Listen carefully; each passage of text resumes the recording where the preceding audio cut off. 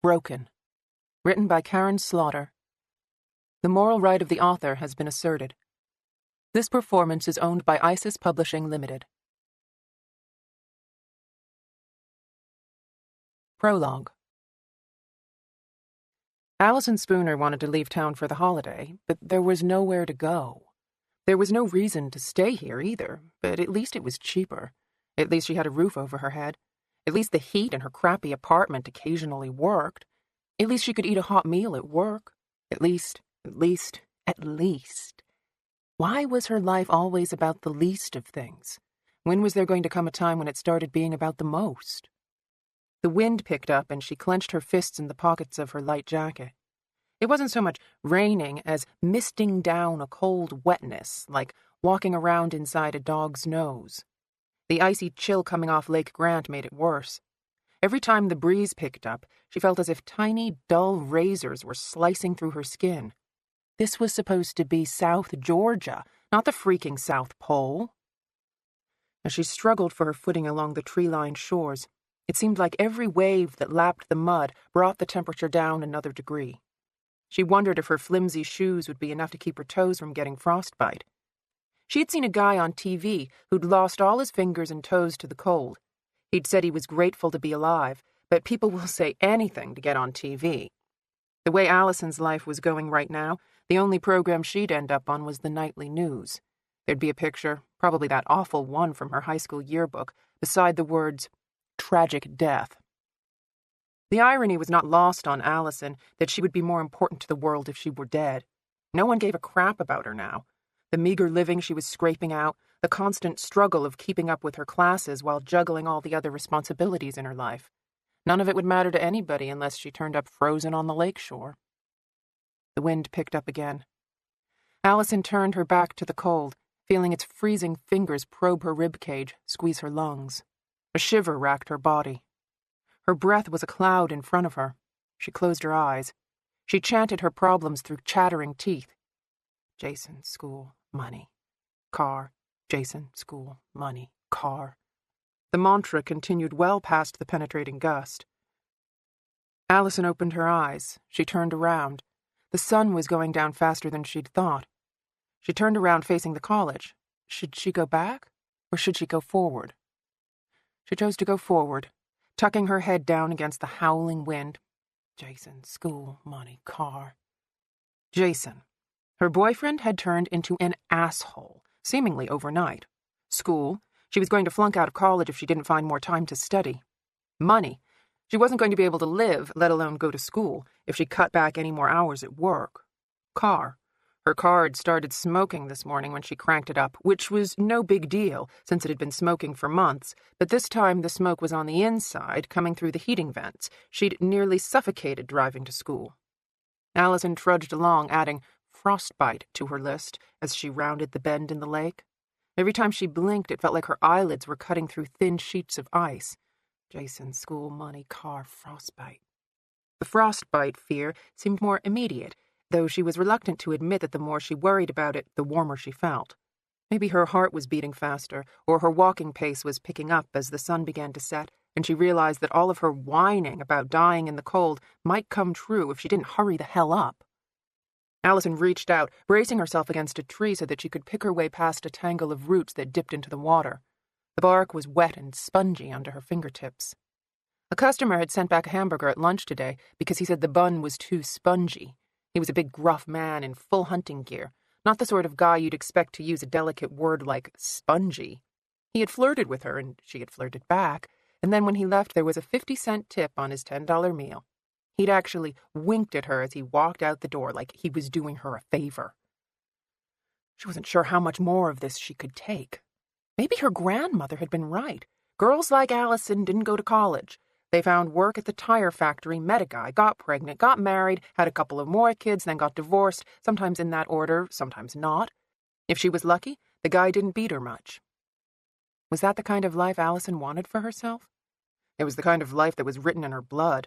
Her mother had lived it. Her grandmother had lived it. Her Aunt Sheila had lived it until she pulled a shotgun on her Uncle Boyd and nearly took his head off. All three of the Spooner women had, at some point or another, thrown away everything for a worthless man. Allison had watched it happen to her mother so often that by the time Judy Spooner was in the hospital for the last time, every bit of her insides eaten away from the cancer, all Allison could reflect on was the waste of her mother's life. She'd even looked wasted. At 38 years old, her hair was thinning and nearly all gray.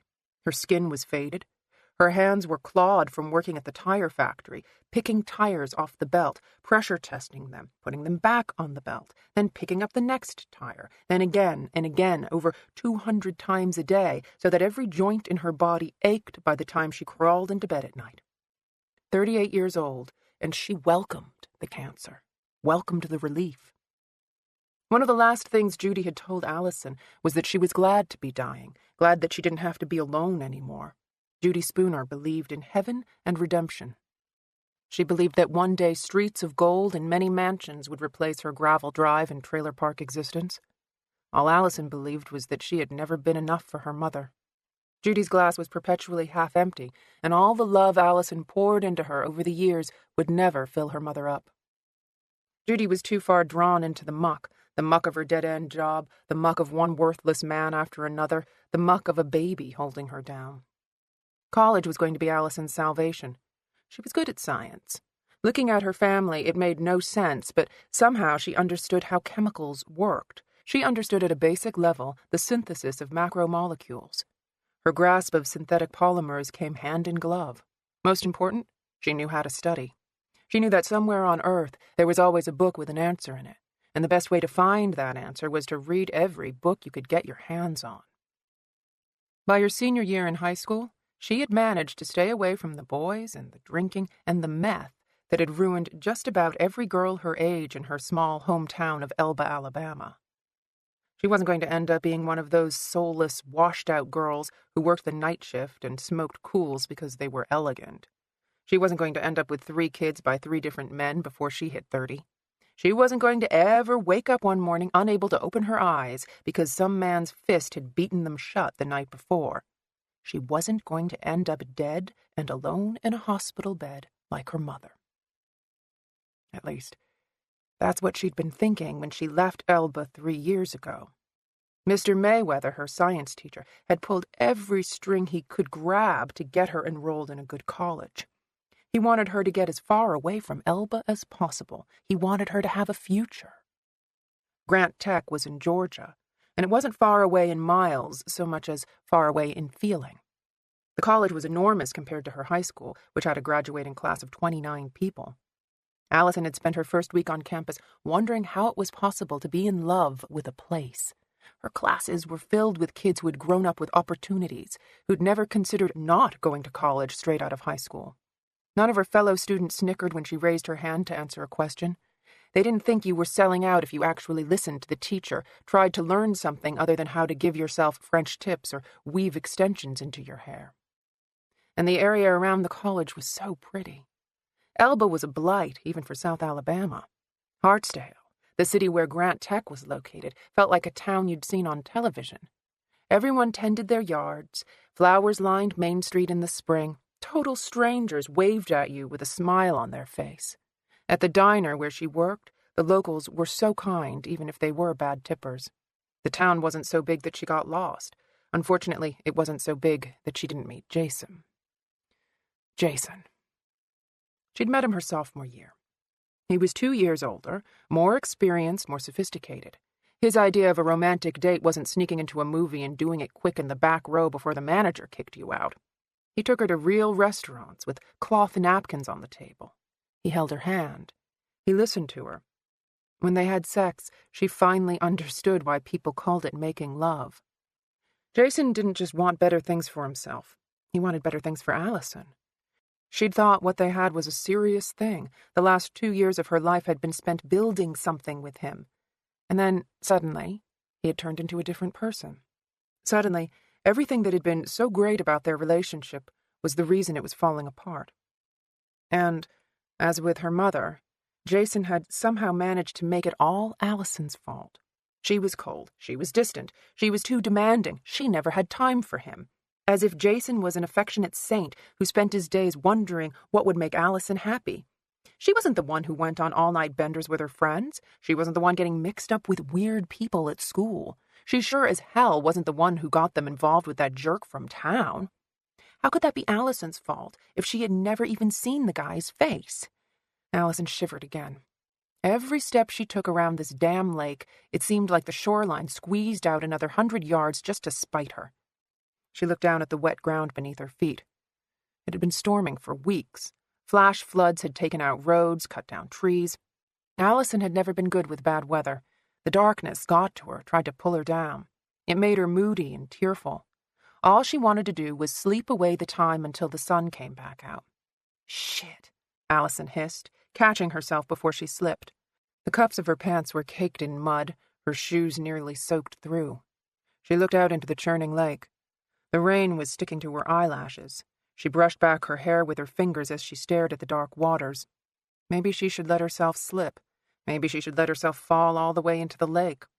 What would it be like to let herself go? What would it feel like to let the undertow take her farther to the center of the lake where her feet no longer touched the ground and her lungs could no longer find air? This wasn't the first time she'd thought about it. It was probably the weather, the relentless rain and dreary sky. Everything seemed more depressing in the rain, and some things were more depressing than others. There had been a story in the paper last Thursday about a mother and child who drowned in their Volkswagen Beetle 2 miles outside of town. They were within spitting distance of the Third Baptist Church when a flash flood cut through the street and whisked them away. There was something about the design of the old Beetles that made them able to float, and this newer model had floated too, at least at first.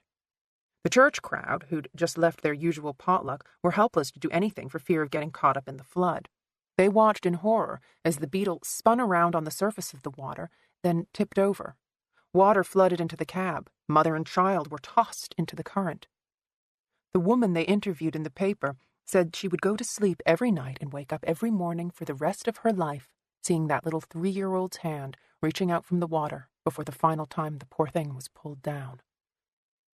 Allison could not stop thinking of the child either.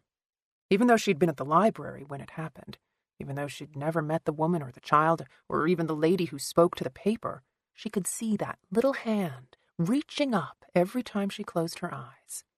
Sometimes the hand grew larger. Sometimes it was her mother reaching out for her help. Sometimes she woke up screaming because the hand was pulling her down. If she was telling the truth, Allison's mind had turned toward dark thinking long before the newspaper story.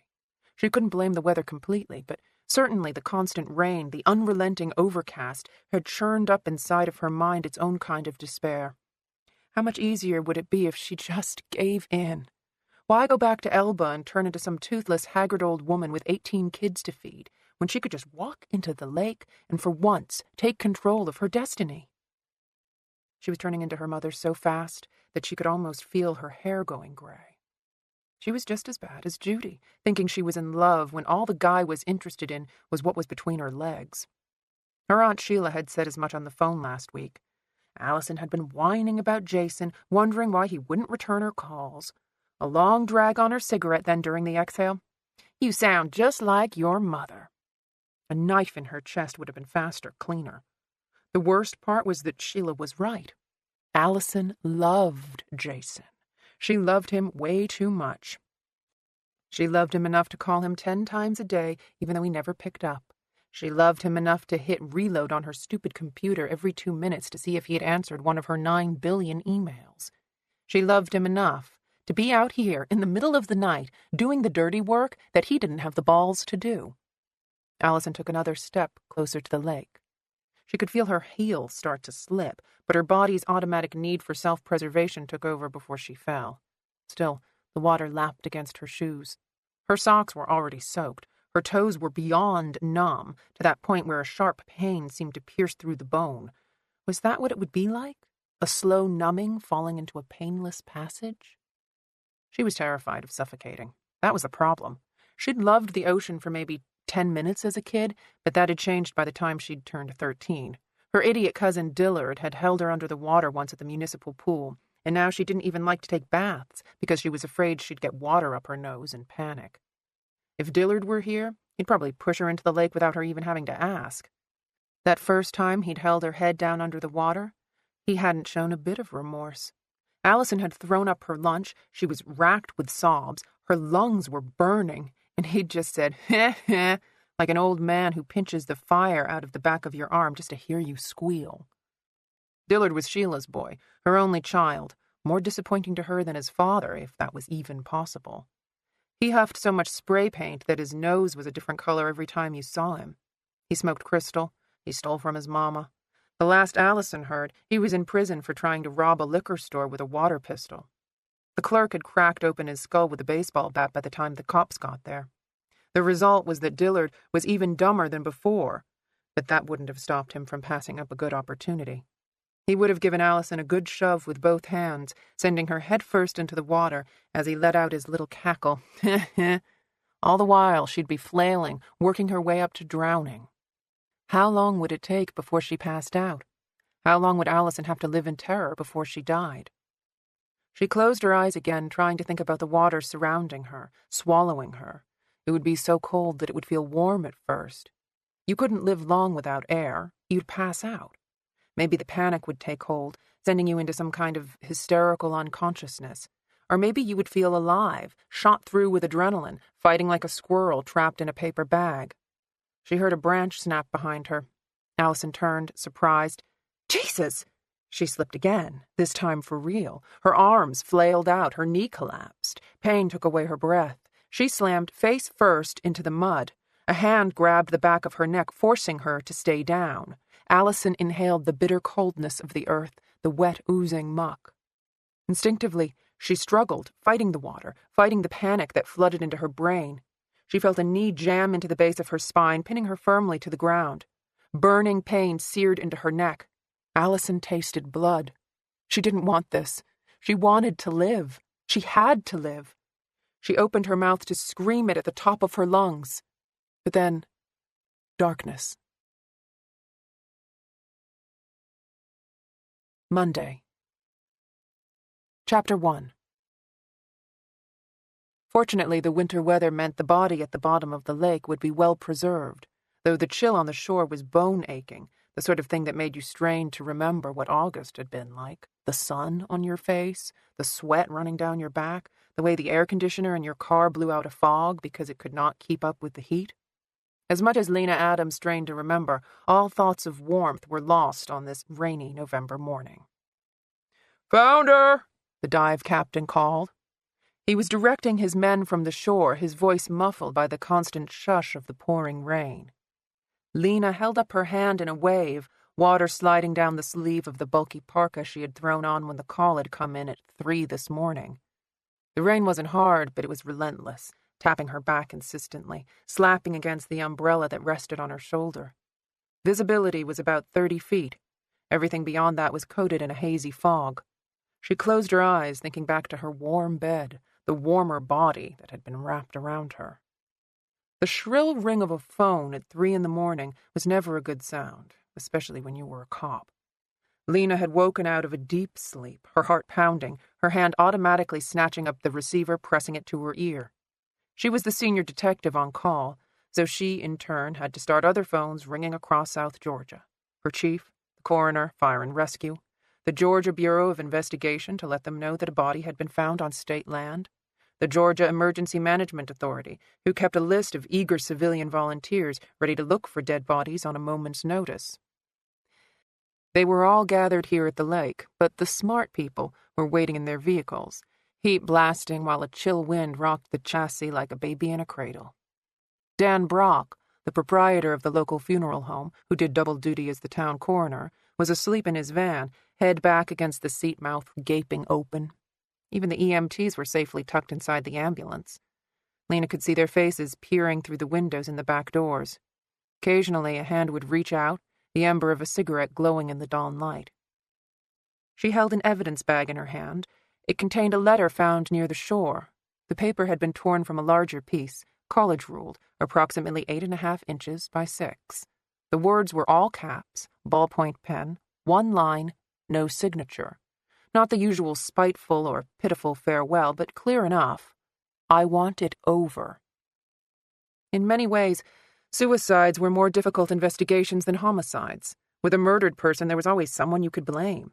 There were clues you could follow to the bad guy, a clear pattern you could lay out to explain to the family of the victim exactly why their loved one had been stolen away from them. Or, if not why, then who the bastard was who'd ruined their lives. With suicides, the victim is the murderer. The person upon whom the blame rests is also the person whose loss is felt most deeply. They are not around to take the recriminations for their death, the natural anger anyone feels when there is a loss. What the dead leave instead is a void that all the pain and sorrow in the world can never fill. Mother and father, sisters, brothers, friends, and other relatives all find themselves with no one to punish for their loss. And people always want to punish someone when a life is unexpectedly taken. This was why it was the investigator's job to make sure every single inch of the death scene was measured and recorded. Every cigarette butt, every discarded piece of trash or paper had to be catalogued, checked for fingerprints, and sent to the lab for analysis. The weather was noted in the initial report. The various officers and emergency personnel on scene were recorded in a log. If a crowd was present, photographs were taken. License plates were checked. The suicide victim's life was investigated just as thoroughly as with a homicide. Who were her friends? Who were her lovers? Was there a husband, boyfriend, girlfriend? Were there angry neighbors or envious co-workers? Lena knew only what they had found so far. A pair of women's sneakers, size 8, placed a few feet away from the suicide note. Inside the left shoe was a cheap ring, 12-karat gold with a lifeless ruby at the center. The right shoe contained a white Swiss Army watch with fake diamonds for numbers. Underneath this was the folded note. I want it over. Not much of a comfort for those left behind. Suddenly there was a splash of water as one of the divers surfaced from the lake. His partner came up beside him. They each struggled against the silt on the lake bottom as they dragged the body out of the cold water and into the cold rain. The dead girl was small, making the effort seem exaggerated, but quickly Lena saw the reason for their struggle. A thick, industrial-looking chain was wrapped around her waist with a bright yellow padlock that hung low like a belt buckle. Attached to the chain were 2 cinder blocks. Sometimes in policing, there were small miracles. The victim had obviously been trying to make sure she couldn't back out. If not for the cinder blocks weighing her down, the current would have probably taken the body into the middle of the lake, making it almost impossible to find her. Lake Grant was a 3,200-acre, man-made body of water that was 300 feet deep in places. Underneath the surface were abandoned houses, small cottages, and shacks where people had once lived before the area was turned into a reservoir. There were stores and churches and a cotton mill that had survived the Civil War, only to be shut down during the Depression. All of this had been wiped out by the rushing waters of the Ocowahe River, so that Grant County could have a reliable source of electricity. The National Forestry Service owned the best part of the lake, over 1,000 acres that wrapped around the water like a cowl. One side touched the residential area where the more fortunate lived, and the other bordered the Grant Institute of Technology, a small but thriving state university with almost 5,000 students enrolled. 60% of the lake's 80-mile shoreline was owned by the State Forestry Division. The most popular spot by far was this one, what the locals called Lover's Point. Campers were allowed to stake tents, teenagers came here to party, often leaving behind empty beer bottles and used condoms. Occasionally, there would be a call about a fire someone had let get out of control, and once a rabid bear had been reported, only to turn out to be an elderly chocolate Labrador who had wandered away from his owner's campsite. And bodies were occasionally found here too. Once, a girl had been buried alive. Several men, predictably teenagers, had drowned performing various acts of stupidity. Last summer, a child had broken her neck, diving into the shallow waters of the cove. The 2 divers paused, letting the water drip off the body before resuming their task. Finally, nods went around and they dragged the young woman onto the shore. The cinder blocks left a deep furrow in the sandy ground. It was 6:30 in the morning, and the moon seemed to wink at the sun as it began its slow climb over the horizon. The ambulance doors swung open. The EMTs cursed at the bitter cold as they rolled out the gurney. One of them had a pair of bolt cutters hefted over his shoulder. He slammed his hand on the hood of the coroner's van, and Dan Brock startled, comically flailing his arms in the air. He gave the EMT a stern look, but stayed where he was. Lena couldn't blame him for not wanting to rush into the rain. The victim wasn't going anywhere except the morgue. There was no need for lights and sirens. Lena walked closer to the body, carefully folding the evidence bag containing the suicide note into her jacket pocket and taking out a pen and her spiral-bound notebook. Crooking her umbrella between her neck and shoulder, she wrote the time, date, weather, number of EMTs, number of divers, number of cars and cops, what the terrain was like, noted the solemnity of the scene, the absence of spectators, all the details that would need to be typed exactly into the report. The victim was around Lena's height, 5'4", but she was built much smaller. Her wrists were delicate like a bird's. The fingernails were uneven, bitten down to the quick. She had black hair and extremely white skin. She was probably in her early 20s. Her open eyes were clouded like cotton. Her mouth was closed. The lips looked ragged, as if she chewed them out of nervous habit. Or maybe a fish had gotten hungry. Her body was lighter without the drag of the water, and it only took 3 of the divers to heft her onto the waiting gurney. Muck from the bottom of the lake covered her head to toe. Water dripped from her clothes, blue jeans, a black fleece shirt, white socks, no sneakers, an unzipped dark blue warm-up jacket with a Nike logo on the front. The gurney shifted, and her head turned away from Lena. Lena stopped writing. "Wait a minute," she called, knowing something was wrong. She put her notebook in her pocket as she took a step closer to the body. She had seen a flash of light at the back of the girl's neck, something silver, maybe a necklace. Lena used the tip of her pen to push away the slippery green tendrils. Something was moving beneath the skin, rippling the flesh the same way the rain rippled the tide. The divers noticed the undulations too. They all bent down for a better look.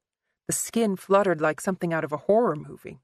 One of them asked, "What the—" "Jesus!" Lena jumped back quickly as a small minnow slithered out from a slit in the girl's neck.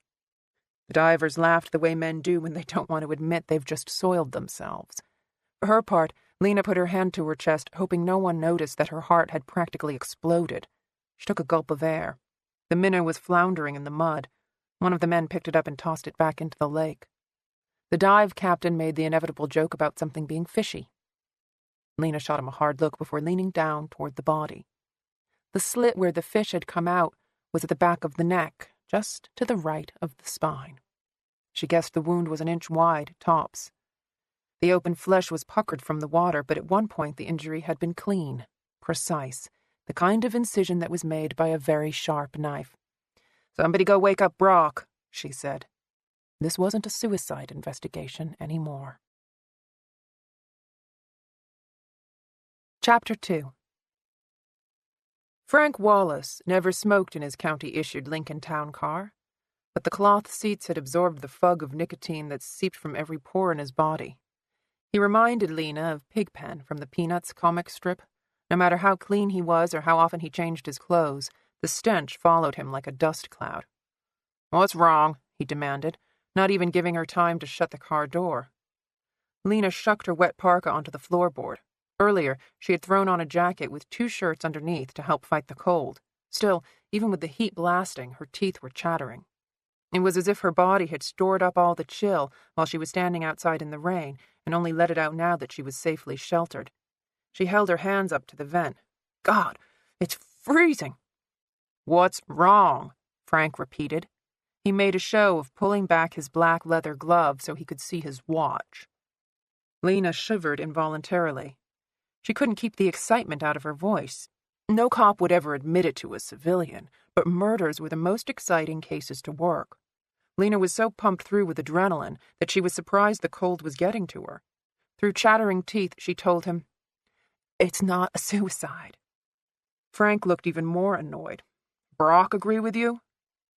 Brock had gone back to sleep in his van while he waited for the chains to be cut, which they both knew because they could see his back molars from where they were sitting. "Brock wouldn't know his ass from a hole in the ground," Lena shot back. She rubbed her arms to coax some warmth back into her body. Frank took out his flask and handed it to her. She took a quick sip, the whiskey burning its way down her throat and into her stomach. Frank took a hefty drink of his own before returning the flask to his coat pocket.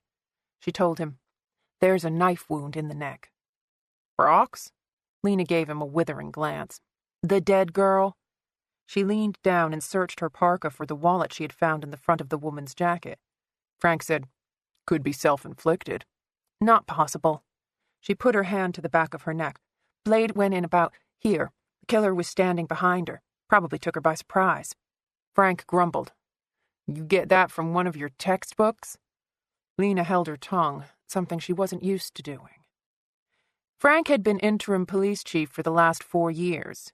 Everything that happened in the 3 cities that comprised Grant County fell under his purview. Madison and Avondale carried the usual drug problems and domestic violence, but Hartsdale was supposed to be easy. The college was here, and the affluent residents were vocal about crime. Even without that, complicated cases had the tendency to turn Frank into an asshole. Actually, life in general could turn him into an asshole. His coffee going cold, the engine in his car not catching on the first try, the ink running dry in his pen. Frank hadn't always been like this. He'd certainly leaned toward grumpy for as long as Lena had known him, but his attitude lately was tinged with an underlying fury that seemed ready to boil to the surface. Anything could set him off. In the blink of an eye, he'd turned from being manageably irritated to downright mean. At least in this particular matter, Frank's reluctance made sense. After 35 years of policing, a murder case was the last thing he wanted on his plate. Lena knew that he was sick of the job, sick of the people it brought him into contact with. He had lost 2 of his closest friends in the last 6 years. The only lake he wanted to be sitting in front of right now was in sunny Florida. He should have had a fishing pole and a beer in his hands, not a dead kid's wallet. Looks fake, Frank said, opening the wallet. Lena agreed. The leather was too shiny. The Prada logo was plastic. Allison Judith Spooner, Lena told him, watching Frank try to peel apart the soaked plastic picture sleeves. 21. Driver's license is from Elba, Alabama. Her student ID's in the back. College. Frank breathed out the word with something like despair. It was bad enough Allison Spooner had been found on or near state property. Add to that the fact that she was an out-of-state kid attending Grant Tech, and the case just got 20 times more political. He asked, Where'd you find the wallet? In her jacket pocket. I guess she didn't have a purse, or maybe whoever killed her wanted us to know her identity. He was looking at the girl's driver's license photo. What is it? Looks like that little waitress who works at the diner. The Grant Diner was on the opposite end of Main Street from the police station. Most of the force ate there for lunch. Lena stayed away from the place. She usually brown-bagged it, or, more often than not, didn't eat. She asked, Did you know her? He shook his head and shrugged at the same time. She was good-looking. Frank was right. Not many people had a flattering driver's license photo, but Allison Spooner had been luckier than most. Her white teeth showed in a big smile. Her hair was pulled back off her face, revealing high cheekbones. There was merriment in her eyes, as if someone had just made a joke. This was all in sharp contrast to the body they had pulled out of the lake. Death had erased her vibrancy. Frank said, I didn't know she was a student. They usually don't work in town, Lena allowed. Grant Tech students tended to work on campus or not at all. They didn't mix with the town, and the town did its best not to mix with them. Frank pointed out, The school's closed this week for Thanksgiving break. Why isn't she home with her family? Lena didn't have the answer. There's $40 in the wallet, so this wasn't a robbery. Frank checked the money compartment anyway, his thick, gloved fingers finding the 20 and 2 10s glued together with lake water. She could have been lonely, decided to take the knife and end it herself. She'd have to be a contortionist, Lena insisted. You'll see when Brock gets her on the table. She was stabbed from behind. He made a bone-weary sigh. What about the chain and cinder blocks? We can try Man's Hardware in town. Maybe the killer bought them there. He tried again. You're sure about the knife wound? She nodded. Frank kept staring at the license photo. Does she have a car? If she does, it's not in this vicinity. Lena pressed the point. Unless she carried 40 pounds worth of cinder blocks and some chains through the woods. Frank finally closed the wallet and handed it back to her. Why is it every Monday just gets shittier and shittier? Lena couldn't answer him. Last week wasn't that much better. A young mother and her daughter had been taken by a flash flood. The whole town was still reeling from the loss. There was no telling what they'd make of a pretty young college girl being murdered. She told Frank, Brad's trying to track down somebody from the college who can get into the registrar's office and give us Spooner's local address. Brad Stevens had finally worked his way up from patrol to the rank of detective, but his new job didn't have him doing much more than his old one did. He was still running errands. Lena offered, "Once the scene is cleared, I'll work on the death notification." "Alabama's on Central Time." Frank looked at his watch.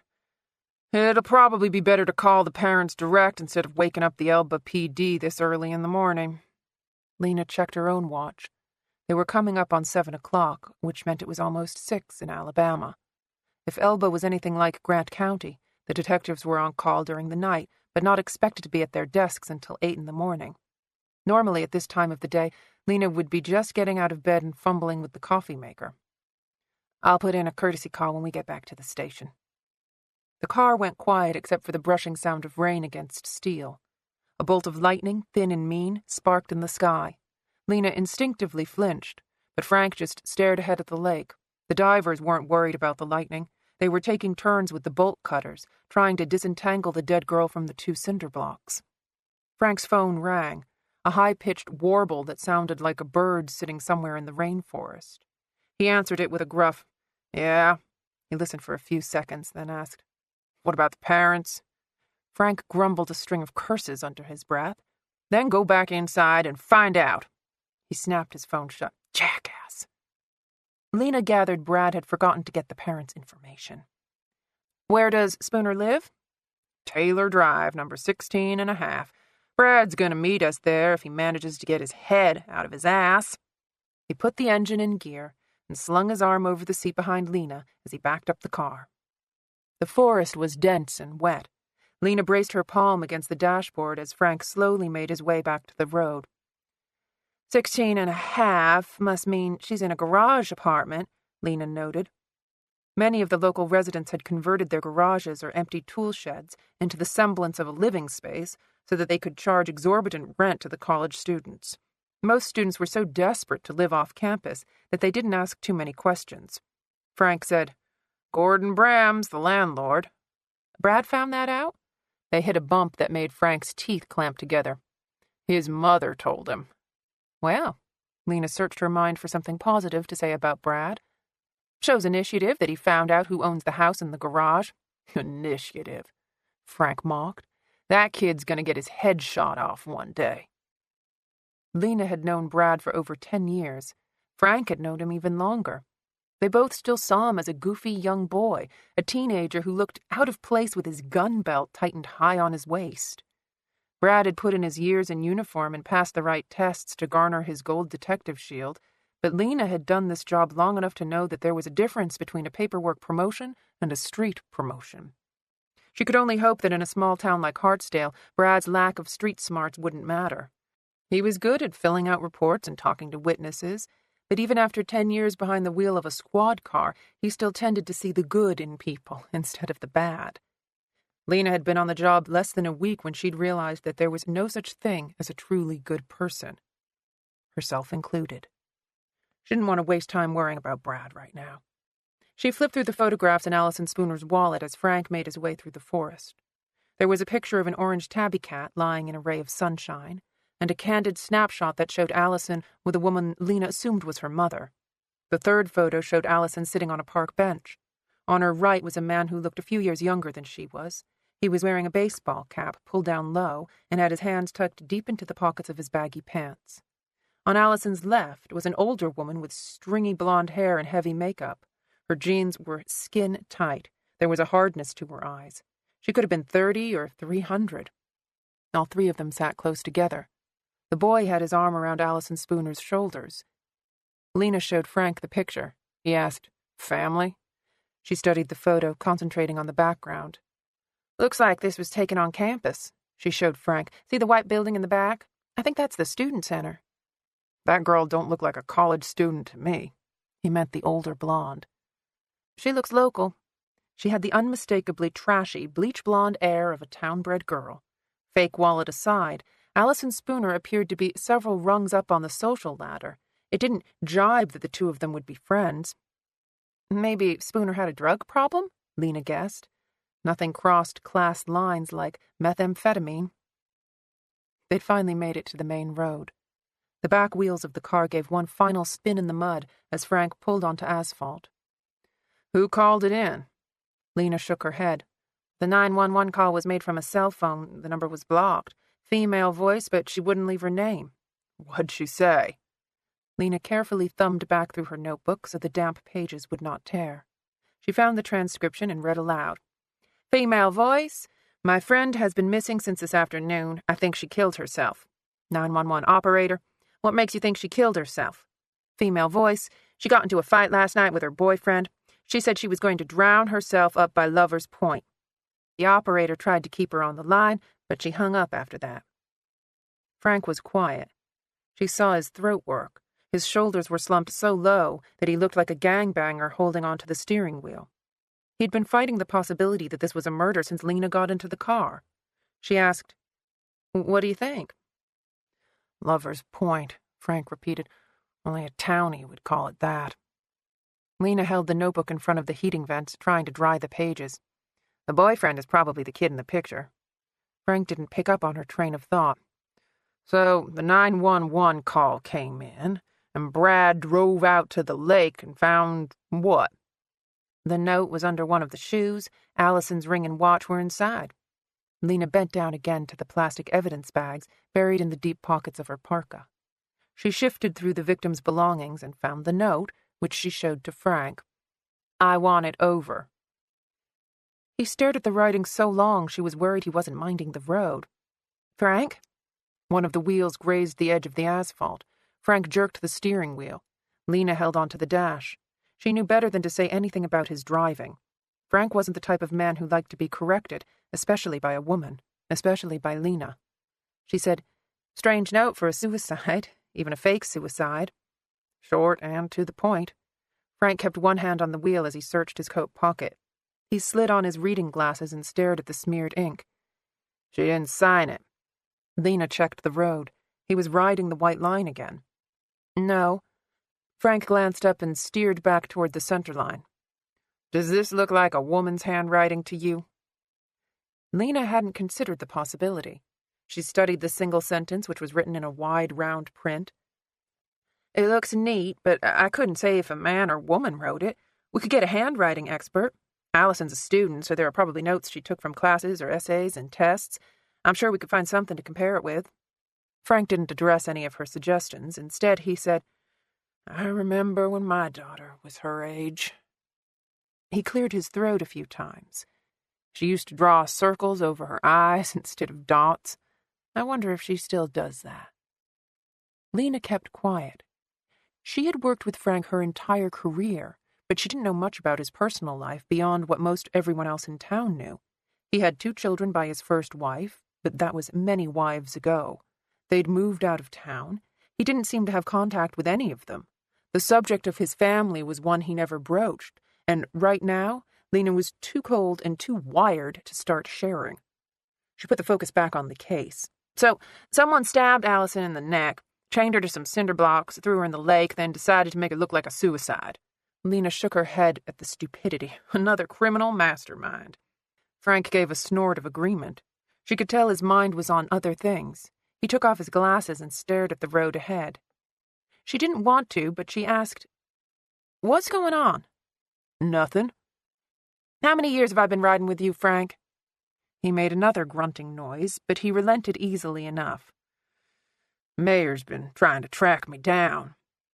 Lena felt a lump rise in her throat. Clem Waters, the mayor of Hartsdale, had been trying for some time to make Frank's job as interim chief a more permanent position. Frank said, I don't really want the job, but there's nobody else lining up to take it. No, she agreed. No one wanted the job, not least of all because they would never in a million years match the man who'd held it before. Benefits are good, Frank said. Nice retirement package, better health care, pension. She managed to swallow. That's good, Frank. Jeffrey would want you to take it. He'd want me to retire before I have a heart attack chasing some junkie across the campus quad. Frank took out his flask and offered it to Lena. She shook her head and watched him take a long pull, one eye on the road as he tilted back his head. Lena's focus stayed on his hand. There was a slight tremor to it. His hands had been shaking a lot lately, especially in the morning. Without warning, the rain's steady beat turned into a harsh staccato.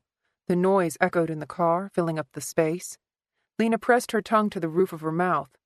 She should tell Frank now that she wanted to resign, that there was a job in Macon waiting for her if she could bring herself to make the leap. She had moved to Grant County to be near her sister, but her sister had died almost a decade ago. Her uncle, her only living relative, had retired to the Florida Panhandle. Her best friend had taken a job at a library up north. Her boyfriend lived 2 hours away. There was nothing keeping Lena here except inertia and loyalty to a man who had been dead for 4 years and probably hadn't thought she was a good cop anyway. Frank used his knees to hold the steering wheel steady as he screwed the cap back on the flask. "I won't take it unless you say it's okay." She turned her head in surprise. "Frank, I mean it," he interrupted. "If it's not okay with you, then I'll tell the mayor to shove it up his ass." He gave a harsh chuckle that rattled the phlegm in his chest. "Might let you come along to see the look on the little prick's face." She made herself say, "You should take the job." "I don't know, Lee. I'm getting so damn old. Children are all grown up. Wives have moved on. Most days, I wonder why I even get out of bed." He gave another raspy chuckle. "Might find me in the lake one day with my watch in my shoes. But for real." She didn't want to hear the tiredness in his voice. Frank had been on the job 20 years longer than Lena, but she could feel the weariness in his tone like it was her own. This was why she had been spending every free minute of her time taking classes at the college, trying to get a bachelor's degree in forensic science so she could work on the crime scene investigation end instead of enforcement. Lena could handle the early morning calls that yanked her from sleep. She could handle the carnage and the dead bodies and the misery that death brought to each and every moment of your life. What she could not take any more was being on the front lines. There was too much responsibility. There was too much risk. You could make one mistake and it could cost a life. Not your own, but another person's. She could end up getting someone's son killed, someone's husband, someone's friend. You found out fairly quickly that another person dying on your watch was far worse than the specter of your own death. Frank said, "Listen, I need to tell you something." Lena glanced at him, wondering at his sudden openness. His shoulders had slumped even more, and his knuckles were white from gripping the steering wheel. She ran through the catalog of things she might be in trouble for at work, but what came out of his mouth took her breath away. "Sarah Linton's back in town." Lena tasted whiskey and bile in the back of her throat. For a brief, panicked moment, she thought she was going to throw up. Lena could not face Sarah. The accusations, the guilt, even the thought of driving down her street was too much. Lena always took the long way to work, bypassing Sarah's house, bypassing the misery that churned up every time she thought of the place. Frank kept his voice low. "I heard it in town, so I gave her dad a call. He said she was driving down for Thanksgiving today." He cleared his throat. "I wouldn't have told you, but I've stepped up patrols outside their house. You'd see it on the call sheet and wonder. So, now you know." Lena tried to swallow the sour taste in her mouth. It felt like glass going down her throat. "Okay," she managed. "Thanks." Frank took a sharp turn onto Taylor Road, blowing through a stop sign. Lena grabbed the side of the door to brace herself, but the movement was automatic. Her mind was caught up in how to ask Frank for time off during the middle of a case. She would take the week and drive over to Macon, maybe scope out some apartments until the holiday was past, and Sarah was back in Atlanta, where she belonged. "Look at that dumbass," Frank mumbled as he slowed the car. Brad Stevens was standing outside his parked patrol car. He was wearing a tan suit pressed to within an inch of its life. His white shirt almost glowed against the blue-striped tie that his mama had probably laid out for him with the rest of his clothes this morning. What was obviously bothering Frank was the umbrella in Brad's hand. It was bright pink except for the Mary Kay logo stitched in yellow. "Go easy on him," Lena tried, but Frank was already getting out of the car. He wrestled with his own umbrella, a large black canopy that he'd gotten from Brock at the funeral home, and stomped over to Brad. Lena waited in the car, watching Frank berate the young detective. She knew what it felt like to be on the other end of Frank's tirades. He had been her trainer when she first entered patrol, then her partner when she made detective. If not for Frank, Lena would have washed out of the job the first week. The fact that he didn't think women belonged on the force made her damned determined to prove him otherwise. And Jeffrey had been her buffer. Lena had come to the realization some time ago that she had a tendency to be a mirror to whoever was in front of her. When Jeffrey was in charge, they did everything the right way, or at least as right as they could. He was a solid cop, the kind of man who had the trust of the community because his character came through in everything he did. That was why the mayor had hired him in the first place. Clem wanted to break the old ways, to pull Grant County into the 21st century. Ben Carver, the outgoing chief of police, was as crooked as a stick in water. Frank had been his right-hand man, and just as jagged. Under Jeffrey, Frank had changed his ways. They all had, or at least they had as long as Jeffrey was alive. End of CD 1. CD 2. Within the first week of Frank being put in charge, things had started to slip. It was slow at first and hard to spot. A breathalyzer result had gone missing, freeing one of Frank's hunting buddies from a DUI. An unusually careful pot dealer at the college was suddenly caught with a huge stash in the trunk of his car. Tickets disappeared, cash was missing from the evidence locker, requisitions turned iffy. The service contract for the county cars went to a garage Frank had part ownership in. Like a dam breaking, these small cracks had led to larger issues until the whole thing burst open and every cop on the force was doing something they shouldn't do, which was one of the biggest reasons Lena had to get out. Macon didn't do things the easy way. The city was bigger than the 3 cities of Grant County combined, topping out at a population of around 100,000. People sued if they were wronged by the police, and they tended to win. Macon's murder rate was one of the highest in the state. Burglaries, sex crimes, violent crimes, there was plenty of opportunity for a detective, but even more work for a crime scene tech. Lena was 2 courses away from getting her criminal science degree. There were no shortcuts in evidence collection. You dusted for prints. You vacuumed the carpets for fibers. You photographed the blood and other fluids. You cataloged the evidence. Then you handed it all off to someone else. The lab techs were responsible for doing the science. The detectives were responsible for catching the bad guys. All Lena would be was a glorified cleaner with a badge and state benefits. She could spend the rest of her life processing crime scenes, then retire young enough to supplement her pension with private investigation work. She would end up being one of those asshole private detectives who were always putting their noses where they didn't belong. "Adams!" Frank slammed his hand on the hood of the car. Water splashed up like a dog shaking itself.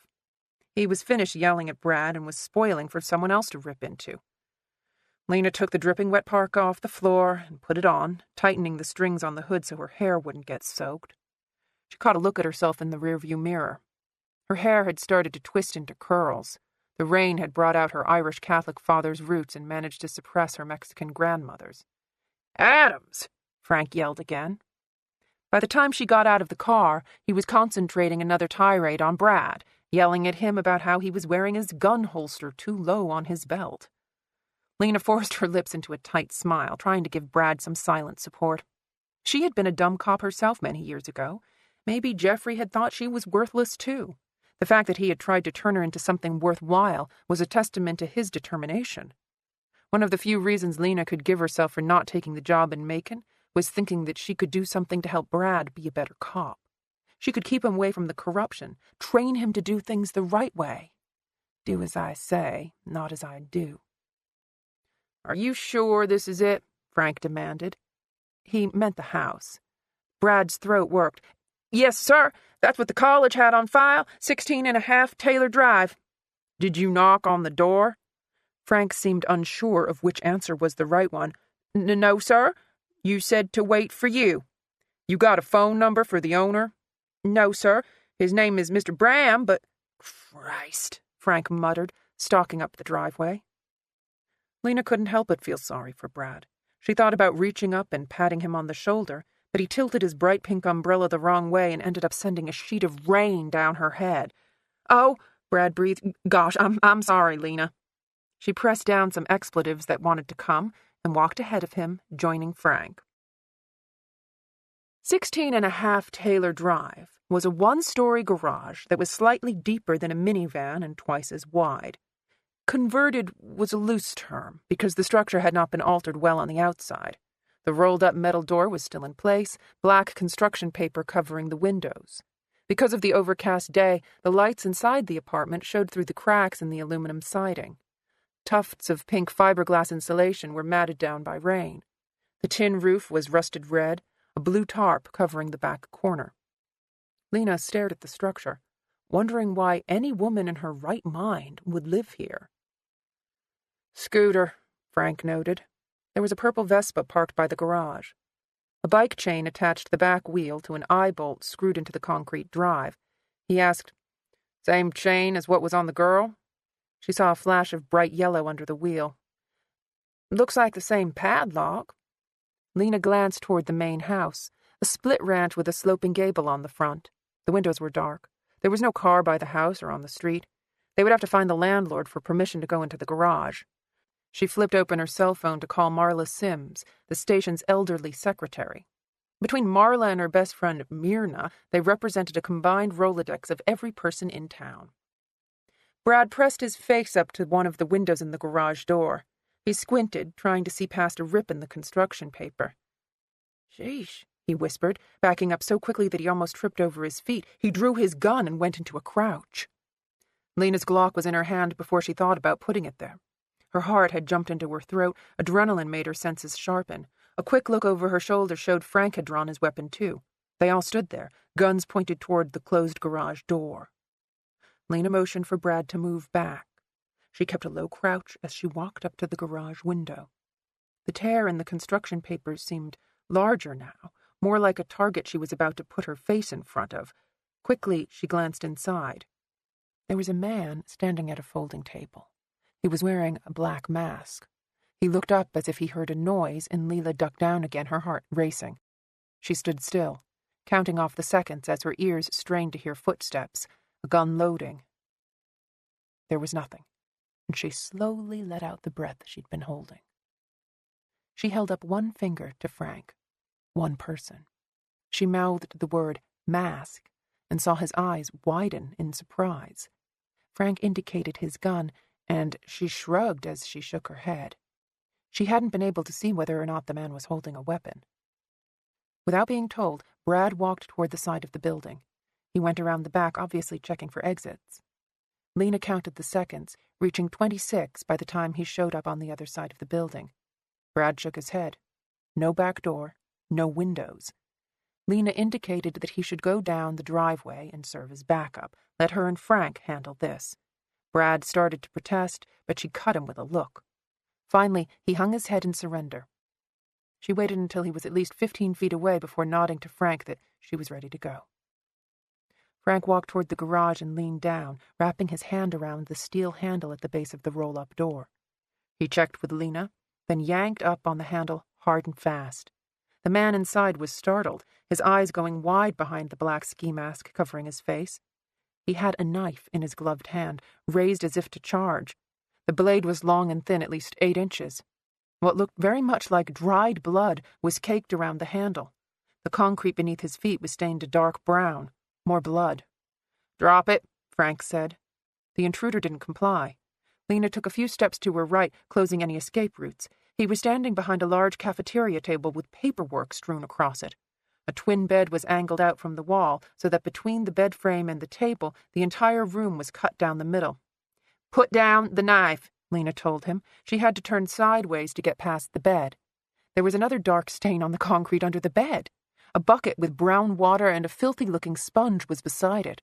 She kept her gun trained at the man's chest, stepping carefully around boxes and scattered pieces of paper. He glanced nervously between Lena and Frank, the knife still raised in his fist. "Drop it," Frank repeated. The man's hand started to lower. Lena let herself exhale, thinking this was going to be easy. She was wrong. Without warning, the man shoved the table violently to the side, slamming it into Lena's legs, sending her back onto the bed. Her head grazed the frame as she rolled onto the concrete floor. A shot rang out. Lena didn't think it was from her gun, but her left hand felt hot, almost on fire. Someone shouted. There was a muffled groan. She scrambled to stand, her vision blurred. Frank was lying on his side in the middle of the garage. His gun lay on the ground beside him. His fist was clamped around his arm. She thought at first that he was having a heart attack. The blood seeping between his fingers showed that he had been cut. "Go," he yelled. "Now!" "Shit," Lena hissed, pushing away the table. She felt nauseated. Her vision was still blurred, but it sharpened on the black-clad suspect bolting down the driveway. Brad was standing stock still, mouth open in surprise. The intruder ran right past him. "Stop him!" she screamed. "He stabbed Frank!" Brad jerked around, giving chase. Lena ran after them, sneakers slapping against the wet ground, water flying up into her face. She rounded the end of the driveway and flew down the street. Ahead, she saw Brad gaining on the suspect. He was taller, fitter, every stride closing the gap between him and the intruder. Brad yelled, "Police! Stop!" Everything slowed. The rain seemed to freeze in midair, tiny droplets trapped in time and space. The suspect stopped. He reared around, slicing the knife through the air. Lena reached for her gun, felt the empty holster. There was a popping sound of metal breaking through flesh, then a loud groan. Brad crumbled to the ground. "No," Lena gasped, running to Brad, falling to her knees. The knife was still in his belly. Blood seeped into his shirt, turning the white to crimson. "Brad." "It hurts," he told her. "It hurts so bad." Lena dialed her cell phone, praying the ambulance team was still at the lake and not making the half-hour trip back to the station. Behind her, she heard loud footsteps, shoes pounding pavement. With startling speed, Frank sprinted past her, yelling with uncontrolled rage. The suspect turned around to see what hell was about to be unleashed upon him just as Frank tackled him to the asphalt. Teeth shattered, bones snapped. Frank's fists were flying, a windmill of pain raining down on the suspect. Lena pressed the phone to her ear. She listened to the rings that were going unanswered at the station. "Lena," Brad whispered. "Don't tell my mom I messed up." "You didn't mess up." She used her hand to shield the rain from his face. His eyelids fluttered, trying to close. "No," she begged. "Please don't do this to me." "I'm sorry, Lena." "No!" she yelled. "Not again." Chapter 3. Sarah Linton no longer thought of Grant County as her home. It was of another place, another time, as tangible to her as Rebecca's Manderley or Heathcliff's moors. As she drove through the outskirts of town, she couldn't help but notice that everything looked the same, yet nothing was quite real. The closed military base that was slowly reverting to nature, the trailer parks on the bad side of the railroad tracks, the abandoned box store that had been converted into a storage center. 3.5 years had passed since Sarah had been home, and she wanted to think that her life was okay now, getting closer to a new normal. Actually, her current life in Atlanta looked a lot like it would have if she had stayed there after medical school instead of moving back to Grant County. She was the chief pediatric attending in Grady Hospital's emergency room, where students followed her around like puppy dogs, and the security guards carried multiple clips on their belts in case the gangbangers tried to finish the job they started on the streets. An epidemiologist who worked for the Centers for Disease Control on Emory's campus had started asking her out. She went to dinner parties and grabbed coffee with friends. Occasionally, on the weekends, she would take the dogs to Stone Mountain Park to give the greyhounds space to run. She read a lot. She watched more television than she should. She was living a perfectly normal, perfectly boring life. And yet, the minute she saw the sign announcing that she had officially entered Grant County, her carefully constructed facade started to crack. She pulled over to the side of the road, feeling a constriction in her chest. The dogs stirred in the back seat. Sarah forced herself not to give in. She was stronger than this. She had fought tooth and nail to climb out of the depression she'd spiraled into after her husband's death, and she was not going to allow herself to fall back in just because of a stupid road sign. "Hydrogen," she said, "helium, lithium, beryllium." It was an old trick from her childhood, listing out the elements from the periodic table to take her mind off the monsters that might be lurking under her bed. "Neon, sodium, magnesium," she recited from memory until her heart stopped racing and her breathing returned to normal.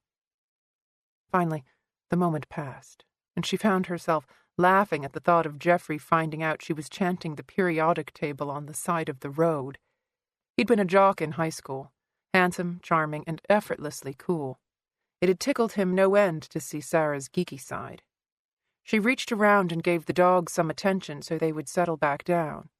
Instead of starting the car again, She sat for a while, staring out the window at the empty road leading into town. Her fingers went to the collar of her shirt, then lower to the ring she wore on a necklace. Jeffrey's Auburn class ring. He'd been on the football team until he got tired of warming the bench. The ring was bulky, too big for her finger, but touching it was the closest she could come to touching him. It was a talisman. Sometimes she found herself touching it without remembering putting her hand there. Her only consolation was that there was nothing left unsaid between them. Jeffrey knew that Sarah loved him. He knew there was no part of her that did not belong wholly and completely to him, just as she knew that he felt the same. When he died, his last words were to her, his last thoughts, his last memories, all were of Sarah, just as she knew that her last thoughts would always be of him. She kissed the ring before tucking it back into her shirt. Carefully, Sarah pulled the car off the shoulder and back onto the road. The overwhelming feeling threatened to come back as she drove farther into town. It was so much easier to push away the things that she had lost when they weren't staring her right in the face. The high school football stadium where she had first met Jeffrey, the park where they had walked the dogs together, the restaurants where they ate, the church that Sarah's mother had occasionally guilted them into attending. There had to be one place, one memory that was untouched by this man. Long before Jeffrey Tolliver even knew there was such a thing as Grant County, she'd had a life here. Sarah had grown up in Hartsdale, gone to the high school, joined the science club, helped out at the women's shelter where her mother volunteered, done the occasional odd job with her father. Sarah had lived in a house Jeffrey had never stepped foot in. She'd driven a car he'd never seen. She had shared her first kiss with a local boy whose father owned the hardware store. She had gone to dances at the church and attended potlucks and football games, all without Jeffrey. 3 years before he entered her life, Sarah had taken the part-time job of county medical examiner in order to buy out her partner at the children's clinic. She had kept the job long after her loan had been paid off. She was surprised to find out that helping the dead was sometimes more rewarding than saving the living. Every case was a puzzle, every body riddled with clues to a mystery that only Sarah could solve. A different part of her brain that she hadn't even known existed was engaged by the coroner's job.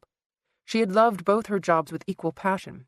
She had worked countless cases, given testimony in court on countless suspects and circumstances.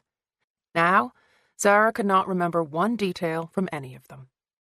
What she could vividly recall was the day that Jeffrey Tolliver had strolled into town. The mayor had wooed him away from the Birmingham police force to take over for the retiring chief of police. Every woman Sarah knew practically tittered with joy whenever Jeffrey's name was mentioned. He was witty and charming. He was tall, dark, and handsome. He'd played college football. He drove a cherry red Mustang, and when he walked, he had the athletic grace of a panther. That Jeffrey set his sights on Sarah had shocked the entire town, Sarah included. She wasn't the type of girl who got the good-looking guy. She was the type of girl who watched her sister or her best friend get the good-looking guy. And yet, their casual dates turned into something deeper, so that a few years later, no one was surprised when Jeffrey asked her to marry him. Their relationship had been hard work, and God knew there had been ups and downs, but in the end, she had known with every fiber of her being that she belonged to Jeffrey and, more important, that he belonged completely to her. Sarah wiped her tears with the back of her hand as she drove. The longing was the hardest part, the physical ache her body felt at the memory of him. There was no part of town that didn't slap her in the face with what she had lost. These roads had been kept safe by him. These people had called him friend, and Jeffrey had died here. The town he'd loved so much had become his crime scene. There was the church where they mourned his death. There was the street where a long line of cars had pulled over as his casket was driven out of town. She would only be here for 4 days. She could do anything for 4 days. Almost anything. Sarah took the long way to her parents' house, bypassing Main Street and the children's clinic. The bad storms that had followed her all the way from Atlanta had finally subsided, but she could tell from the dark clouds in the sky that this was only a temporary reprieve. The weather seemed to fit her mood lately, sudden, violent storms with fleeting rays of sunshine. Because of the coming Thanksgiving holiday, lunchtime traffic was non-existent. No cars were snaking a long line toward the college. No noontime shoppers were heading into downtown. Still, she took a left instead of a right at Lakeshore Drive, going 2 miles out of her way around Lake Grant so that she would not drive past her old house, her old life. The Linton family home, at least, was welcoming in its familiarity. The house had been tinkered with over the years, additions tacked on, bathrooms added and updated. Sarah's father had built out the apartment space over the garage when she went away to college, so that she would have a place to stay during summer break. Tessa, Sarah's younger sister, had lived there for almost 10 years while she waited for her life to start. Eddie Linton was a plumber by trade. He had taught both his girls the business, but only Tessa had stuck around long enough to do anything with it. That Sarah had chosen medical school instead of a life navigating dank crawl spaces with her sister and father was a disappointment Eddie still tried his best to cover. He was the kind of father who was most happy when his daughters were close by. Sarah didn't know how Eddie felt about Tessa leaving the family business. Around the time Sarah had lost Jeffrey, Tessa had gotten married and moved her life 8,000 miles away to work with children in South Africa. She was as impulsive as Sarah was steady, though no one would have guessed when the girls were teenagers that either of them would be where they were today. The idea of Tessa as a missionary was still hard for Sarah to believe. "Sissy!" Tessa bounded out of the house, her pregnant belly swaying as she angled herself down the stairs. "What took you so long? I'm starving!"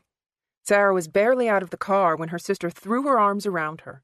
The hug turned from a greeting into something deeper, and Sarah felt the darkness coming back. She was no longer certain that she could do this for 4 minutes, let alone 4 days. Tessa mumbled, "Oh, Sissy, everything's changed." Sarah blinked back tears. "I know." Tessa pulled away. "They got a pool." Sarah laughed in surprise. "Oh, what?" "Mama and Daddy put in a pool with a hot tub." Sarah wiped her eyes, still laughing, loving her sister more than words could ever convey. "You're kidding me." Sarah and Tessa had spent most of their childhood begging their parents to put in a pool. "And Mama took the plastic off the couch?" Sarah gave her sister a stern look, as if to ask when the punchline was coming. "They redecorated the den, changed all the light fixtures, redid the kitchen, painted over the pencil marks Daddy made on the door. It's like we never even lived there." Sarah couldn't say she mourned the loss of the pencil marks, which had recorded their height until the 8th grade, when she had officially become the tallest person in her family. She grabbed the dog leashes from the passenger seat. "What about the den?" "All the paneling's down. They even put up crown molding." Tessa tucked her hands into her expansive hips. "They got new lawn furniture, the nice wicker, not the kind that pinches your ass every time you sit down." Thunder made a distant clapping sound. Tessa waited for it to pass. "It looks like something out of Southern Living." Sarah blocked the back door of the SUV as she wrangled with her 2 greyhounds, trying to snap on their leashes before they bolted off into the street. "Did you ask Mama what made her change everything?" Tessa clicked her tongue as she took the leashes from Sarah. Billy and Bob jumped down, heeling beside her. "She said that she could finally have nice things now that we were gone." Sarah pursed her lips. "I'm not going to pretend that doesn't sting." She walked around the car and opened the trunk. "When's Lemuel coming?" "He's trying to get a flight out, but those bush pilots won't take off unless every chicken and goat in the village buys a ticket." Tessa had come home a few weeks ago to have the baby in the States. Her last pregnancy had ended badly, the child lost. Understandably, Lemuel didn't want Tessa to take any chances, but Sarah found it odd that he hadn't yet joined his wife. Her due date was less than a month away. Sarah said, "I hope to see him before I leave." "Oh, Sissy, that's so sweet. Thank you for lying." Sarah was about to respond with what she hoped was a more artful lie when she noticed a patrol car driving down the street at a slow crawl. The man behind the wheel tipped his hat at Sarah. Their eyes met, and she felt herself tearing up again. Tessa stroked the dogs. "They've been driving by like that all morning." "How did they know I was coming?" "I might have let it slip at the shop and save the other day." "Tess," Sarah groaned. "You know Jill June got on the phone as soon as you left. I wanted to keep this quiet. Now everybody and their dog will be dropping by." Tessa kissed Bob with a loud smack. "Then you'll get to see your friends too, won't you, boy?" She gave Bill a kiss to even things out. "You've gotten 2 calls already." Sarah pulled out her suitcase and closed the lift gate. "Let me guess. Marla at the station and Myrna from down the street, both trying to milk every ounce of gossip." "No, actually." Tessa walked alongside Sarah back to the house. "A girl named Julie something? She sounded young." Sarah's patients had often called her at home, but she didn't remember anyone named Julie. Did she leave a number? Mama took it down. Sarah lugged her suitcase up the porch stairs, wondering where her father was, probably rolling around on the plastic-free couch. Who else called? It was the same girl both times. She said she needed your help. Julie, Sarah repeated, the name still not ringing any bells. Tessa stopped her on the porch. I need to tell you something. Sarah felt a creeping dread, instinctively knowing bad news was coming. Tessa was about to speak when the front door opened. You're nothing but skin and bones, Kathy chided. I knew you weren't eating enough up there. It's good to see you too, Mother. Sarah kissed her cheek. Eddie came up behind her and she kissed his cheek too. Her parents petted the dogs, cooing at them, and Sarah tried not to notice that the greyhounds were getting a warmer welcome. Eddie grabbed Sarah's suitcase. I got this. Before she could say anything else, he headed up the stairs. Sarah took off her sneakers as she watched her father leave. Is something... Kathy shook her head in lieu of an explanation. Tessa kicked off her sandals. The freshly painted wall was scuffed where she had obviously done this many times before. She said, Mama, you need to tell her. Kathy exchanged a look with Tessa that raised the hair on the back of Sarah's neck. Tell me what? Her mother started off with an assurance. Everybody's fine. Except Brad Stevens got hurt this morning. Brad had been one of her patients, then one of Jeffrey's cops. What happened? He got stabbed trying to arrest somebody. He's at Macon General. Sarah leaned against the wall. Stabbed where? Is he all right? I don't know the details. His mama's at the hospital with him now. I guess we'll get a phone call one way or another tonight. She rubbed Sarah's arms. Now, let's not worry until it's time to worry. It's in the Lord's hands now. Sarah felt blindsided. Why would anyone hurt Brad? Tessa supplied. They think it had something to do with the girl they pulled out of the lake this morning. What girl? Kathy cut off any further conversation on the matter. They don't know anything, and we are not going to add to these rampant rumors. Sarah pressed. Mama. No more. Kathy squeezed her arm before letting go. Let's remember the things we have to be thankful for, like both my girls being home at the same time. Kathy and Tessa walked down the hall toward the kitchen, the dogs following them.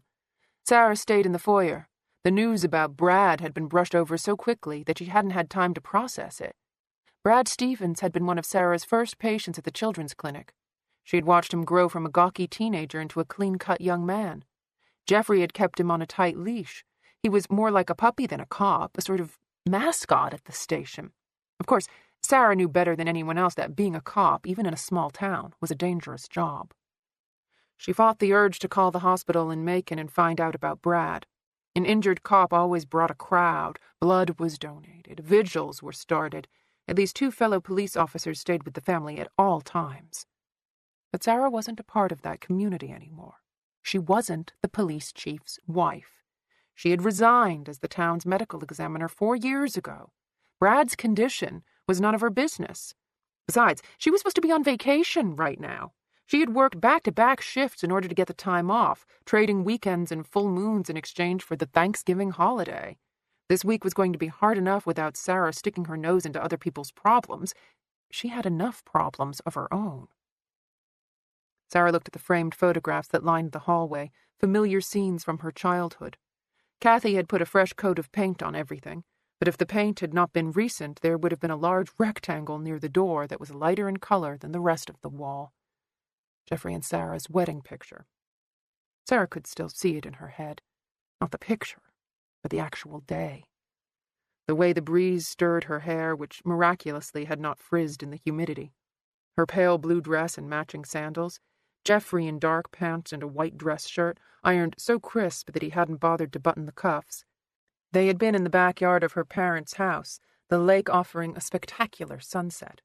Jeffrey's hair was still damp from the shower, and when she put her head on his shoulder, she could smell the familiar scent of his skin.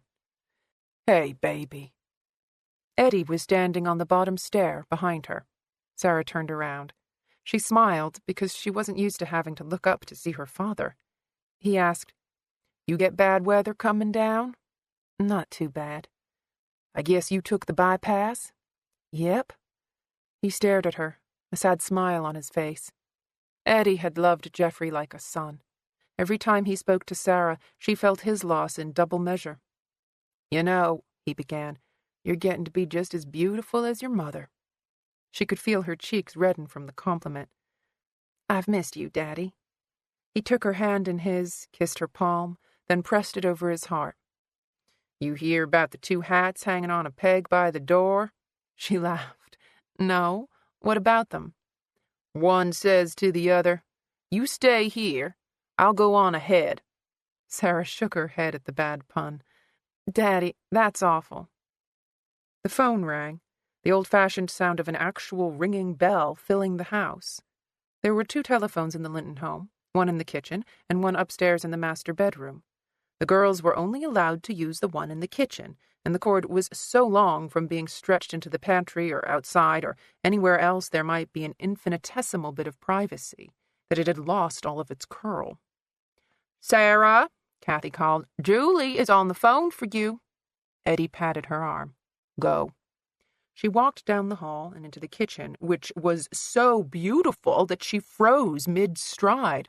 Holy crap, Tessa said. Wait till you see the pool. Sarah ran her hand along the new center island. This is marble. Previously, the Linton decor had favored Brady Bunch orange tiles and naughty pine cabinetry. She turned around and saw the new refrigerator. Is that Sub-Zero? Sarah, Kathy held out the phone, the only thing in the kitchen that had not been updated. She exchanged an outraged look with Tessa as she put the phone to her ear. Hello? Dr. Linton? Speaking. She opened the door on the cherry wall cabinet, marveling at the antique glass panels. There was no answer on the phone. She said, Hello, this is Dr. Linton. Ma'am, I'm sorry. This is Julie Smith. Can you hear me okay? The connection was bad, obviously a cell phone. It didn't help matters that the girl was speaking barely above a whisper. Sarah didn't recognize the name, though she guessed from the twangy accent that Julie had grown up in one of the poorer areas of town. What can I do for you? I'm sorry. I'm calling from work and I gotta be quiet. Sarah felt her brow furrow. I can hear you fine. What do you need? I know you don't know me, and I'm sorry to be calling you like this, but you have a patient named Tommy Bram. You know Tommy, don't you? Sarah ran through all the Tommies she could think of, then came up not with a face, but with a disposition. He was just another young boy who'd had myriad office visits for the sorts of things you would expect. A bead shoved up his nose, a watermelon seed in his ear, unspecified bellyaches on important school days. He stuck out mostly because his father, not his mother, had always brought him to the clinic, an unusual occurrence in Sarah's experience. She told the girl, I remember Tommy. How's he doing? That's the thing. She went quiet, and Sarah could hear water running in the background.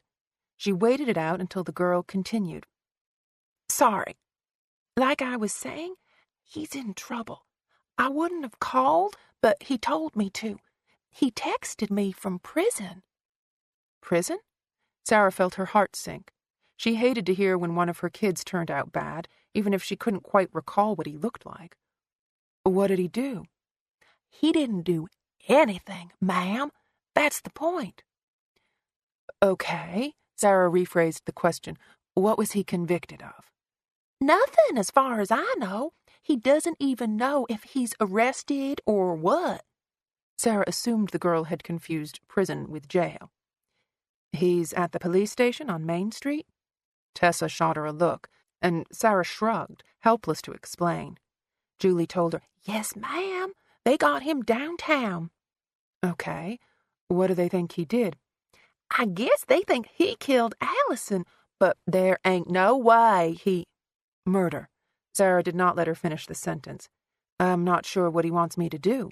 She felt compelled to add, For this sort of situation, he needs a lawyer, not a doctor. Yes, ma'am. I know the difference between a doctor and a lawyer. Julie didn't sound insulted by Sarah's clarification. It's just that He said he really needed someone who would listen to him because they don't believe that he was with Pippi all night, and he said that you were the only one who ever listened to him. And that one cop, she's been really hard on him. She keeps staring at him like—" Sarah put her hand to her throat. "What cop?" "I'm not sure. Some lady." That narrowed things down enough. Sarah tried not to sound cold. "I really can't get involved in this, Julie. If Tommy has been arrested, then by law, they have to provide him with a lawyer. Tell him to ask for Buddy Conford. He's very good at helping people in these sorts of situations. All right?" "Yes, ma'am." She sounded disappointed, but not surprised. "Okay, then. I told him I'd try." Well, Sarah did not know what else to say. Good luck to both of you. "Thank you, ma'am, and like I said, I'm sorry to bother you-uns over the holiday." "It's all right." She waited for the girl to respond, but there was only the sound of a flushing toilet, then a dead line. Tessa asked, "What was that about?" Sarah hung up the phone and sat down at the table. "One of my old patients is in jail. They think he killed somebody. Not Brad, somebody named Allison." Tessa asked, "Which patient was she calling about? I bet it's the boy who stabbed Brad." Kathy slammed the refrigerator door to express her disapproval. Still, Tessa pressed. "What's his name?" Sarah studiously avoided her mother's disapproving gaze. "Tommy Bram." "That's the one. Mama, didn't he used to cut our grass?" Kathy gave a clipped "yes," not adding anything else to the conversation. Sarah said, "For the life of me, I can't remember what he looks like. Not too bright. I think his father is an electrician. Why can't I remember his face?"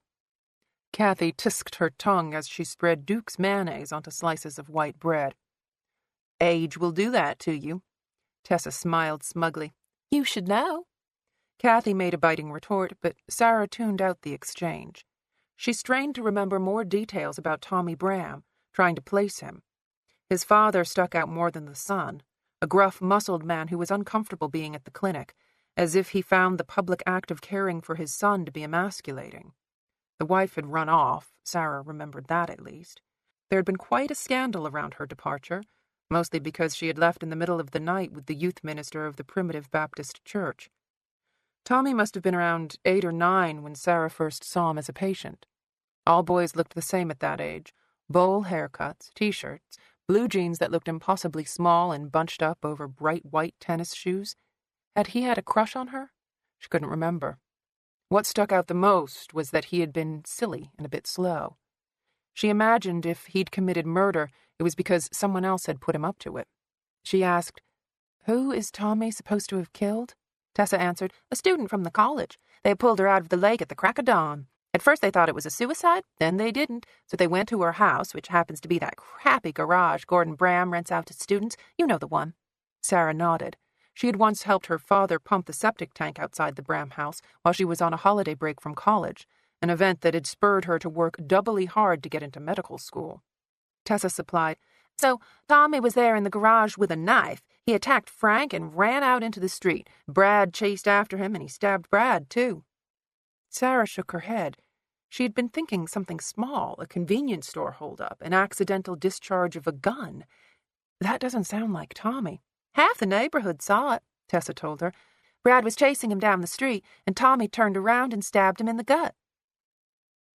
Sarah thought it through to the next step. Tommy hadn't stabbed a civilian. He had stabbed a cop. There were different rules when a police officer was involved. Assault turned into attempted murder. Manslaughter turned into murder in the first. Tessa mumbled, "I hear Frank got a little rough with him." Kathy voiced her disapproval as she took plates down from the cabinets. "It's very disappointing when people you respect behave badly." Sarah tried to imagine the scene. Brad running after Tommy, Frank bringing up the rear, but it wouldn't have been just Frank. He wouldn't waste his time pounding on a suspect while Brad was bleeding out. Someone else would have been there, someone who had probably caused the whole takedown to go bad in the first place. Sarah felt anger spread like fire inside her chest. Where was Lena during all of this? Kathy dropped a plate on the floor. It shattered at her feet, but she did not bend to pick up the pieces. Her lips went into a thin line, and her nostrils flared. Sarah could tell she was struggling to speak. Don't you dare say that hateful woman's name in my house ever again. Do you hear me?" "Yes, ma'am." Sarah looked down at her hands. Lena Adams, Jeffrey's star detective. The woman who was supposed to have Jeffrey's back at all times. The woman whose cowardice and fear had gotten Jeffrey murdered. Tessa struggled to kneel down and help her mother clean up the broken dish. Sarah stayed where she was, frozen in place. The darkness was back, a suffocating cloud of misery that made her want to curl into a ball. This kitchen had been filled with laughter all of Sarah's life, the good-natured bickering between her mother and sister, the bad puns and practical jokes from her father. Sarah did not belong here anymore. She should find an excuse to leave. She should go back to Atlanta and let her family enjoy their holiday in peace, rather than dredging up the collective sorrow of the last 4 years. No one spoke until the phone rang again. Tessa was closest. She picked up the receiver. "Linton residence." She didn't make small talk. She handed the phone to Sarah. "Hello?" "I'm sorry to be bothering you, Sarah." Frank Wallace always seemed to be making an effort when he said Sarah's name. He had played poker with Eddie Linton since Sarah was in diapers and had called her Sweet Pea until he realized that it was inappropriate to address his boss's wife with such familiarity. Sarah managed a "hi" as she opened the French door leading onto the back deck. She hadn't realized how hot her face was until the cold hit her. "Is Brad all right?" "You heard about that?" "Of course I heard. Half the town probably knew about Brad before the ambulance had arrived on the scene. Is he still in surgery?" "Got out an hour ago. Surgeons say he's got a shot if he makes it through the next 24 hours. Frank said more, but Sarah couldn't concentrate on his words, which were meaningless anyway. The 24-hour mark was the gold standard for surgeons, the difference between explaining a death at the weekly morbidity and mortality meeting or passing off an iffy patient to another doctor to manage their care. She leaned against the house, cold brick pressing into her back, as she waited for Frank to get to the point. "Do you remember a patient named Tommy Bram?" "Vaguely." I hate to pull you into this, but he's been asking for you." Sarah listened with half an ear, her mind whirring with possible excuses to answer the question she knew that he was going to ask. She was so caught up in the task that she hadn't realized Frank had stopped talking until he said her name. "Sarah? You still there?" "I'm here." "It's just that he won't stop crying." "Crying?" Again, she had the sensation of missing an important part of the conversation. "Yeah, crying," Frank confirmed. "I mean, a lot of them cry. Hell, it's jail. But he's seriously not right. I think he needs a sedative or something to calm him down. We got 3 drunks and a wife-beater in here gonna break through the walls and strangle him if he don't shut up." She repeated his words in her head, still not sure she'd heard right. Sarah had been married to a cop for many years, and she could count on one hand the number of times Jeffrey had worried about a criminal in his cells, and never a murderer, especially a murderer who had harmed a fellow officer. "Isn't there a doctor on call?" "Honey, there's barely a cop on call. The mayor's cut half our budget. I'm surprised every time I flip a switch that the lights still come on." She asked, "What about Elliot Felto?" Elliot had bought Sarah's practice when she left town. The children's clinic was right across the street from the station. "He's on vacation. The nearest dock is 60 miles away." She gave a heavy sigh, annoyed with Elliot for taking a week off, as if children would wait until after the holiday to get sick. She was also annoyed with Frank for trying to drag her into this mess. But mostly, she was annoyed with herself that she had even taken the call. "Can't you just tell them that Brad's going to be okay?" "It's not that. There was this girl we pulled out of the lake this morning." "I heard."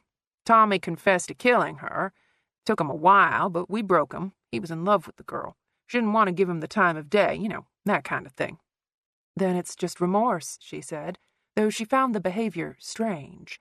In Sarah's experience, the first thing most criminals did after they confessed was fall into a deep sleep. Their bodies had been so shot through with adrenaline for so long that they collapsed in exhaustion when they finally got the weight off their chests. "Give him some time." "It's more than that," Frank insisted. He sounded exasperated and slightly desperate. "I swear to God, Sarah, I really hate asking you this, but Something's got to help him get through. It's like his heart's going to break if he doesn't see you. I barely remember him. He remembers you. Sarah chewed her lip. Where's his daddy? In Florida. We can't get hold of him. Tommy's all alone, and he knows it. Why is he asking for me? There were certainly patients she had bonded with over the years, but to her recollection, Tommy Bram had not been one of them. Why couldn't she remember his face? Frank said, He says you'll listen to him. You didn't tell him I'd come, did you? Course not. I didn't even want to ask, but he's just bad off, Sarah. I think he needs to see a doctor, not just you, but a doctor. It's not because... She stopped, not knowing how to finish the question. She decided to be blunt. I heard you took him down hard. Frank couched his language. He fell down a lot when I was trying to arrest him. Sarah was familiar with the euphemism code for the nastier side of law enforcement. Abuse of prisoners in custody was a subject she never broached with Jeffrey, mostly because she did not want to know the answer. Is anything broken? A couple of teeth, nothing bad. Frank sounded exasperated. He's not crying over a split lip, Sarah. He needs a doctor. Sarah looked through the window into the kitchen. Her mother was sitting at the table beside Tessa. Both of them stared back at her. One of the reasons Sarah had moved back to Grant County after medical school was because of the paucity of doctors serving rural areas. With the hospital downtown closed, the sick were forced to travel almost an hour away to get help. The children's clinic was a blessing for the local kids, but apparently not during holidays. Sarah? She rubbed her eyes with her fingers. Is she there? He hesitated a moment. No, she's at the hospital with Brad. Probably concocting a story in her head where she was the hero and Brad was just a careless victim. Sarah's voice shook. I can't see her, Frank. You won't have to. She felt grief tighten her throat. To be at the station house, to be where Jeffrey was most at home. Lightning crackled high up in the clouds. She could hear rain, but not see it yet. Out on the lake, waves crashed and churned. The sky was dark and ominous with the promise of another storm. She wanted to take it as a sign, but Sarah was a scientist at heart. She had never been good at relying on faith. All right, she relented. I think I have some diazepam in my kit. I'll come through the back. She paused. Frank, you have my word, Sarah. She won't be here. Sarah did not want to admit to herself that she was glad to leave her family, even if it meant going to the station house. She felt awkward around them, a piece of a puzzle that didn't quite fit. Everything was the same, yet everything was different. She took the way back around the lake again, avoiding her old house that she had shared with Jeffrey. There was no way to get to the station without driving down Main Street. Thankfully, the weather had turned, rain dripping down in a thick, hazy curtain. This made it impossible for people to sit on the benches that lined the road or stroll up the cobblestone sidewalks. All the shop doors were tightly closed against the cold. Even Mann's Hardware had taken down their porch swing display.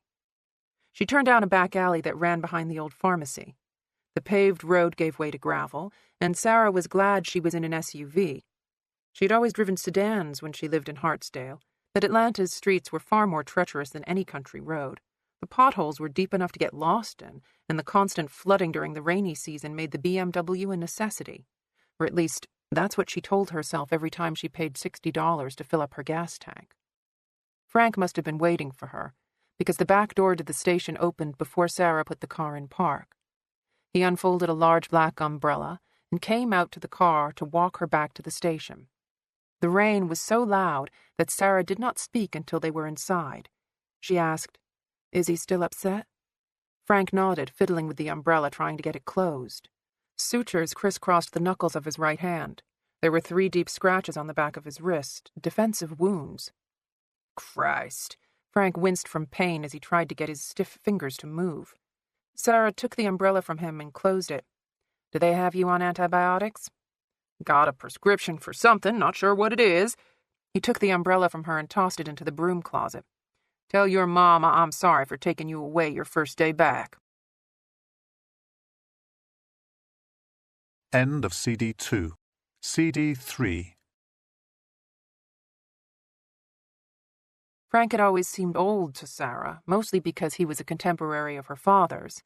Looking at him now, she thought Frank Wallace had aged 100 years since the last time she had seen him. His skin was sallow, his face etched with deep lines. She looked at his eyes, noticing the yellow. Obviously, he was not well. "Frank?" He forced a smile. "Good to see you, sweet pea." The name was meant to put up a barrier, and it worked. She let him kiss her cheek. His dominant odor had always been cigarette smoke, but today she smelled whiskey and chewing gum on his breath. Instinctively, she looked at her watch. 11:30 in the morning, the time of day when a drink meant that you were biding time until your shift ended. On the other hand, this wasn't like a usual day for Frank. One of his men had been stabbed. Sarah probably would have had her share of alcohol in the same situation. He asked, "How you been holding up?" She tried to look past the pity in his eyes. "I'm doing great, Frank. Tell me what's going on." He quickly shifted gears. "Kid thought the girl was into him. He finds out she's not and sticks her with a knife." He shrugged. "Did a real bad job covering it up. Led us right to his doorstep." Sarah was even more confused. She must be mixing up Tommy with one of her other kids. Frank picked up on this. "You really don't remember him?" "I thought I did, but now I'm not so sure." "He seems to think y'all have some kind of bond." He saw Sarah's expression and amended, "Not in a weird way or anything. He's kind of young." Frank touched the side of his head. "Not a lot going on up there." Sarah felt a flash of guilt that this boy she barely remembered had felt such a connection to her. She had seen thousands of patients over the years.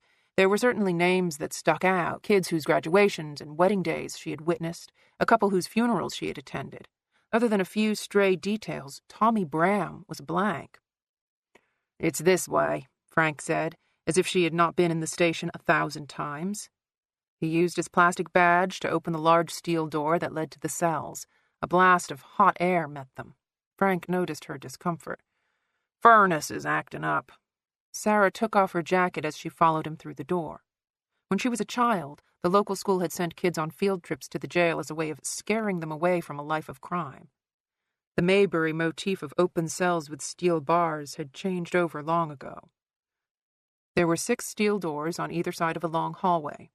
Each had a wire mesh glass window and a slot at the bottom through which food trays could be passed.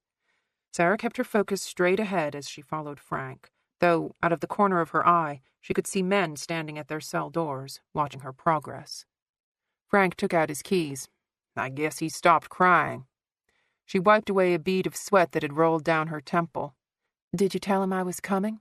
He shook his head, not stating the obvious. He hadn't been sure that Sarah would show up. He found the right key and glanced through the window to make sure Tommy wasn't going to be any trouble. "Oh, shit," he muttered, dropping the keys. "Oh, Christ." "Frank?" He snatched up the keys off the floor, uttering more curses. "Christ," he murmured, sliding the key into the lock, turning back the bolt. He opened the door, and Sarah saw the reason for his panic. She dropped her coat, the bottle of pills she'd shoved in the pocket before she left the house making a rattling sound as they hit the concrete. Tommy Bram lay on the floor of his cell. He was on his side, both arms reaching out to the bed in front of him. His head was turned at an awkward angle as he stared blankly up at the ceiling. His lips were parted. Sarah recognized him now. The man he had become not much different from the little boy he'd once been. He'd brought her a dandelion once, and turned the color of a turnip when she'd kissed his forehead. She went to him, pressing her fingers to his neck, doing a cursory check for a pulse. He had obviously been beaten, his nose broken, his eye blackened, but that was not the reason for his death.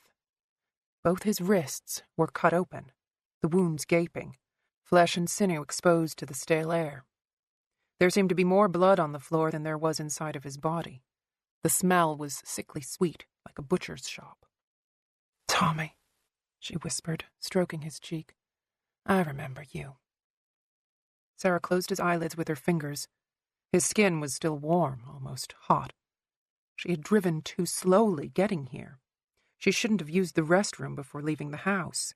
She should have listened to Julie Smith. She should have agreed to come without a fight. She should have remembered this sweet little boy who'd brought her a weed he'd picked from the tall grass growing outside the clinic. Frank bent down and used a pencil to drag a thin, cylindrical object out of the blood. Sarah said, It's an ink cartridge from a ballpoint pen. He must have used it to... Sarah looked at Tommy's wrists again. Blue lines of ink crossed the pale skin. She'd been the coroner for Grant County before she'd left for Atlanta, and she knew what a repetitive injury looked like. Tommy had scraped and scraped with the metal ink cartridge, digging into his flesh until he found a way to open a vein. Then he had done the same thing to his other wrist. Shit. Frank was staring over her shoulder. She turned around. On the wall, written in his own blood, Tommy had scrawled the words, "Not me." Sarah closed her eyes, not wanting to see any of this, not wanting to be here. Did he try to recant? Frank said, "They all do." He hesitated, then added, "He wrote out a confession. He had guilty knowledge of the crime." Sarah recognized the term guilty knowledge. It was used to describe details that only the police and the criminal knew. She opened her eyes. Is that why he was crying? He wanted to take back his confession? Frank gave a tight nod. Yep, he wanted to take it back, but they all... Did he ask for a lawyer? No. How did he get the pen? Frank shrugged, but he wasn't stupid. He could guess what had happened. He was Lena's prisoner. Did she give him the pen? Of course not. Frank stood up, walked to the cell door. Not on purpose. Sarah touched Tommy's shoulder before standing. Lena was supposed to frisk him before she put him in the cell. He could have hidden it in... I'm assuming she gave him the pen to write his confession. Sarah felt a deep, dark hate burning in the pit of her stomach. She had been back in town for less than an hour, and she already was in the middle of yet another one of Lena's epic screw-ups. How long did she interrogate him? Frank shook his head again, like she had it all wrong. Couple of 3 hours, not that long. Sarah pointed to the words Tommy had written in his own blood. Not me, she read. He says he didn't do it. They all say they didn't do it. Frank's tone told her his patience was running thin. Look, honey, just go home. I'm sorry about all this, but... He paused, his mind working. I gotta call the state, start the paperwork, get Lena back in. He rubbed his face with his hands. Christ, what a nightmare. Sarah picked her coat up off the floor. Where is his confession? I want to see it. Frank dropped his hands. He seemed stuck in place. Finally, he relented, leading her toward the door at the opposite end of the hall. The fluorescent lights of the squad room were harsh, almost blinding, compared to the dark cells. Sarah blinked to help her eyes adjust. There was a group of uniformed policemen standing by the coffee maker. Marla was at her desk. They all stared at her with the same macabre curiosity they had shown 4 years ago. How awful, how tragic, how long before I can get on the phone and tell somebody I saw her? Sarah ignored them because she did not know what else to do. Her skin felt hot, and she felt herself looking down at her hand so that she would not see Jeffrey's office. She wondered if they had left everything as it was. His Auburn memorabilia, his shooting trophies and family photographs. Sweat rolled down her back. The room was so stifling that she thought she might be sick. Frank stopped at his desk. Allison Spooner is the girl he killed. Tommy tried to make it look like a suicide, wrote a note, stuck Spooner's watch and ring in her shoes. He would have gotten away with it, but He stopped. Allison was stabbed in the neck. Has an autopsy been performed? Not yet. How do you know the stab wasn't self-inflicted? It looked... How deep did it penetrate? What was the trajectory of the blade? Was there water in her lungs? Frank talked over her, an air of desperation to his voice. She had ligature marks around her wrists. Sarah stared at him. She had always known Frank to be an honorable man, yet she would have sworn on a stack of Bibles that he was lying through his teeth. Brock confirmed this. He hesitated before shaking his head and shrugging at the same time. Sarah could feel herself getting angrier. She knew somewhere in the back of her mind that her anger was reasonable, that it was coming from that dark place she had ignored for so many years, but there was no stopping it now, even if she wanted to. Was the body weighed down in the water? She had 2 cinder blocks chained to her waist.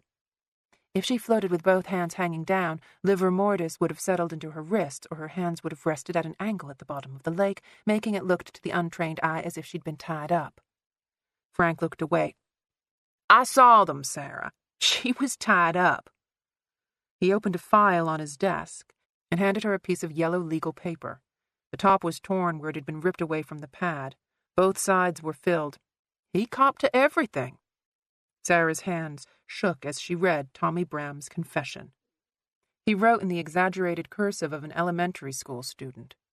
His sentence construction was just as immature. Pippi is my dog. She was sick. She ate a sock.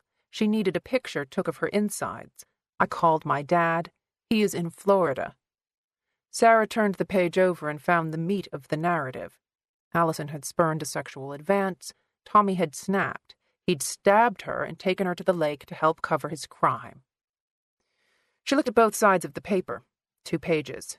Tommy had ended his life in less than 2 pages. Sarah doubted he'd understood half of it. The only time he'd used a comma was right before a big word. These he printed in block letters, and she could see small dots where he had pressed the pen under each letter to make sure he'd spelled it correctly. Sarah could barely speak. She coached him. It's a confession, Sarah. Most cons have to be told what to write. He doesn't even understand what he's saying. She skimmed the letter, reading, I punched Allison to subdued. She stared at Frank, disbelieving. Tommy's IQ is barely above 80. You think he masterminded this fake suicide? He's less than 1 standard deviation from being classified as mentally disabled. You got that from reading 2 paragraphs? I got that from treating him, Sarah snapped. It had all come flooding back to her as she read the confession. Gordon Bram's face when Sarah suggested his son might be developing too slowly for his age. The tests Tommy had endured. Gordon's devastation when Sarah told him his son would never mature past a certain level. Tommy was slow, Frank. He didn't know how to count change. It took him 2 months to learn how to tie his shoes. Frank stared back at her, exhaustion seeping from every pore. He stabbed Brad, Sarah. He cut me in the arm. He ran away from the scene. Her hands started shaking. Her body surged with anger. Did you think to ask Tommy why? She demanded, or were you too busy beating his face to a pulp?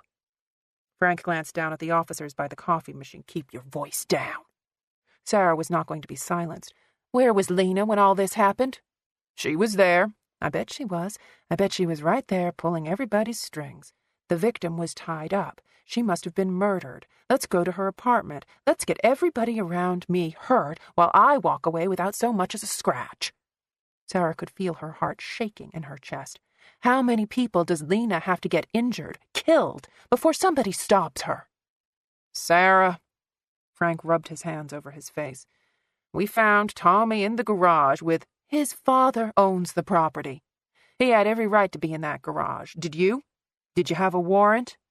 We didn't need a warrant. Have the laws changed since Jeffrey was alive? Frank winced at the name. Did Lena identify herself as a cop or just start waving her gun around? Frank didn't answer her question, which was answer enough. It was a tense situation. We did everything by the book. Does Tommy's handwriting match the suicide note? Frank blanched, and she realized he hadn't asked the question himself. He probably forged it, made it look like the girl's. He didn't have the intelligence to forge anything. He was slow. Is that not getting through to you? There's no way in hell Tommy could have done any of this. He wasn't mentally capable of plotting out a trip to the store, let alone a fake suicide. Are you being willfully blind, or just covering for Lena like you always do? Mind your tone, Frank warned. This is going to catch her. Sarah held up the confession like a trophy. The shaking in her hands had gotten worse. She felt hot and cold at the same time. Lena tricked him into writing this. All Tommy wanted to do was please people. She pushed him into a confession, and then she pushed him into taking his own life. Now, hold on. She's going to lose her badge for this. She should go to prison. Sounds to me like you care a hell of a lot more about some punk kid than a cop who's fighting for his life. He could have slapped her face, and the shock would have been less. You think I don't care about a cop? Frank sighed heavily. Listen, sweet pea, just calm down, okay? Don't you dare tell me to calm down. I have been calm for the last 4 years. She took her cell phone out of her back pocket and scrolled through the contacts, looking for the right number. Frank sounded scared. What are you going to do? She listened to the phone ring at the Georgia Bureau of Investigation's headquarters in Atlanta. A secretary answered. She told the woman, This is Sarah Linton calling for Amanda Wagner. Chapter 4. Sarah sat in her car in the hospital parking lot, staring out at Main Street. The facility had stopped accepting patients a year ago, but the building had looked abandoned long before that. Weeds sprouted in the hospital bay. Windows on the upper floors were broken. The metal door that used to be propped open for smokers was bolted shut with a steel bar. Guilt about Tommy Bram still weighed heavily on her, not just because she hadn't remembered him, but because in the space of a few seconds she had taken his death and used it as a launching pad for her own revenge fantasy against Lena Adams. Sarah realized now that she should have just let it play out on its own instead of inserting herself into the middle. A suicide in police custody automatically triggered an investigation by the state. Frank would have followed the chain of command, calling in Nick Shelton, Grant County's local field agent for the Georgia Bureau of Investigation. Nick would have talked to all the officers and witnesses involved. He was a good cop. In the end, he would have come to the same conclusion as Sarah, that Lena had been negligent. Unfortunately, Sarah hadn't been patient enough to trust the process. She had unilaterally decided to be town coroner again, elbowing poor Dan Brock out of the way, taking her own photographs of the scene, doing sketches of Tommy's cell before she allowed the body to be removed. She'd made copies of every sheet of paper she could find in the station house that referred to Tommy Bram. Even with all of this, calling Amanda Wagner, a deputy director from the GBI, was the worst of her transgressions. It was like swinging a sledgehammer at a thumbtack. Stupid, she whispered, leaning her head into the steering wheel. She should be home right now, looking at the marble tile her father had installed in the master bathroom, not waiting for someone straight from GBI headquarters to show up so she could unduly influence an investigation. She leaned back against the seat, checking the clock on the dashboard. Special Agent Will Trent was almost an hour late, but she had no way of calling him. The trip from Atlanta was 4 hours, less if you knew you could flash your badge and talk your way out of a speeding ticket. She looked at the clock again, waiting out the flicker of 5:42, changing to 5:43. Sarah had no idea what she was going to say to him. She had talked to Will Trent probably a half-dozen times while he worked a case involving one of Sarah's patients at Grady's ER. She had shamelessly inserted herself into the investigation then, much as she was doing now. Will would probably start to wonder if she was some kind of crime scene voyeur. At the very least, he would question her obsession with Lena Adams. He would probably think that she was crazy. "Oh, Jeffrey," Sarah whispered. What would he think of the mess she was getting herself into? What would he say about how awful being back in his adoptive town, the town he loved, made her feel? Everyone was so careful around her, so respectful. She should be grateful, but on some level her skin crawled when she saw the pity in their eyes. She was so damn tired of being tragic. The roar of an engine announced Will Trent's arrival. He was in a beautiful old Porsche, black on black. Even in the rain, the machine looked like an animal ready to pounce. He took his time getting out of the car, snapping the faceplate off the radio, removing the GPS receiver from the dash, and locking them both in the glove compartment. He lived in Atlanta, where you bolted your front door even if you were just going out to get your mail. Sarah knew he could leave the Porsche sitting in the parking lot with the doors wide open, and the worst thing that might happen is someone would come along and close them for him. Will smiled at her as he locked the door. Sarah had only ever seen him in three-piece suits, so she was surprised to find him dressed in a black sweater and jeans. He was tall, at least 6'3", with a lean runner's body and an easy gait. His sandy blonde hair had grown out, no longer the military cut he'd sported when they first met. Initially, Sarah had taken Will Trent for an accountant or lawyer. Even now, she had a hard time reconciling the man with the job. He didn't walk with a cop's swagger. He didn't have that world-weary stare that let you know he carried a gun on his hip. Still, he was an excellent investigator, and suspects underestimated him at their own peril. This was one of the reasons that Sarah was glad that Amanda Wagner had sent Will Trent. Lena would hate him on sight. He was too soft-spoken, too accommodating, at least on first blush. She wouldn't know what she was getting herself into until it was too late. Will opened the car door and got in. Sarah said, "I thought you'd gotten lost." He gave her a half grin as he adjusted the seat so his head wasn't hitting the roof. "I apologize. I actually did get lost. He looked at her face, obviously trying to get a read off her. "How are you doing, Dr. Linton?" "I'm—" Sarah let out a long sigh. She didn't know him very well, which oddly made it easier for her to be honest. "Not so great, Agent Trent." "Agent Mitchell said to tell you she's sorry she couldn't make it." Faith Mitchell was his partner, a one-time patient of Sarah's. She was currently on maternity leave, fairly close to her due date. "How is she holding up?" "With her usual forbearance." His smile indicated the opposite. "Excuse me for changing the subject so quickly, but how can I help you?" "Did Amanda tell you anything?" "She told me there was a suicide in custody and to get down here as fast as possible." "Did she tell you about—" Sarah waited for him to fill in the blank. When he didn't, she prompted, "My husband?" "Is that relevant? I mean, to what's going on today?" Sarah felt her throat tighten. Will asked, "Dr. Linton?" "I don't know that it's relevant," she finally answered. "It's just history.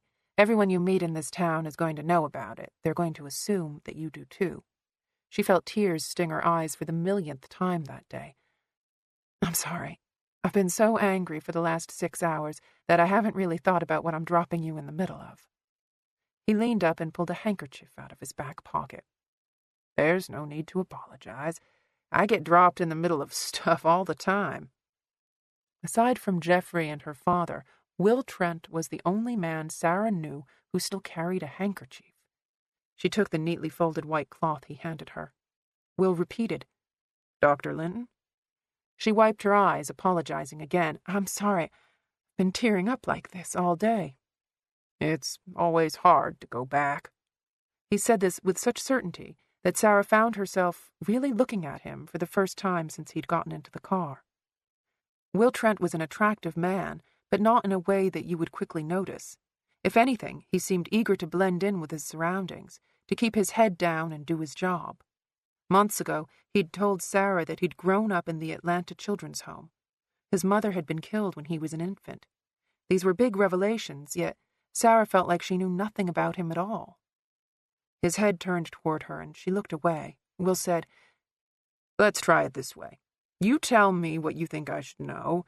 If I have more questions, I'll try to ask them as respectfully as I can." Sarah cleared her throat several times, trying to find her voice. She was thinking about her own recovery after Jeffrey's death, the year of her life she had lost to sleep and pills and misery. None of that mattered right now. What she needed to convey to Will was that Lena Adams had a long-standing pattern of risking other people's lives, of sometimes getting people killed. She said, "Lena Adams was responsible for my husband's death." Will's expression did not change. "How so?" "She got mixed up with someone—" Sarah cleared her throat again.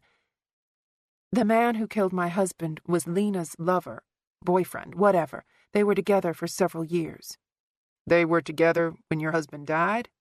"No," Sarah shrugged. "I don't know. He had this hold on her. He beat her. It's possible that he raped her, but—" Sarah stopped, not knowing how to tell Will not to feel sorry for Lena. "She goaded him. I know that sounds horrible, but it was like Lena wanted to be abused." He nodded, but she wondered if he really understood. They had this sick relationship where they brought out the worst in each other. She put up with it until it stopped being fun, then she called in my husband to clean up her mess, and— Sarah stopped, not wanting to sound as desperate as she felt. "Lena painted a target on his back. It was never proven, but her ex-lover is the man who killed my husband." Will said, "Police officers have a responsibility to report abuse." Sarah felt a spark of anger, thinking he was blaming Jeffrey for not stepping in. She denied it was happening. You know how hard domestic violence is to prove when— "I know," he interrupted. "I'm sorry my words were unclear. I meant to say that the onus was on Detective Adams. Even when the officer is herself the victim of abuse, by law, it's her duty to report it." Sarah tried to even out her breathing. She was getting so worked up about this that she must have seemed slightly crazy. "Lena's a bad cop. She's sloppy. She's negligent. She's the reason my husband is dead. She's the reason Tommy is dead. She's probably the reason Brad got stabbed in the street. She gets people into situations, puts them in the line of fire, then backs away and watches the carnage. On purpose? Sarah's throat was so dry she could barely swallow. Does it matter? I suppose not, he admitted. I'm guessing Detective Adams was never charged with anything in your husband's murder. She's never held accountable for anything. She always manages to slither back under her rock. He nodded, staring ahead at the rain-soaked windshield. Sarah had turned off the engine. She'd been cold before Will came, but now their combined body heat was warm enough to cloud the windows. Sarah chanced another look at Will, trying to guess what he was thinking. His face remained impassive. He was probably the hardest person to read that Sarah had ever met in her life. She finally said, "This all sounds like a witch hunt on my part, doesn't it?" He took his time answering. The suspect killed himself while in police custody. The GBI is charged with investigating that. He was being too generous. Nick Shelton is the Grant County field agent. I leapfrogged over about 10 heads. Agent Shelton wouldn't have been allowed to conduct the investigation. He's got a relationship with the local force. They would have sent me or somebody like me to look into this. I've worked in small towns before. Nobody feels bad about hating the pencil pusher from Atlanta. He smiled, adding, Of course, if you hadn't called Dr. Wagner directly, it might have taken another day to get somebody down here. I'm so sorry that I dragged you away this close to a holiday. Your wife must be furious. He seemed puzzled for a second, as if he'd forgotten about the ring on his finger. He covered for it badly, saying, She doesn't mind. Still, I'm sorry. I'll live. He turned her back to the matter at hand. Tell me what happened today. This time the words came much more easily. Julie's phone call, the rumors about Brad's stabbing, Frank's plea for her help. She finished with finding Tommy in the cell, seeing the words he had scrawled on the wall. They arrested him for Allison Spooner's murder. Will's eyebrows furrowed. They charged Bram with murder? Here's the worst part. She handed him the photocopy she'd made of Tommy's confession. Will seemed surprised. They gave this to you? I have a relationship, a past relationship. She didn't really know how to explain why Frank had let her bulldoze her way through. I was the town coroner. I was married to the boss. They're used to showing me evidence. Will patted his pockets. I think my reading glasses are in my suitcase. She dug around in her purse and pulled out her own pair. Will frowned at the glasses, but slid them on. He blinked several times as he scanned the page, asking, Tommy is local? Born and raised. How old is he? Sarah couldn't keep the outrage out of her tone. 19. He looked up. 19? Exactly, she said. I don't know how they think he masterminded this. He can barely spell his own name. Will nodded as he turned back to the confession, his eyes going back and forth across the page. Finally, he looked at Sarah. Did he have some kind of reading problem, like dyslexia? Dyslexia is a language disorder, but no, Tommy wasn't dyslexic. His IQ was around 80. Intellectually disabled people test out at 70 or below, what used to be called retarded. Dyslexia has nothing to do with IQ. Actually, I had a couple of kids with it who ran circles around me. He gave his half-grin. I find that very hard to believe. She smiled back, thinking he didn't know the first thing about her. Don't get hung up on a couple of spelling mistakes. It's more than a couple. Think about it this way. I could sit across from a dyslexic all day and never know it. With Tommy, he could talk about baseball or football until the cows came home, but get him into more complex areas of thinking and he'd be completely lost. Concepts that required logic or processing cause and effect were incredibly difficult for him to grasp. You couldn't talk a dyslexic into a false confession any more easily than you could talk someone who had green eyes or red hair into saying they did something they didn't do. Tommy was incredibly gullible. He could be talked into anything.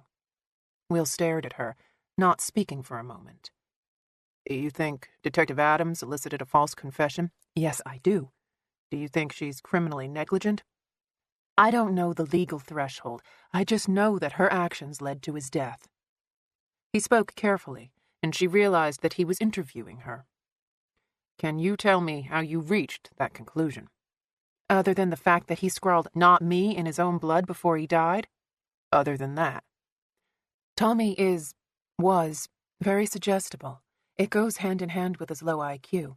He didn't test low enough to be classified as severely disabled, but he had some of the same attributes: the desire to please, the innocence, the gullibility. What happened today, the note, the shoes, the botched cover-up, on the surface it seems like the kind of thing a person who is slow or stupid might do, but it's all too complicated for Tommy. She tried to listen to herself from Will's perspective. I know this sounds like I'm hell-bent on getting after Lena, and obviously I am, but that doesn't mean that what I'm saying isn't scientific fact. I had a hard time treating Tommy because he would always say he had whatever symptom I asked him about, whether it was a headache or a cough. If I put it into his head the right way, he would have told me he had the bubonic plague. So, you're saying Lena should have recognized that Tommy was slow and not badgered him into killing himself, for one, and two, sought proper medical care for him. He was obviously stricken. He wouldn't stop crying. He wouldn't talk to anybody. Her voice trailed off as she saw the hole in her argument.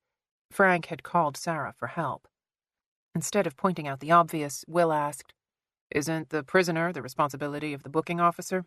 Lena is the one who put him there. She didn't frisk him, or at least didn't frisk him well enough to find the ink cartridge he used to kill himself with. She didn't alert the guards to keep a close eye on him. She just got the confession and walked away." Sarah could feel herself getting angrier by the second. Who knows how she left him emotionally? She probably talked him into thinking his life wasn't worth living. This is what she does over and over again. She creates these shitstorms and someone else always pays the price. Will stared out at the parking lot, his hands resting lightly on his knees.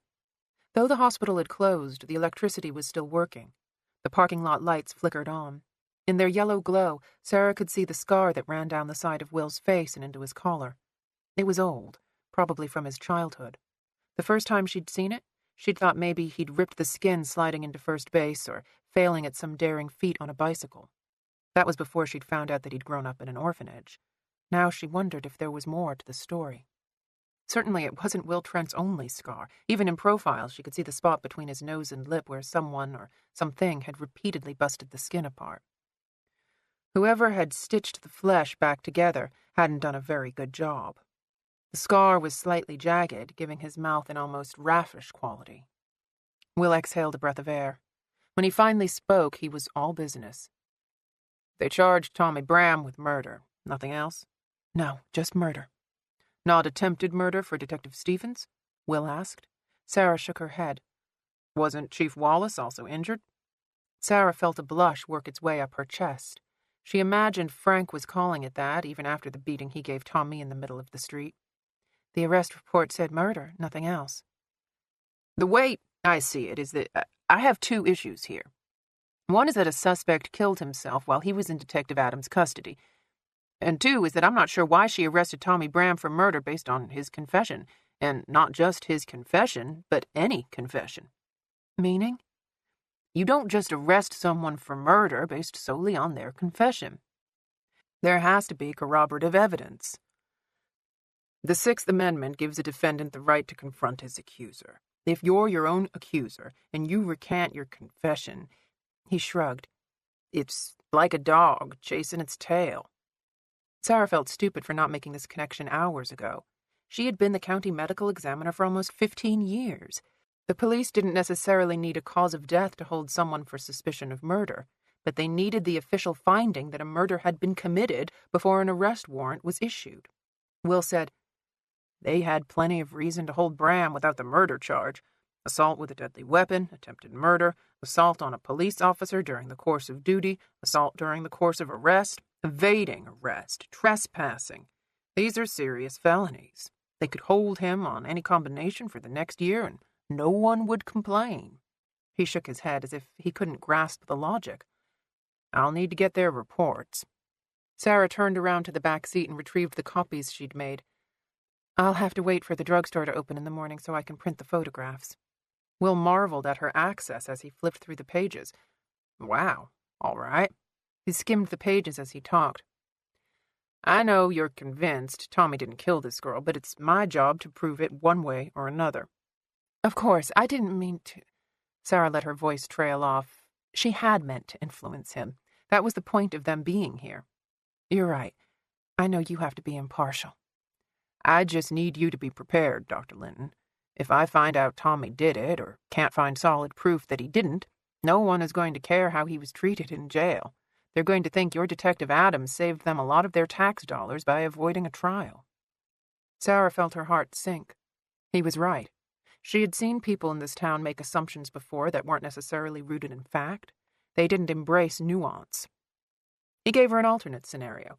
On the other hand, if Tommy didn't kill this girl, then there's a murderer out there who's either very lucky or very clever. Again, Sarah hadn't let herself think this far. She had been so concerned with Lena's involvement that it hadn't occurred to her that Tommy's innocence would point to another killer. Will asked, "What else did you find out?" According to Frank, both he and Lena saw marks on Spooner's wrists that indicated she was tied up. Will made a skeptical noise. That's really hard to tell when a body's been in the water that long. Sarah did not revel in her feelings of vindication. There's a stab wound, or what they think is a stab wound, in her neck. Is it possible that it was self-inflicted? I haven't seen it, but I can't imagine anyone would kill themselves with a stab to the back of the neck. And there would have been a lot of blood, especially if her carotid was hit. We're talking high velocity, up and back, like a hose turned on full blast. I would guess you'd find anywhere from 4 to 5 pints of blood at the scene. What about Spooner's suicide note? I want it over, Sarah recalled. That's strange. He closed the folder. Is the local coroner any good? Dan Brock. He's a funeral director, not a doctor. I'll take that as a no. Will stared at her. If I transfer Spooner and Bram up to Atlanta, we lose another day. She was already a step ahead of him.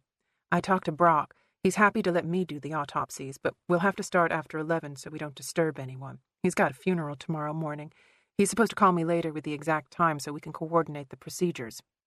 Autopsies are done at the funeral home? She indicated the hospital. We used to do them here, but the state cut funding and they couldn't stay open. Same story, different town. He looked at his cell phone. I guess I should go introduce myself to Chief Wallace. Interim chief, she corrected. Then, sorry, it doesn't matter. Frank's not at the station right now.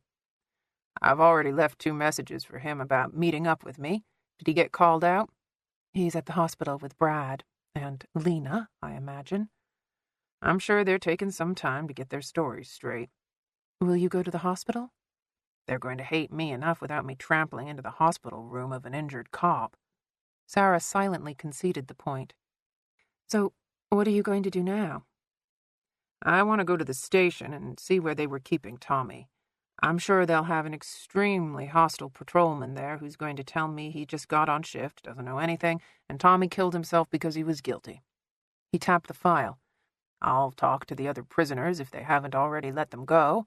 I imagine Interim Chief Wallace won't show up until the morning, which will give me some time to go over these files. He leaned up to get his wallet out of his back pocket. Here's my business card. It's got my cell number on the back. Sarah read Will's name next to the GBI logo. You have a doctorate? He took the card from her and stared at the printing. Instead of answering her question, he said, The numbers are good. Can you tell me where I can find the closest hotel? There's one over by the college. It's not very nice, but it's fairly clean. It'll be quiet since the kids are on break. I'll get supper there and... They don't have a restaurant. Sarah felt a flash of shame for her small town.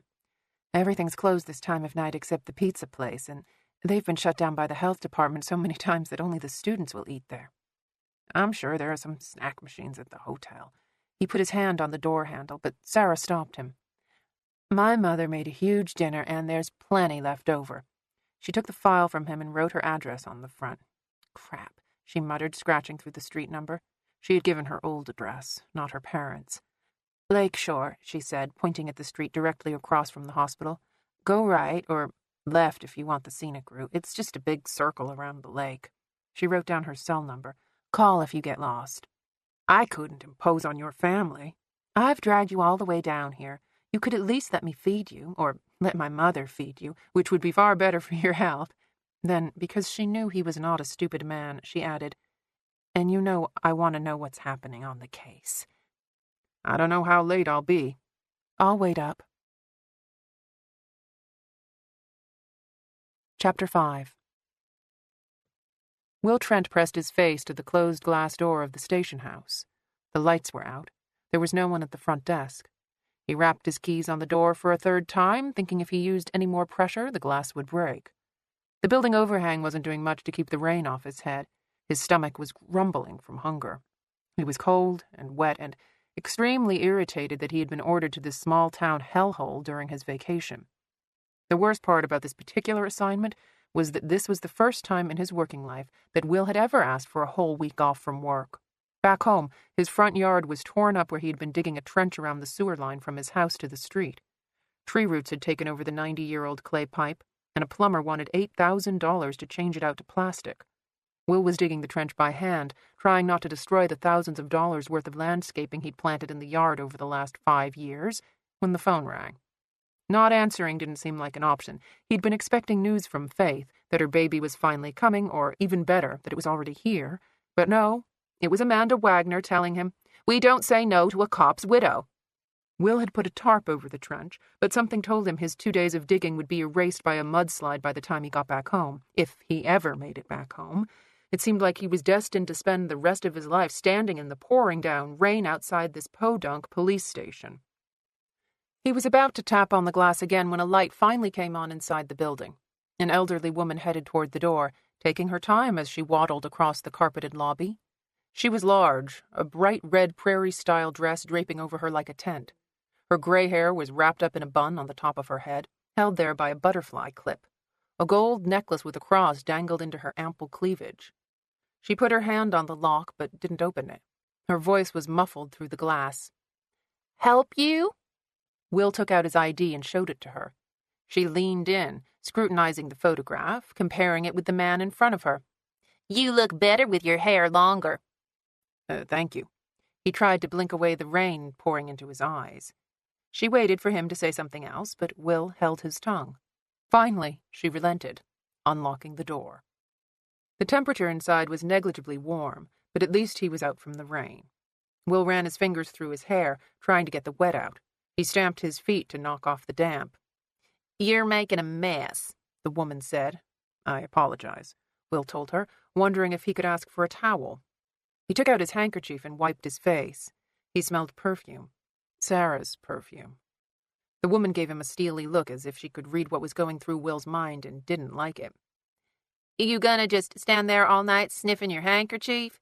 I got supper to make." He folded the cloth and put it back in his pocket. "I'm Agent Trent from the GBI. "I already read that on your ID." She looked him up and down in open appraisal, obviously not liking what she saw. "I'm Marla Sims, the station secretary." "Nice to meet you, Ms. Sims. Can you tell me where Chief Wallace is?" "Mrs." Her tone was cutting. "Not sure if you heard, but one of our boys was almost killed today.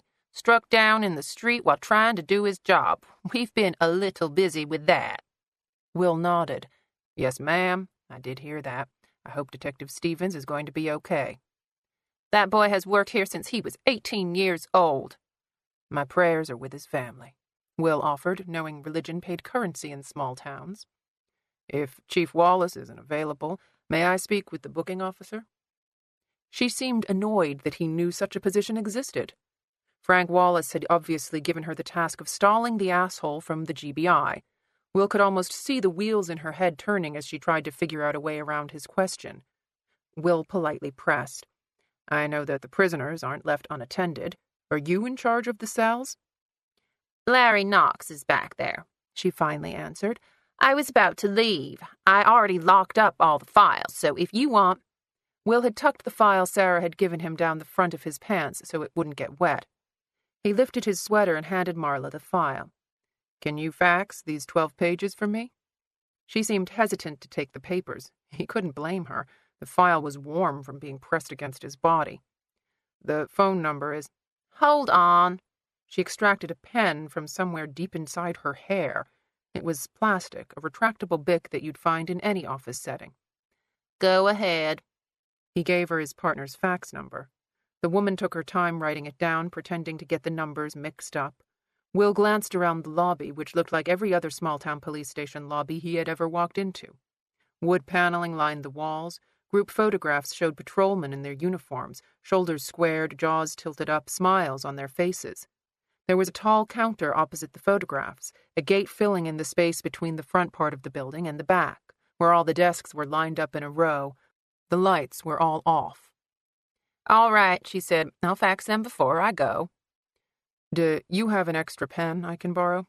She offered him the Bic. "I wouldn't want to take your last one." "Go ahead." "No, really," he insisted, holding up his palms. "I couldn't take—" "There's 20 boxfuls in the closet," she snapped. "Just take it." "Well, all right. Thanks." He tucked the pen into his back pocket. "About the fax, I've numbered the pages, so if you can make sure all 12 go in the same order." She grumbled as she walked toward the gate. He waited as she bent over to find the release. There was a loud buzz and the click of a lock. Will found it strange that there was such a high level of security in the station, but small towns had found lots of inventive ways to spend Homeland Security money after 9/11. He had visited a jail once that had Kohler toilets in all the cells and nickel-plated fixtures on the sinks. Marla busied herself in front of the row of office machines by the coffee maker. Will took in the space. 3 rows of 3 desks were in the center of the room. Tables with folding chairs lined the back wall. On the side of the building facing the street was a closed office door. There was a window looking out onto the squad room, but the blinds were tightly shut. "Jail's in the back," Marla advised. She stacked the pages on the table, giving him a careful eye. Will looked back at the office, and something like panic seemed to take hold of Marla, as if she was afraid he would open the door. "Through here," he said, indicating a metal door in the back of the room. "That's the back, isn't it?" "Thank you," he told her. "I appreciate your help." Will let the door close before taking out Marla's pen and unscrewing the barrel. As he suspected, the ink cartridge inside was plastic. Sarah had said the cartridge Tommy Bram used to cut open his wrist was metal. Will was guessing it came from a nicer pen than the Bic. He reassembled the pen as he walked down the hall. Exit signs illuminated a tiled floor that was around 60 feet long and 4 feet wide. Will opened the first door he came to, the storage room. He checked over his shoulder before turning on the light. Boxes of paper clips and various office supplies lined the shelves, as did the 20 boxes of retractable Bic pens Marla had mentioned. 2 tall stacks of yellow legal pads were beside the pens, and Will imagined the detectives coming into this closet, grabbing a pen and a legal pad so they could give suspects something to write their confessions with. There were 3 more doors off the hallway. 2 led to empty interrogation rooms. The setup was as you would expect. A long table with a metal eye bolt sticking out of the top, chairs scattered around, 2-way mirrors looked inside each room. Will guessed you had to stand in the supply closet to see the first room. The other viewing room was behind the 3rd door. He tried the knob and found it locked. End of CD 3. CD 4. The door at the end of the hall opened and a cop in full uniform, including hat, came out. Will glanced over his shoulder, finding a camera in the corner that had tracked his progress down the hallway.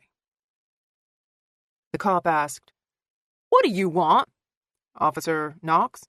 The man's eyes narrowed. "That's right." "You're the booker?" Will asked, surprised. The position of booking officer was a necessary but tedious job. They were responsible for processing all the newly arrested prisoners and in charge of their well-being while they were housed in the cells. Generally, this was the sort of job an old-timer was given, a light desk position that eased the transition into retirement.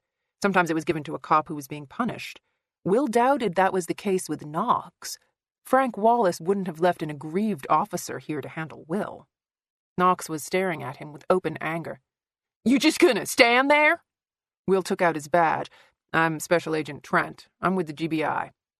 The man took off his hat, showing a shock of carrot-red hair. "I know who you are." "I'm sure your chief has briefed you. We were called in as a matter of routine to investigate the suicide of Tommy Bram." "You were called in by Sarah Linton," he countered. "I was standing right there when she did it." Will smiled at the man, because he had found that smiling at people when they thought you should be mad was a good way of bringing down some of the tension. "I appreciate your cooperation in this investigation, officer. I know how difficult things must be for you right now." "Do you now?" So much for the smiling. Knox looked like he wanted to punch Will in the throat. "A good man is fighting for his life in that hospital over in Macon, and you're worried about the piece of shit who stabbed him? That's what I see." Did you know Tommy Bram? He was taken aback by the question. What does that matter? I was just curious. Yeah, I knew him. Had a screw loose in his head from the day he was born.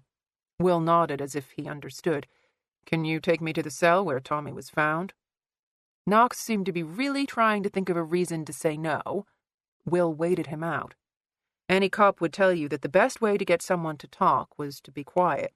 There was a natural human inclination to fill silence with noise. What most cops didn't realize was that they were just as susceptible to the same technique. Knox said, All right, but I don't like you and you don't like me, so let's not pretend anything otherwise. Fair enough, Will agreed, following him through the door, finding himself in a smaller hallway with yet another door.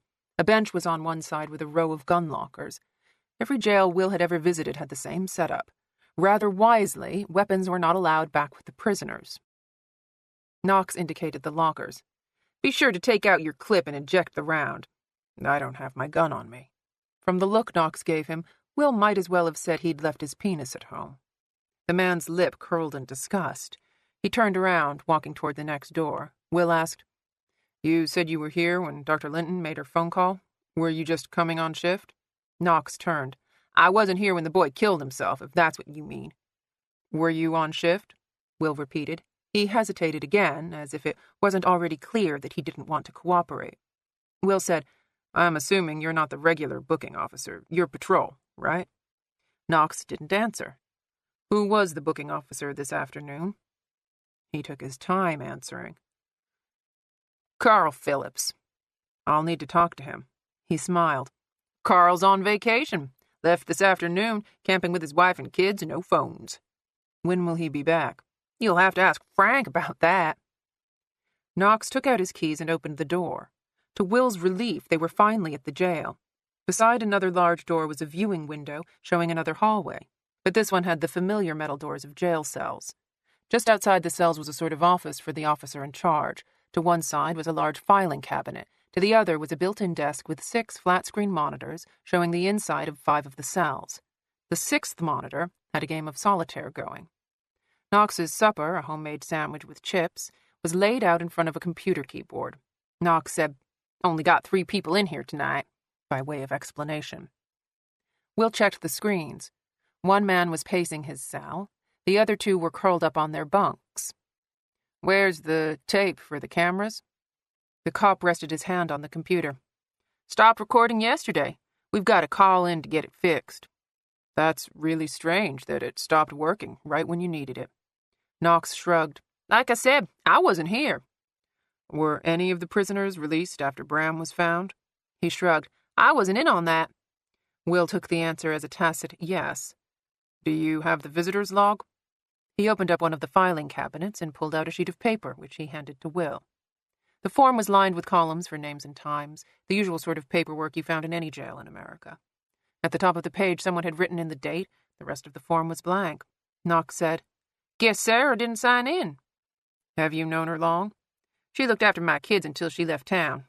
How long have you known her? Will noticed a subtle change in the man's anger. Not long.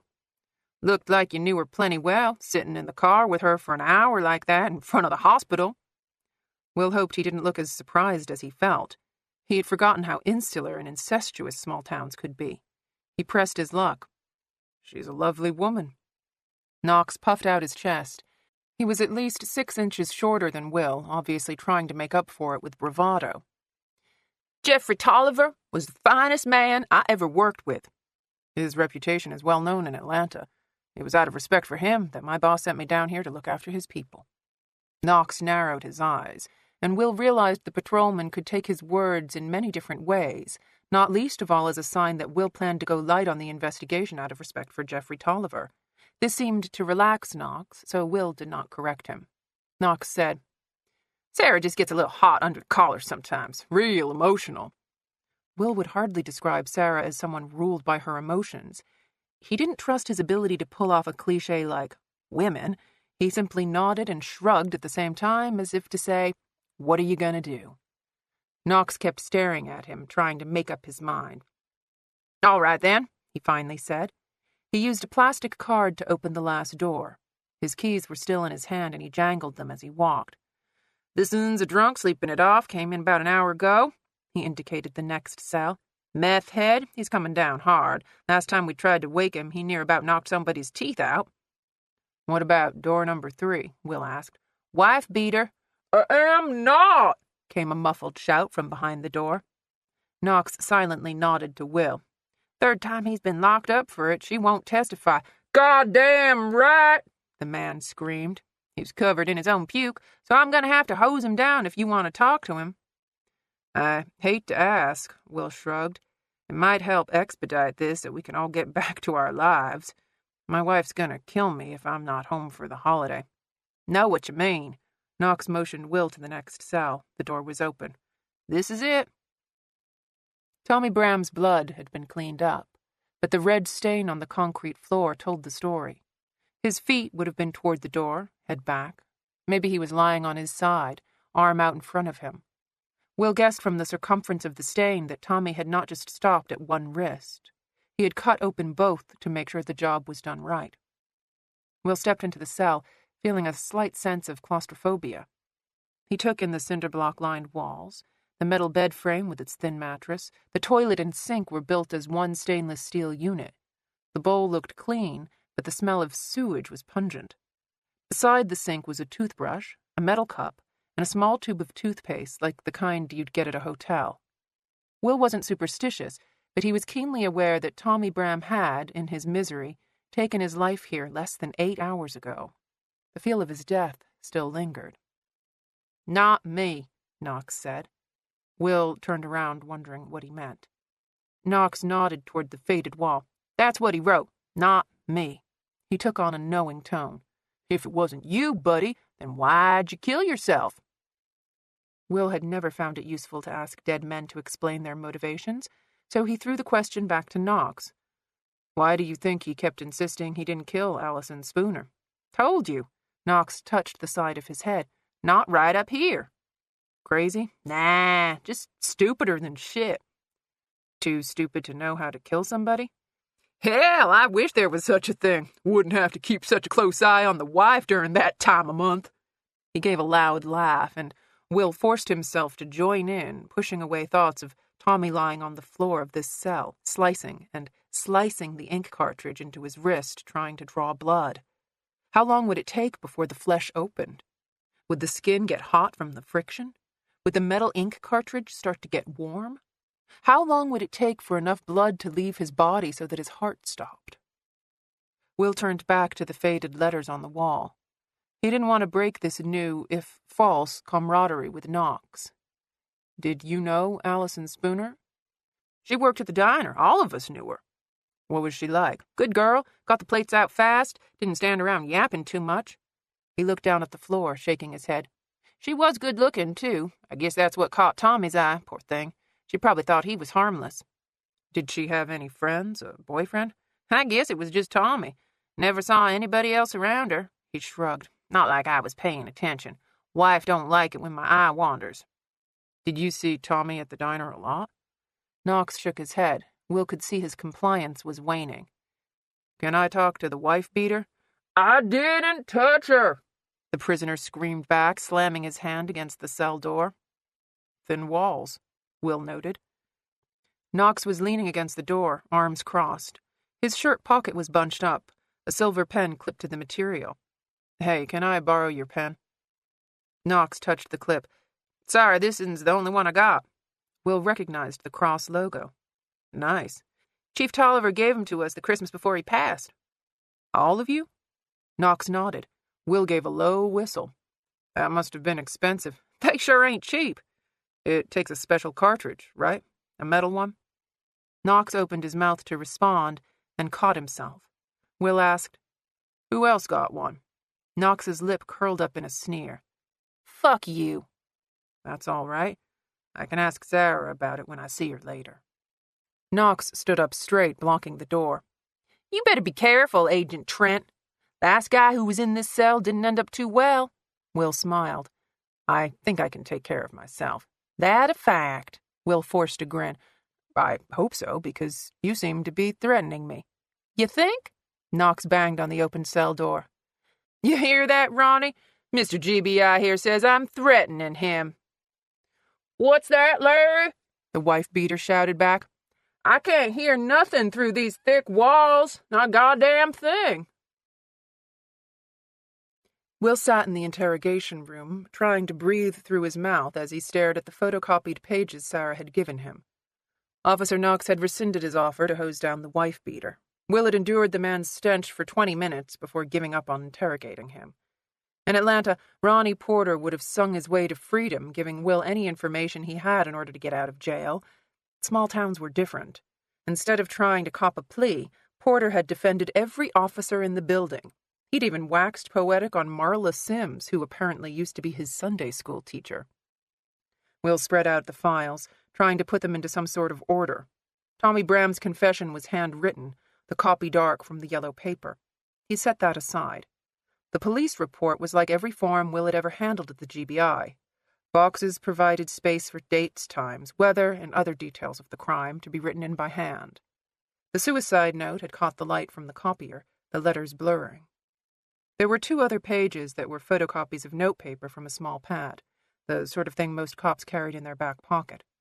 4 sheets of the smaller paper had been lined up to fit on one copied page. In all, there were 8 pages that had been torn from the notepad. Will studied the positioning. He could see faint marks where the lined paper had been taped to a bigger sheet for copying.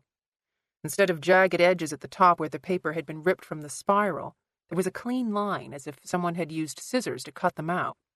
This he found strangest of all, not just because cops didn't tend to be neat, but because he had never in his career known a police officer to tear pages out of their notebook. The arrest warrant was the last page in the pile, but this part of the process at least was computerized. All the spaces were printed in a typewriter font. The suspect's name was at the top, his address and home phone. Will found the lined box for Tommy's employer. He leaned over the form, squinting his eyes as he held his finger under the tiny letters. His mouth moved as he tried to sound out the word. Will was tired from the monotonous drive. The letters mixed around. He blinked, wishing there was more light in the room.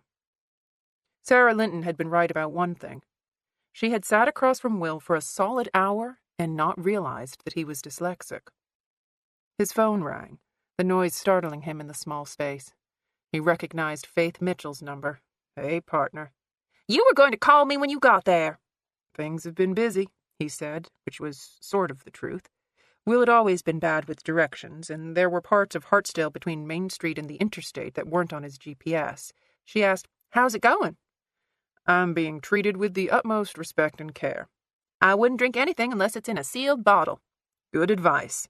He sat back in his chair. "How are you holding up?"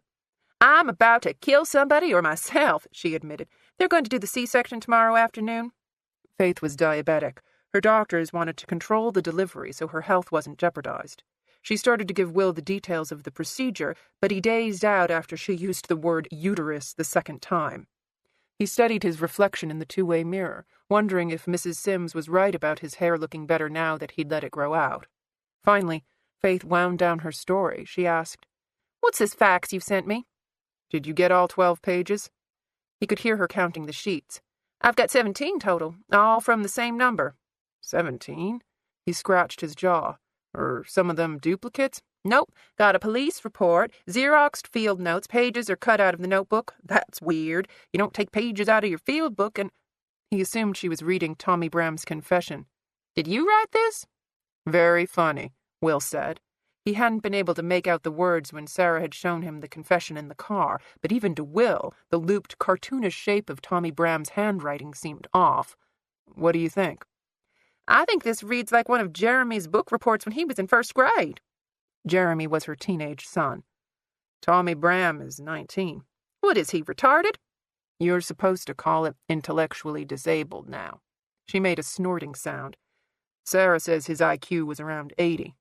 Faith sounded suspicious, but she had been prickly the last time about Sarah inserting herself into their case. "How does Sarah happen to know his IQ?" "She used to treat him at her clinic." "Did she apologize for dragging you below the gnat line on your vacation?" "She doesn't know it's my vacation, but yes, she apologized." Faith was quiet for a moment. "How's she doing?" He thought not of Sarah. but of the scent she had left on his handkerchief. She didn't strike him as the type of woman who would wear perfume. Maybe it was one of those fancy soaps that women use to wash their faces. "Will?" He cleared his throat to cover for his silence. "She's okay. She was very upset, but mostly I think she has a good reason." He lowered his voice. "Something doesn't feel right about any of this." "You think Tommy didn't kill the girl?" "I don't know what I think yet." Faith went quiet. Never a good sign. He had been partnered with her for over a year, and just when Will thought he was learning to read her moods, she had gotten pregnant and the whole thing went out of whack. "All right," she said. "What else did Sarah tell you?" "Some stuff about the man who killed her husband." Will knew that Faith had already gone behind Sarah's back to find out the details. She didn't know about Lena Adams' involvement, or the fact that Sarah believed Lena was responsible for Tolliver's death. Will stood up and walked into the hall, making sure Knox wasn't there. Still, he kept his voice low as he relayed the story Sarah had told him about her husband's murder. When he finished, Faith let out a long breath of air. "Sounds like Sarah has a hard-on for this Adams woman." Will sat back down at the table. Well, that's one way to put it. He did not share the part of Sarah's story that had stuck out the most. The entire time she spoke, she had not once uttered Jeffrey Tolliver's name. She had only referred to him as my husband. Faith offered, "I think priority number 1 is tracking down this Julie Smith. She either saw the murder or heard about it. Do you have her cell phone number?" "I'll get it from Sarah later." "Later?" Will ignored the question. Faith would want an explanation for why he was having dinner at Sarah's house, and then she'd want a report on how it went. Did Tommy Bram work?" She shuffled through the pages. "Says here he was employed at the bowling alley. Maybe that's why he killed himself, to keep from having to spray Lysol in shoes all day." Will didn't laugh at the joke. "They charged him with murder right off the bat. Not assault, not attempted murder, not resisting." "Where did they get murder? Am I missing the autopsy report? Lab reports, forensic filings?" Will laid it out for her. "Brad Stevens is stabbed. He's airlifted to the hospital. The first thing Adams does is take Tommy Bram back to the station and get his confession for the Spooner girl's murder." "She didn't go to the hospital with her partner?" "I'm assuming the chief did. He's been a no-show." "Did Bram have a lawyer present?" Faith answered her own question. No lawyer would let him make this confession. "A murder charge resonates more than assault. It could be political. Get the town behind them so no one cares that a killer has killed himself." Will had told Sarah the same thing. If Tommy Bram was Allison Spooner's murderer, then people would assume justice had already been served.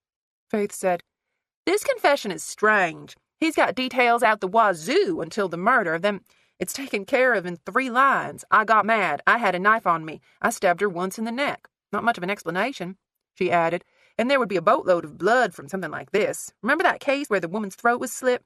Will cringed at the memory.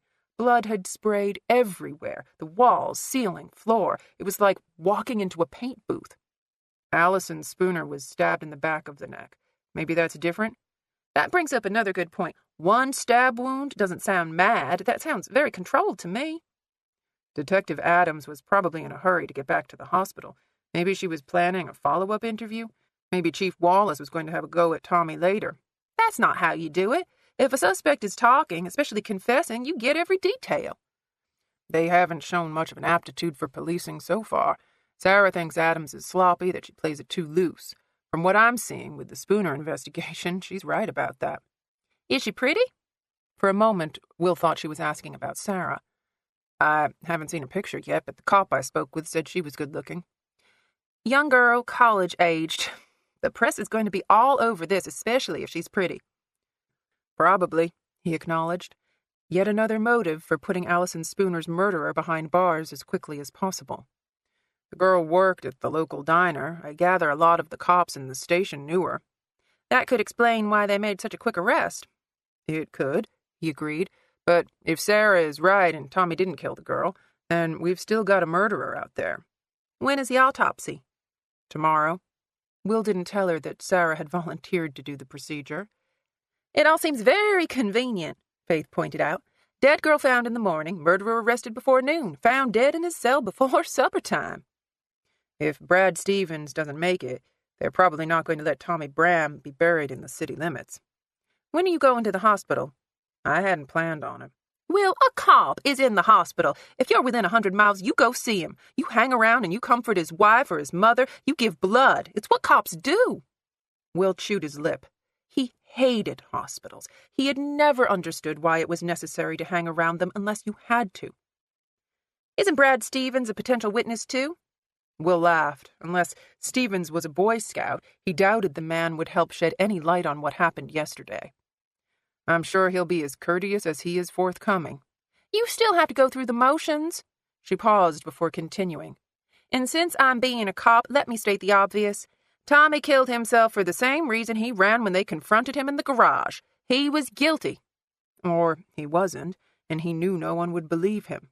You sound like a defense lawyer, Faith noted. What about the rest of this stuff? It looks like the first few pages of a novel. What do you mean? The handwritten notes from Spooner's crime scene? Found on the shore approximately 30 yards from the tide line and 12 feet from a large oak is a pair of white Nike Sport tennis shoes, sized women's 8. Inside the left, resting on the sole, which is blue with the word sport emblazoned where the heel rests, is a yellow gold ring. I mean, come on. This isn't War and Peace. It's a field report. Did you get the suicide note? I want it over. She had the same reaction as Will. Not exactly the goodbye cruel world you'd expect, and the paper is torn from a larger sheet. That's strange, right? You're going to write a suicide note and you tear it from another sheet of paper? What else did you get? You said there were 17 pages? Incident reports, she read aloud. Police were called to Skatey's roller rink on Old Highway 5 at approximately 2100 hours. Her voice trailed off as she skimmed the words. All right. Last week, Tommy got into a fight with a girl whose name they didn't bother to get. He wouldn't stop shouting. He was asked to leave. He refused. The police came and told him to leave. He left. No one arrested. Faith was quiet again. The second report involves a barking dog at the residence from 5 days ago. The last one is about loud music. That was 2 days ago. There's a note on the last page where the cop who took the report makes a reminder to follow up with Tommy's father when he gets back in town. Who took the reports? Same cop, Carl Phillips. That name was more than familiar. I was told Phillips was the booking officer on duty when all of this went down. That doesn't make sense. You don't put a street cop on booking. Either he's a really bad liar or they're afraid he's going to tell me the truth. So find him and figure it out for yourself. I was told he's out camping with his wife and kids right now. No cell phone. No way to get in touch with him. What an amazing coincidence. His name's Carl Phillips? Right. Will knew Faith was writing down the name. She hated when people tried to hide. He told her, their security cameras in the cells aren't recording either. Did they tape the interview with Tommy? If they did, I'm sure the film met with some kind of dropping accident involving electricity and water. Shit, Will. You numbered these pages yourself, right? Yep. 1 through 12? Right. What's going on? Page number 11 is missing. Will thumbed through his originals. They were all out of order. She asked, You're sure you numbered? I know how to number pages, Faith. He muttered a curse as he saw that the 11th page was missing from his copies, too. Why would someone take out a page and send the incident reports instead? I'll have to see if Sarah... He heard a noise behind him. A cough, maybe. A sneeze. He guessed that Knox was standing in the viewing room, listening to everything that was being said. Will? He stood up, stacking the pages together, putting them back in the file. You still seeing your mom for Thanksgiving? She took her time answering, misinterpreting his meaning. You know I'd ask you to come if... Angie's planning a surprise for me. You know how she loves to cook. He walked into the hallway and stopped outside the storage room where he rapped his knuckles on the door. Thank you for your help, Officer Knox. The door didn't open, but Will heard feet shuffling on the other side. I'll let myself out. Faith didn't question him until he was in the squad room. You clear? Give me another minute. Angie loves to cook? She gave a deep belly laugh. When's the last time you saw the elusive Mrs. Trent? 7 months had passed since Angie had made an appearance, but that was none of Faith's business. How's Betty doing? I raised a child, Will. I think I can take care of your dog. Will pushed open the glass front door and walked into the drizzle. His car was parked at the end of the lot. Dogs are more sensitive than children. You've obviously never spent time around a sullen 11-year-old. He glanced over his shoulder. Knox, or at least a figure looking very much like Knox, was standing in the window. Will kept his gait slow, casual. He didn't speak again until he was safely inside the car. "There's something else going on with this girl's murder, Faith." "What do you mean?" "Call it gut instinct." Will looked back up at the station. One by one, the lights went off in the front of the building. "It's just convenient that the one person who could probably tell me the truth about what really happened is dead." Chapter 6. Lena held Brad's hand. His skin felt cool. The machines in the room beeped and blipped and hummed, yet none of them could tell the doctors how Brad was really doing. She'd heard a nurse use the phrase touch and go a few hours ago, but Brad looked the same to Lena. He smelled the same, too. Antiseptic sweat and that stupid Axe body wash he'd started using because of the TV commercials. "You're going to be okay," she told him, hoping her words were true. Every bad thing she'd thought about Brad today was ringing in her head like a bell. He wasn't street smart. He wasn't cut out for the job. He didn't have the skills to be a detective. Was Lena to blame for Brad's injuries because she had kept her mouth shut? Should she have told Frank that Brad shouldn't be on the force? Frank knew this better than anybody. Every week for the last 2 years he'd muttered something about firing Brad. 10 minutes before Brad was stabbed, Frank was chewing him out. Was it really Brad's fault?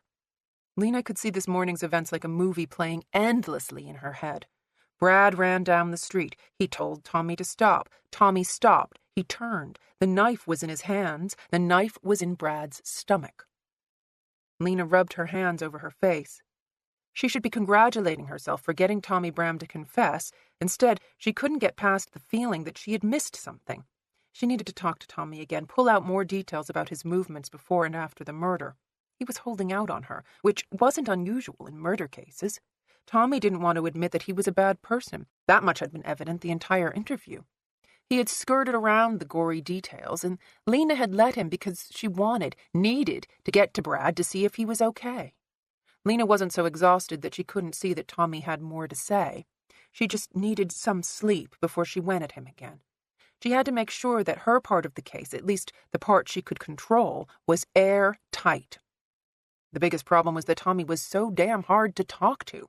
Less than a minute into his interrogation, Lena had figured out the kid wasn't right in the head. He wasn't just slow, he was stupid. Eager to fill in whatever blanks Lena left open so long as she gave him a map and directions. She had promised him he could go home if he confessed. She could still see the confused look on his face when she'd taken him back to the cells. He was probably sitting on his bunk right now wondering how on earth he had gotten himself into this mess. Lena was wondering the same thing.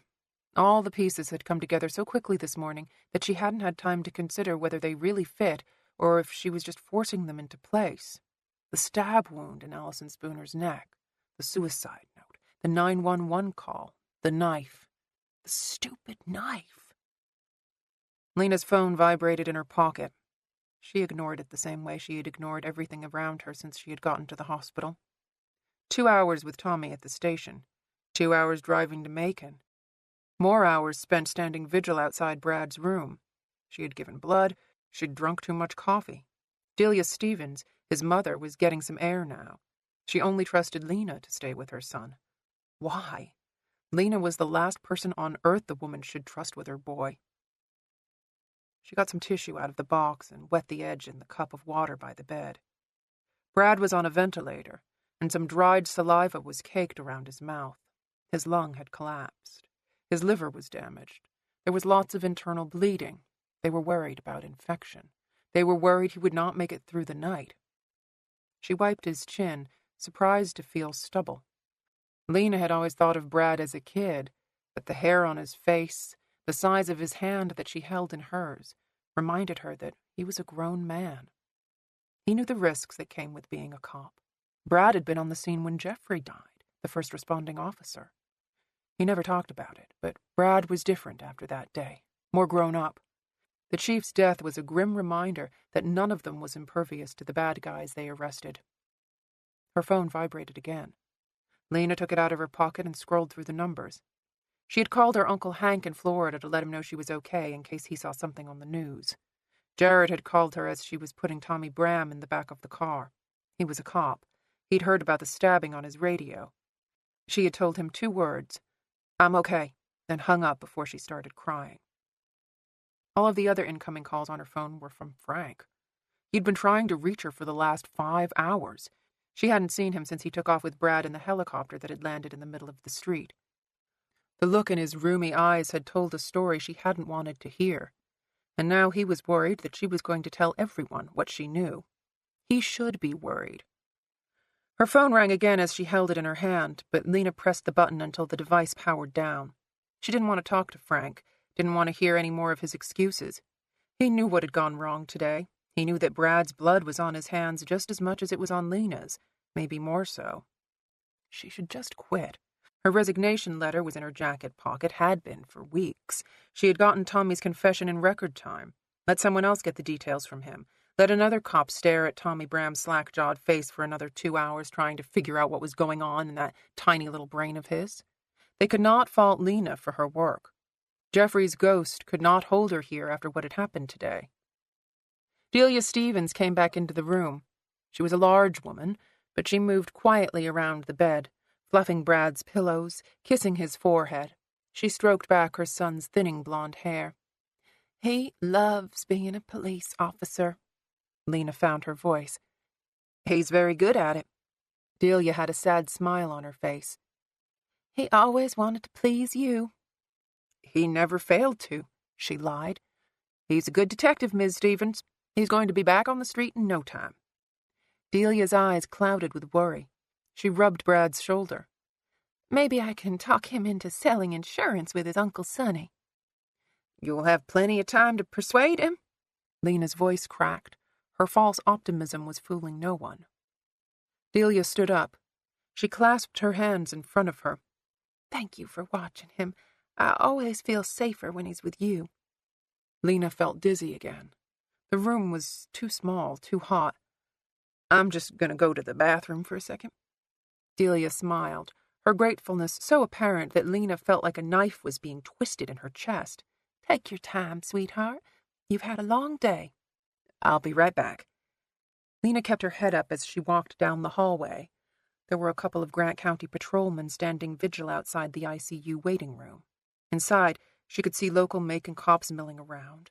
Frank Wallace was nowhere to be seen. More than likely, he was bellied up at a bar, trying to drink the bad taste out of his mouth. It was probably best for her not to see him right now.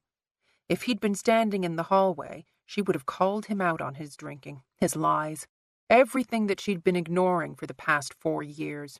No more. After today, Lena's knee-jerk loyalty to the man was gone for good. At least Gavin Wayne, the Macon chief of police, was there. He nodded as Lena walked by. A few weeks ago, he had talked to Lena about joining his force. She was picking up Jared from his shift because his truck was in the shop. Lena had liked Chief Wayne all right, but Macon was a huge, sprawling city. Wayne was more politician than policeman. He was nothing like Jeffrey, an obstacle that had seemed insurmountable when he'd mentioned a job. Lena pushed open the door of the ladies' room, glad to find it empty. She turned on the cold faucet. Water ran through her hands. She had washed them 1,000 times, but the blood, Brad's blood as well as her own, was still stuck under her fingernails. She had been shot in the hand. The bullet had taken a chunk of skin off the outside edge of her palm. Lena had doctored it herself, using the first aid kit at the station. Oddly, there hadn't been much blood. Maybe the heat of the bullet had cauterized the wound. Still, it took 3 overlapping band-aids to cover it up. At first the pain was manageable, but now that the shock had worn off, her whole hand throbbed. She couldn't have anyone at the hospital look at it. Gunshot wounds had to be reported. Lena would have to call in a favor for some antibiotics so she didn't get an infection. At least it was her left hand. She reached toward the faucet with her good hand and added hot water to the cold.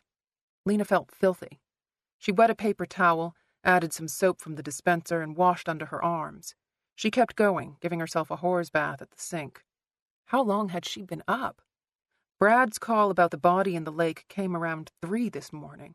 The last time she'd checked a clock, it was coming up on 10 in the evening. No wonder she was punch-drunk from exhaustion. "Thee?" Jared Long stood in the doorway. He was dressed in his motorcycle patrol uniform. His boots were scuffed. His hair was a mess. Lena's heart jumped at the sight of him. The words rushed from her mouth. "You shouldn't be here." My squad came over to donate blood. He let the door close behind him. It felt like forever as he crossed the room and took her into his arms. Her head rested on his shoulder. She fit into him like a puzzle being solved. I'm so sorry, baby. She wanted to cry, but nothing was left inside. I nearly died when I heard one of you got hurt. I'm okay. He took her hand in his, saw the Band-Aids she had used to cover her wound. What happened? She pressed her face against his chest again. She could hear his heart beating. It was bad. I know, baby. No, she said. You don't know. Lena pulled back, still letting him hold her. She wanted to tell him what had really happened, not what the reports would say, not what the newspapers would be told. She wanted to confess her complicity, to unburden her soul. But when she looked into his deep brown eyes, words failed. Jared was 10 years younger than she was. She thought of him as pure and perfect. He didn't have crow's feet or lines around his mouth. The only scar on his body came from a bad tackle during a high school football game. His parents were still happily married. His younger sister worshipped him. He was the exact opposite of Lena's type, the exact opposite of any man she had ever been with. She loved him so much that it frightened her. He said, Tell me what happened. She settled on half of the truth. Frank was drunk. I didn't realize how much until... She shook her head. Maybe I just haven't been paying attention. He's been drinking a lot lately. He can usually handle it, but... I'm through, Lena told him. I'm going to resign. I've got some vacation time coming. I just need to get my head clear. You can move in with me until you figure out what to do. I'm serious this time. I'm really quitting. I know you are. I'm glad. Jared put his hands on her shoulders so he could look at her. But right now, I just want to take care of you. You've had a hard day. Let me be there for you. She relented easily. The thought of handing over the next few hours of her life to Jared seemed like the best gift in the world. You go first. I'll check in on Brad and then follow you in my car. He tilted up her chin and kissed her mouth. I love you. I love you too. He reached for the door just as it opened. Frank stood stock still, staring at Jared as if he'd seen a ghost. Jesus Christ, he whispered. She could smell the whiskey on him from 5 feet away. Go, Lena told Jared. I'll meet you back at the house. Jared wasn't so easily directed. He stood his ground, glaring at Frank. Please go, she begged him. Jared, please. He finally moved his gaze from Frank to Lena. You sure you're okay? I'm fine, she told him. Just go. Reluctantly, he left. Frank stared after him so long that Lena had to close the door before he would look away. What the hell are you doing? Frank demanded. He had to keep his hand on the wall to steady himself. How old is he? It's none of your damn business, still, she told him. He's 25. He looks 10, Frank countered. How long have you been seeing him? Lena wasn't in the mood to answer questions. What are you doing here, Frank? You can barely stand up straight. He wiped his mouth with the back of his hand. Did you drive here? Don't answer that. She didn't want to think about how many lives he had risked climbing behind the wheel. Is the kid okay? He meant Brad. They don't know. He's stable for now. Have you had anything to drink today that didn't have alcohol in it? Frank's footing was off. He didn't go to the sink so much as fall into it. Lena turned on the water for him. She had a flash of her childhood. Her Uncle Hank so drunk that he'd pissed himself. She tried to separate her emotions, to distance herself from the anger she was feeling. It didn't work. You smell like a bar. I keep thinking about what happened. Which part? She asked, leaning down so that her face was close to his. The part where we didn't identify ourselves as cops, or the part where we nearly shot a boy for holding up a letter opener? Frank gave her a panicked look. You didn't think I'd find out about that? It was a hunting knife. It was a letter opener, she insisted. Tommy told me, Frank. It was a gift from his grandfather. It was a letter opener. It looked like a knife, but it wasn't. Frank spit into the sink. Lena's stomach roiled at the dark brown color of his phlegm. It doesn't matter. He stabbed Brad with it. That makes it a weapon. What did he cut you with? Lena asked. Frank had been writhing on the floor of the garage, clutching his left arm. You were bleeding. I saw it. That's what set this whole thing in motion. I told Brad he cut you. He did.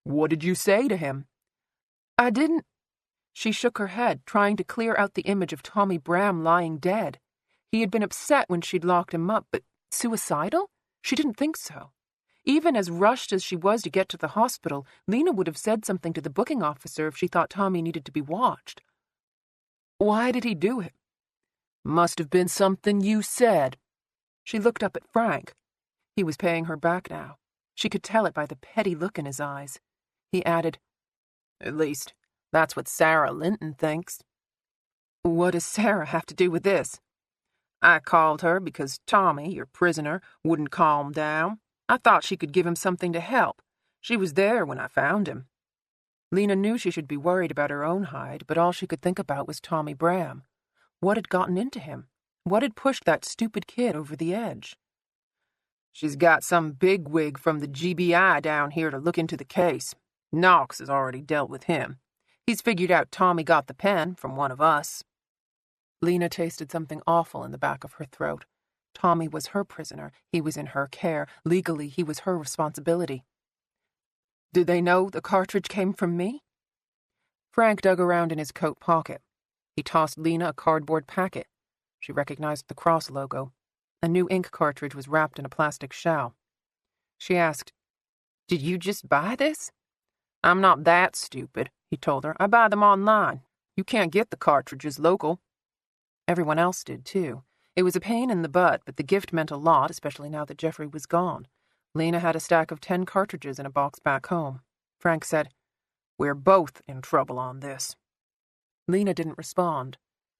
She was running through her time with Tommy, trying to figure out when he'd decided to take his own life. Had he said anything to her before she locked the cell door? Lena didn't think so. Maybe that was one of the many clues she had missed. Tommy had calmed down too quickly after she'd left the room to get him some tissues. She had taken him back to the cells shortly after. He'd been sniffling, but he'd kept his mouth shut, even as she shut the heavy metal door. They always said the quiet ones were the ones who had made up their minds. How had she missed that? How had she not noticed? Frank said, We need to stick together. Get our stories straight. She shook her head. How did she get into this mess? Why was it that the minute she crawled out of one pile of shit, she fell back into another one? Sarah's out for blood, your blood. She thinks she's finally found a way to punish you for what you did to Jeffrey. Lena's head shot up. I didn't do anything. We both know different from that, don't we? His words cut straight through her. You're a bastard, you know that? Yeah, well, back at ya. Lena felt her hand stinging. She was gripping the plastic packet hard enough to cut into her skin. She tried to pry it open, but her nails were too short. She ended up biting the cardboard with her teeth and ripping it away from the plastic. Frank asked, How solid is that confession? She jammed the new cartridge into her pen. Tommy admitted to everything. He put it on paper. You better shout that to whoever listens, or his daddy's gonna sue you for everything you have. She snorted. A 15-year-old Celica and an $80,000 mortgage on a $60,000 house? He can have the keys right now. You'll lose your badge. Maybe I should. She gave up on the pen. She gave up on everything. 4 years ago, Lena would have been scrambling for a way to cover this up. Now, all she wanted to do was tell the truth and move on. This doesn't change anything, Frank. Tommy was my responsibility. I'll take the consequences, but you'll have to take yours too. It doesn't have to be like that. She looked up at him, wondering at the sudden shift. What do you mean? Tommy killed that girl. You think anybody's going to care about some little retard murderer slitting his wrists in a jail cell? Frank wiped his mouth with the back of his hand. He killed that girl, Lee. He stabbed her through the neck like he was taking down an animal, all because she wouldn't let him get his pecker off. End of CD 4. CD 5. Lena closed her eyes. She was so damn tired that she couldn't think, but she knew Frank was right. No one would care about Tommy's death, but that didn't mean it was okay. That didn't change what happened in the garage today or fix the damage that had been done to Brad. She told him, Your drinking is out of hand. I didn't say anything about Brad being unfit. Maybe he'll be okay, or maybe my silence will end up meaning the death of him. I don't know. I'm not going to watch the same thing happen to you. You're not fit for duty, Frank. You shouldn't be behind the wheel of a car, let alone carrying a gun. Frank knelt down in front of her. There's a hell of a lot more you could lose than just your shield, Lena. Think about that. There's nothing to think about. I've made up my mind. I could always put in a word with Gavin Wayne about your little boyfriend. Be sure to brush the whiskey off your breath before you do. We both know the kind of trouble I could make. Jared will know I made a mistake, Lena said, and he'll know I stood up to take the consequences. When did you turn so noble? She didn't answer, but the thought of Tommy Bram sitting in those cells, scraping away at his wrists with Lena's ink pen, made her feel like the least noble person on the planet. How had she managed to fuck up so much in so little time? Frank pressed. Does your little boyfriend really know you, Lena? I mean, really know you? His lips curled up in a smile. Think about all the things you've told me over the years. All those squad cars we sat in together. All those late nights and early mornings after Jeffrey died. He showed his yellow teeth. You're a dirty cop, Lee. You think your boyfriend's gonna forgive that? I'm not dirty. She had stepped right up to the line many times, but Lena had never crossed it. I'm a good cop, and you know it. You sure about that? He sneered at her. Brad got stabbed while you were standing with your thumb up your ass. You talked a 19-year-old retard into killing himself. I got a witness in the next cell who will say anything I tell him to, so long as I let him go back to his wife. Lena felt her heart stop in her chest. You think I'm just going to walk away from my pension? Lie down my gun and my shield because you've developed a conscience? He spat out a laugh. Trust me, girl. You don't want me to start telling people what I know about you because by the time I shut up, you'll be lucky if you don't find yourself sitting on the wrong side of a jail door. You wouldn't do that to me. You strut around town like you're some hot piece of shit wearing your bad reputation on your sleeve. Wasn't that what Jeffrey was always warning you about? Too many burned bridges, too many people in town with knives in their backs. Shut up, Frank. The thing about having a bad reputation is that folks will believe just about anything people say about you. He sat back on his heels.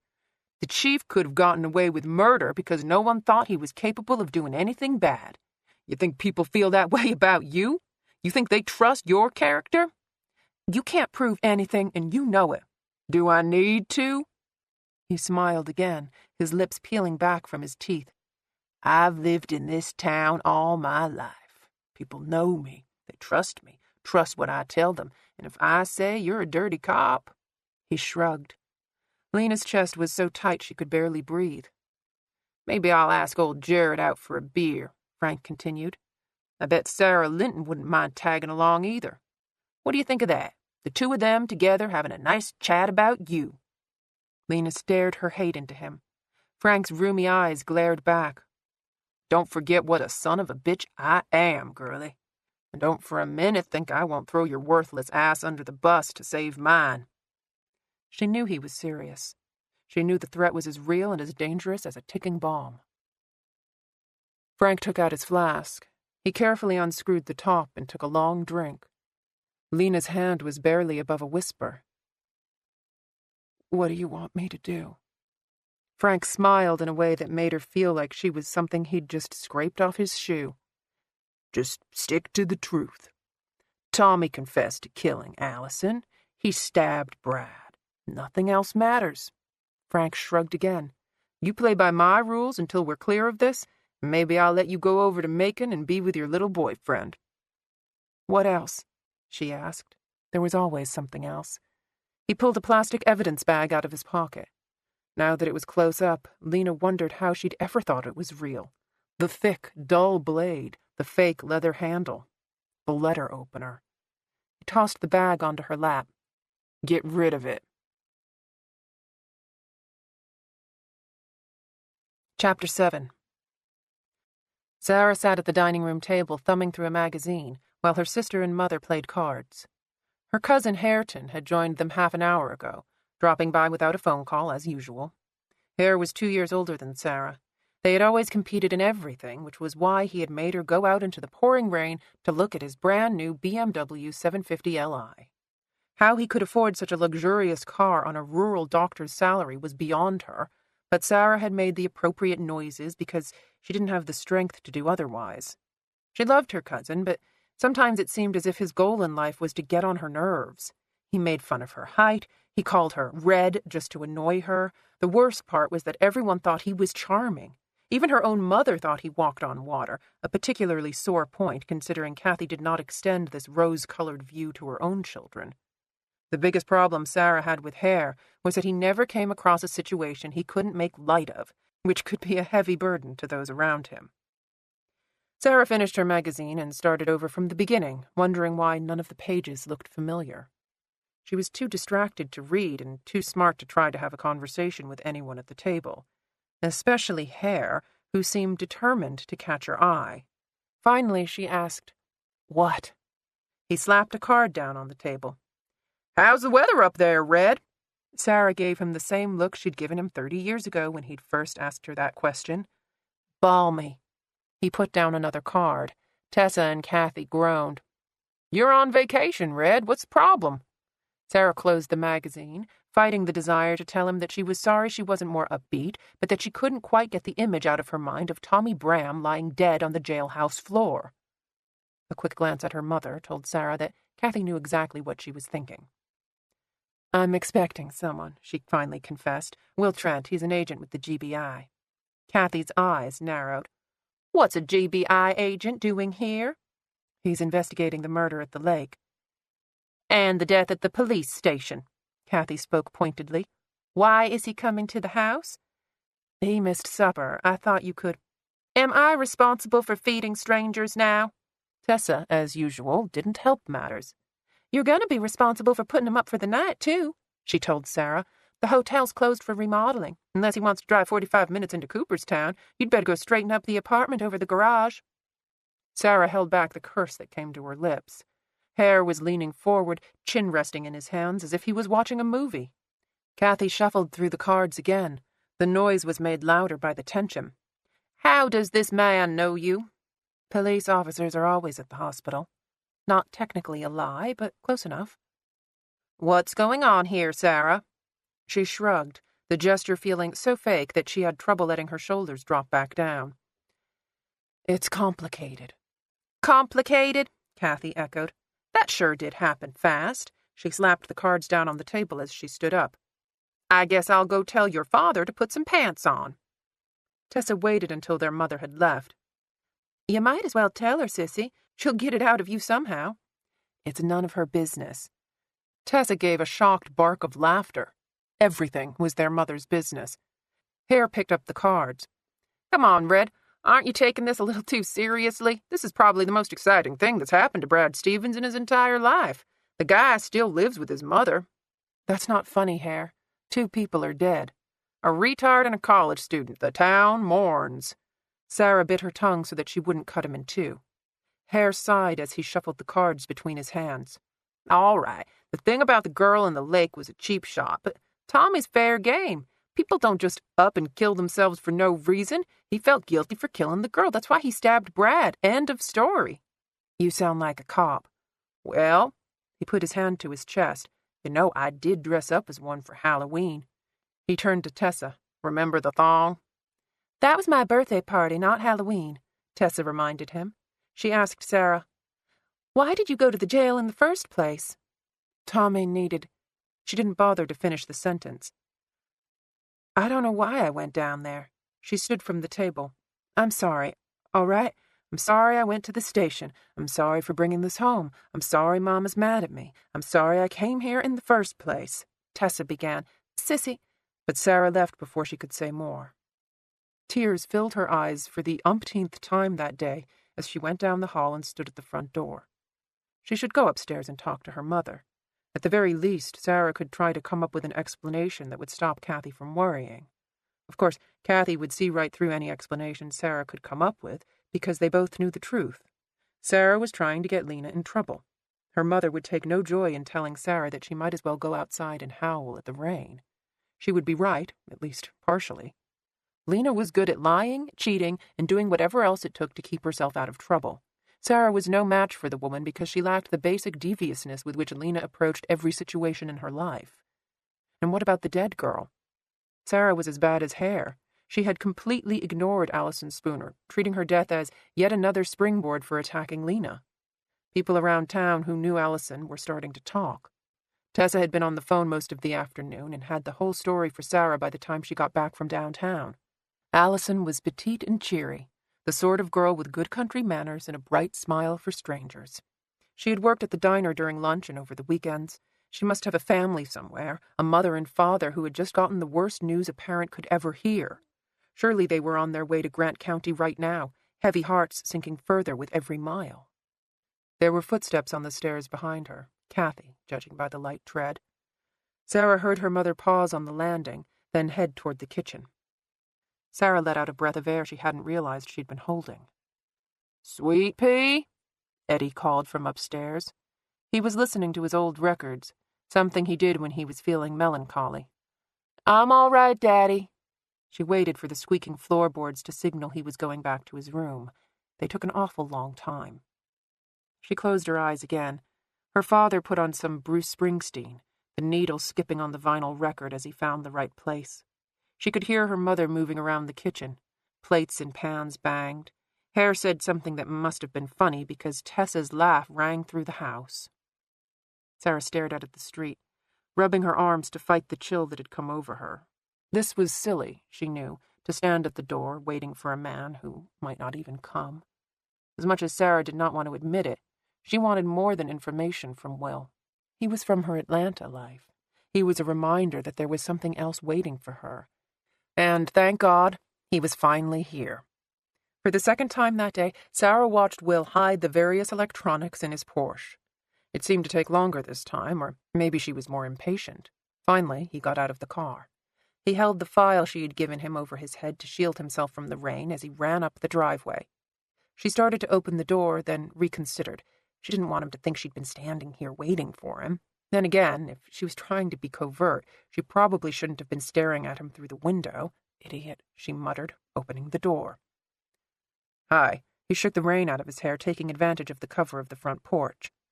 "You want me to—" She reached for the wet file in his hand. Sarah suppressed a groan of disappointment. It was soaked through. Everything would be ruined. "Here," he said, lifting his sweater, untucking his undershirt. Sarah saw the pages she'd given him pressed against his bare skin. She also saw what looked like a dark bruise fanning across his abdomen, disappearing into the waist of his jeans. "What?" He quickly pulled down his shirt. "Thanks." He scratched his face, a nervous habit she had forgotten about. "I think we can just throw the folder away." She nodded, not knowing what to say. Will seemed at a loss for words, too. They stared at each other until the hall light snapped on. Kathy stood in the kitchen doorway with her hands on her hips. Eddie came down the stairs. There was a brief moment of the most uncomfortable silence Sarah had ever experienced in her life. She felt for the first time what a monumental mess she had made of the day. If she could have clicked her heels and gone back to the beginning, she would still be in Atlanta and her family would have been spared this awful situation. She wanted to melt into the floor. The silence broke with her father. He held out his hand to Will. "Eddie Linton, glad we can give you respite from this rain. Will Trent." Will gave him a firm handshake. "I'm Kathy," her mother chimed in, patting Will on the arm. "Goodness, you're soaked through. Eddie, why don't you see if you can find him something dry?" For some reason, her father chuckled to himself as he ran up the stairs. Kathy told Will, "Let's get this sweater off before you catch a chill." Will looked as uncomfortable as any man would look if an overly polite 63-year-old woman had told him to undress in her foyer. Still, he complied, lifting his sweater over his head. He was wearing a long-sleeved black T-shirt underneath. It started to ride up when he lifted his arms and Sarah reached out without thinking, holding down the shirt. Kathy gave her a sharp look that made Sarah feel like she'd been caught stealing. "Mama," Sarah began, feeling a cold sweat coming on, "I really need to talk to you." "We'll have plenty of time later, sweetheart." Kathy looped her hand through Will's arm as she led him down the hall. "You're from Atlanta, my daughter tells me." "Yes, ma'am." "What part? I have a sister who lives in Buckhead." He glanced back at Sarah. "Ponce Highlands. It's near—" "I know exactly where that is. You must live close to Sarah." "Yes, ma'am." "Mother." "Later, honey." Kathy shot her a cat's smile as she took Will into the dining room. "This is Tessa, my youngest. Hareton Earnshaw is my brother's boy. Hare gave him a look of open appraisal. My, you're a tall drink of water. Just ignore him, Tessa advised as she shook Will's hand. Nice to meet you. Will started to sit in the closest chair, and Sarah felt her heart drop in panic. Jeffrey's place. Kathy was not completely devoid of a soul. Let's put you at the head of the table, she suggested, tugging Will gently in the right direction. I'll be right back with your dinner. Sarah sank down beside Will. She put her hand on his arm. I am so sorry. He feigned surprise. About what? Thank you for pretending. We don't have much time before... Sarah jerked her hand away. Her mother was already back with a plate of food. I hope you like fried chicken. Yes, ma'am. Will stared down at the full plate. There was enough food for half the town. Sweet tea? Kathy asked. Sarah started to stand, but her mother nodded toward Tessa to fetch a glass. Tell me how you know my daughter. Will held up his finger for a minute so that he could swallow a mouthful of butter beans. I met Dr. Linton at the hospital. Sarah could have kissed him for his odd adherence to formality. She explained, Mama, Agent Trent's partner was a patient of mine. Is that right? Will nodded, taking a healthy bite of fried chicken. Sarah couldn't tell if he was hungry or just desperate to have a reason not to speak. She chanced to look at Hare. For once in his miserable life, he was choosing to be silent. Is your wife in law enforcement too? Will stopped chewing. I noticed your ring. He looked down at his hand. Kathy kept him trained in her sights. He chewed some more. Finally, he answered, She's a private investigator. That must give you two a lot to talk about. Did you meet during the course of one of your investigations? He wiped his mouth. This food is very good. Tessa put a glass of tea down in front of him. Will took a long drink, and Sarah wondered if he was wishing there was something stronger in the glass. Kathy kept up her subtle pressure. I wish my daughters had been interested in cooking, but neither one of them took to it. She paused for a breath. Tell me, Mr. Trent, where are your people from? Sarah fought the urge to drop her head into her hands. Mama, really, it's none of our... That's all right. Will wiped his mouth with his napkin. He told Kathy, I was raised in state care. Bless your heart. Will didn't seem to know how to answer her. He took another long drink of tea. Kathy continued, Mr. Trent, my youngest daughter reminded me that the hotel is closed for renovations. I hope you'll accept the offer of my home while you're here. Will choked on his tea. There's an apartment over the garage. I'm sorry to say it's not much, but I wouldn't feel right making you drive all the way over to Cooperstown in this weather. Will wiped the tea off his face. He looked to Sarah for help. She shook her head, helpless to stop the onslaught of her mother's southern hospitality. The Linton home renovation had not extended to the laundry room. Sarah had to go down the stairs into the unfinished part of the basement to get some clean towels for Will. The dryer was still running when she turned on the lights. She checked the towels. They were damp. Sarah turned the dryer back on. She started up the stairs, but stopped halfway and sat down. She had been acting pretty dim-witted throughout most of the day, but she wasn't crazy enough to offer herself up to her mother right now. She rested her chin in her hand. Her cheeks had been beet red from the moment Kathy welcomed Will Trent into the house. Sis? Tessa whispered from the top of the stairs. Quiet, Sarah admonished. The last thing she needed was more of her mother's attention. Tessa gently pulled the door to. She held one hand under her stomach and grabbed the railing with the other as she descended the stairs. You all right? Sarah nodded, helping Tessa sit on the stair above her. I can't believe they didn't move the laundry room upstairs. Her sanctuary? They both laughed. As teenagers, Tessa and Sarah had studiously avoided the laundry room for fear of being ordered to help out. They'd both thought they were so clever until they realized their mother was actually enjoying the lack of company. Sarah placed her hand on her sister's stomach. Hey, what's this? Tessa grinned. I think it's a baby. Sarah spanned both of her hands across the width. You're enormous. I love it, Tessa whispered. You wouldn't believe all the shit I've been eating. You must be feeling it kick all the time now. She's going to be a soccer player. She? Sarah raised an eyebrow. I'm just guessing. Lem wants to be surprised. We could go to the clinic tomorrow. Elliot Felto had bought Sarah's practice, but she still owned the building. I can just pretend I'm doing something landlordy over by the ultrasound machine. I want to be surprised, too. Besides, I think you have enough on your plate right now. Sarah rolled her eyes. Mother. Tessa chuckled. My God, that was epic. What a shakedown. I can't believe how awful she was. You kind of sprung him on her. I thought... Sarah shook her head. What had she been thinking? Hair wasn't any help. He's taken this harder than you think. I doubt that. Tommy used to cut his grass, too. Tessa shrugged. You know how Hare is. He's been through a lot. Hare had lost many friends as well as his longtime lover to AIDS, but Sarah thought she was the only person in her family who remembered that his casual attitude had predated the epidemic. I hope he didn't embarrass Will. Will took care of himself just fine. Sarah shook her head as she thought about the mess she had made. I'm sorry, Tess. I didn't mean to bring all of this to your doorstep. What's all this? She thought about the question. A vendetta, she admitted. I think I've finally found a way to get Lena. Oh, honey. Will it make a difference? Sarah felt tears in her eyes. She didn't fight them this time. Tessa had seen her in much worse shape before. I don't know. I just want... She paused for breath. I want her to be sorry for what she did. Don't you think she's sorry? Tessa tread carefully. As awful as she is, she loved Jeffrey. She worshipped him. No, she's not sorry. She won't even accept that she's the reason Jeffrey died. You can't really think that she knew that bastard boyfriend of hers was going to kill Jeffrey. It's not what she wanted to happen, Sarah admitted, but it's what she let happen. Jeffrey would have never even known that the man existed but for Lena. She put him in our life. If someone throws a grenade, you don't say they're innocent because they never considered that it'd actually blow up. Let's not talk about her anymore. Sarah wrapped her arm around Sarah's shoulder. All that matters is that Jeffrey loved you.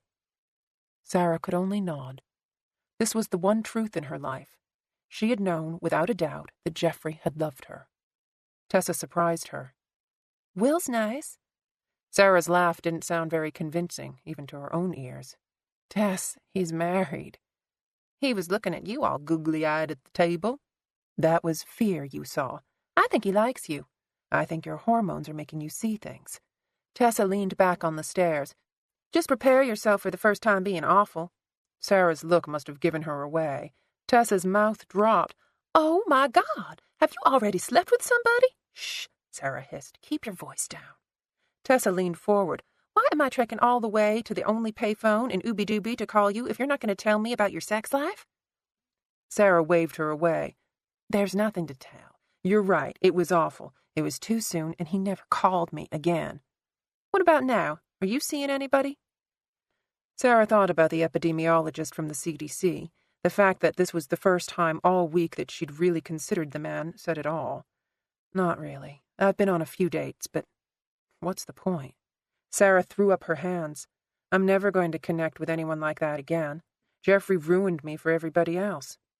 You'll never know if you don't try, Tessa countered. Don't deny yourself, Sarah. Jeffrey wouldn't want that. Jeffrey wouldn't want me to ever touch another man ever again, and you know it. You're probably right. Still, she said, I think Will could be good for you. Sarah shook her head, wishing Tessa would drop the subject. Even if Will was available, even if by some miracle he was interested, Sarah would never date another cop again. She couldn't have a man leave her bed every morning not knowing whether or not he would come back in one piece that night. I told you, he's married.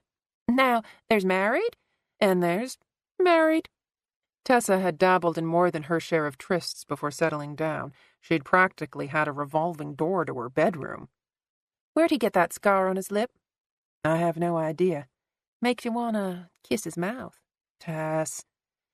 Did you know about him growing up in a home? I thought you were in the kitchen when he talked about that. I had my ear pressed to the door, she explained. He eats like the kids at the orphanage. What do you mean?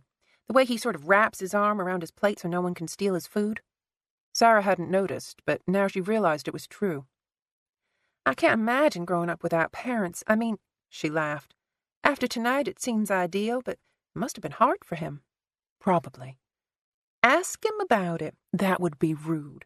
Don't you want to know more about him? No, Sarah lied, because of course she did. She wanted to know about the scars. She wanted to know how he had entered the system as an infant and never been adopted. She wanted to know how he could stand in a room full of people and still seem completely alone. "The kids in my orphanage are so happy," Tessa said. "They miss their parents, there's no question about that. But they get to go to school, they get 3 meals a day, clean clothes, they don't have to work. The other kids who still have parents are jealous." She smoothed out her skirt. "Why don't you ask Will what it was like for him?" "It's none of my business." "Give Mama another go at him and you'll find out everything." Tessa pointed her finger at Sarah's chest. "You have to admit she was at the top of her game tonight." "I don't have to admit anything." Tessa affected their mother's soft accent. "Tell me, Mr. Trent, do you prefer boxers or briefs?" Sarah laughed, and Tessa continued. "Was your first sexual experience from a missionary position or more of a canine nature?" Sarah laughed so hard that her stomach ached. She wiped her eyes, thinking that this was the first time she was actually happy to be home. "I've missed you, Tess." "I've missed you too, sissy." Tessa struggled to stand. "But right now, I'd better go to the bathroom before I pee in my pants from all this laughing." She made her way up the stairs, taking them one tread at a time. The door closed softly behind her. Sarah stared into the basement. Her mother's rocking chair and lamp were in a corner by a small window. The ironing board was out, ready to be used. Plastic containers along the back wall held all of Sarah and Tessa's childhood mementos, at least the ones that her mother deemed worth keeping. Yearbooks, school photos, report cards, and class papers filled 2 boxes for each girl. Eventually, Tessa's baby would get her own box. She would have baby shoes and flyers from school plays and piano recitals, or soccer trophies if Tessa got her way. Sarah couldn't have children. An ectopic pregnancy while she was in medical school had taken away her ability. She'd been trying to adopt a child with Jeffrey, but that dream had disappeared the day he'd died. He had a son somewhere, a brilliant, strong young man who had never been told that Jeffrey was his real father. Jeffrey was just an honorary uncle, Sarah an honorary aunt. She often thought about reaching out to the boy, but the decision was not hers. He had a mother and father who had done a very good job of raising him. Ruining that, telling him he had a father he could never talk to, seemed like an act of cruelty. Except where Lena was concerned, Sarah had an intense aversion to inflicting cruelty. The dryer buzzed. The towels were ready enough, considering she had to walk outside in the pouring rain. She put on her jacket and left the house as quietly as she could. Outside, the rain had turned into a drizzle again. She glanced up at the night sky. Even with the dark clouds, she could see the stars. Sarah had forgotten what it was like to be away from the lights of the city. The night was as black as coal. There were no sirens or screams or random gunshots piercing the air. There were only crickets and the occasional howl of a lonely dog. Sarah stood outside Will's door, wondering if she should knock. It was late. He might have already gone to sleep. He opened the door just as she turned around. Will certainly wasn't looking at her all googly-eyed, as Tessa had stated. If anything, he seemed distracted. "Towels," she told him. "I'll just leave them with you." "Wait."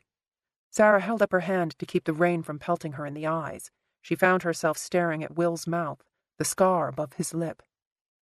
"Please, come in." He stepped back so she could walk through the door. Sarah felt an unexplained wariness. Still, she went inside. "I am so sorry about my mother." "She should teach a class on interrogation at the academy." "I cannot apologize enough." He handed her one of the clean towels to wipe her face. "She loves you very much." Sarah hadn't expected his response. She supposed a man who had lost his mother at such a young age had a different perspective on Kathy's obtrusiveness. "Did you ever—" Sarah stopped. "Never mind, I should let you get to sleep." "Ever what?" "I mean—" Sarah felt her cheeks redden again. "Were you in foster homes, or—" He nodded. "Sometimes." "Good ones?" He shrugged. "Sometimes." Sarah was thinking about the bruise on his belly.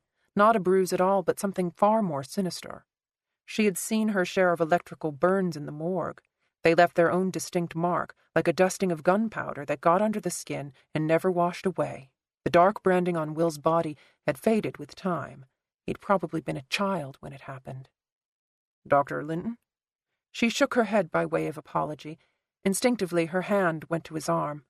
"Can I get you anything else? I think there's some extra blankets in the closet."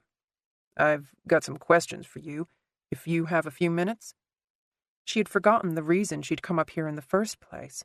"Of course." He indicated the couch. Sarah sank into the old cushion, which nearly swallowed her. She looked around the room, seeing it as Will might. There was nothing fancy about the space. A galley kitchen, a tiny bedroom with an even tinier bathroom. The shag carpet had seen better days. Buckled wood paneling covered every vertical surface. The couch was older than Sarah, and it was big enough for two people to comfortably lie down on, which was why Kathy had moved it from the den to the upstairs apartment when Sarah turned 15. Not that Sarah had boys lining up to lie on the couch with her, but Tessa, 3 years younger, had. Will put the towels on the kitchen counter. "Can I get you some water?" "No, thank you." Sarah indicated the apartment. "I'm so sorry we couldn't offer you better accommodations." He smiled. "I've stayed in a lot worse." "If it's any consolation, this is actually nicer than the hotel." "The food's better anyway." He gestured toward the opposite end of the couch. There was really nowhere else for him to sit. Still, he asked, "May I?" Sarah bent her legs up underneath her as he sat on the edge of the cushion. She crossed her arms, suddenly aware that they were alone in the same room together. The uncomfortable silence was back. He played with his wedding ring, twisting it around his finger. She wondered if he was thinking about his wife. Sarah had met the woman once at the hospital. Angie Trent was one of those vivacious, life-of-the-party types who never left the house without her makeup on. Her nails were perfect, her skirt was tight, her legs would have given the Pope second thoughts. She was about as different from Sarah as a ripe peach was from a popsicle stick. Will clasped his hands together between his knees. "Thank you for dinner," or "Thank your mother. I haven't eaten like that in—" He chuckled, rubbing his stomach. "Well, I'm not sure I've eaten like that in my life." "I'm so sorry she questioned you like that." "It's no bother. I'm sorry for imposing." "It's my fault for bringing you down here." "I'm sorry the hotel was closed." Sarah cut to the chase, afraid they would spend the rest of the night trading inconsequential apologies. "What questions did you have for me?" He paused another few seconds, staring openly. "The first one is kind of delicate." She tightened her arms around her waist. "All right." "When Chief Wallace called you earlier today to come help Tommy," he let his voice trail off. "Do you always keep diazepam on you? That's Valium, right?" Sarah couldn't look him in the eye. She stared down at the coffee table. Will had obviously been working here. His laptop was closed, but the light was pulsing. Cables connected the machine to the portable printer on the floor. An unopened packet of colored folders was beside it. A wooden ruler was on top alongside a pack of colored markers. There was a stapler, paper clips, rubber bands. "Dr. Linton?" "Will," she tried to keep her voice steady, "don't you think it's time you started calling me Sarah?" He acquiesced. "Sarah." When she didn't speak, he pressed, "Do you always have Valium with you?" "No," she admitted. She felt such shame that she could only look at the table in front of her. "They were for me, for this trip, in case—" She shrugged the rest of her answer away. How could she explain to this man why she would need to drug herself through a family holiday? He asked, "Did Chief Wallace know that you had the Valium?" She tried to think back on their conversation. "No, I volunteered to bring it." "You said you had some in your kit." "I didn't want to tell him they were for—" "It's all right," he stopped her. "I'm really sorry that I had to ask such a personal question. I'm just trying to figure out how it happened. Chief Wallace called you to help, but how would he know that you'd be able to?" Sarah looked up at him. Will stared back, unblinking. There was no judgment in his gaze, no pity. Sarah couldn't remember the last time someone had looked at her and really seen her. Certainly not since she'd gotten into town this morning. She told him, "Frank thought I could talk to Tommy. Talk him down, I guess." "Have you helped prisoners in the jail before?" "Not really. I mean, I got called in a couple of times when there was an overdose. Once someone had a burst appendix. I transferred them all to the hospital. I didn't really treat them at the jail, not medically." "And on the phone with Chief Wallace—" "I'm sorry," Sarah apologized. "Could you call him Frank? It's just—" "You don't have to explain," he assured her. "On the phone before, you said that you didn't really remember Tommy Bram, that there was no connection with him. Did you feel like Frank was trying to push you into coming to the station?" Sarah finally saw where this was going. "You think he called me after the fact? That Tommy was already dead?" She remembered Frank looking through the cell door window. He had dropped his keys on the floor. Had that all been an act? "As you know, time of death isn't an exact science," Will said.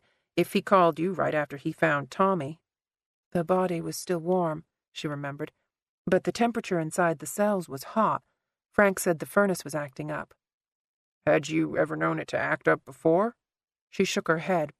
"I haven't stepped foot in that station in over 4 years. The temperature was normal when I was there tonight." Sarah sat back on the couch.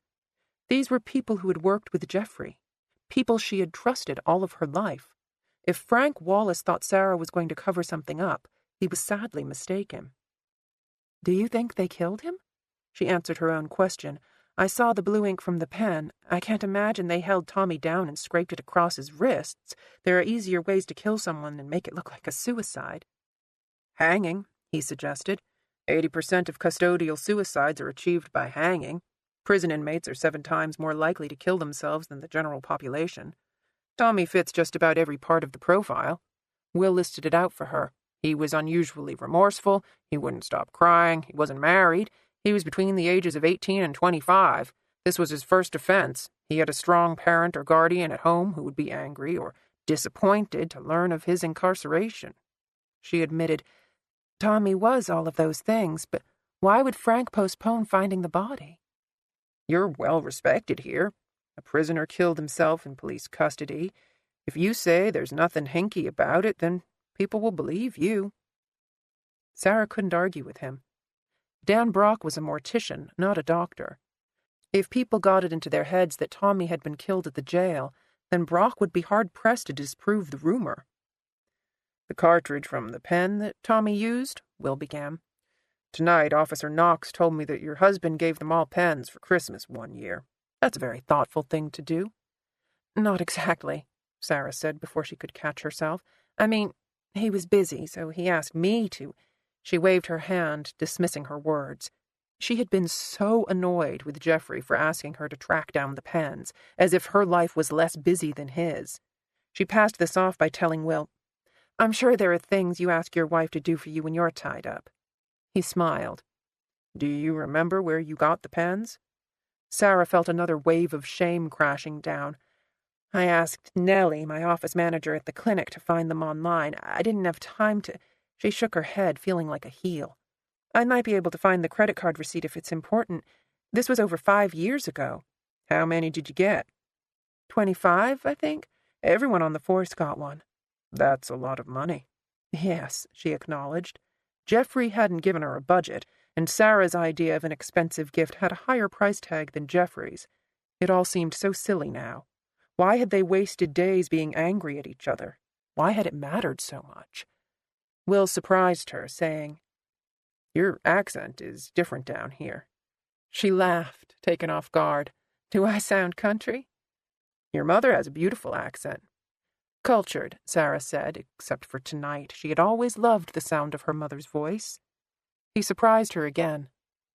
"You've kind of been dragged into the middle of this case, but in a lot of ways, you've put yourself there on your own." She felt a blush brought on by his candor. His expression was soft, understanding. She wondered if it was genuine or if he was using one of his interviewing techniques. "I know this sounds forward, but I'm assuming you had me meet you at the hospital in plain view of Main Street for a reason." Sarah laughed again, this time at herself, the situation. "It wasn't that calculated. It must seem that way now. I'm staying at your house. People are going to see my car parked on the street. I know how small towns work. They're going to think something's going on between us. But there's not. You're married, and I'm—" His smile was more of a wince. "The truth isn't much help in these types of situations. You must know that." Sarah looked back at his office supplies. He had separated the rubber bands by color. Even the paper clips were turned in the same direction. Will said, "Something is going on here. I'm not sure if it's what you think, but something's not right at that station house." "What is it?" I don't know yet, but you need to prepare yourself for some bad reactions." He spoke carefully. "Cases like this, where the police get questioned, they don't like that. Part of the reason they're good at their jobs is because they think they're right about everything." "I'm a doctor. Trust me, it's not just cops who feel that way." I want you to be prepared because when we get to the end of this, whether I find out Tommy was guilty or Detective Adams screwed up, or if I find out nothing was wrong at all, people are going to hate you for bringing me down here. They've hated me before. They're going to say you're dragging your husband's memory through the mud.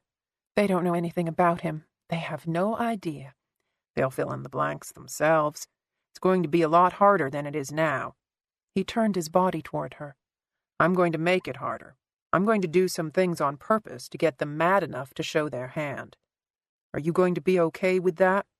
What if I say no? Then I'll find another way to do it that doesn't upset you. She could see that his offer was genuine and felt guilty for questioning his motives before. This isn't my home anymore. I'm leaving in 3 days no matter what happens. Do what you have to do. And your family? My family supports me. Sarah wasn't certain about a lot of things these days, but this, at least, was true. They may not agree with me, but they support me. All right. He looked relieved, as if he'd gotten the hard part out of the way. I need to get Julie Smith's phone number from you. Sarah had anticipated the request. She took a sheet of folded paper out of her pocket and handed it to Will. He pointed to the princess phone beside the couch. Is this the same line as the house? She nodded.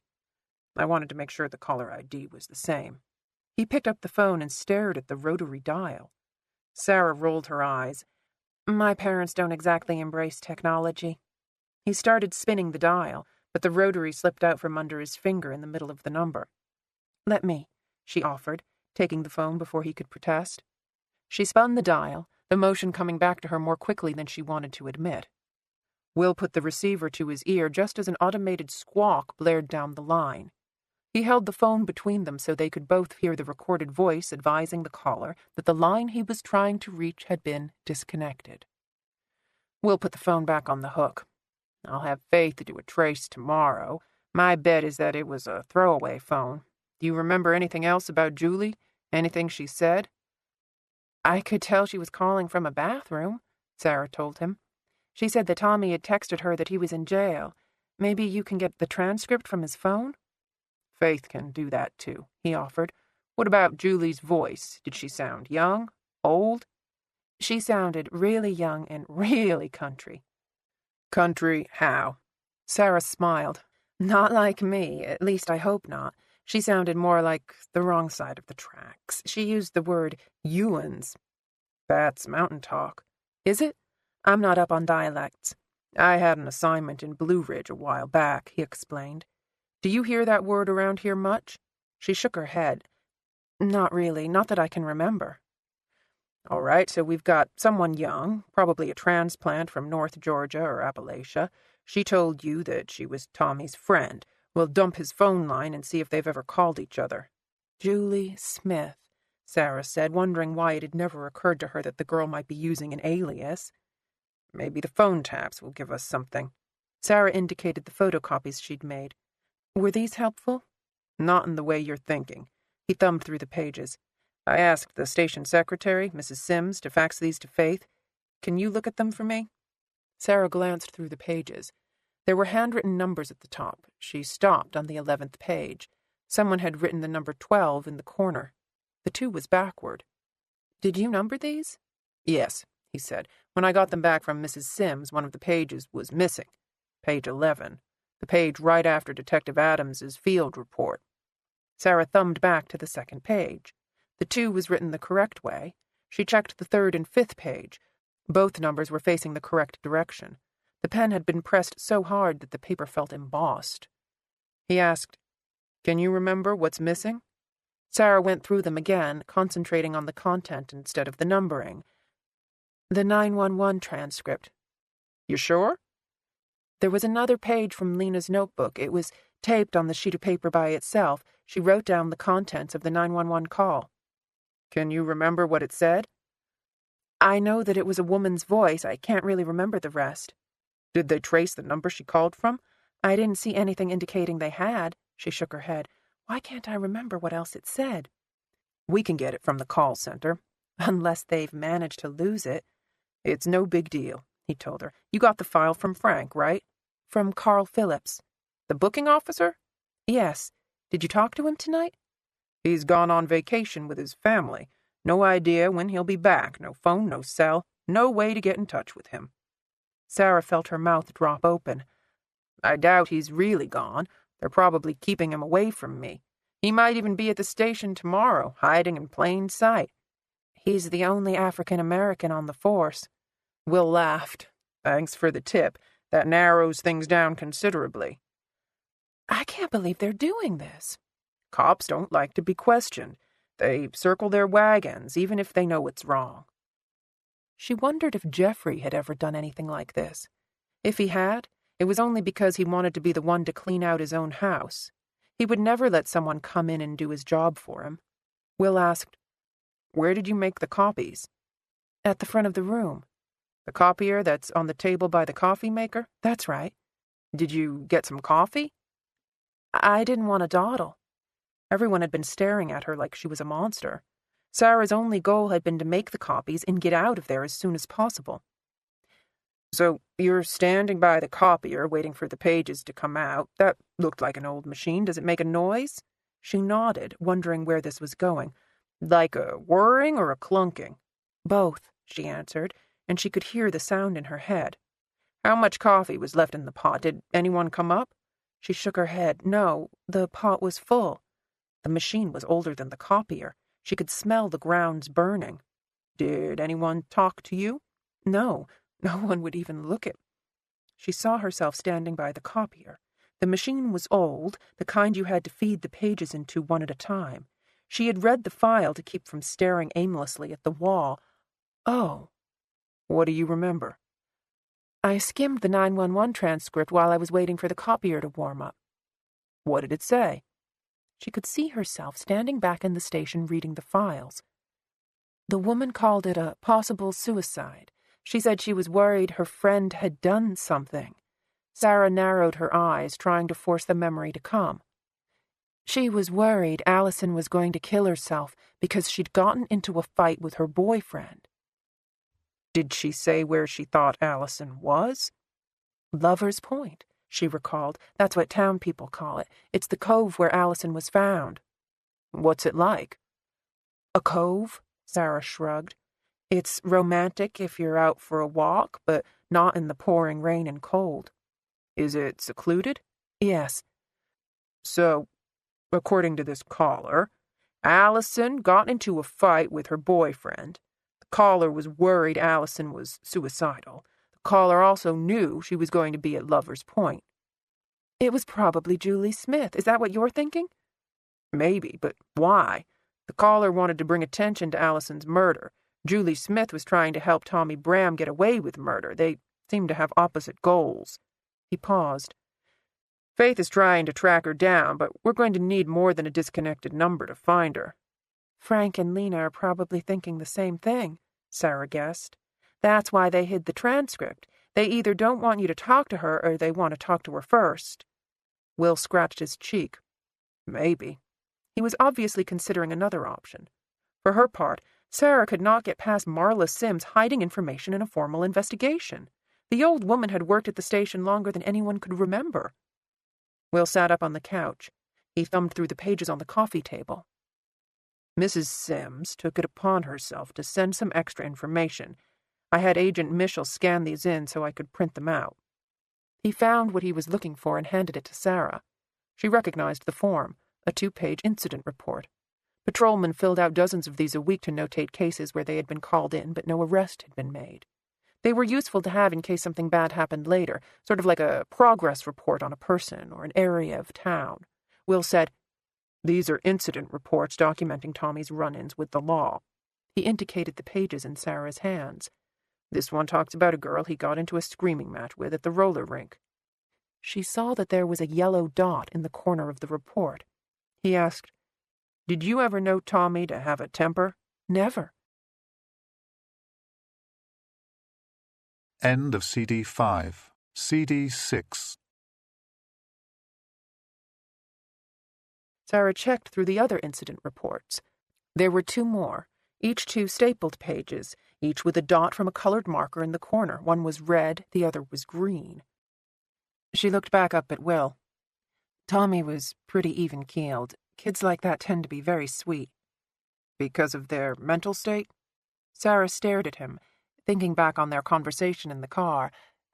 Yes, he was slow, very gullible, much like Sarah. She handed a different report back to Will, showing it to him upside down. She pointed to the middle of the page where Carl Phillips had described the incident. Did you read this part? She watched Will's eyes go to the red dot. The barking dog, Tommy started screaming at his neighbor, the woman called the cops. Right. She took the third report and handed it to him in the right direction. Then there's this. Again, his eyes went not to the words, but to the colored dot. Loud music reported a few days ago. Tommy yelled at the officer. She was silent, waiting for him to send out another feeler. He took his time, finally asking, "What are you thinking?" She was thinking he was incredibly clever. Sarah looked at the folders, the markers. He color-coded everything. His penmanship was awkward, like a child's. He'd written the number 2 backward, but not with any consistency. He couldn't tell whether a page was upside down or not. Sarah might not have even noticed under different circumstances. Hell, she hadn't noticed the last time she'd spent time with him. He'd been in her home. She had watched him work and never realized there was a problem. He joked. Is this some kind of test? No, she couldn't do this to him. Not like this. Maybe not ever. I was looking at the dates. She shuffled through the forms to give herself something to do. All the incidents happened within the last few weeks. Something must have set him off. Tommy didn't have a temper until recently. I'll see what I can find. He took back the pages and stacked them on the table. He was nervous, and he was not stupid. He had spent a lifetime looking for cues, searching for tells and ticks so that he could keep his secret hidden. Sarah put her hand on his arm. Will, he stood up, moving out of her reach. Thank you, Dr. Linton. Sarah stood too. She fumbled for something to say. I'm sorry I couldn't help more. You've been great. He walked to the door and held it open for her. Please thank your mother for her hospitality. Sarah left before she was pushed out. She got to the bottom of the steps and turned around, but Will had already gone inside. Good God, Sarah mumbled as she walked across the wet grass. She'd actually managed to make Will feel more uncomfortable than her mother had. The distant sound of a car came up from the road. Sarah watched a police cruiser roll by. This time the cop behind the wheel did not tip his hat at her. In fact, he seemed to glare at her. Will had warned her this would happen, that the town would turn against her. Sarah hadn't thought the time would come so quickly. She laughed at herself, the circumstances, as she crossed the driveway and went into the house. Will might have trouble reading the words on a page, but he was pretty damn good at reading people. Chapter 8. Jason Howell paced back and forth across his tiny dorm room, the shuffling of his feet blending with the shushing of the rain outside his window. Papers were strewn across the floor. His desk was cluttered with open books and empty Red Bull cans. His ancient laptop made a sound like an exhausted sigh as it went to sleep. He needed to be working, but his brain was spinning in his head. Nothing could hold his attention for more than a few minutes, not the broken lamp on his desk or the emails flooding his inbox, and certainly not the paper he was supposed to be working on. Jason rested his palm just below the keyboard on the laptop. The plastic was hot to the touch. The fan that cooled the motherboard had started clicking a few weeks ago, around the same time he'd gotten a third-degree burn on his legs from keeping the computer on his lap. He guessed there was something bad happening between the battery and the charger plugged into the wall.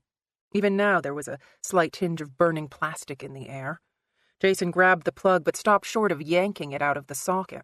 He chewed the tip of his tongue as he stared at the snaking electrical cord in his hand. Did he want the machine to overheat?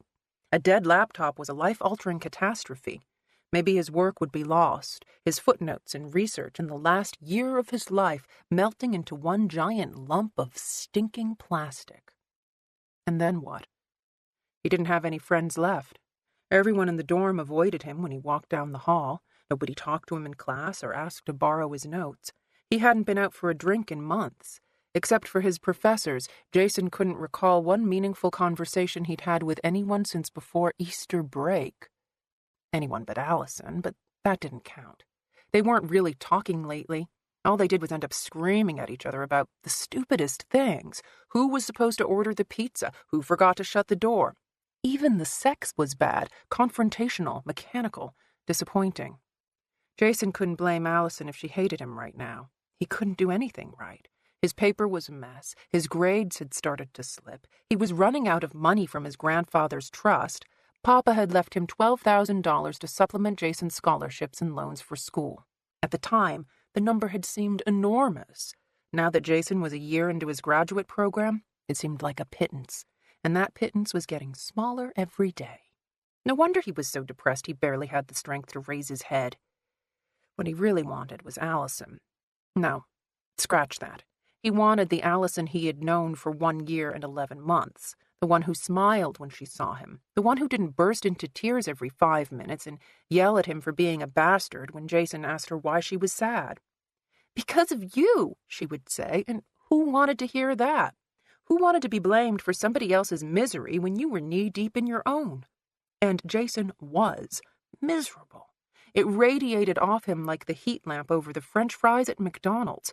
He'd lost track of the last time he'd showered. He couldn't sleep. Nothing could make his brain shut down long enough for rest. As soon as he lay down, his eyelids started going up and down like a lazy yo-yo.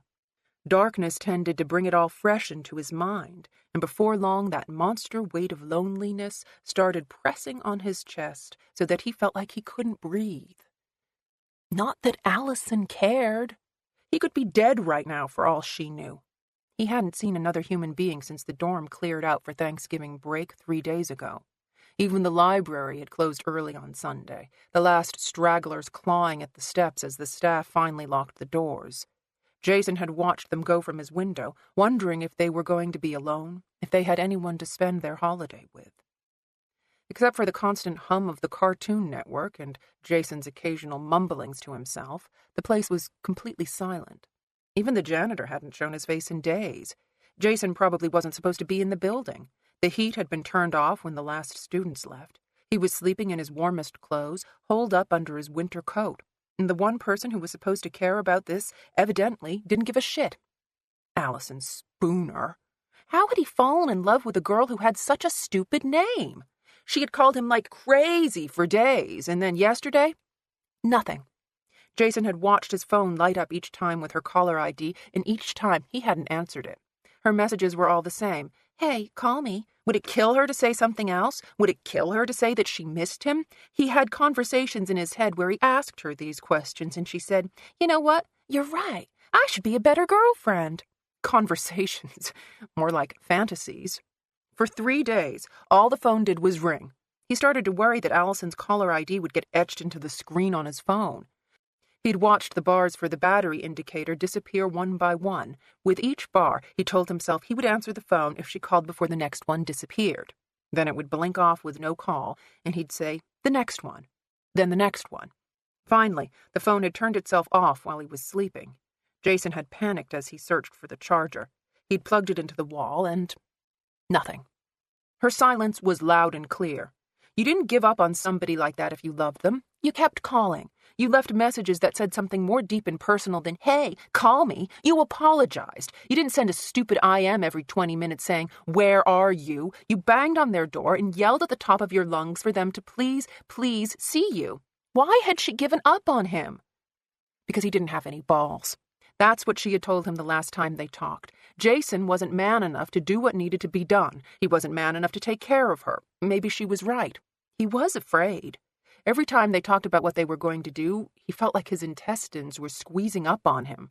He wished they had never talked to that asshole from town. He wished that he could take it all back, everything they had done over the past 2 weeks. Allison acted like she was fine with it, but he knew she was afraid to. It wasn't too late. They could back out of this. They could pretend like it didn't happen. If only Allison would see that there was no good way out. Why was Jason the only person in this whole damn mess who seemed to be cursed with a conscience?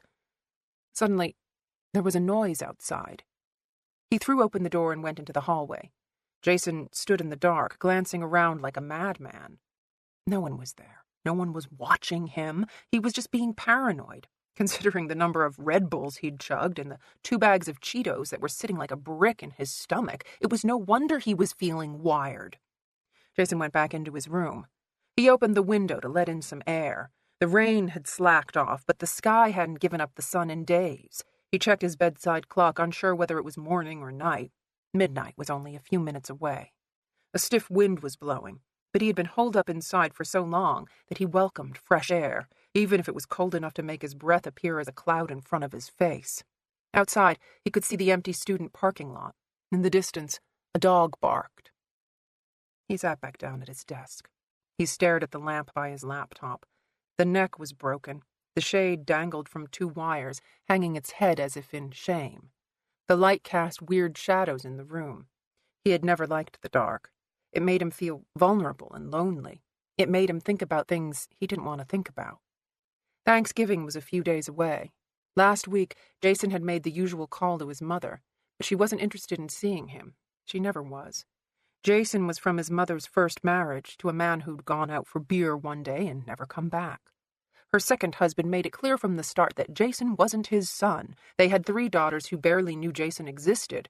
He wasn't invited to family get-togethers. He didn't get invitations to weddings or holidays. His mother's only connection to him was through the U.S. Postal Service. She mailed a check for $25 every birthday and Christmas. Allison was supposed to make things different.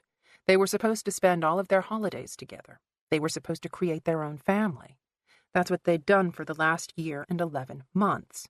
They went to movies or ate Chinese food while the rest of the planet was holed up with relatives they didn't like, eating food they didn't enjoy. That was their thing. They were 2 against the world, filled with combined glee because they had each other. Jason had never known what it was like to be inside something good. He was always on the outside, his face pressed against the glass. Allison had given him that, and now she had taken it away. He didn't even know if she was still in town. She might have gone home to visit her aunt. Maybe she had run off with another guy. Allison was attractive. She could do a hell of a lot better than Jason. He wouldn't be surprised if she was screwing some new guy right now. A new guy. The thought cut him like a knife.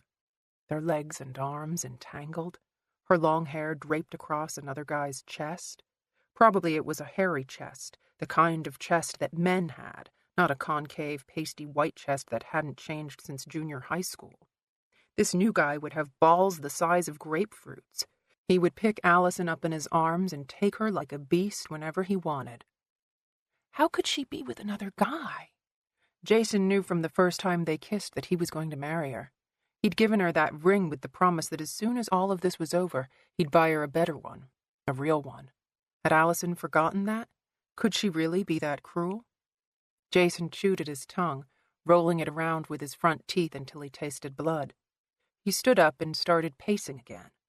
The broken lamp traced his movements in an eerie shadow that swung back and forth across the wall. 6 paces one way, 6 paces back. The shadow hesitated, stopped, and started, clinging to Jason like a bad dream. He raised his hands, hunched his shoulders, and the shadow grew into a monster. Jason dropped his hands, thinking he was going to freak himself out if he didn't stop this. If he could just get through Thanksgiving, all of this would be over. He and Allison would be rich, or at least not as poor. Tommy would be able to buy enough equipment to start his own gardening business. Allison would be able to quit her job at the diner and concentrate on school. Jason would... What would Jason do? He would buy Allison that ring. He would block that other guy and his stupid hairy chest from his mind, and he and Allison would go on and live their lives together. They could get married, have children. They'd both be scientists, doctors. They could buy a new house, new cars, leave the air conditioning on 60 all summer if they wanted to. The last 3 months would be a distant memory, something they would talk about in 10, 15 years when it was all behind them. They would be at a dinner party. Allison would have had a little too much to drink. Talk would turn to wild college days, and her eyes would sparkle in the candlelight as she looked at Jason, a smile tugging at her lips. "Oh, we can top that," she would say, and proceed to shock them all with the crazy mess they had gotten themselves into over the last few weeks. That's what it would end up being. A party story, like the one Jason told about the first time his papa took him duck hunting and Jason had accidentally maimed 2 decoys. He needed to finish his paper for that to happen. He couldn't just settle for a degree now. He had to be the best, the top in his class, because Allison didn't say it, but she liked having nice things. She liked the idea of being able to go into a store and buy whatever she wanted. She hated having to balance her checkbook down to the last penny every month. Jason wasn't going to be the kind of husband who asked how much a pair of shoes cost or why she needed another black dress. He was going to be the kind of husband who made so much money that Allison could fill 10 closets with designer clothes and there would still be money left over to go to Cancun or St. Croix or wherever it was filthy rich people went on their private jets for the holidays. Jason rested his fingers on the keys but did not type. He felt feverish. Guilt had always been a problem for him. There was no punishment that anyone could mete out that was worse than the distress brought on by Jason's own disappointment in himself. And he should be disappointed. He should be feeling horrified by what he had done. He should have protected Allison from all of this, told her that no matter how much money was involved, it wasn't worth it. He'd endangered her. He'd gotten Tommy mixed up in it too, because Tommy was stupid enough to go along with anything as long as you pushed him in the right direction. Jason was responsible for both of them. He was supposed to protect his friends, not push them into oncoming traffic. Were their lives really worth so little? Was that what it boiled down to at the end of the day? 20-something years of life for less money than what a janitor brought home? No, he said, the sound of his voice drowned out by the howling rain. He couldn't let all of them get dragged down into this. Allison was wrong. Jason had balls. He had balls enough to do the right thing. Instead of working on his paper, he opened his internet browser. A quick search brought him to the right place. He found the contact information buried in the sitemap. Jason clicked on the icon to write new mail, but changed his mind. He didn't want this traced back to him. It was the coward's way out, but Jason would rather be an honest coward than a jailed whistleblower. There was no denying his culpability in all of this. Extortion, fraud, who knew what else? The feds would be involved. This might even count as attempted murder. Jason opened up the Yahoo account he used for porn and pasted the contact address into the email. He spoke aloud as he wrote, I don't know if you are the right person to talk to about this, but there is something seriously wrong going on at your Grant County. Jason's voice trailed off as he searched for the right word. Was it a site? A location? Facility? Hey, Jason jerked up his head, surprised. You scared the crap out of me. He fumbled for the mouse to close the browser. You all right? Jason glanced nervously at the computer. What are you doing here? The stupid email program was asking if he wanted to save. Jason moved the mouse again to minimize the page. It still asked if he wanted to save. What are you writing? School stuff. Instead of hitting save, Jason pressed the delete key. The program closed down. He could hear the laptop's fan clicking, trying to cool the processor enough to complete the request. His dissertation flashed up, then disappeared. The screen went blank. Shit, he whispered. No. Jason, just give me a minute. Jason tapped the spacebar, trying to wake the computer. Sometimes that's all it took. Sometimes it just needed to know he was paying attention. You asked for this. What? Jason pitched forward, his jaw snapping shut as his face slammed into his computer. The plastic was hot against his cheek. Dark liquid pooled around the keys. He had the crazy thought that the computer was injured, bleeding. Wind gusted in from the open window. Jason tried to cough. His throat wouldn't comply. He coughed again. Something wet and thick came out of his mouth. He stared at it, thinking it looked like a piece of pork. Pink flesh, raw meat. Jason gagged. He was staring at his tongue. Tuesday. Chapter 9. Will felt like a thief as he sneaked across the Linton yard and climbed into his Porsche. At least the driving rain gave him an excuse to keep his head down and move quickly. He jammed the key in the lock and was inside the car before he realized there was something trapped under his windshield wiper. Will groaned. He pushed open the door and tried to reach around to the wiper, but his arm wasn't long enough. His sleeve was nearly soaked through by the time he got out of the car again to retrieve the plastic sandwich bag. Someone had left him a note. The paper was folded in two, safe inside the plastic. Will glanced around, trying to see up and down the street. No one was milling about, which was unsurprising considering the awful weather. There were no parked cars with the engines running. Will unzipped the bag. He caught a whiff of a familiar scent. Fancy soap. He stared at the folded piece of paper, wondering if Sarah was playing some kind of joke. He'd paced the floor of her family's romper room half the night, replaying in his mind the last 5 minutes of their conversation. She hadn't said anything, really. Or had she? There was definitely a look in her eyes. Something had changed between them, and it wasn't a good change. Other than Will's wife, there were only 2 people in his life who knew about his dyslexia. Both of them had found their own special ways to make him miserable about it. Amanda Wagner, his boss, threw out occasional bon mots about him being professionally incompetent at best and mentally incapacitated at worst. Faith was more well-meaning, but she was too nosy for her own good. Once, she'd peppered Will with so many questions about the disorder that he'd stopped talking to her for 2 whole days. His wife, Angie, was a combination of both responses. She had grown up with Will, helped him write school assignments and work on papers and fill out applications. She'd been the one who reviewed his reports and made sure he didn't sound like a backward chimp. She was also prone to dangling her help in exchange for things she wanted, and they were never good things, at least not good for Will. In their own way, all 3 women made it clear that they thought something was wrong with him, something not quite right with his head, with the way he thought, with the way he handled things. They didn't pity him. He was pretty sure Amanda didn't even like him, but they treated him differently. They treated him like he had a disease. What would Sarah do? Maybe nothing. Will wasn't even sure if she had figured it out, or he could just be fooling himself. Sarah was smart, that was part of the problem. She was a hell of a lot smarter than Will. Had he tripped up? Did she have some kind of special doctor's tool to trap unsuspecting morons? He must have said something or done something that had given himself away.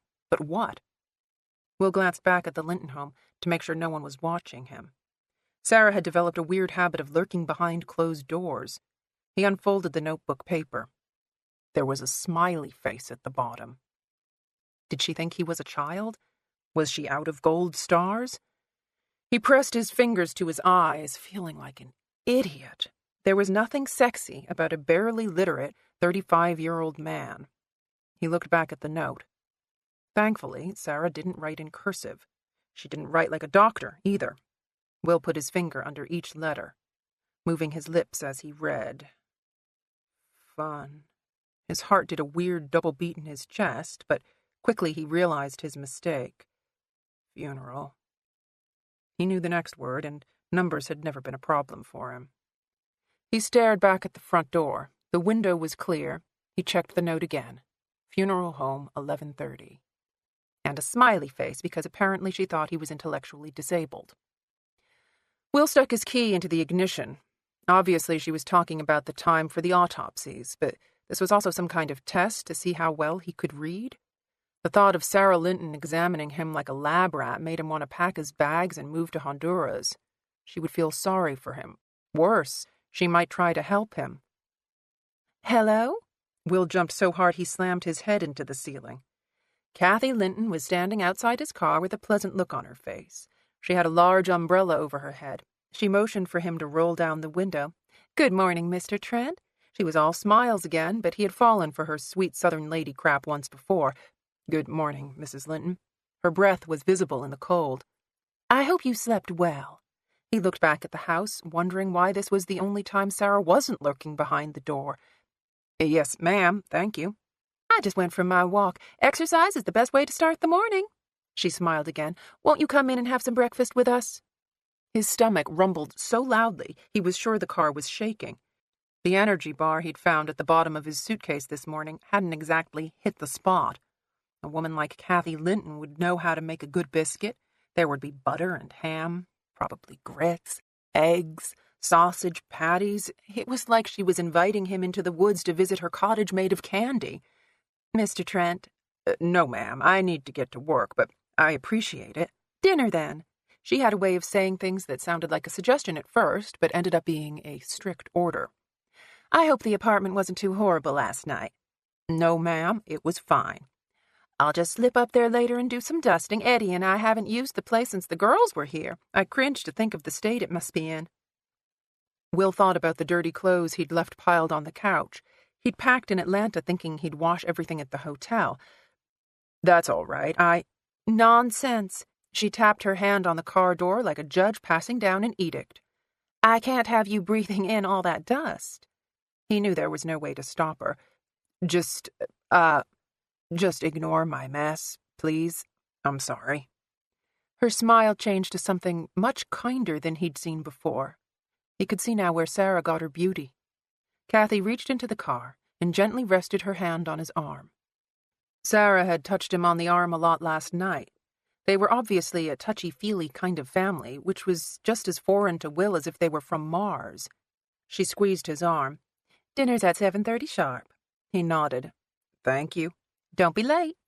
Her smile changed back to the one he was more familiar with.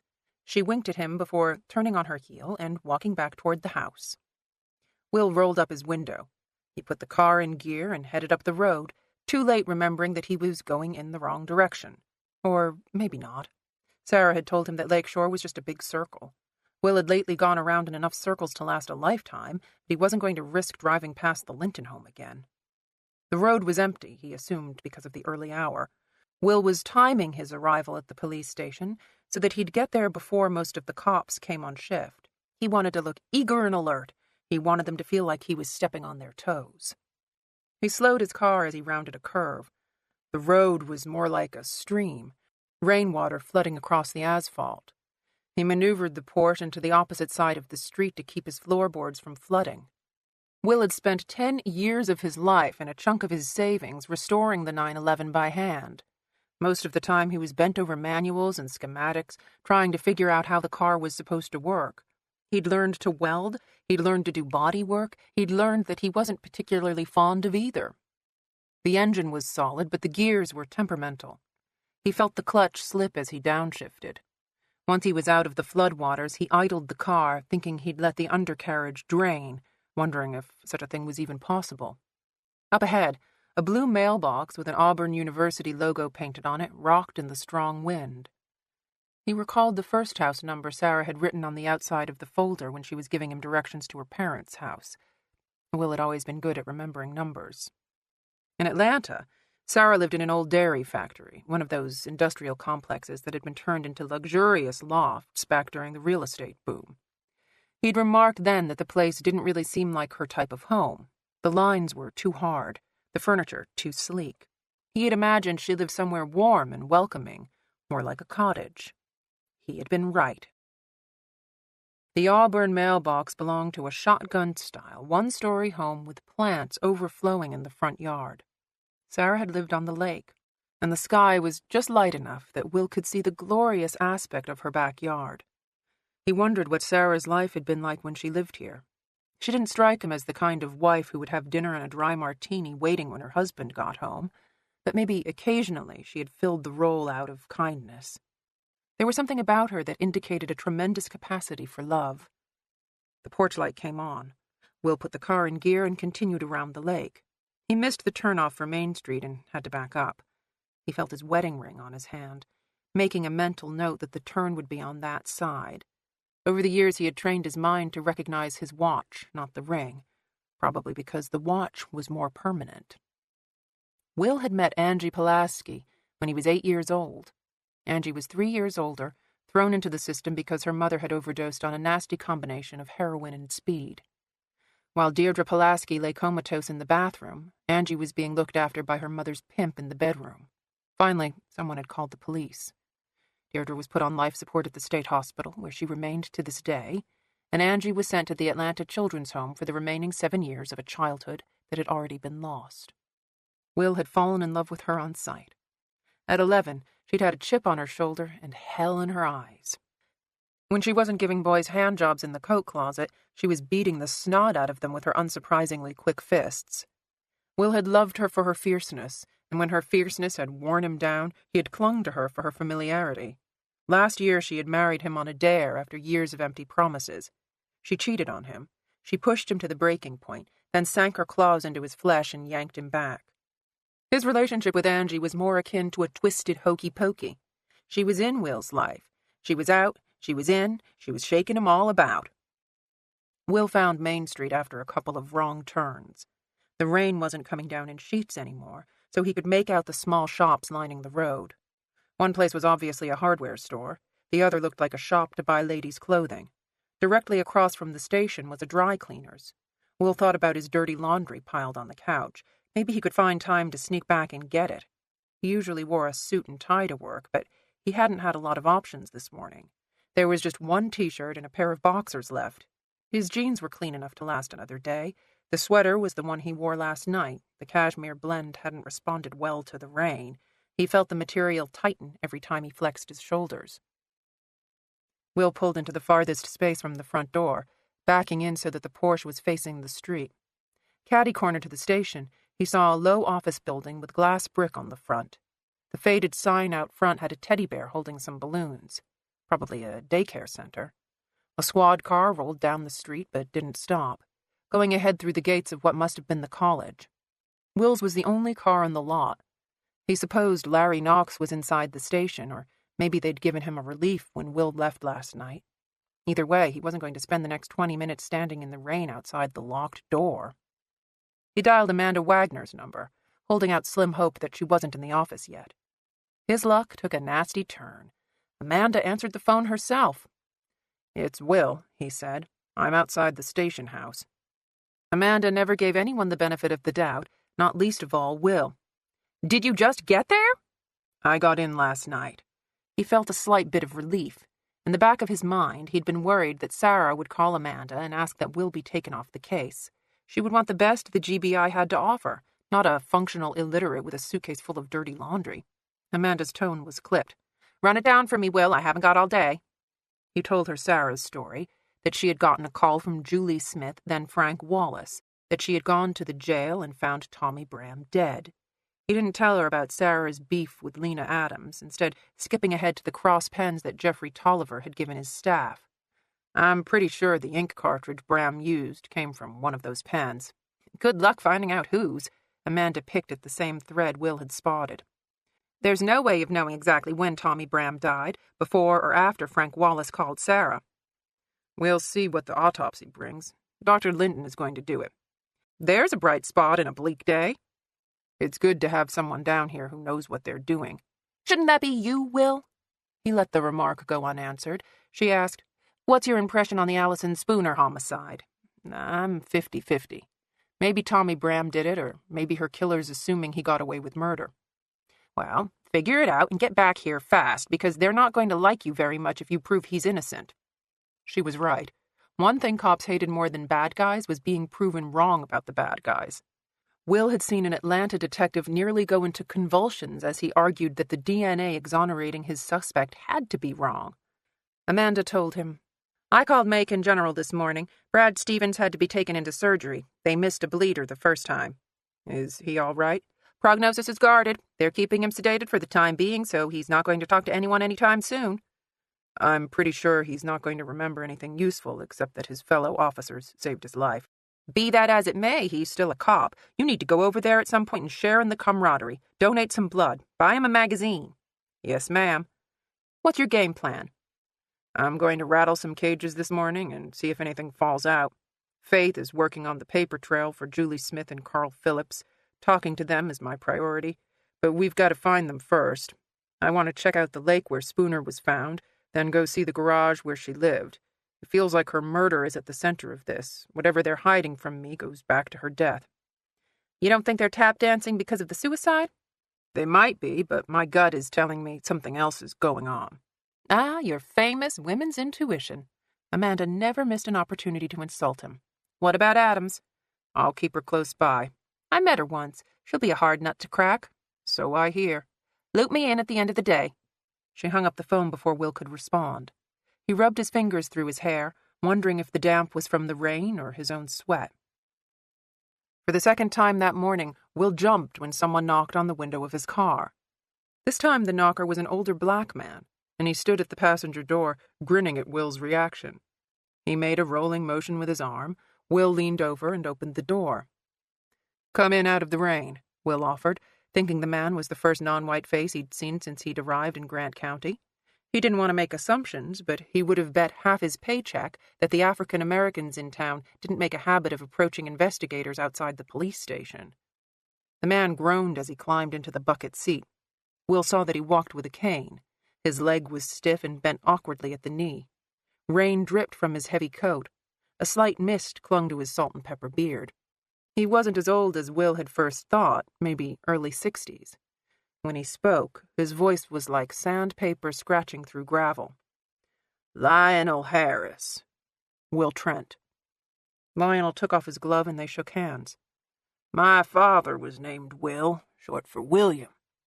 Me too, Will told him, though his birth certificate said no such thing. Lionel pointed up the street.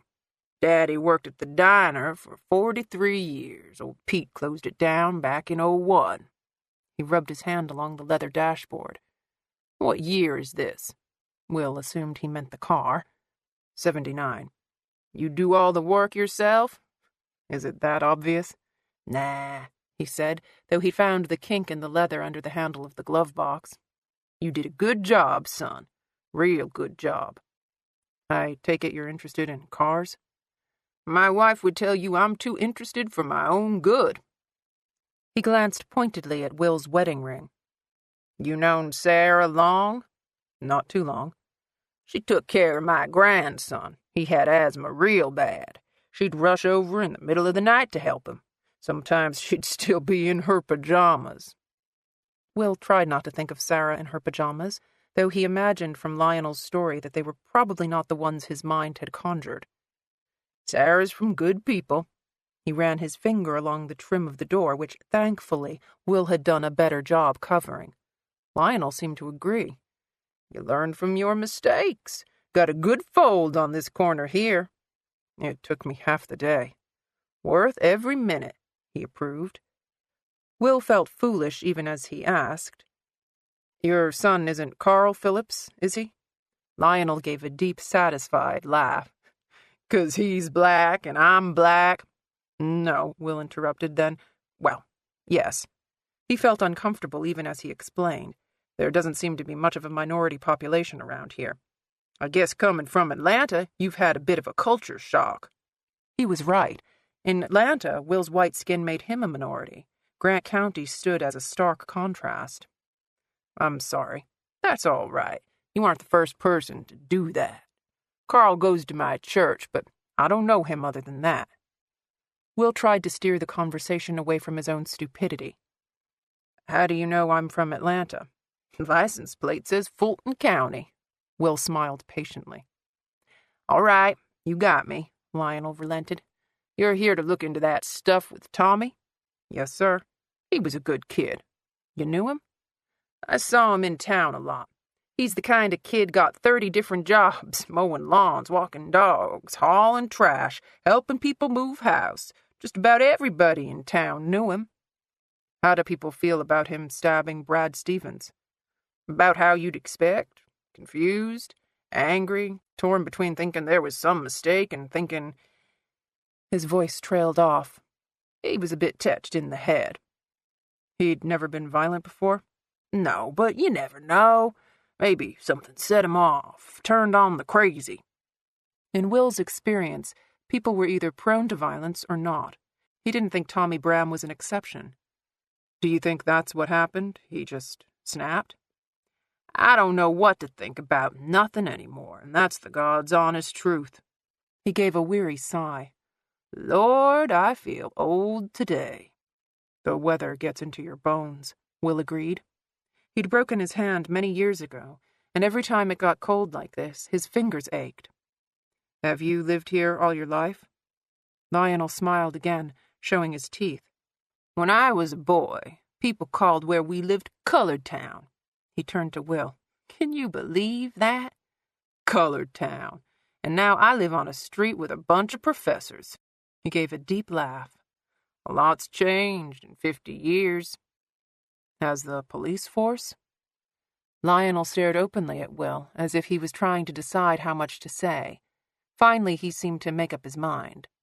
Ben Carver was chief when I left town. I wasn't the only young black man who thought it was a good idea to leave while the getting was good. Joined the army and got this for my trouble. He knocked on his leg. There was a hollow sound, and Will realized the man wore a prosthetic. Laos, 19 and 64. Lionel paused for a minute, as if to reflect on the loss.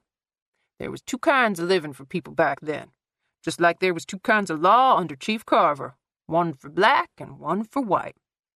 I heard Carver retired. Lionel nodded approvingly. Tolliver.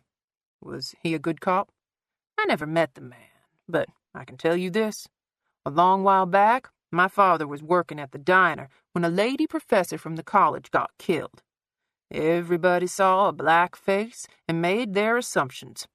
Chief Tolliver spent the night at Daddy's house just to make sure he woke up the next morning. It was that bad? Chief Tolliver was that good, Lionel added. Allison was a good girl, too. Will got the feeling that they had finally reached the point of Lionel's impromptu visit. You knew her. I own the diner now. You believe that? He shook his head as if he still could not believe it himself. I came back a few years ago and took it off Pete's hands. Is business good? It was slow at first, but most days now we're full up. My wife works the books. Sometimes my sister pitches in, but it's better if she doesn't. When was the last time you saw Allison? Saturday night. We're closed on Sundays. I guess except for Tommy, I was one of the last people to see her alive. How was she? Same as usual. Tired. Glad to be getting off work. What sort of person was she? His throat worked, and he took a few moments to collect himself before he could continue. I never hire kids from the college. They don't know how to talk to people. They just know how to type into their computers or their phones. No work ethic, and nothing's ever their fault no matter how red-handed you catch 'em. Except for Allison. She was different. How so? She knew how to work for a living. He pointed to the open gates at the end of Main Street. Not a kid in that school knows how to do an honest day's work. This economy is their wake-up call. They're going to have to learn the hard way that a job is something you earn, not something you're given. Will asked, Did you know much about Allison's family?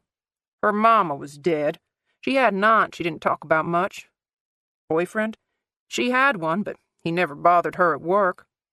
Did you know his name? She never mentioned him except in passing, like I'd ask what she was going to do over the weekend, and she'd say she was going to study with her boyfriend. He never called her or dropped by, not even once? Not even once, he confirmed. She was mindful that I was paying for her time, you see.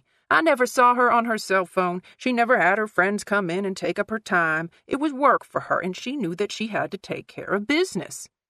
Did she make a good living? Hell no! He laughed at what must have been a surprised look on Will's face. I don't pay much, and my customers are cheap, mostly old men and cops, sometimes students from the school who think it's funny to run out on the bill, or try to run out. Pretty stupid thinking you're going to stiff the check in a room full of cops. Did she carry a purse or book bag with her? She had this pink book bag with a tassel on the zipper. Left it in her car when she was at work. Except her wallet. She wasn't one of them primping girls. Can't stay away from a mirror. Was there anyone suspicious hanging around her? Customers who were too attentive? I would have taken care of that myself. Not that I'd need to. That girl was street smart. She knew how to take care of herself.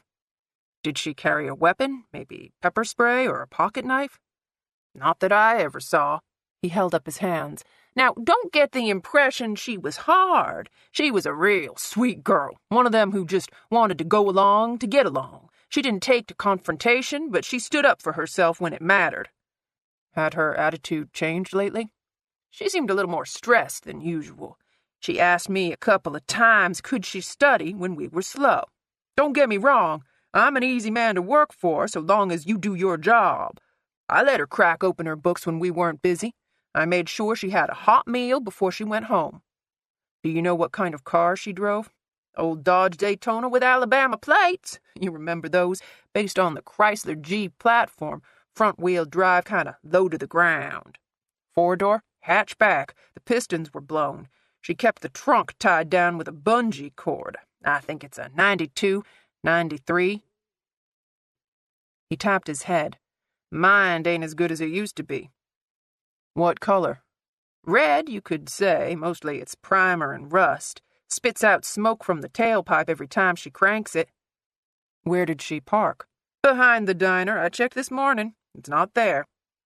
Did she ever walk home from work? Sometimes, when the weather was good. But it ain't been good in a long while, and she wasn't making her way home."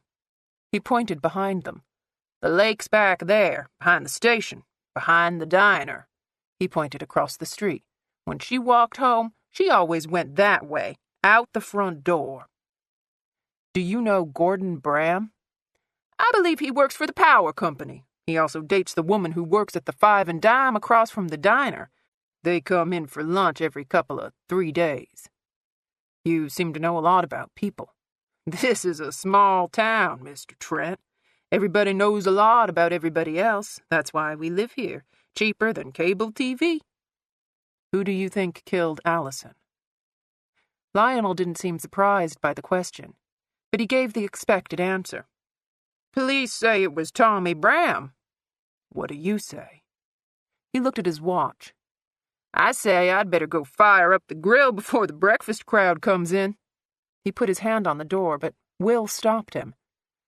"Mr. Harris, if you think somebody—" "I don't know what to think," he admitted. "If Tommy didn't do it, then why'd he stab Brad? And why'd he kill himself?" "You don't think he did it?" Will wasn't asking a question. Lionel gave another weary sigh. "I guess I'm a bit like old Chief Carver. There's good people and there's bad people. Allison was good. Tommy was good. Good people can do bad things, but not that bad." He started to leave again. "Can I ask you—" Will waited for him to turn back around. "Why did you come to talk to me?" "Because I knew Frank wouldn't be knocking on my door. Not that I've been able to tell you much, but I wanted to say something on the girl's behalf. She ain't got nobody speaking up for her right now. It's all about Tommy and why'd he do it, not about Allison and what a good girl she was." "Why do you think Chief Wallace wouldn't want to talk to you?" "Meet the new boss, same as the old boss." Will knew he didn't mean Jeffrey Tolliver. "Ben Carver?" "Frank and Ben, they were cut from the same cloth. White cloth, if you catch my drift." "I think I do." Lionel still had his hand on the door handle. "When I got back to town after Daddy died, I saw a lot of people had changed. On the outside, I'm talking, not on the inside. You gotta go through a special kind of hell or a special kind of love to change who you are inside. Outside's a whole different story." He rubbed his beard, probably thinking about the gray in it. "Now, Miss Sarah, she got prettier. Her daddy, Mr. Eddie, got more hair sprouting out of his eyebrows. My sister got older and fatter, which ain't never a good combination for a woman." "And Frank?" "He got careful," Lionel said. "I may not be living in Colored Town anymore, but I still remember what it feels like to have that man's foot on my neck." He pulled the handle on the door. "You get you a heat gun and work it just the tiniest little bit around that leather on your glove box, and you'll be able to get that kink out." He picked up his leg so he could get out of the car. "Just a tiny bit, though. Too much heat, and you'll burn a hole right through." He stared his meaning into Will. "Not too much heat, son." "I appreciate your advice."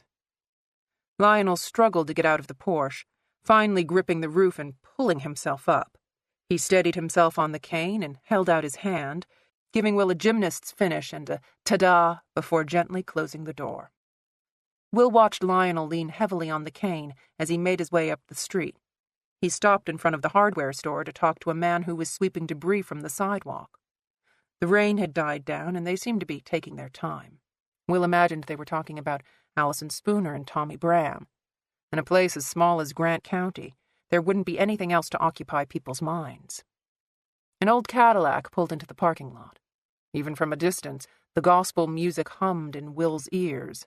Marla Sims parked her car as far from Will's as she could. She checked her makeup in the mirror, arranged her glasses, did all of the things that made it obvious she was ignoring him before getting out of the car.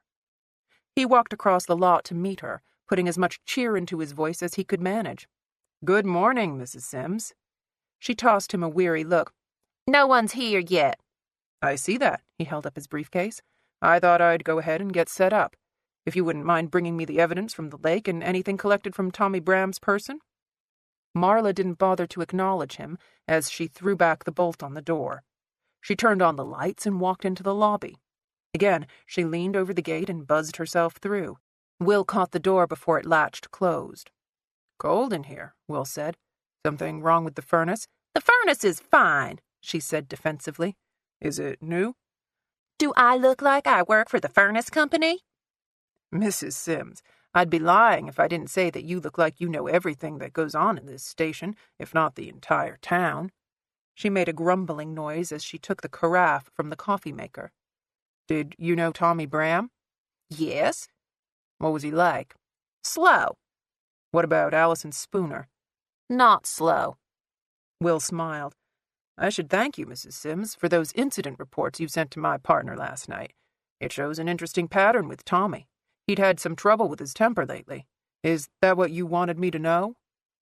She gave him a look over her glasses, but her mouth stayed closed as she walked to the back of the room. Will watched her push open the heavy steel door. She'd left him alone in the dark. He went to the fax machine and checked under the table, giving Marla Sims the benefit of the doubt. There were no loose pages underneath, no 911 transcript that had fallen through the cracks. He opened the copier and saw the glass staring back at him. Something sticky was in the center. Will used his thumbnail to pry off the substance, which would transfer to every copy made on the machine. He held it up to the light. Glue, maybe? Gum? He flicked it into the trash can. None of the copies Sarah had made for him yesterday showed a mark. Maybe someone else had used the machine after her and unwittingly transferred the gum onto the glass. End of CD 6. CD 7. The office on the side of the squad room was empty, just as he'd thought. Will tried the knob. The door was unlocked. He went in and opened the blinds, giving him a nice view of the desks where the detectives sat. There were nail holes in the wall.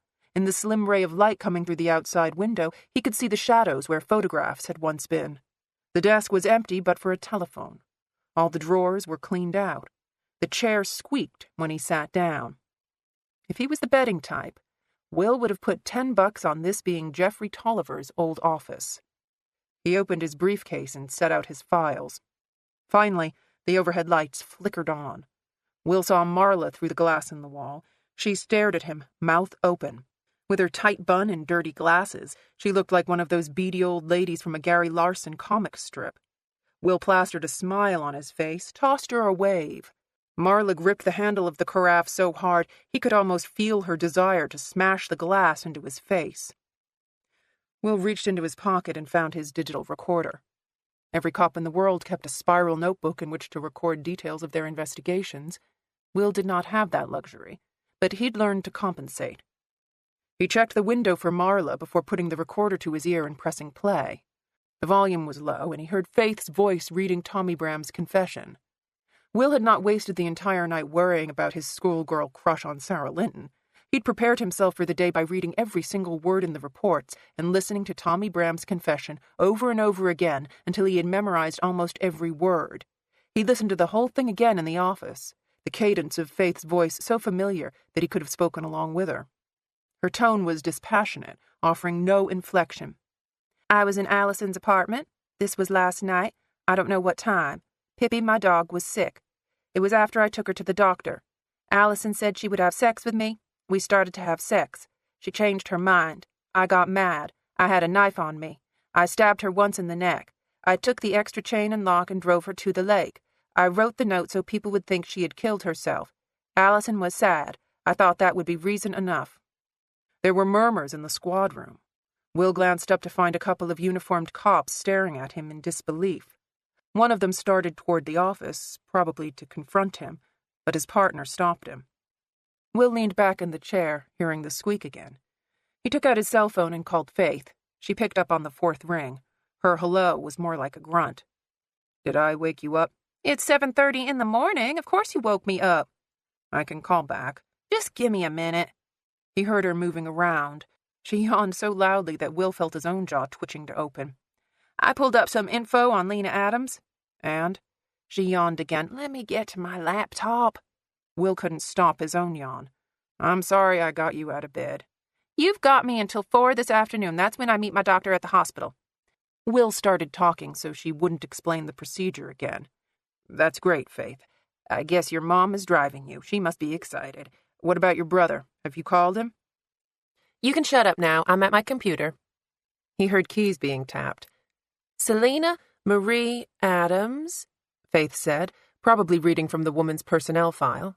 Detective first grade, 35 years old, 5'4" and 120 pounds. Faith mumbled a curse. God, that's enough to make me hate her right there. What about her history? She was raped. Will was taken aback by her abruptness. He'd been expecting date of birth, maybe some commendations. Sarah had said that she suspected Lena had been raped by her ex-boyfriend, but he'd been under the impression no formal charges had been filed. He asked Faith, "How do you know that?" The case came up when I cross-referenced her file. You really should Google more. When did it happen? 10 years ago. He heard her fingers pecking the keyboard. Her file is pretty clean. She's worked some interesting cases. You remember that South Georgia pedophile ring a while back? She and Tolliver broke it open. Does she have any black marks? Small-town forces don't air their dirty laundry on paper, Faith reminded him. She took some time off the job 6 years ago. She worked security at the college less than a year, then went back on the job. That's all I've got on her. Have you found anything else? I had an interesting conversation with the man who runs the diner this morning. What did he say? Not a whole lot. Allison was a good kid, hard worker. He didn't know much about her personal life. Do you think he killed her? He's 60-something years old with a fake leg. A real fake leg? Will thought about Lionel knocking on the prosthesis, the hollow sound. I'll see if I can confirm it, but he was putting on quite an act if the leg is real. You never know with those small towns. Ed Gein was a babysitter. Faith was never one to miss an opportunity to compare a kindly old man to one of the 20th century's most notorious serial killers. She said, Spooner's background check didn't offer much either. She's got a bank account with $18 in change. She must be a cash and carry gal. The only checks she's written in the last 6 months are to the college and the campus bookstore. The statements are delivered to the Taylor Drive address. Other than that, she's got no credit cards, no utilities in her name, no credit history, no cell phone on record, no car. The old guy at the diner says she drove a Dodge Daytona with Alabama plates. It must be registered in someone else's name. Do you think the locals know about it? I don't know. My source also says that Allison had a pink book bag she kept in the car when she was working. Hold on a second. Faith was obviously doing something on her computer. All right, I'm not finding any bolos for the car coming out of Grant County or any towns in the vicinity. If Frank Wallace knew about Allison's car, he would have posted a "be on the lookout" to all neighboring counties. Will said, "Maybe they already know where the car is, but they don't want me to find it." I'm posting a bolo around the state right now. Your chief will have to tell his boys to look for it during their briefing this morning. It's an old car. Allison's lived here a couple of years without changing the plates. College town. Wouldn't be odd to have cars with out-of-state tags. The only reason not to register a car is because it's not insured, Faith pointed out. I'd buy that. This girl was living on the margins. She barely made a blip on the radar. Will saw that the squad room was filling up. The crowd of cops had gotten bigger. A more fearful man might call them a growing mob. They kept stealing looks at Will. Marla was pouring them coffee, glaring at him over her shoulder, and then, as if on cue, they all looked toward the front door.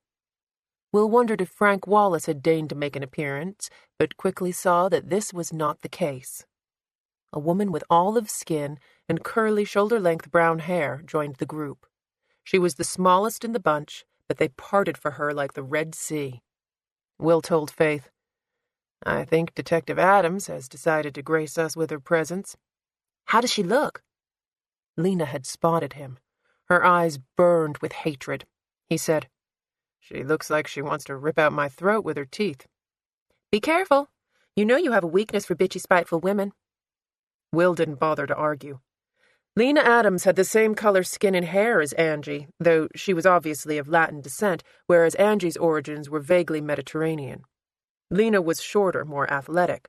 There was none of Angie's womanliness about her. Lena was too cop for that, but she was an attractive woman. She also seemed to share Angie's talent for stirring things up. Several of the cops were staring at Will with open hostility now. It wouldn't be long before someone grabbed a pitchfork. Faith asked, "What's this email from you?" She answered her own question. Julie Smith. All right, I'll see if I can trace the number. The warrant for Tommy Bram's phone records shouldn't be a problem considering he's dead, but I may need an official cause of death before we get access. Will kept his eyes on Lena. She was saying something to the group, probably telling them to check their weapons. Can you fudge that a little? Julie Smith told Sarah that Tommy texted her from jail. The transcript might help find out who she is. Maybe Amanda can call in some favors. Oh, great. Just who I want to talk to first thing in the morning. Can you get her to rush through a search warrant for the garage, too? I want to show the locals what proper procedure looks like. I'm sure she'll fall over herself trying to accommodate your requests. Faith gave a heavy groan. Anything else you want me to ask her? Tell her I want my testicles back. They're probably already at the bronzer. Lena took off her jacket and threw it on a desk. I need to go. Will hung up the phone just as the detective stomped toward the office. Will stood up. He gave one of his winning smiles. You must be Detective Adams. I'm so glad to finally meet you. She stared at the hand he offered. He thought for a minute she might rip it off. Is there something wrong, Detective? She was obviously so angry she could barely speak. This office, I hope you don't mind, Will interrupted. It was empty, and I want to make sure I stay out of your way. His hand was still extended between them. We're not to that point yet where you can't shake my hand. Are we, Detective? We passed that point the minute you sat behind that desk. Will dropped his hand. I was expecting Chief Wallace. Interim chief, she corrected, just as raw as Sarah on the subject. Frank's at the hospital with Brad. I heard Detective Stevens had a rough night, but he seems all right this morning. She didn't answer him, which was just as well. Her accent was full of South Georgia twang, and anger made her words blend like cake batter. Will indicated the chair. Please, have a seat. I'll stand. Hope you don't mind if I sit. The chair squeaked as he settled back in it. Will steepled his fingers together. He noticed that a pen was clipped to Lena's breast pocket. It was silver, a cross, just like the one Larry Knox had clipped to his shirt last night. Will glanced at the group of officers who were milling around the coffee machine. They all had pens clipped to their chest pockets, too. Will smiled. I'm sure your chief already told you why I'm here. He saw her eye twitch. Tommy. Right. Tommy Bram, and by extension, Allison Spooner. I hope we can wrap this up quickly. I'm sure we'd all rather have this off our plate going into Thanksgiving. This good guy bullshit isn't really going to work with me. We both have badges, Detective. Don't you think you should try to cooperate so we can get to the truth of this matter? You know what I think? She crossed her arms high on her chest. I think you're down here where you don't belong, sleeping in places you have no right, and trying to get a lot of good people into trouble for shit that's beyond their control. There was a loud knock at the open door. Marla Sims stood ramrod straight, a medium-sized cardboard box gripped between her hands. She walked to the desk and dropped the box with a thud in front of Will. Thank you, he told her, retreating back. Mrs. Sims? She didn't turn, but she stopped. If you don't mind, I need the audio tape of the 911 call reporting Allison Spooner's alleged suicide. She left without acknowledging the request. Will looked over the top of the box, eyeing the contents. There were several plastic evidence bags, obviously taken from the scene of Allison Spooner's death. A pair of white sneakers was in one. Streaks of mud went up the sides and stuck into the treads. The ring and watch mentioned in Lena's report were in the other bag. He studied the ring, which was cheap, the sort of thing you gave a girl when you were 15 and spending $50 on a piece of jewelry from the locked display at Walgreens was a big deal. He held up the ring. I gave my wife one of these when we were kids. Lena's nasty look resembled the same one Angie had shown Will when he'd given her the ring. He pulled another bag out of the box. There was a closed wallet inside. Will managed to pry it open through the plastic. He found a photo of an older woman beside a young girl, and another photograph of an orange cat. There were some bills in the cash compartment. Allison Spooner's student ID and driver's license were tucked in the back sleeves. Will looked at the girl's picture. Faith had guessed right. Allison was very pretty. She also looked younger than her given age. Maybe it was her size. She seemed delicate, almost fragile. He flipped back to the photograph of the older woman, realizing now that the girl beside her was Allison Spooner. The picture had obviously been taken a few years ago. Allison looked like a teenager. He asked Lena, Is this all you found in the wallet? He listed it out for her. 2 photos, $40, the license and student ID. She was staring at the open wallet in his hands. Frank catalogued it. Not exactly an answer, but Will knew that he'd need to choose his battles. He saw that there was one more evidence bag in the box. He guessed it contained the contents of Tommy Bram's pockets. Gum, 38 cents, and a metal Monopoly game piece of a car. He looked back up at Lena. He didn't have a wallet on him? No. Cell phone? Is there one in the bag? Her combative answers were telling him more than she realized. Will asked, "What about his clothes and shoes? Any blood on them? Any stains?" Per protocol for a suicide in custody, Frank sent them to the lab. Your lab. The Central GBI lab in Dry Branch? She nodded. What about the sheath? She seemed confused. In Tommy's confession, he said he had a knife on him when he killed Allison. I imagine he had a sheath on his belt, a knife sheath. She shook her head. He probably got rid of it. He doesn't mention in his confession what kind of knife he used. No, he doesn't. Did you find any knives in the house where Tommy lived? We can't search his house without a warrant or permission from his father, who's the owner of the property. Well, at least she knew the law. That she was choosing to follow it now was a bit of a mystery. Are you assuming Tommy used the same knife to stab Detective Stevens that he used to kill Allison Spooner? Lena was silent for a few seconds. She had conducted enough interviews to recognize what a corner felt like when it was pressing against your back. I've found in my career that it's better not to make assumptions about what a suspect will and will not do. That's a valuable lesson for any officer, he allowed. Any reason why the Spooner evidence wasn't sent to Central? She hesitated again. I assume because the case is closed. You're sure about that? Tommy ran from the police. He stabbed a police officer. He confessed to the crime. He killed himself because he couldn't take the guilt. I'm not sure how you do it in Atlanta, but down here we generally stop throwing money at an investigation once it's closed. Will rubbed the back of his neck. I really wish you'd sit down. This is going to take a while, and I don't think I can keep looking up at you without getting a crick.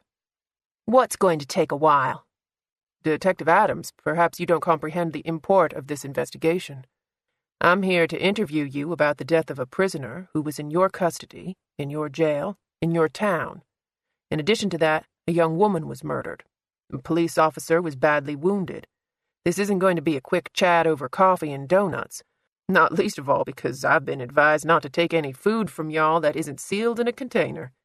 He smiled. She didn't smile back. Would you please sit down so we can talk to each other like rational people? She still didn't move, and Will took it a step further. If you'd rather go to one of the interrogation rooms instead of being in your dead chief's office, then I'd be more than happy to accommodate you. Her jaw tightened. They had a long, drawn-out staring match that Will nearly lost. Lena was hard to look at. Her pain and exhaustion showed on every line of her face. Her eyes were swollen, the whites shot through with red. Her hand was resting on the chair in front of her, yet still she swayed, as if her knees wanted to give out. Finally she said, "Yes." "Yes, what?"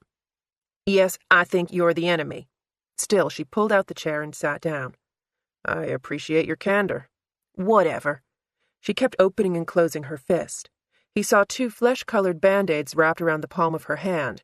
Her fingers looked swollen. He asked, "That happened yesterday?" She didn't answer. Will took a red folder out of his briefcase and left it unopened on the desk. Lena glanced down nervously. "Would you like a lawyer present?" "Do I need one?" "You should know better than to ask an investigator for legal advice, Detective. How about your union rep?" She gave a short, sharp laugh. "We don't have unions down here. We barely have uniforms." He should have remembered. "Do I need to remind you of your Miranda rights?" "No." "Should I mention that lying to a state investigator during the course of an active investigation is a felony that can result in fines and imprisonment up to 5 years?" "Didn't you just do that?" "I guess I did. Where was she stabbed?" He'd caught her off guard. "What?" "Allison Spooner. Where was she stabbed?" "Here." She put her hand to the back of her neck, her fingers resting a few inches from the spine. "Was that the only wound?" She opened her mouth, then closed it. Finally, she answered, "As you said, Frank noticed ligature marks around her wrist. Did you notice them? The body was in the water for a long time. I'm not sure what I saw except for the knife wound in the neck. The detail bothered him, mostly because it was the first point where Frank Wallace's story didn't dovetail with Lena's. Have you found Spooner's car? She doesn't have one. That strikes me as odd. It's a college town. Kids walk everywhere or drive their scooters. Lena shrugged. If they need to go somewhere, they can usually bum a ride. Could Allison have a car without you knowing about it? Not at the school. They'll tow you if you take up 2 spaces. They're really good about policing the campus, and there aren't a lot of places around town to ditch a car, either. I can put out a bolo at the morning briefing if you want, but it's a dead end. This isn't Atlanta. If people see abandoned cars, they call the police. Will studied Lena, trying to read any deceit. What about Allison's boss at the diner? Have you talked to him? Lionel Harris. Frank said he talked to him last night. He doesn't know anything. Either Frank had lied, or Lena was making things up as she went along. Will asked, How does Mr. Harris look for the murder? He's got 1 leg and he's older than Jesus. I'll take that as an unlikely. Will opened the red folder. The photocopy of Tommy Bram's confession was on top. He saw a flash of recognition in Lena's eyes. Take me through it. Which part? He knew she was expecting him to get straight to the point, the stabbing, what went down outside the garage. He went the opposite direction, hoping to throw her off. Let's start with you bringing Tommy Bram into the station and work our way forward. Did he say anything in the car? No. Will hadn't yet seen the booking pictures or the crime scene photos Sarah had taken of Tommy Bram in the cell, but he knew that a cop had been stabbed while 2 other able-bodied officers were at the scene. He hazarded a guess about what happened next. What condition was Tommy in at this time? She stared at him blankly. Did he fall down a couple of times during the arrest? Again, she took her time. You'll have to ask Frank about that. I was tending to Brad.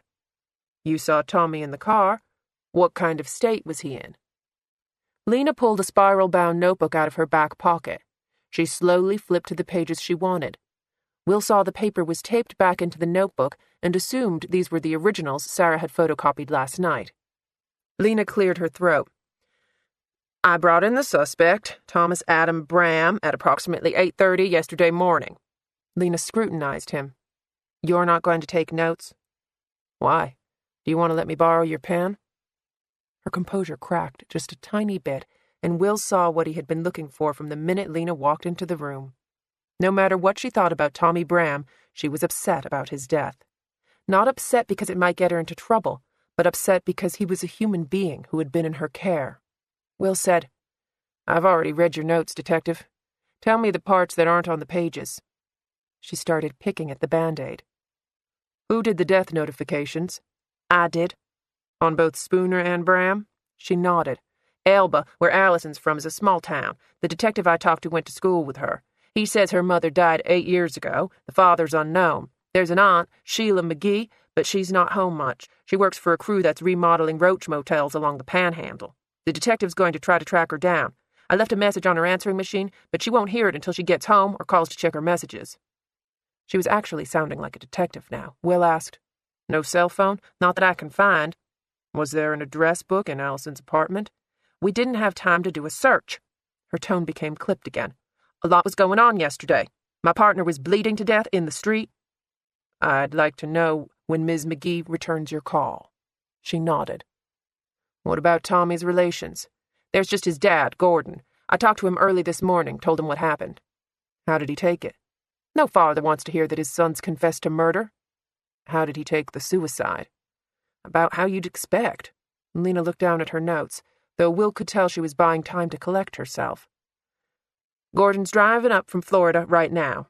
I don't know how long that'll take, 7, maybe 8 hours. Will wondered where Frank Wallace was in all of this, and why the hardest parts of the case had fallen to Lena. He asked, Did you know Allison Spooner? Half the town did. She worked at the diner down the street. Did you know her? I never met her. You don't go to the diner? Why does that matter? She wasn't looking for an answer. Tommy laid it all out. You've got his confession right in front of you.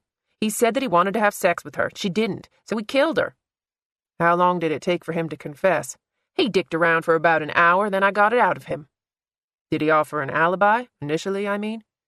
He said he was at the vet. He's got this dog, Pippi. She swallowed a sock or something. Tommy took her to the emergency vet over on Concord. The office staff can't vouch for him being there the entire time. Does he have a car? A green Chevy Malibu. It's at the shop. Tommy said the starter's been acting up. He dropped the keys in the lockbox at Earnshaw's yesterday morning. Will hadn't been expecting that. Earnshaw? Sarah's uncle. Is there security footage of the lot? No, but I called the garage. The car is there. She shrugged. Tommy could have left it there after he killed Allison. Have you searched the car? I planned on doing that today.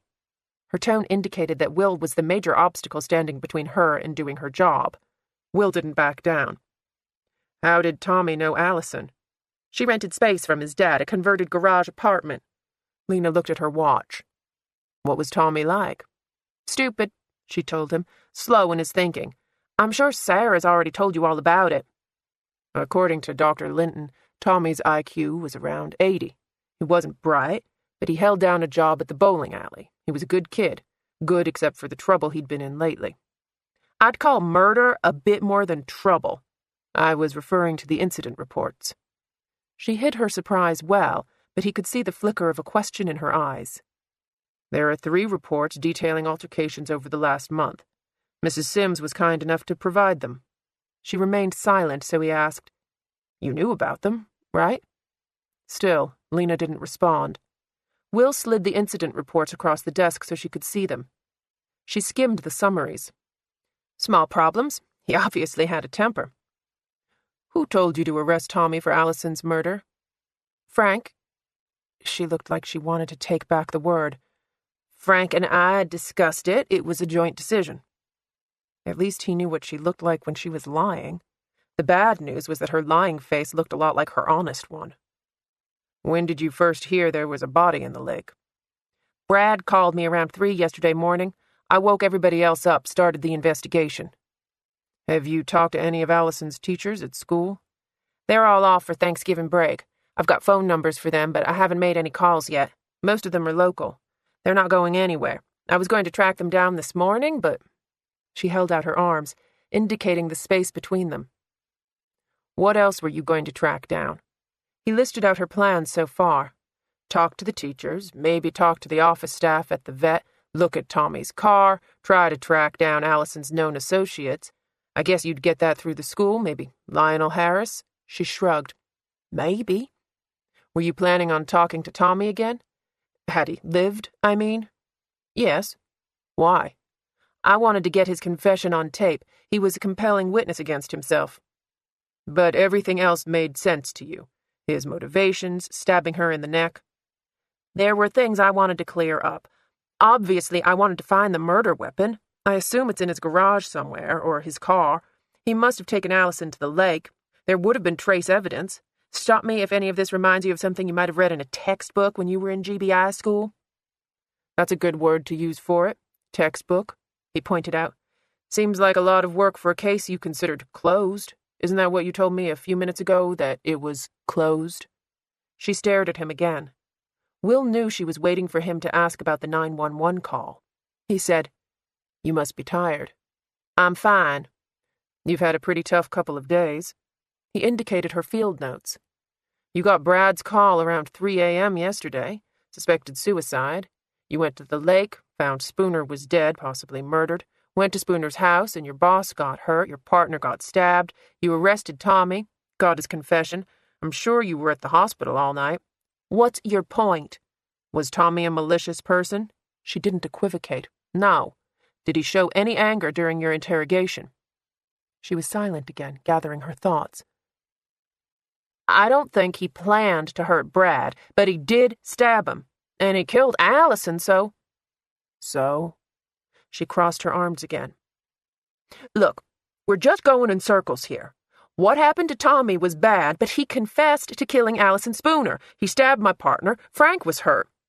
Will carefully weighed her words. She obviously believed Tommy was guilty of killing Allison Spooner. She got sketchier when she talked about Brad Stevens being stabbed and Frank Wallace getting cut. Lena checked her watch again. Are we finished here? She was very good at this, but she couldn't keep it up forever. The lake is behind the station, right? Right. Between the college and Lover's Point. Not exactly between. Do you think I can borrow a jacket? What? A raincoat, jacket, whatever you have. Will stood up from the desk. I'd like for us to go for a walk. The rain had turned unrelenting, dark clouds rolling across the sky, tossing down buckets of water that all seemed to fall directly on Will's head. He was wearing a police-issued jacket meant for a man with considerably more girth than Will carried. The sleeves hung down past his thumbs, the hood fell into his eyes. The reflective panels on the back and front slapped against him with every step. Will had always had trouble finding clothes that fit, but usually the opposite was the problem. Short cuffs, tight seams stretching against his shoulders. He had been expecting Lena to offer him one of her own coats as a sort of joke. Apparently she had come up with a better idea. Will stared down at the stitching on the breast pocket as they made their way around the lake. The jacket belonged to Officer Carl Phillips. He stuck his hands into the pockets as the wind picked up. He could feel some latex gloves, a measuring tape, a plastic pen, and a small flashlight. At least, he hoped it was a small flashlight. Despite Lena's worst intentions, the jacket was nice. A North Face rip-off with tons of zippered pockets and enough insulation to keep the wind out. Will had the brand-name version back at home. He hadn't brought it because in Atlanta, cold weather never lasted more than a few days, and even then, the sun came up to burn off the chill. The thought of the jacket hanging in his closet gave him a longing to be back home that surprised him. Lena stopped, turning back toward the police station. She raised her voice to be heard over the rain. The college is back there, past the station. Will guessed they had been walking for about 15 minutes. He could barely make out a bunch of buildings resting in the curve of the lake just beyond the police station. Lena said, "There's no reason for Allison to walk this way." "Where's Lover's Point?" She pointed in the opposite direction. "That cove about a half-mile away." Will followed the line of her finger to the indentation in the shoreline. The cove was smaller than he'd thought it would be, or perhaps the distance made it seem that way. Large boulders were scattered along the shore. He imagined people built campfires when the weather was better. It looked like the kind of place a family might pull up a boat to for a long picnic. "Are we just going to stand here?" Lena had her hands deep in her pockets, head down against the wind. Will didn't need ESP to figure out she didn't want to be out here in the pouring rain. It was so cold by the water that he had to fight to keep his teeth from chattering. He asked, "Where are the roads again?" She gave him a look that said she wasn't going to play this game much longer. "There," she pointed into the distance. "That's the fire road. It hasn't been used in years. We checked it when we pulled the body out of the lake. Nothing's there." "That's the only egress from here to Lover's Point, right?" "Like I showed you on the map back at the station." Will had never been good with maps. "That place over there," he pointed to an area just past the cove. "That's the second road that people normally use to get to the cove, right?"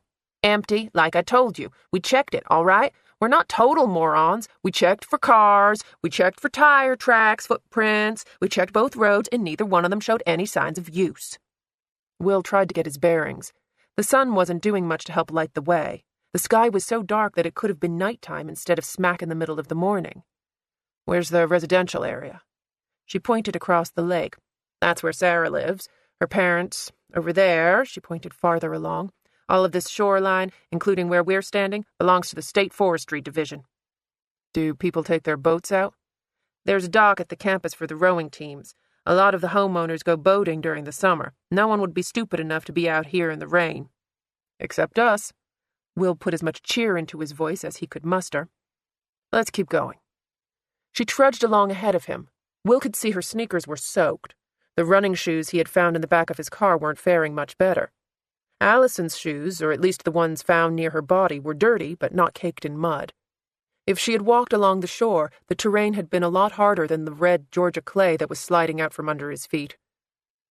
Will had checked the weekly weather report last night on his computer. Temperatures had been lower the morning Allison was found, but the same rain they were seeing now had been pounding down the night before. It was a good time to kill somebody. Trace evidence on the shore would be lost. The cold water would make guessing when the murder occurred next to impossible. Except for the 911 caller, no one would have known there was a body in the lake. Lena slipped in the mud. Will reached out, catching her before she fell into the water. She was so light that he could almost pick her up with one hand. Christ. She braced her hand against a tree. She was breathing hard. He realized she had been walking fast to keep a few paces between them. Will asked, "Are you okay?" She pushed away from the tree, a look of determination on her face. Will watched her feet as she picked her way across the large roots and fallen branches that riddled the shoreline. He had no way of knowing whether or not Allison had made her way to Lover's Point along this same route. His goal was to get Lena Adams out of the station, out of her element, so that she would talk to him. Between the pounding rain and the rough going, he was thinking that it might be wise to set the bar lower. For instance, he could aim not to let them both freeze to death. Lena was so certain that Tommy Bram had killed Allison Spooner, just as certain as Sarah was that Tommy had not. Will felt caught in the middle and was mindful that it would be wrong to let either woman influence his thinking. He supposed for Lena the question of Tommy's innocence carried with it a lot more guilt than she wanted to shoulder. To believe otherwise would mean that the kid had killed himself for nothing, that she had given him the means and the motivation to take his life. For Sarah's part, admitting Tommy was a murderer would mean admitting that Lena wasn't as ruthless as she wanted to believe. Will didn't feel the rain let up so much as hear it. The constant tapping of water against leaves died down to a gentle whisper. He heard a bird, a bunch of crickets. Up ahead, a large tree blocked the path. Thick roots jutted into the air, earth dripping from the tendrils. Lena lifted herself up and over. Will followed her, looking around, trying to get his bearings again. They were near the fire road, at least he thought they were. "There," she said, pointing to a pile of stacked logs. "That's the end of the road." She took off her hood. Will followed suit. 2 strips of earth, about the width of the front end of a car, lined the road for about 10 feet, then gave way to thick forest. He understood why Lena was convinced the road was untraveled. You'd need a bulldozer to get through. She told him, "The road on the other side is the one most people use, but it's about 100 yards west of the cove. I told you, we had to clear out a path to get the emergency vehicles back here." Will guessed they hadn't been looking for tire tracks on the way to a suicide. They had probably destroyed any evidence of another car out by the cove. He asked, "If Allison didn't have a car, how did she get here?" Lena stared at him. "Tommy brought her here." "But you just said you checked for cars." "He had a scooter. He could have used that." Will agreed, but he couldn't see Tommy balancing a dead body on the handlebars while he maneuvered his way through the forest. "Where was she before Tommy killed her?" "Home, waiting to be killed." She stamped her feet to fight the cold. "All right, the school library closed at noon on Sunday. She could have been there." "What about work?" "The diner's closed on Sunday." "Would Allison go this way to get home?" Lena shook her head. "She would go through the woods across from the station. She'd be home in 10 minutes. At least she was being honest about that. Lionel Harris had told Will the same thing. He asked, "So, why was Allison here?" Lena dug her hands into her pockets as the breeze picked up. "Detective?" "She was here because Tommy brought her here." She started walking again, trudging through the mud. Her shoes made a sucking sound with every step. Will's stride was twice Lena's. He caught up with her easily. "Let's profile our killer." She snorted a laugh. "You believe in that shit?" "Not really, but we've got some time on our hands." "This is stupid." She slipped again, but caught herself. "Are you really going to make me walk all the way to the cove?" If Will could make her do anything, it would be for her to tell the truth. That didn't seem to be an option, so he said, "Let's do the profile." "Sure," she muttered, pushing forward.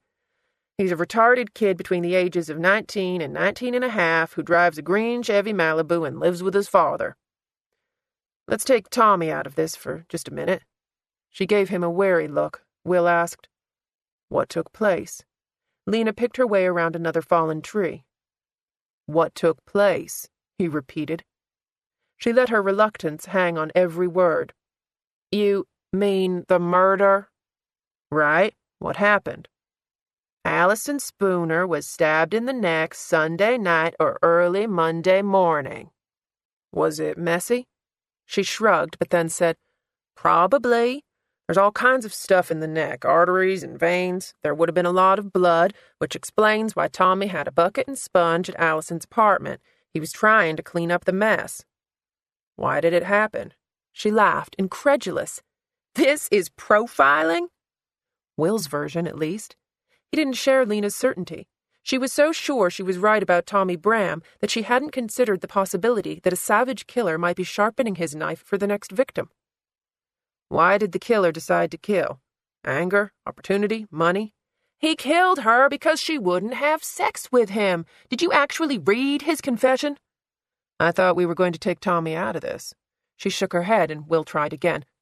Just humor me, detective.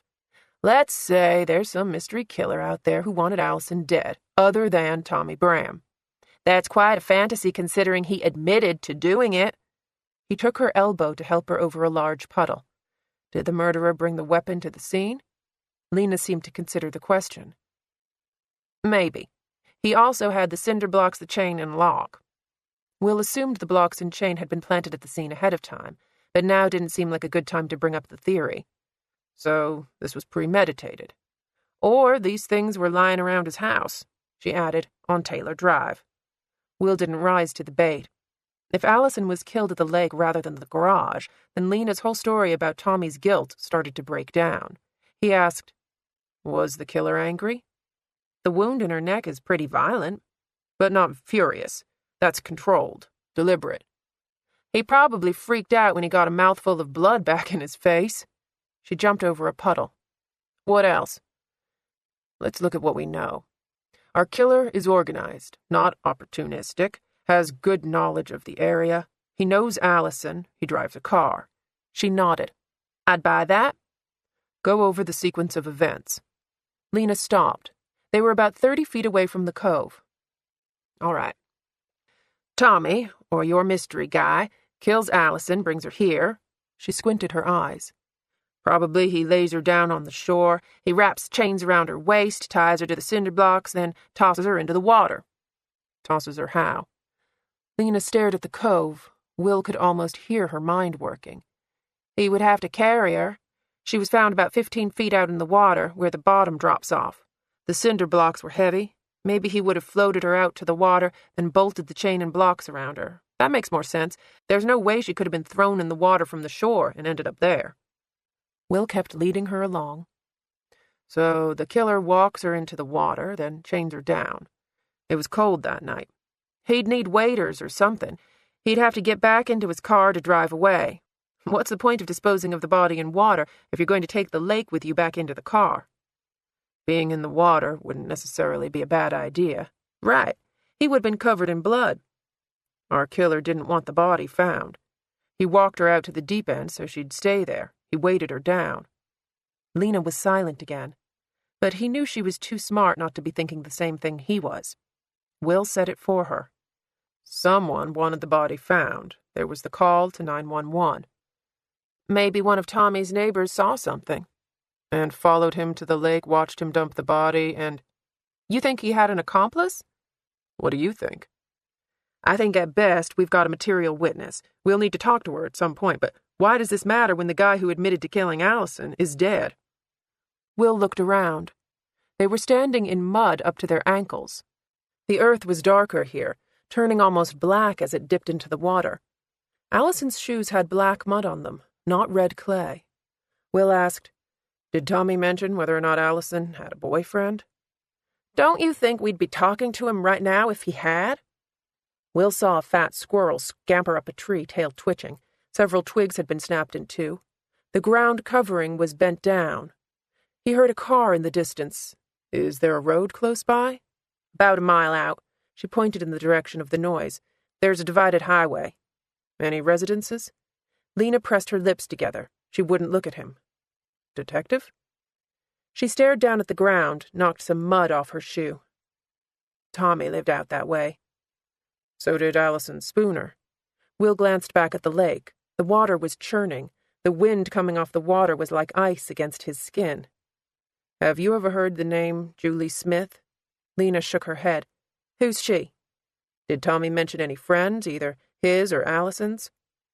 That wasn't the focus of the interview. Her tone was terse. I was trying to get him to confess to murder, not give me his life story. Will kept his eyes on the lake. He was looking at this the wrong way. Their killer was smart. He knew that water would get rid of trace evidence. He knew to walk the body into the deeper part of the lake. He had probably lured Allison out here after careful deliberation. The wet terrain, the mud and underbrush, all would serve to help cover his tracks. Will rolled up the legs of his jeans. His shoes were already soaked, so he didn't bother to take them off before walking into the lake. The cold water sloshed into his sneakers. "What are you doing?" He went out a few feet and scanned the shoreline, studying the trees, the underbrush. Lena had her hands on her hips. "Are you crazy? You're going to get hypothermia." Will studied each tree, each branch, each section of weeds and moss. His feet were completely numb by the time he found what he was looking for. He walked toward a large oak that was leaning away from the shore. Its knotty roots coiled into the lake like an open fist. At first, Will had thought he was seeing a shadow on the bark, but then he remembered you had to actually have sun or some other source of light to cast a shadow. Will stood in front of the tree, his shoes sinking into the silt at the bottom of the water. The tree was deciduous, its bony canopy reaching up at least 100 feet overhead. The trunk was about 3 feet around and bowed away from the water. Will wasn't an arborist, but there were enough oaks around Atlanta so that he knew their red-brown furrows of bark turned the color of charcoal as the tree aged. The scaly bark had absorbed the rain like a sponge, but there was something else Will had noticed from his vantage point in the water. He scraped at a small section of bark with his fingernails. The wood left a wet, rust-colored residue. He rolled the grit between his fingers, squeezing out the moisture. Blood really was thicker than water. "What is it?" Lena asked. She kept her hands in her pockets as she leaned out into the water. Will remembered the flashlight in his jacket pocket. "Look." He traced the light along a dark stain that sprayed up the trunk. He thought about what Sarah had said about Allison's injury, that there would be a high-velocity spray, like a hose turned on full blast. 4 to 5 pints of blood. That was over half a gallon. Will said, "She must have been face down on the ground, just shy of the water. Her blood spattered up and back in an arc. You can see the disbursement is thicker here at the base of the tree, closer to her neck. Then it starts to dissipate at the top." "That's not—" Lena stopped. She saw it now. He could see from her shocked expression. Will glanced up at the sky. The clouds were letting loose a few drops at a time. They hadn't been given much of a reprieve. It didn't matter. Short of scrubbing the bark, there was no way to completely clean the tree. The wood had absorbed the mark of death the same way it would absorb smoke from a fire. Will said, "You still think our murderer is a 19-year-old boy who lives with his father?" The wind whipped off the lake as Lena stared at the tree. Tears came into her eyes. Her voice shook. "He confessed." Will quoted Tommy's words back to her. "I got mad. I had a knife on me. I stabbed her once in the neck." He asked, "Did you find blood in the garage?" "Yes." She wiped her eyes with the heel of her hand. "He was cleaning it up when we got there. I saw a bucket, and there was—" Her voice trailed off. "There was blood on the floor. I saw it." Will rolled down the legs of his jeans. His shoes were sinking into the mud at the base of the tree. He saw there was a new color mixed in with the soil, a deep rust that soaked into the mesh on the toe of his sneaker. Lena saw it too. She fell to her knees. She stuck her fingers deep into the ground and grabbed a fistful of earth. The soil was soaked, but not just with rainwater. She let the dirt fall back to the ground. Her hand was dark red, streaked with Allison Spooner's blood. Chapter 10. Lena pressed a wet paper towel to her neck. She was sitting with her back against the stall of the locker room toilet. A patrolman had tried to come in while she was dry heaving. He'd left without saying a word. She'd never had a strong stomach. Her Uncle Hank used to say that Lena didn't have the guts for the kind of life she was living. He wouldn't have taken any pleasure in seeing that he was right. "Oh, God," she whispered, as close to a prayer as she'd come in a long while. What had that stupid kid gotten himself into? What else had she missed? She closed her eyes. Nothing made sense right now. Nothing was fitting together the same way it had yesterday morning. He did it. Lena knew Tommy had killed Allison. People didn't confess to murder unless they were guilty.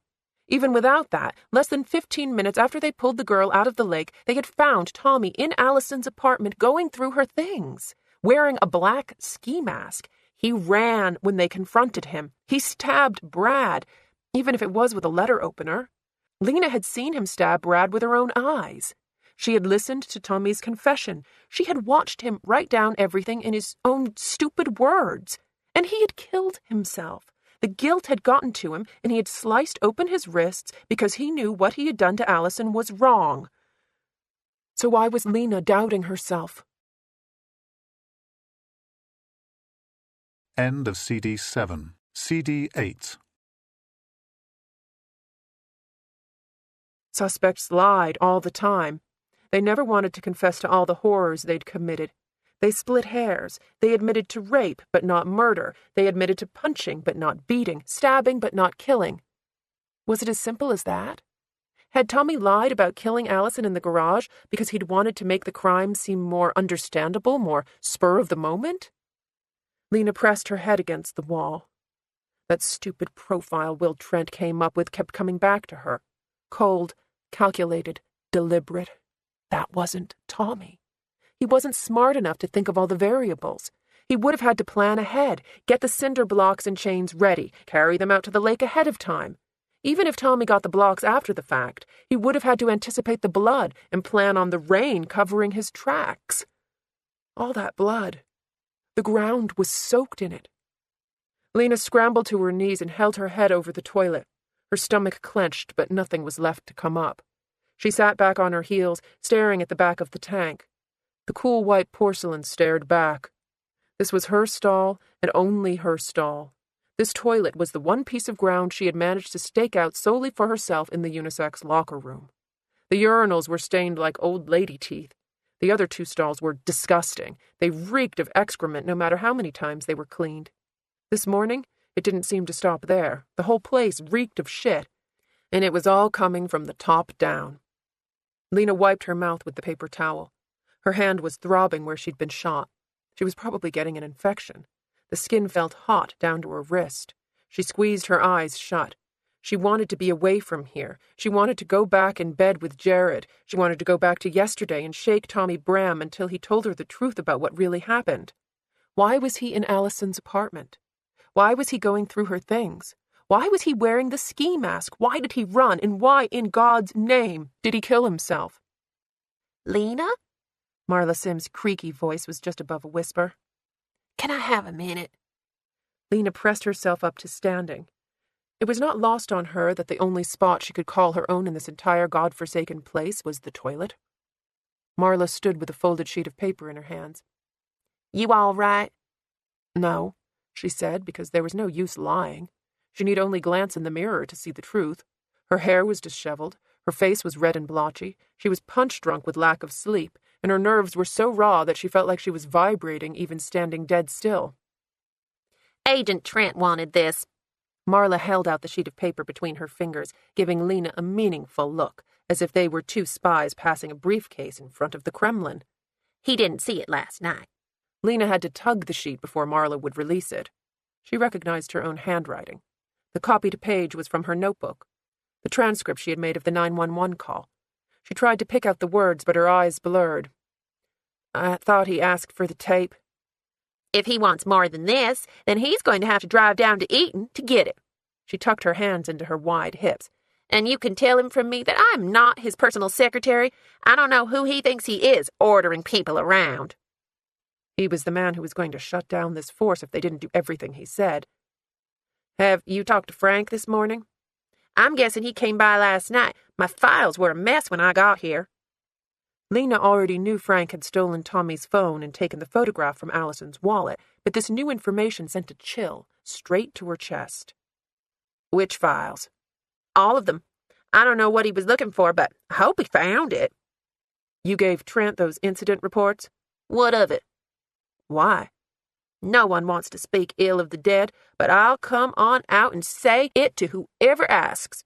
Tommy wasn't acting right lately. He was getting into trouble, yelling at people, threatening them. Don't get me wrong, he was a good boy when he was little, had those precious little blonde curls and pretty blue eyes. That's what Sarah's remembering. But she doesn't know what he was like lately. I think something just clicked in his head. Maybe it was there all along and we just didn't notice. Didn't want to notice. Marla shook her head in a tight half circle. This is just a mess. A grade A certified pile of doo. Lena focused on Marla for the first time. The old woman wasn't one of her biggest fans. At best, she managed a nod for Lena when she walked through the door in the morning. Most times, she never bothered to look up from her desk. "Why are you talking to me? You never talk to me." Marla bristled. Excuse me for trying to help. She turned on her heel and stomped out. Lena watched the door slowly close on its hinges. The room felt small, claustrophobic. She couldn't stay here all day, but her instinct to hide from Will Trent was hard to overcome. Larry Knox had told Frank that Will was a suit, not a cop. Lena's first impression had been the same. With his cashmere sweater and metrosexual haircut, Will looked like he'd be more at home behind a desk, clocking out at 5 and going home to the wife and kids. The old Lena would have dismissed him as a fraud, not on her level and not deserving of the badge. That old Lena had been burned so many times by her snap judgments that she'd practically self-immolated. Now, she could look past her knee-jerk reaction and see the truth. Will had been sent down by a deputy director who was a heartbeat away from the top job. Lena had met Amanda Wagner many years ago. She was a tough old bitch. There was no way Amanda would have sent her second string down here, especially at the request of Sarah Linton. Will was probably one of the best investigators on her team. He had to be. In less than 2 hours, he had shattered Lena's case against Tommy Bram into tiny pieces. And now she had to go back out there and face him again. Lena's feet still ached from the long trek through the forest. Her shoes were soaking wet. She went to her locker. The combination left her mind as soon as she turned the dial. She pressed her forehead against the cool metal. Why was she still here? She couldn't keep this up with Will Trent. There were so many lies and half-truths dangling out there that she couldn't remember them all. He kept laying traps, and with each one, she felt herself getting closer and closer to falling in. She should go home before she said too much. If Trent wanted to stop her, he would have to do it with handcuffs. The combination came into her head. Lena spun the dial, opening the locker. She looked at her rain jacket, her toiletries, the various crap she'd collected over the years. There was nothing here she wanted, except the extra pair of sneakers she kept in the bottom. She started to close the locker, but stopped at the last minute. Inside a box of tampons was a picture of Jared that had been taken 3 years ago. He was standing outside Sanford Stadium at the University of Georgia. The place was packed. Georgia was playing LSU. There was a crowd of students around him, but he was the only one looking back at the camera, looking back at Lena. This picture was the moment that she had fallen in love with him. Outside that noisy stadium, surrounded by drunken strangers. Lena had actually managed to capture on film that exact moment when everything in her life had changed. Who would be around to capture it when it all changed back? Probably the booking officer who took her mugshot. The door popped open. 4 patrolmen came in, so lost in conversation that they barely acknowledged Lena. She tucked Jared's picture into her back pocket. Her socks were soaking wet, but she slid on her spare sneakers anyway. She just wanted to get out of here. She would walk through the squad room, right past Will Trent, get into her car, and go home to Jared. Lena would start packing tonight. She'd be one of those people who left her house key in the mailbox for the bank. Her car was in good shape. She had enough in savings to last her 3 months, 4 if Jared didn't expect her to help out with rent. She would move in with him and try to get over this, try to find a way to live her life without being a cop. If she wasn't in jail for obstructing an investigation, if she wasn't convicted of negligence, if Gordon Bram didn't sue her into the ground, if Frank didn't fill Jared's ear with poison Jared would believe, because the great thing about lying was people believed it so long as the lie was close enough to the truth. Lena slammed the locker closed, pressing her hand against the cool metal. One of the patrolmen said, "You let that GBI asshole slip and hit his head? We're not going to shed any tears." They were all suiting up, pulling on their heavy rain gear. Will had taken photographs and samples from the bark and soil by the tree, but he had ordered a full-scale search of the woods. He wanted more photographs, drawings, diagrams. He wanted to make sure the force knew that they had made a mistake, that Lena had made a mistake. Fucking retard, another cop said. Lena didn't know if he meant Will or Tommy. Either way, she managed some false bravado. Wish he was a little smarter so he knew how stupid he was. They were all laughing when she left the locker room. Lena pulled on her jacket. She walked through the squad room with more swagger than she felt. She had to get her composure back. She had to steel herself against the next barrage of questions from Will Trent. The fewer answers she gave him, the better off she would be. The paper Marla had given her was in her hand. Lena skimmed the words as she walked so she wouldn't have to talk to anybody. She stopped as she reached the front door. She read the transcript again. The words were in her handwriting, but the last few lines from the call were missing. The caller had mentioned that Allison had gotten into a fight with her boyfriend. Why was that part taken out? She glanced at Marla behind the front desk. Marla stared back, one eyebrow raised above her glasses. She was either still pissed or sending Lena a message. It was hard to tell. Lena looked at the transcript again. The last part was gone, the cut clean so that you would never know it was missing. Had Marla taken a shot at tampering with police evidence? Frank had gone through her files last night. Why would he edit the transcript without telling Lena? Christ. She had her notebook in her back pocket with the original transcript. All Trent had to do was ask her to see it, and Lena would be looking at an obstruction charge for tampering with evidence. The front door opened before Lena could reach it. Will Trent had obviously grown impatient waiting outside. "Detective?" he said by way of greeting. He'd changed back into his dress shoes and shed Carl Phillips's jacket. He looked as eager as she was reticent. Lena handed him the paper. "Marla told me to give you this. She said you'd have to track down the audio from Eaton yourself." Will called to Marla at the desk. "Thank you, Mrs. Sims." He took the paper from Lena's hand. His eyes scanned back and forth. "You heard the call, right?" He looked up. "You made the transcript from the audio?" "They dictated it to me from the screen. The audio tapes are stored off-site. They're not hard to get." Lena held her breath, praying that he would not ask her to track them down. "Any idea who made the call?" She shook her head. "It was a woman's voice. The number was blocked and she wouldn't leave her details." "Did you make this copy for me?" "No, Marla handed it to me." He pointed at a black dot on the page. "You've got some gum on the glass in your copier." Lena wondered why the hell he was telling her this. Will Trent was like no cop she had ever seen. He had a habit of skirting around the real questions, making random comments or observations that seemed to lead nowhere until suddenly it was too late and she felt the noose tighten around her neck. He was playing chess and she was sucking at checkers. Lena tried her own diversion. "We should get out to the crime scene if you want to be back in time for the autopsies." "Weren't we just at the crime scene?" "We don't know for a fact what happened. Tommy could have lied. That happens in Atlanta, right? Bad guys lie to the cops." "More often than I'd like." He slipped the transcript into his briefcase. "What time are the procedures supposed to start?" "Frank said 11:30. "This was when you talked to him last night?" She tried to remember the answer she had given Will the first time he'd asked the question.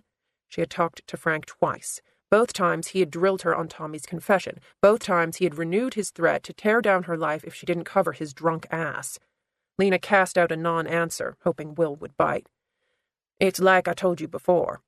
He held open the front door for her. "Any idea why the press isn't all over this?" "The press?" She would have laughed if she hadn't been standing up to her knees in shit. "The paper's closed for the holiday. Thomas Ross always goes skiing this time of year." Will laughed good-naturedly. "You gotta love small towns." A cold wind made him have to put his shoulder into closing the glass door. He tucked his hands into his jeans pockets. The cuffs of his pants were still wet. "Let's take your car." She felt uncomfortable having him in her Celica, so she nodded toward Frank's town car. Lena pulled her keychain from her pocket. The county was on a tight budget, and they both were supposed to share the car. She pressed the button to unlock the doors. Will didn't get in. Instead, he scowled at the smell that wafted through the morning air. "Smoker?" "Frank," she said. The stink was worse than usual. He must have chain-smoked the whole trip to and from Macon last night. Will asked, "This is Chief Wallace's car?" She nodded. "Where's Chief Wallace if this is his car?" Lena managed to swallow the bile in her throat. "He took a cruiser to the hospital." Will didn't comment, though she wondered if he'd made a mark in his book. Frank had taken the cruiser so he wouldn't get stopped along the way. Speeding during a non-emergency situation was illegal, but it was the sort of illegal cops danced around all the time. Will asked, "Can you drive a stick?" It was her turn to scowl. Of course she could drive a stick. Will said, "Let's take my car." "Are you kidding me?" Lena had heard about the Porsche before she'd made it to the station this morning. The whole town was talking about it, what it must have cost, why a state investigator would be driving it, and, more important, that it was parked in front of the Linton house all night. Will didn't wait to see if she followed as he walked toward the opposite end of the lot. He talked as he made his way to the car, his leather briefcase swinging gently at his side. "I'm curious about Allison Spooner. You said she's from Alabama?" "Yes, and she's a student at Grant Tech." Lena was careful with her answer. "She's registered at the school." Will turned to her. "So that means she's a student?" "It means she's registered. We haven't talked to her teachers yet. We don't know if she was actively attending classes. We get a lot of calls from parents this time of year wondering why they're not getting report cards." He asked her again, "Do you think Allison Spooner dropped out?" She tried a new strategy. "I think that I'm not going to tell you something unless I know it's the absolute truth." He gave her one of his quick nods. "Fair enough." Lena waited for another question, another insinuation. Will just kept walking, his mouth closed. If he thought this new technique was going to break her, he was dead wrong. Lena had been dealing with silent disapproval her entire life. She had made an art out of ignoring it. She tucked her head down against the cold. Her mind kept going back to her earlier conversation with Will. She had been so furious about him being in Jeffrey's office that she hadn't really paid attention to what he was saying at first. But then he had pulled out Allison's wallet, and she had seen that the third photograph was missing. The picture showed Allison sitting beside a boy who had his arm around her waist. An older woman sat on her left, some distance between them. They were all on a bench outside the student center. Lena had stared at the photo long enough to remember the details. The boy was around Allison's age. He had been wearing the hood of his sweatshirt pulled down low on his head, but she could tell he had brown hair and eyes. A smattering of a goatee was on his weak chin. He was chubby the way most of the guys at Grant Tech tended to be, from too many days spent in classrooms and nights wasted in front of video games. The woman in the photograph was obviously from the poor part of town. She was in her 40s, maybe older. Past a certain age, it was difficult to tell with hard-looking women. The good news was that they stopped aging.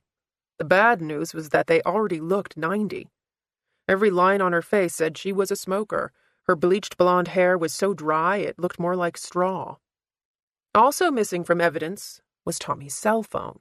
Frank had handed it to Lena in the street. He'd found it in Tommy's back pocket when he frisked him before putting him into the back of the squad car. She had sealed the phone in a plastic bag, written out the details, and logged it into evidence. And at some point last night, both the photo from Allison's wallet and Tommy's phone had gone missing. There was only one person who could have hidden the evidence, and that was Frank. Marla said he'd gone through her files. He had probably doctored the 911 transcript, too. But why? Both the picture and the call brought up the possibility of Allison having a boyfriend. Maybe Frank was trying to track down the kid before Will Trent found him. Frank had told Lena that they should both stick to the truth, or at least a close version of it. Why was he going behind her back and looking for another suspect? Lena wiped her eyes with her hand. The wind was cutting, making her nose run, her eyes water. She had to carve out 10-15 minutes alone so she could think this through. Will's presence made it impossible for her to do anything but worry about the next question that would come out of his mouth. "Ready?" Will asked. They had reached the Porsche. The car was an older model than Lena thought. There was no remote to unlock the door. Will did the honors, then handed her the key. Lena felt a new wave of nervousness wash over her. "What if I crash this thing?" "I'd really appreciate it if you didn't." He reached in and tucked his briefcase behind the front seat. Lena couldn't move. This felt like a trap, but she couldn't see the reason. "Is there a problem?" Will asked. Lena gave in. She climbed into the bucket seat, which was more like a recliner. With her feet stretched toward the pedals, the back of her calves were only a few inches off the floorboard. Will opened the passenger door. She asked, "You don't have a car from the job?" "My boss wanted me to get here as soon as possible." He had to let the seat back before he got into the passenger side of the car. "It adjusts on the front," he told Lena. She reached down and dragged herself closer to the steering wheel. Will's legs were about 10 feet longer than hers. Lena was practically pressed into the steering wheel by the time her feet found the clutch and gas. For his part, Will couldn't get his seat right. He pushed it to the end of the track and cranked it down as low as it would go so his head wouldn't hit the roof. Finally, he folded himself into the car like a piece of origami. She waited for him to buckle in, chancing a look at him. He was fairly average except for his height. He was lean, but his shoulders were broad, muscled, like he spent a lot of time at the gym. His nose had obviously been broken at some point in his life. Faint scars were on his face, the sort of damage you got from fighting with your fists. No, he definitely was not Amanda Wagner's second string. "All right," Will said, finally settling into the seat. She reached toward the ignition, but there wasn't one. "It's on the other side." She found the ignition on the left-hand side of the steering wheel. Will explained, "It's from Le Mans racing, so you can start the engine with one hand while you change the gears with the other." She was extremely right-handed, and it took a few tries before she managed to get the key to turn. The engine roared to life. The seat vibrated underneath her. She could feel the clutch pushing back against the ball of her foot. Will stopped her. "Can you give her a few minutes to warm up?" Lena took her foot off the pedal. She stared across the street. He'd parked on the far side of the lot, the nose of the car facing out. She had a clear view to the children's clinic across the way, Sarah's clinic. She wondered if he had parked here on purpose. He seemed to be very deliberate about everything he did. Or maybe her paranoia was such that she couldn't watch his chest rise and fall without thinking it was part of some master plan to trip her up. Will asked one of his random questions. "What do you think about the 911 call?" She told him the truth. "It bothers me that it came from a blocked number." "She called in a fake suicide. Why?" Lena shook her head. The caller was the last thing on her mind right now. Tommy might have talked to her. She could be a co-worker, an accomplice, a jealous girlfriend. Tommy didn't strike me as a player. No, he hadn't. During the interrogation, Lena had asked him to be explicit because she wasn't sure he really knew what sex was. Will asked, "Did Tommy say anything about dating anyone?" She shook her head. "We can ask around. At the very least, the girl who called in the fake suicide knew something wasn't right. She was obviously laying down a foundation for Tommy's defense." Lena's head jerked around. "How so?" "The phone call. She said Allison got into a fight with her boyfriend. That's why she was worried she'd committed suicide. She didn't say anything about Tommy." Lena felt every ounce of blood in her body freeze. Her hand gripped the steering wheel. Frank's amended transcript didn't mention a boyfriend. Will must have already contacted the call center in Eton. So why had he asked Marla for the audio? To set a trap. And Lena had just fallen right into it. Will's tone of voice was even. "Obviously, we'll need to find the boyfriend. He'll probably be able to lead us to the caller. Did Allison have any photographs in her apartment? Love letters? A computer?" Photographs. Did he know about the missing picture? Lena's throat felt so raw that she couldn't swallow. She shook her head. Will took his briefcase from behind the seat. He snapped open the locks. She could hear a high-pitched alarm in her ears. Her chest was tight, her vision blurred. She wondered if this was what a panic attack felt like. Will mumbled, rifling through the case. "My reading glasses aren't in here." He held out the transcript. "Do you mind?" Lena's heart shook against her ribcage. Will held the paper in his hand, the edge fluttering in the air blowing out from the heater. Her voice was barely a whisper. "Why are you doing this?" Fear saturated her every word. Will stared at her for a long while. So long that she felt as if her soul was being peeled away from her body. Finally, he gave one of his patented nods, as if he'd made a decision. He put the transcript back in his case and snapped the locks shut. "Let's go to Allison's." Taylor Drive was less than 10 minutes from the station, but the trip seemed to take hours. Lena felt so panicked that she slowed down a couple of times, thinking she was going to be sick. She needed to concentrate on Frank, to figure out how many nails he could put in her coffin.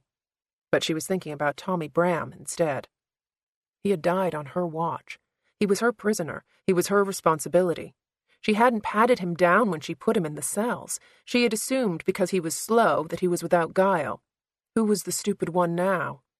Lena thought the kid was capable of murder, but considered him so harmless that she'd let him walk into a cell with a sharp object hidden on his person? Frank was right. She was lucky Tommy didn't turn the weapon on someone else. When had Tommy taken the ink cartridge out of her pen? He must have known when he did it that he was going to use it for something bad. By the time he finished writing his confession, Tommy was in tears. The Kleenex box was empty. Lena had left him alone for no more than half a minute to get more tissues. When she came back into the room, his hands were under the table. She had wiped his nose for him like he was a child.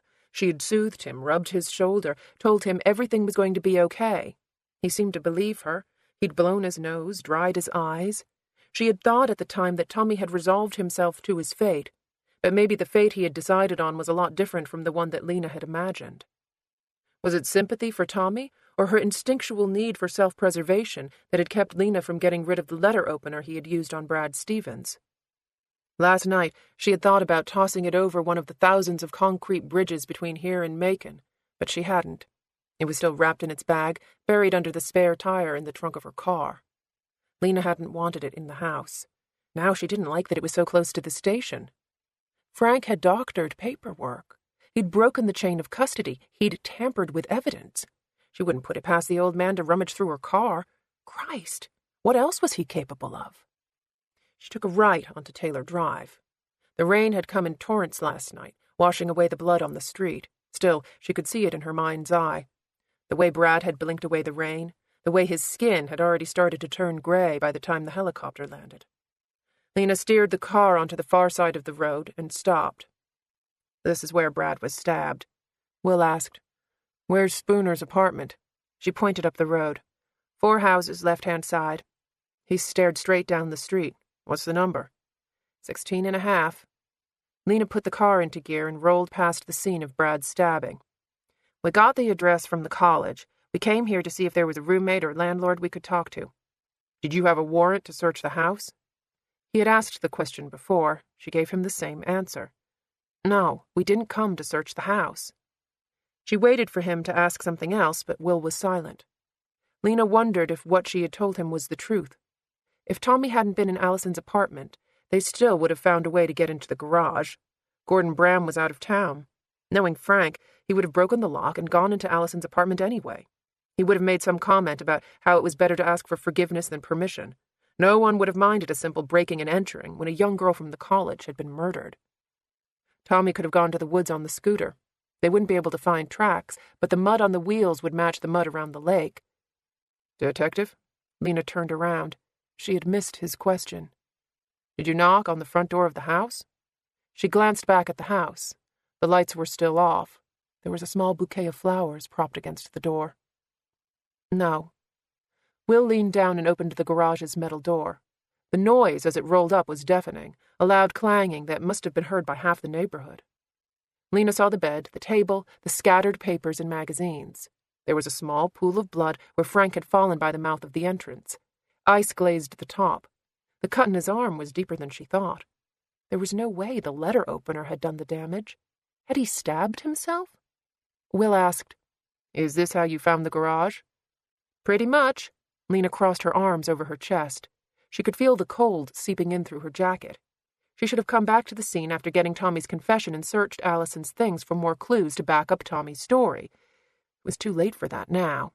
The best thing Lena could do for herself was to start thinking like a detective instead of acting like a suspect.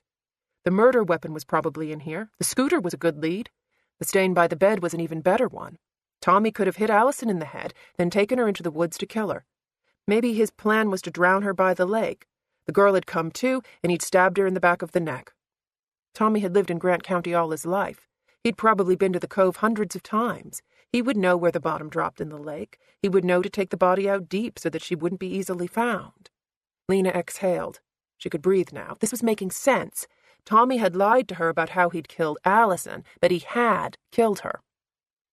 Will cleared his throat. Let's go back a few steps. All 3 of you were standing here. The garage was closed. The house looked empty. Then what? Lena took a minute to regain her composure.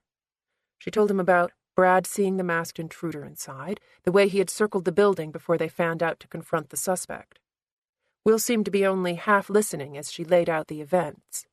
He stood just under the garage door with his hands behind his back, scanning the contents of the room. Lena was telling him about Tommy refusing to lower the knife when she noticed that Will was focusing on the brown stain by the bed. He walked into the garage and knelt down for a better look. Beside him was the bucket of murky water she had seen yesterday. The crusty sponge was beside it. He looked up at her. Keep going. Lena had to think to find her place. Tommy was behind that table. She nodded to the table, which was crooked. Will said, That door isn't exactly quiet when it rolls up. Did he already have the knife in his hand?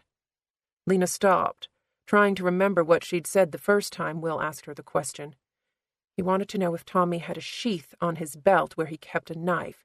He wanted to know if it was the same knife that had killed Allison Spooner.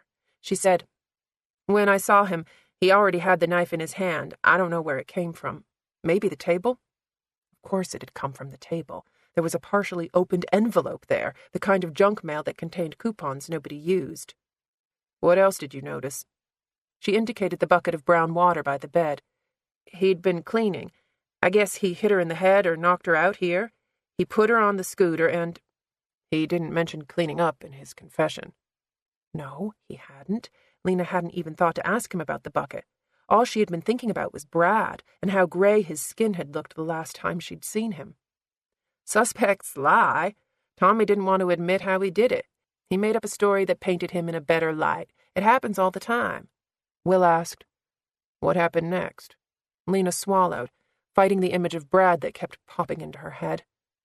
I approached the suspect from the right. Will had opened his briefcase on the bed. Your right or his? My right. She stopped talking. Will had taken some kind of field kit out of his briefcase. She recognized the 3 small glass bottles he took out of the plastic pouch. He was doing a Castle-Meyer test on the stain. Will didn't prompt her to continue the story. He took a clean swab from the kit. He opened the first bottle and used the dropper to wet the cotton tip with ethanol. He touched the swab to the stain, gently rolling it so that the brown substance would transfer. He added the reagent, phenolphthalein, from the second bottle. Lena held her breath as he used the last dropper to add hydrogen peroxide to the mix. She had studied the procedure in class, performed it 100 times herself. If the brown stain was human blood, the tip of the swab would rapidly turn bright pink. The swab didn't turn. Will started to pack the kit back up. What happened next? Lena had lost her place. She couldn't take her eyes off the stain. How could it not be blood? It had the same shape, the same color as a blood stain. Tommy was in Allison's apartment, going through her things. He was dressed like a burglar. He was standing 2 feet away from her, blood, with a knife in his hand. Not a knife, a letter opener. And not Allison's blood. Will prodded her to continue. So you flanked Tommy on your right. Interim Chief Wallace was on your right? My left, your right. Is this when you identified yourself as police officers? Lena held her breath. She would have to lie to him. There was no way she could say she didn't remember, because that would be taken as an admission that she hadn't followed the most basic procedure when confronting a suspect. Detective? Lena let out a slow breath. She tried to muster some sarcasm. I know how to do my job. He gave a solemn nod. I hope so. Instead of jamming his foot down harder, he let up. Tell me what happened next. Lena continued the story as Will walked around the garage. The space was small, but there wasn't 1 inch that he didn't study at some point. Every time he stopped to examine an item more closely, the bracing along the back wall, a strip of metal jutting out from the track for the garage door, her heart skipped. Still, she told him about Tommy running into the street, Brad chasing him, the stabbing, the life flight's arrival. Lena finished. The helicopter took off, and I went to the car. Tommy was already inside, handcuffed. I took him to the station. You know the story from there. Will scratched his jaw. How much time would you say elapsed between when Tommy knocked you to the floor and when you were able to regain your footing? I don't know, 5 seconds? 10? Did you hit your head? Lena's head still ached from the bruise. I don't know. Will was at the back of the room. Did you notice this? She had to force herself to walk into the garage. She followed his pointing finger to a hole in the wall. It was round, with jagged edges, about the size of a bullet. Without thinking, Lena looked back at the front of the garage where Frank had been standing. The trajectory matched up. There were no casings on the floor. She hoped to God Frank had thought to look behind the garage. The bullet hadn't stopped after grazing her hand and punching a hole in the metal siding. It was out there somewhere, probably buried in mud. Will asked, Did anyone fire their weapons? Mine wasn't fired.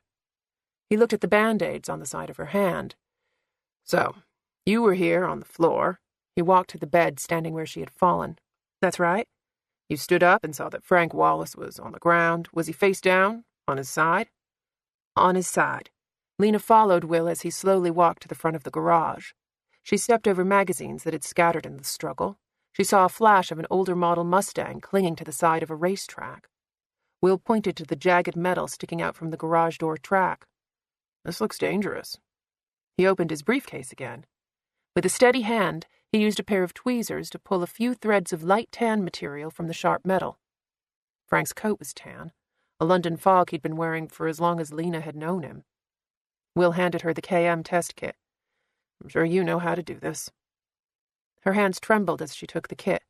She went through the same procedure Will had just followed, using the dropper to add the reagent.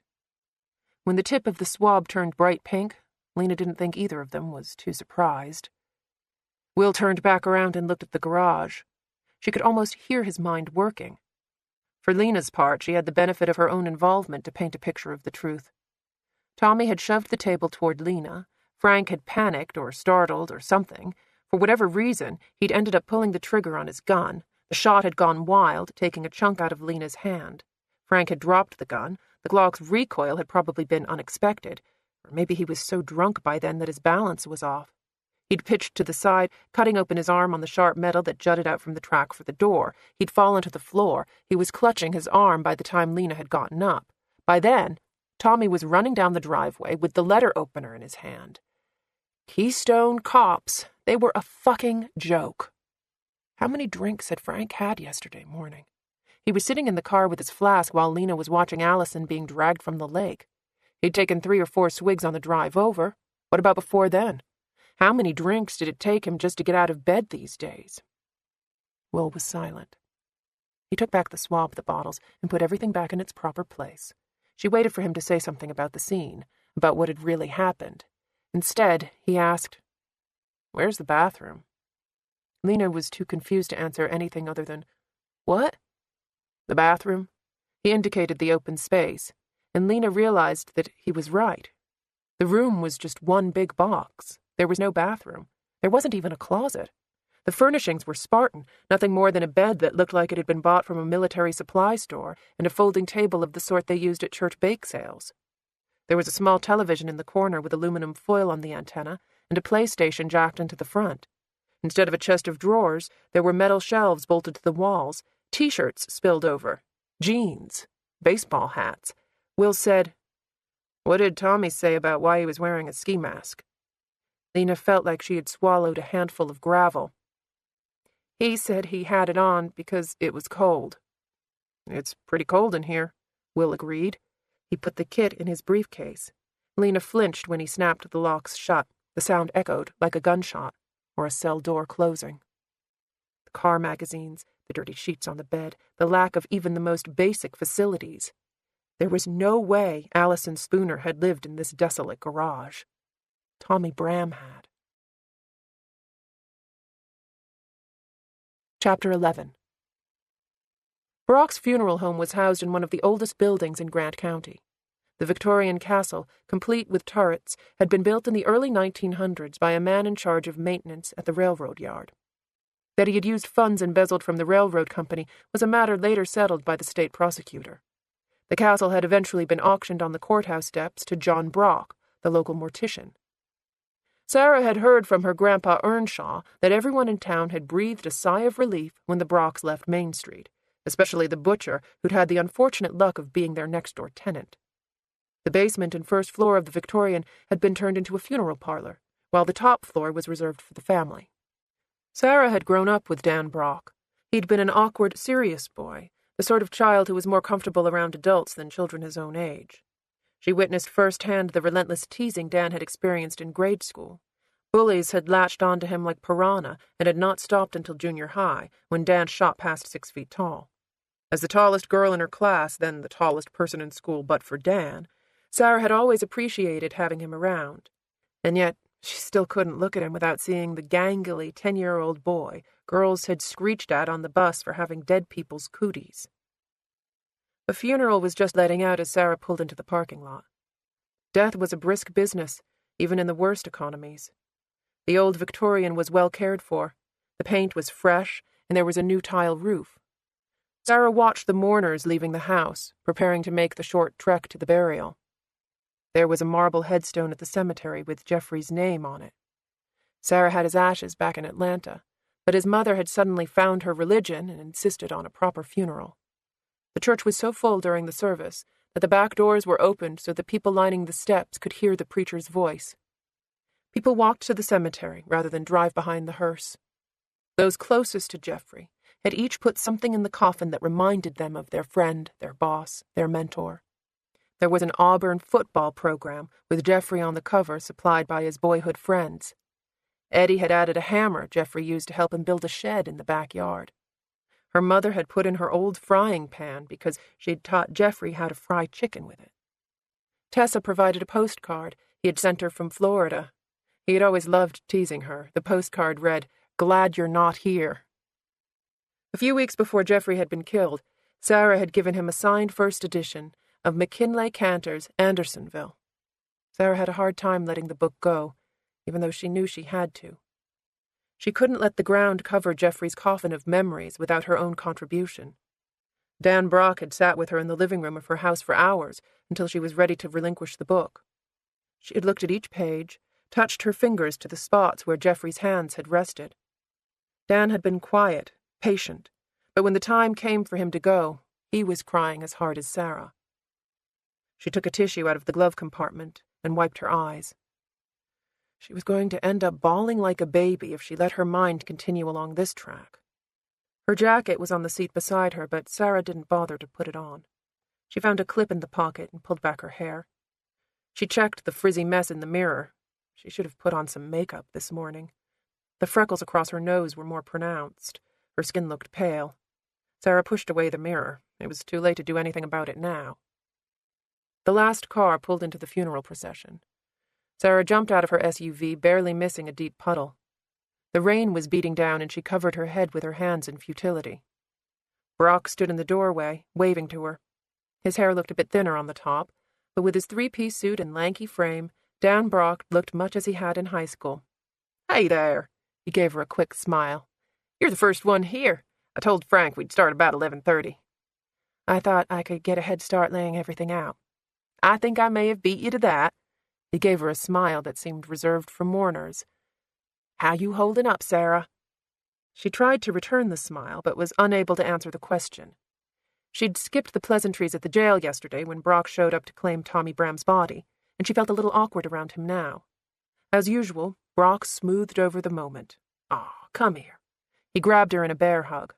"You're looking great, Sarah. Really good. I'm so glad you came back for the holiday. Your mama must be happy."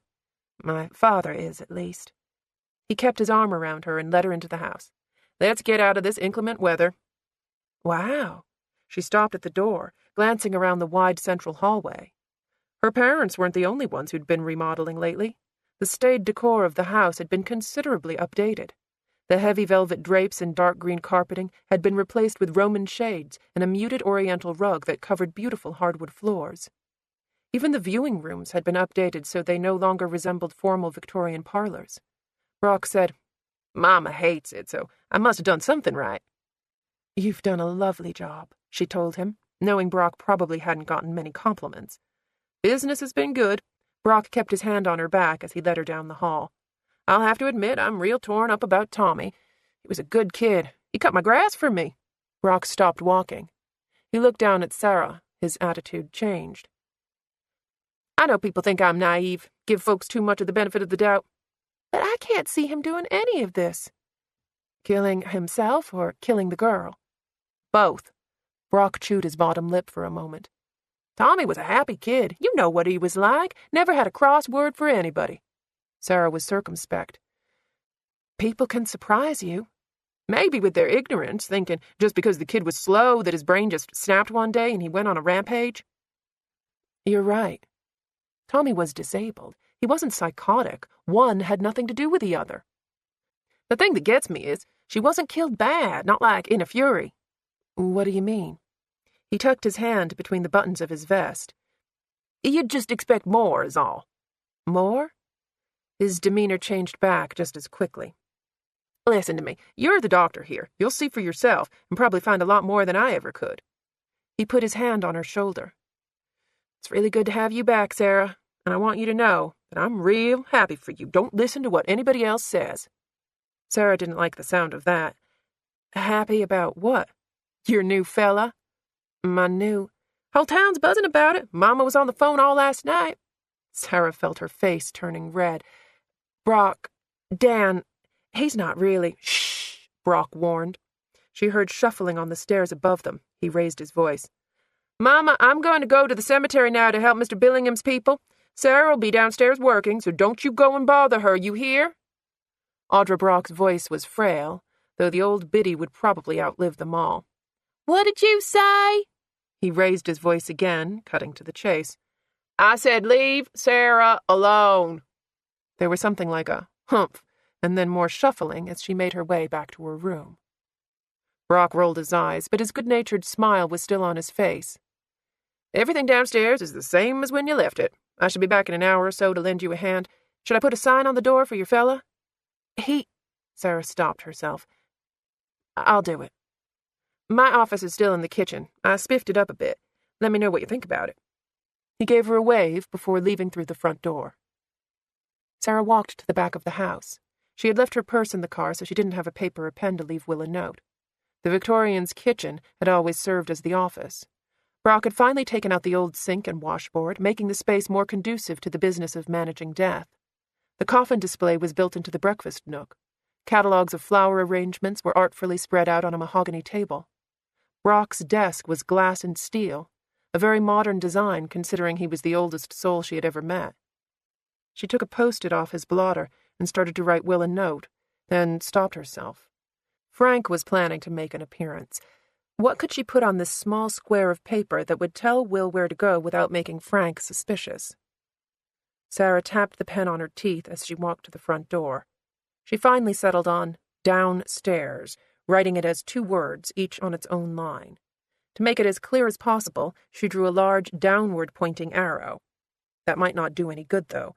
Every dyslexic was different, but there were certain characteristics that the majority of them shared. Primary among these was a lack of any sense of direction. It was no wonder Will had gotten lost driving down from Atlanta. Making a phone call wouldn't have helped matters. Telling a dyslexic to turn right was about as useful as telling a cat to tap dance. Sarah pressed the note to the glass on the front door. She had agonized over the message this morning, writing it 6 different times, signing it, not signing it. The smiley face had been a last-minute addition, her way of trying to let Will know that everything was okay between them. A blind man could have seen how upset he was last night. Sarah felt horrible for embarrassing him. She had never been a smiley-face person, but she'd drawn 2 eyes and a mouth at the corner of the note before sticking it in a baggie under his windshield, hoping that he would take it the right way. It seemed wildly inappropriate to leave a smiley face on the front door of a funeral home, but she drew a small figure, 2 eyes and a curved mouth, thinking at least she'd get points for consistency. The floorboards overhead creaked, and Sarah trotted quickly back toward the kitchen. She left the basement door wide open and took the stairs 2 at a time to avoid Brock's mother. There was a burglar door at the bottom of the landing. Black metal bars and a mesh screen kept anyone from breaking into the embalming area. You wouldn't think that a person would want to come down here unless they had to, but many years ago a couple of kids from the college had busted open the old door in their quest to steal some formaldehyde, a popular choice for cutting powder cocaine. Sarah assumed the combination on the keypad hadn't changed. She entered 159, and the door clicked open. Brock kept the area immediately across from the door empty, so that no one would accidentally glance through the mesh screen and see something they should never have to see. The buffer zone continued down the long, well-lit hallway. Storage shelves contained various chemicals and supplies, with the labels all turned toward the wall so the viewer would not know what he was looking at. Small shoeboxes filled the last metal cabinet. Cremains no one had ever bothered to pick up. At the end of the hall, Brock had posted a sign that Sarah recognized from the hospital morgue. Hic locus est ubi mors godet succurrere vitae. Roughly translated, this is the place where death delights to teach the living.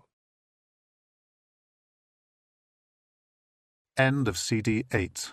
CD 9. The swinging doors to the embalming suite were propped open with old bricks from the house. Artificial light bounced off the white tile walls. While the upstairs had been drastically changed, the downstairs looked exactly the same as Sarah remembered. There were 2 stainless steel gurneys in the middle of the room, with large industrial lights spring-mounted above them. A workstation stood at the foot of each gurney, plumbing connected at the ends to help evacuate the bodies. Brock had already laid out the autopsy tools, the saws, the scalpels, the forceps, and scissors. He was still using the pruning shears Sarah had bought at the hardware store to cut through the breastbone. The back of the room was wholly devoted to the funeral business.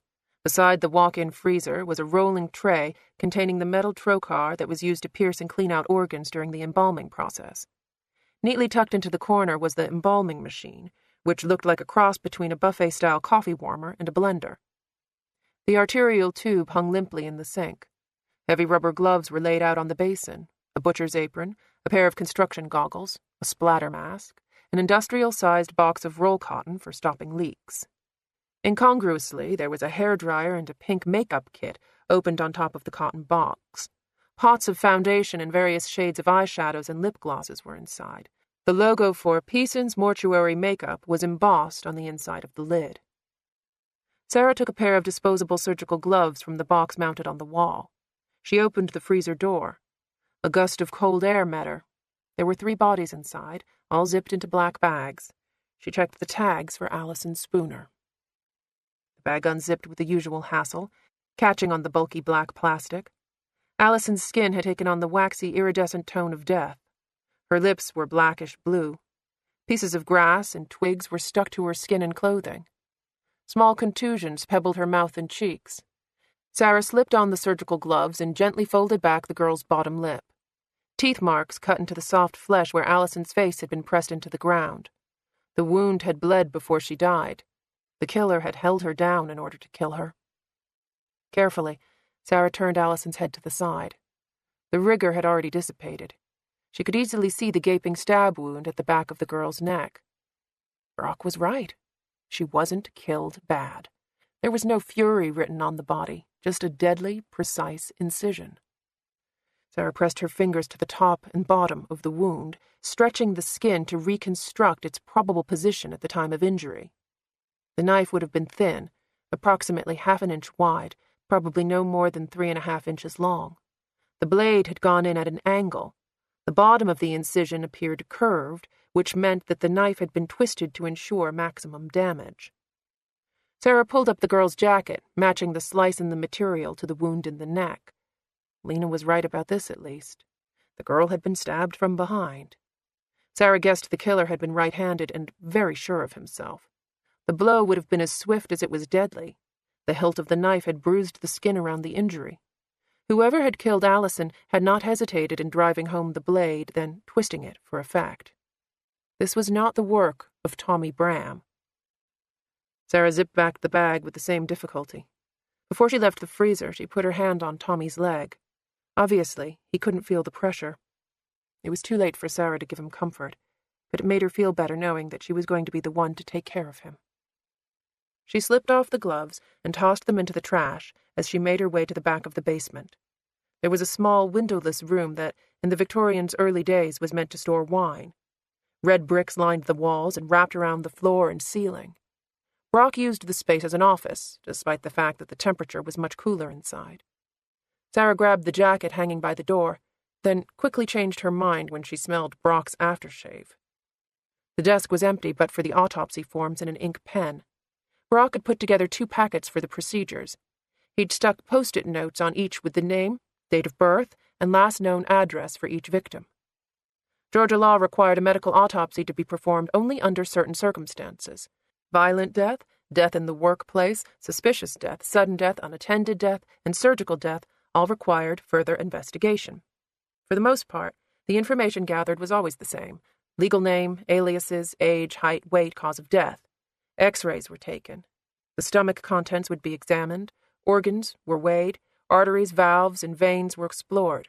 Contusions were noted, traumas, bite marks, stretch marks, lacerations, scars, tattoos, birthmarks. Every detail, remarkable or not, that was found on or in the body had to be noted on the corresponding form. Sarah had hooked her reading glasses on her shirt before getting out of the car. She slipped them on and started on the forms. Most of the paperwork would have to be filled out after the procedures, but every label attached to a specimen or sample had to have her name, the location, and the proper date and time. In addition to that, every form had to have the same information at the bottom, along with her signature and license number. She was halfway through the second packet when she heard someone knocking at the metal door. "Hello?" Will's voice echoed through the basement. Sarah rubbed her eyes, feeling as if she'd just woken from a nap. "I'll be right there." She pushed herself back from the desk and walked toward the stairs. Will was standing on the other side of the security door. She pushed open the latch. "I guess my notes worked." He gave her a careful look, almost like a warning. Sarah waved him back to the autopsy suite. "Quite a spread," Will told her, taking in the room. His hands were in his pockets. She saw that his jeans were wet and muddy at the hem. She asked, "How did it go this morning?" "The good news is that I found out where Allison was killed," he told her about his walk in the forest. "We were lucky the rain didn't wash it all out." "Blood is 5 times more dense than water. It would take weeks for the soil to filter it out, and I'd bet that water oak will hold on to it for years," Sarah explained. "The plasma would break down, but the proteins and globulin would remain in an indefinite colloidal stage." "That's exactly what I was thinking." She smiled. "What's the bad news?" He leaned his hand on the gurney, then thought better of it. "I executed a search warrant on the wrong property and tainted some evidence." Sarah didn't speak, but her expression must have conveyed her surprise. "Tommy lived in the garage, not Allison. The search warrant Faith got listed the garage address. Anything I found is tainted. I doubt a judge would let it through in court." She suppressed a rueful laugh. At least he was seeing firsthand how Lena managed to screw up everything and everyone around her. "What did you find?" "Not a drop of blood, if that's what you mean. Frank Wallace was cut while he was standing at the front of the garage. The stain on the floor by the bed was probably from Tommy's dog Pippi trying to hork up a sock." Sarah winced. "Do you still think Tommy did this? His confession doesn't line up with the facts." "Lena's been working on the theory that Tommy took Allison out to the woods on his scooter and murdered her there. I suppose he was sitting on the cinder blocks the way you'd put a kid on some phone books at the kitchen table." "That sounds completely believable." "Doesn't it just?" He scratched his jaw. "Have you examined Allison's body yet?" "I took a preliminary look at the wound. The attacker was behind her. Most knife injuries to the throat are from behind, but usually the blade is drawn across the front of the throat, oftentimes resulting in a partial decapitation. Allison was stabbed from behind with the blade going into the neck from the rear, the trajectory going toward the front of the throat. It was one thrust, very calculated, almost like an execution. Then the killer twisted the blade just to make sure." "So she died from the stab wound." "I can't say for sure until I have her on the table." "But you have an idea." Sarah had never liked giving her opinion unless she had strong medical fact to support it. "I don't want to make assumptions." "It's just us down here. I promise I won't tell anybody." She was only vaguely aware that she was relenting much more easily than she should have. "The angle of the wound was designed to deliver a quick death. I haven't cut her open yet, so I'm not sure. But it looks like the carotid sheath was cut, so we're talking an instant interruption of the common carotid and more than likely the internal jugular. They're branched together like this." She lined up the index fingers of both her hands. "The carotid's job is to carry oxygenated blood at a rapid speed from the heart into the head and neck. The jugular is a vein. It's gravity-fed. It collects the deoxygenated blood from the head and neck and sends it back to the heart via the superior vena cava, where it's oxygenated again, and the whole process starts all over. You follow?" Will nodded. "Arteries are the water supply, veins are the drain. It's a closed system." "Right," she agreed, giving him points for the plumbing analogy. "All arteries have a little muscle spiraling around them that relaxes and contracts to control blood flow. If you cut an artery in two, sever it, the muscle contracts, curling up like a broken rubber band. That helps stanch the blood flow. But if you slice open the artery without cutting it in two, the victim dies from exsanguination, usually very quickly. We're talking seconds, not minutes. The blood shoots out, they panic, their heart beats faster, blood shoots out faster, and they're dead." "Where is the carotid?" She put her fingers alongside her trachea.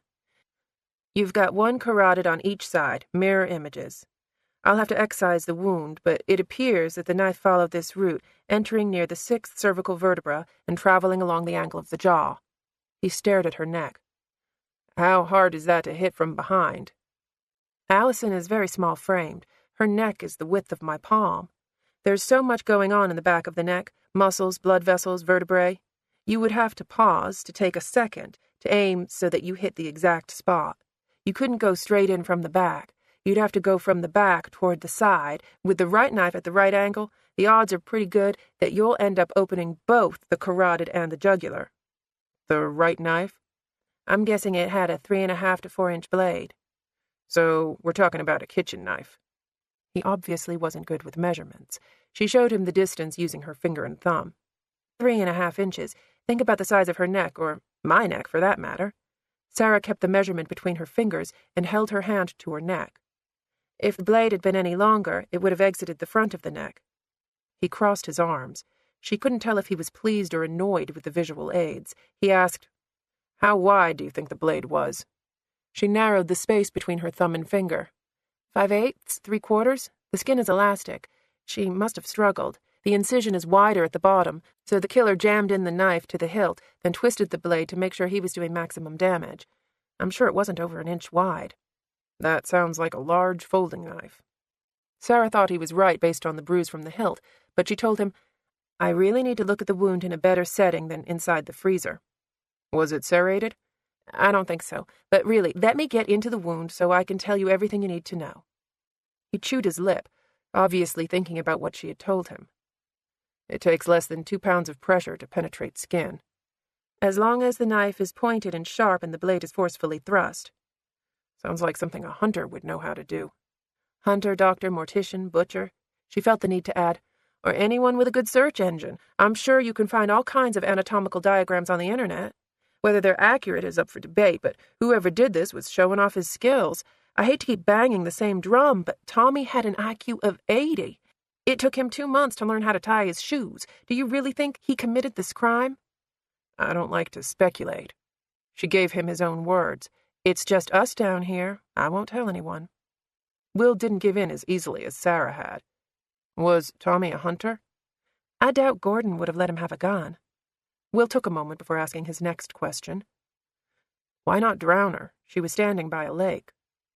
The water must have been close to freezing. There was the chance of a struggle. She could have yelled. My house was across the lake from Lover's Point, but sometimes when the wind was right, I could hear music playing, kids laughing. Certainly any number of people would have heard a young girl screaming for her life.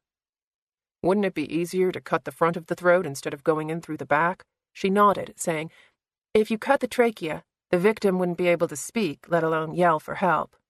Will pointed out, Women tend to use knives. Sarah hadn't considered the possibility, but she was grateful his mind was moving off Tommy. Allison was small. A woman could have overwhelmed her, then carried her to the water. Was the killer left-handed, right-handed? Well, Sarah was going to ask if it mattered to someone who could not tell the difference, but answered him instead. I'm assuming right-handed. She held up her right hand. The attacker would have been at a superior position, standing above her, possibly straddling her, when the blade went in. She paused. This is why I don't like to make assumptions. I need to check her stomach and lungs. If we find lake water, then that means she was probably face down in the water when he stabbed her. Knowing whether she was in the water or in the mud when she was stabbed will be instrumental to my investigation. She furrowed her brow. Are you being a smart-ass, Agent Trent? Based on how you asked that question, I think my answer should be no. Sarah laughed. Good call. Thank you, Dr. Linton. He looked around the embalming suite and gave a shiver. It's cold down here. Aren't you cold? She realized he was wearing the same clothes from yesterday, but for the black t-shirt, which he'd changed for a white one. Didn't you bring a coat? He shook his head. I'm in an awful situation with my clothes. I need to borrow your mom's washer and dryer tonight. Do you think she'll mind? No, of course not. Have you heard from Frank Wallace today? She shook her head. It's starting to annoy me that he hasn't bothered to show up. Does he normally let Lena do all the heavy lifting? I don't know how they work together now. She used to go back and forth between Frank and my husband, whoever needed her at the time. I'm just wondering if she's reporting back to Frank or if they're both doing their own thing. Will gestured toward the gurneys. Can I help you with anything? What's your squeamish level? I don't like rats, and I'm bad around vomit. I think we're safe on both points. Sarah wanted to get started so she wasn't here past midnight. Can you help me get Allison onto the table? The joking camaraderie from before quickly turned into a more serious collaboration. They worked in silence, rolling the gurney into the freezer, lifting the body in unison. There was a scale in the floor. The digital readout already took the gurney into account. Sarah rolled the bed onto the plate. Allison Spooner had weighed 102 pounds. When Sarah put on a pair of surgical gloves, Will followed suit. She let him help unzip the body bag and roll the girl left, then right, to slide the black plastic out from under her. He held one end of the measuring tape so he could get the girl's height. Will said, 63 inches, 5'3". I need to write this down. Sarah knew there was no way she could remember all these numbers. There was a whiteboard mounted to the back wall over the counter. Sarah used the marker hanging on a string to record Allison's height and weight. To be thorough, she then added age, sex, race, and hair color. The girl's eyes were open, so she noted that her eye color was brown. When Sarah turned around, she found Will looking at the numbers. Sarah had used abbreviations that even a reading person would have trouble understanding. She pointed to the letters. Date of birth, height, weight. I got it, he said. His tone was as close to curt as she'd ever heard. Sarah resisted the urge to talk to him about the elephant in the room, to tell him that it was foolish for him to be ashamed. He had spent a lifetime hiding his dyslexia, and she wasn't going to fix that by confronting him about it in the basement of the funeral home, not to mention that it was none of her business. She walked to the tall locker beside the office, assuming Brock still kept his supplies in the same place. Crap, she mumbled. The camera and all its pieces were laid out on velvet cloths, covering 2 shelves. She picked up a lens. I'm not sure I know how this thing goes together. Mind if I try? Will didn't wait for her response. He picked up the lens and twisted it onto the camera, then bolted on the lights, the flash, and the metal guide that recorded depth. He pressed several buttons until the LCD display blinked on, then scrolled through all the icons until he found the one he was looking for. Sarah had 2 degrees and a board certification under her belt, but hell would have frozen over before she would have been able to figure out anything to do with the camera. Curiosity broke her earlier resolve. Have you ever been tested? No. He stood behind Sarah, holding the camera in front so she could see. Zoom here, he said, flicking the toggle. You should probably... This is the macro. Will. Super macro. He kept talking over her until she gave up. Here's where you adjust for color. This is light, anti-shake, red eye. He clicked through the features like a photography instructor. Sarah finally relented. Why don't I point and you shoot? All right. His back was stiff, and she could tell that he was irritated. I'm sorry. Please don't apologize. Sarah held his gaze for a few moments longer, wishing she could fix this. There was nothing to say if he wouldn't even let her apologize. She told him, Let's start. Sarah directed him around the table as he photographed Allison Spooner head to toe. The warm-up jacket, the stab wound that went through to her neck, the sliced material where the knife had cut through, the teeth marks on the inside of her lip. She folded back the torn jeans, exposing the knee. There was a half-moon-shaped tear, the skin hanging on by a flap. A dark bruise outlined the area of impact. This kind of laceration comes from blunt trauma. She fell very hard on her knee, probably with her full weight, definitely on something hard like a rock. The impact busted open the skin. Can we look at the wrists? The jacket had bunched up around the girl's hands. Sarah pushed up the material. He took a few photographs. Ligature marks? Sarah leaned down for a closer look. She checked the other wrist. The veins were an iridescent blue. Lines of red shot through the skin where clots held the blood in place. She explained, Bodies start to float anywhere from 2 hours to 2 days after they're in the water. Decomposition starts quickly. As soon as the heart and lungs stop, the body turns on itself. Bacteria leaks out of the intestines. Gases build up, causing buoyancy. The cinder blocks would have kept her from floating to the surface. The cold water would have retarded decomposition. I don't know what the temperature of the lake was, but we can assume it was close to freezing. She was probably face down, her hands hanging in front of her. Livor mortis settled into her fingertips, pooled up into her wrists. I suppose you could mistake the discoloration for ligature marks. It would have been dark that time of morning. Sarah couldn't make any more excuses for Frank. Honestly, I thought Frank was lying to me when he said it the first time. Why lie about that? Will asked. The stab wound is evidence enough that something was seriously wrong. You'll have to ask Frank. I've got a lot of questions for him if he ever shows up. He's probably with Brad. Frank has known him since he was a kid. We all have. Will only nodded. Sarah put the ruler by Allison's wrist so he could take a photograph. When he was finished, she turned the hand over. There was a faint scar along the crease of the wrist. She checked the other hand. She tried to kill herself before. A razor, maybe a sharp knife. I'd say within the last 10 years. Will studied the raised white lines. What was Tommy like? She was surprised by the question because her focus was on Allison. Sarah hadn't slept much last night. She'd had a lot of time to think about Tommy. He was cheerful, she told Will. I don't think there was ever a time I didn't see him smile, even when he felt bad. Did you ever see him angry? No. Did he have many broken bones or bruises? She shook her head, knowing where this was going. Gordon was very gentle with him. The only time I saw him angry was when Tommy ate a whole jar of paste.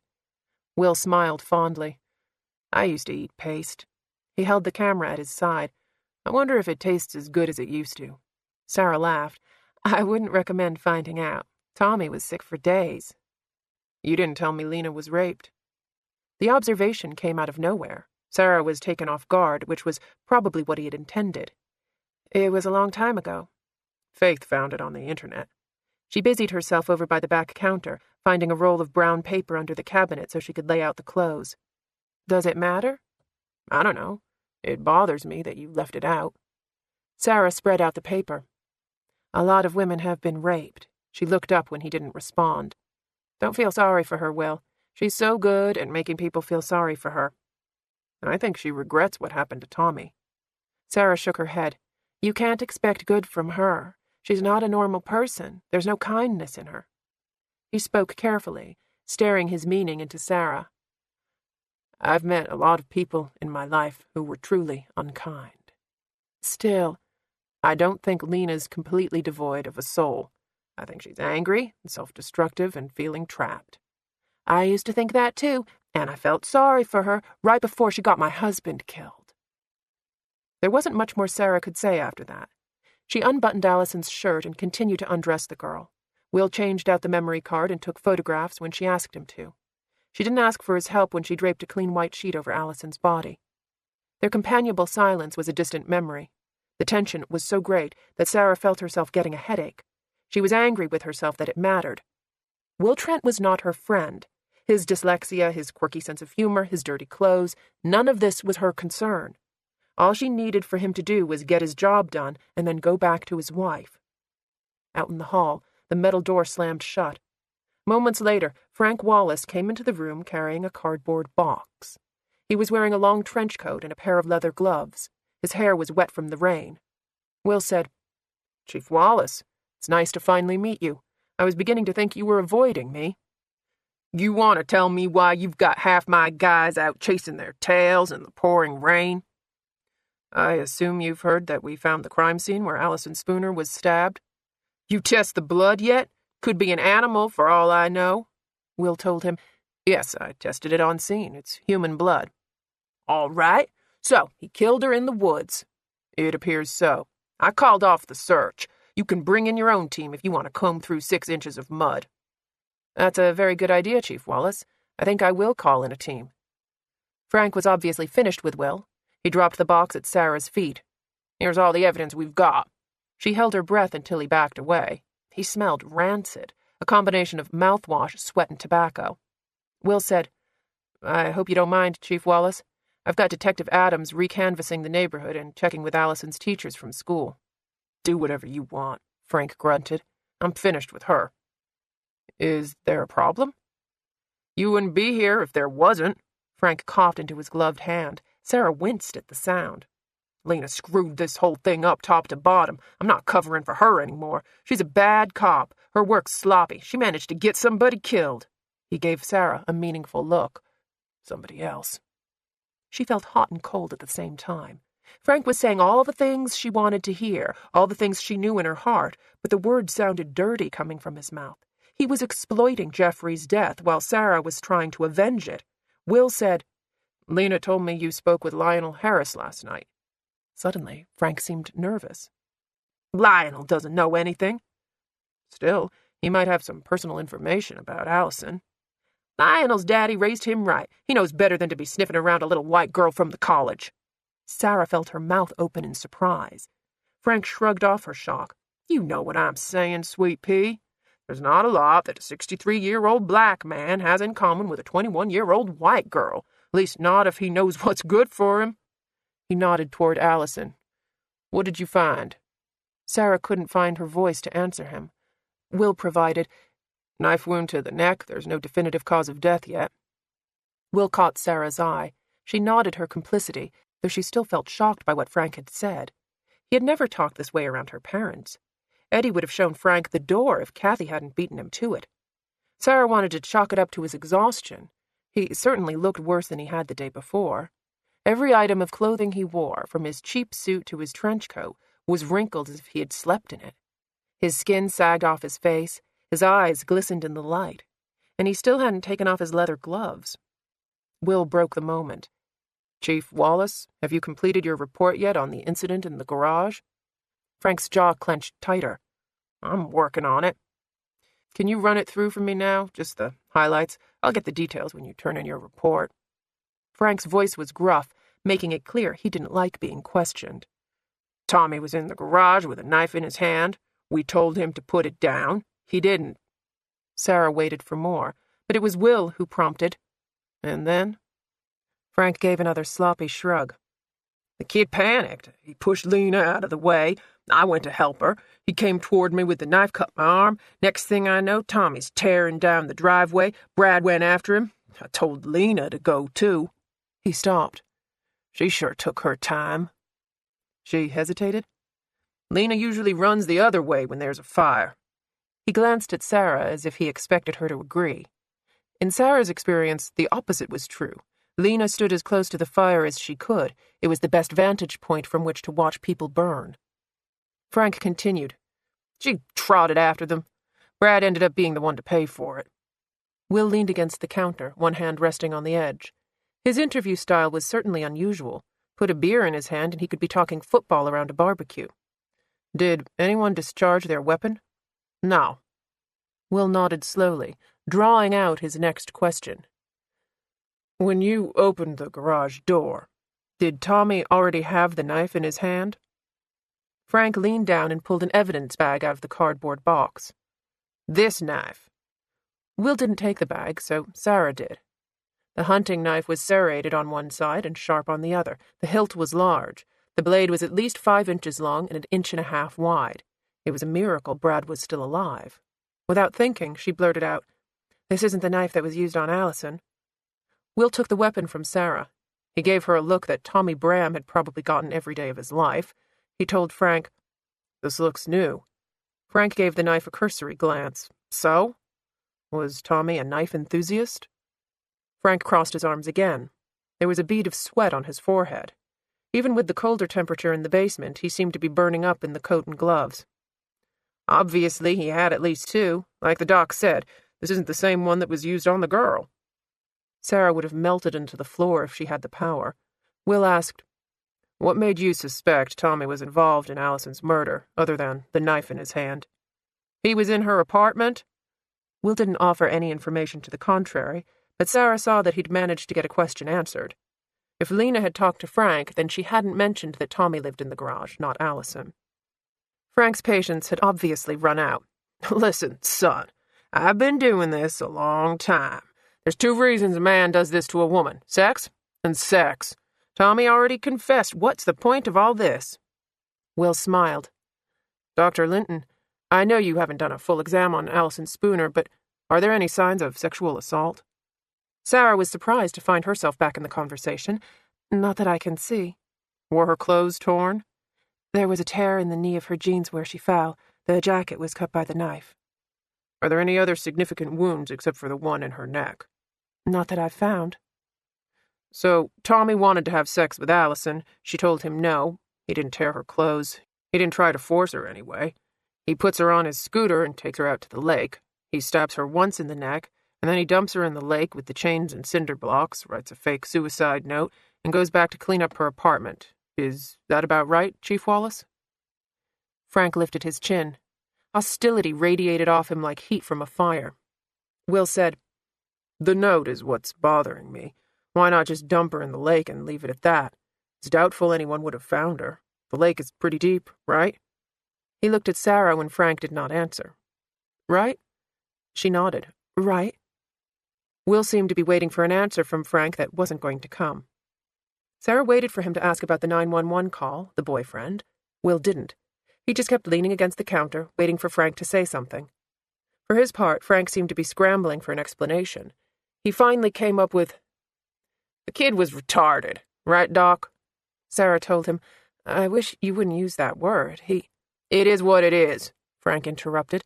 "Tommy was stupid. You can't reason with stupid. He stabbed her once, so what? He left a note, so what? He was retarded." Will let Frank's words hang for a few seconds. "You knew Allison, right, from the diner? I seen her around. Have you found her car yet?" "No." Will smiled. "Did you process Tommy's car?"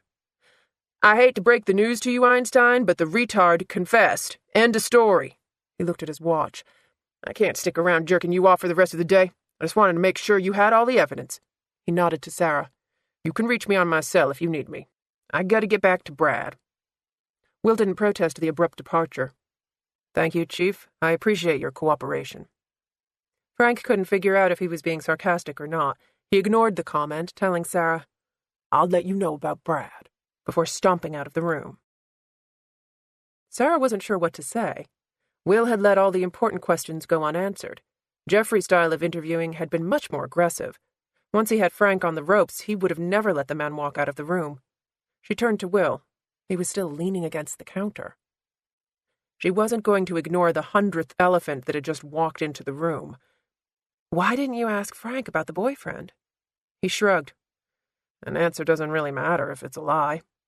"I admit he was being an ass, but he was also being forthcoming."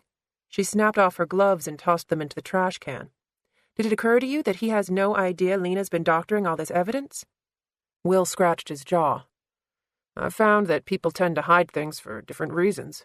They don't want someone else to look bad. They think they're doing the right thing, but they're really not. They're actually hindering an investigation." Sarah had no idea where this was going. "I've known Frank for a long time. Despite that stupid, ignorant thing he said about Lionel, he's not a bad man." "Sweet pea." She rolled her eyes. "I know it seems like I'm too close." "Those were nice gloves he was wearing." She found herself holding her breath. "I walked right into that, didn't I?" "Tommy took a beating." She sighed. Sarah's instinct had been to protect Frank. She'd never considered that Will would see this for what it was, hiding evidence. "Frank's hand was cut up pretty badly. They must have sutured him at the hospital." "I don't imagine they asked very many questions." "Probably not." Even at Grady, cops were given a free pass on suspicious injuries. "How dangerous is a gunshot wound if it grazes your hand?" "Who was shot?" Will didn't answer. "Let's say your hand was grazed. You didn't get medical attention. You had a first aid kit to clean it out yourself, then you slapped some Band-Aids on it. What are the chances of getting an infection?" "Extremely high." "What are the symptoms?" "It depends on the type of infection, whether or not it gets into the bloodstream. You could be looking at anything from fever and chills to organ failure and brain damage." She repeated her question. "Who was shot?" "Lena." Will held up his hand and pointed to the palm. "Here, on the side." Sarah felt her heart sink, though not for Lena. She was more than capable of taking care of herself. "Frank shot her?" He shrugged. "It's likely. Did you see the cut on his arm?" She shook her head again. "I think he ripped it open on some metal that was sticking out of the garage door." Sarah put her hand on the counter, needing the support. Frank had stood right in front of her and said that Tommy had cut him with the knife. Why would he lie about that? "He's an alcoholic, right?" She shook her head, but this time it was more from her own confusion. "He never drank on the job before, at least not that I ever saw." "And now?" "He was drinking yesterday. I don't know how much, but I smelled it on him when I got to the station. I just assumed that he was shaken up because of Brad. That generation—" She let her voice trail off. "I guess I glossed it over because Frank's from a time when it was all right to take a couple of drinks during the middle of the day. My husband would have never tolerated it, not while Frank was on duty." A lot has changed since he died, Sarah. Will's voice was gentle. This isn't Jeffrey's police force anymore. He's not here to keep them in line. She felt tears come to her eyes. Sarah wiped them away, laughing at herself. God, Will, why am I always crying around you? I'm hoping it's not my aftershave. She laughed half-heartedly. What now? Will knelt down and started rummaging through the box of evidence. Frank knows Allison has a car. Lena didn't. Lena knows Allison didn't live in the garage. Frank doesn't. He found a woman's wallet and opened the clasp. It's odd that they're not working together on this. Frank made it clear he's finished with her. My personal vendetta aside, he has ample reason to cut her loose. I gather they've been through a lot. Why cut her off now? Sarah couldn't think of an answer. Will was right. Lena had done a lot of things in her career that Frank had covered for. Maybe this is just the last straw? Tommy is dead. Brad was badly injured. I talked to Faith on the ride over. There's no Julie Smith that she can find. The cell phone number you gave me was for a throwaway purchased at a Radio Shack in Cooperstown. That's about 45 minutes away. Tommy and Allison must have had throwaways, too. Neither one has a record of a phone.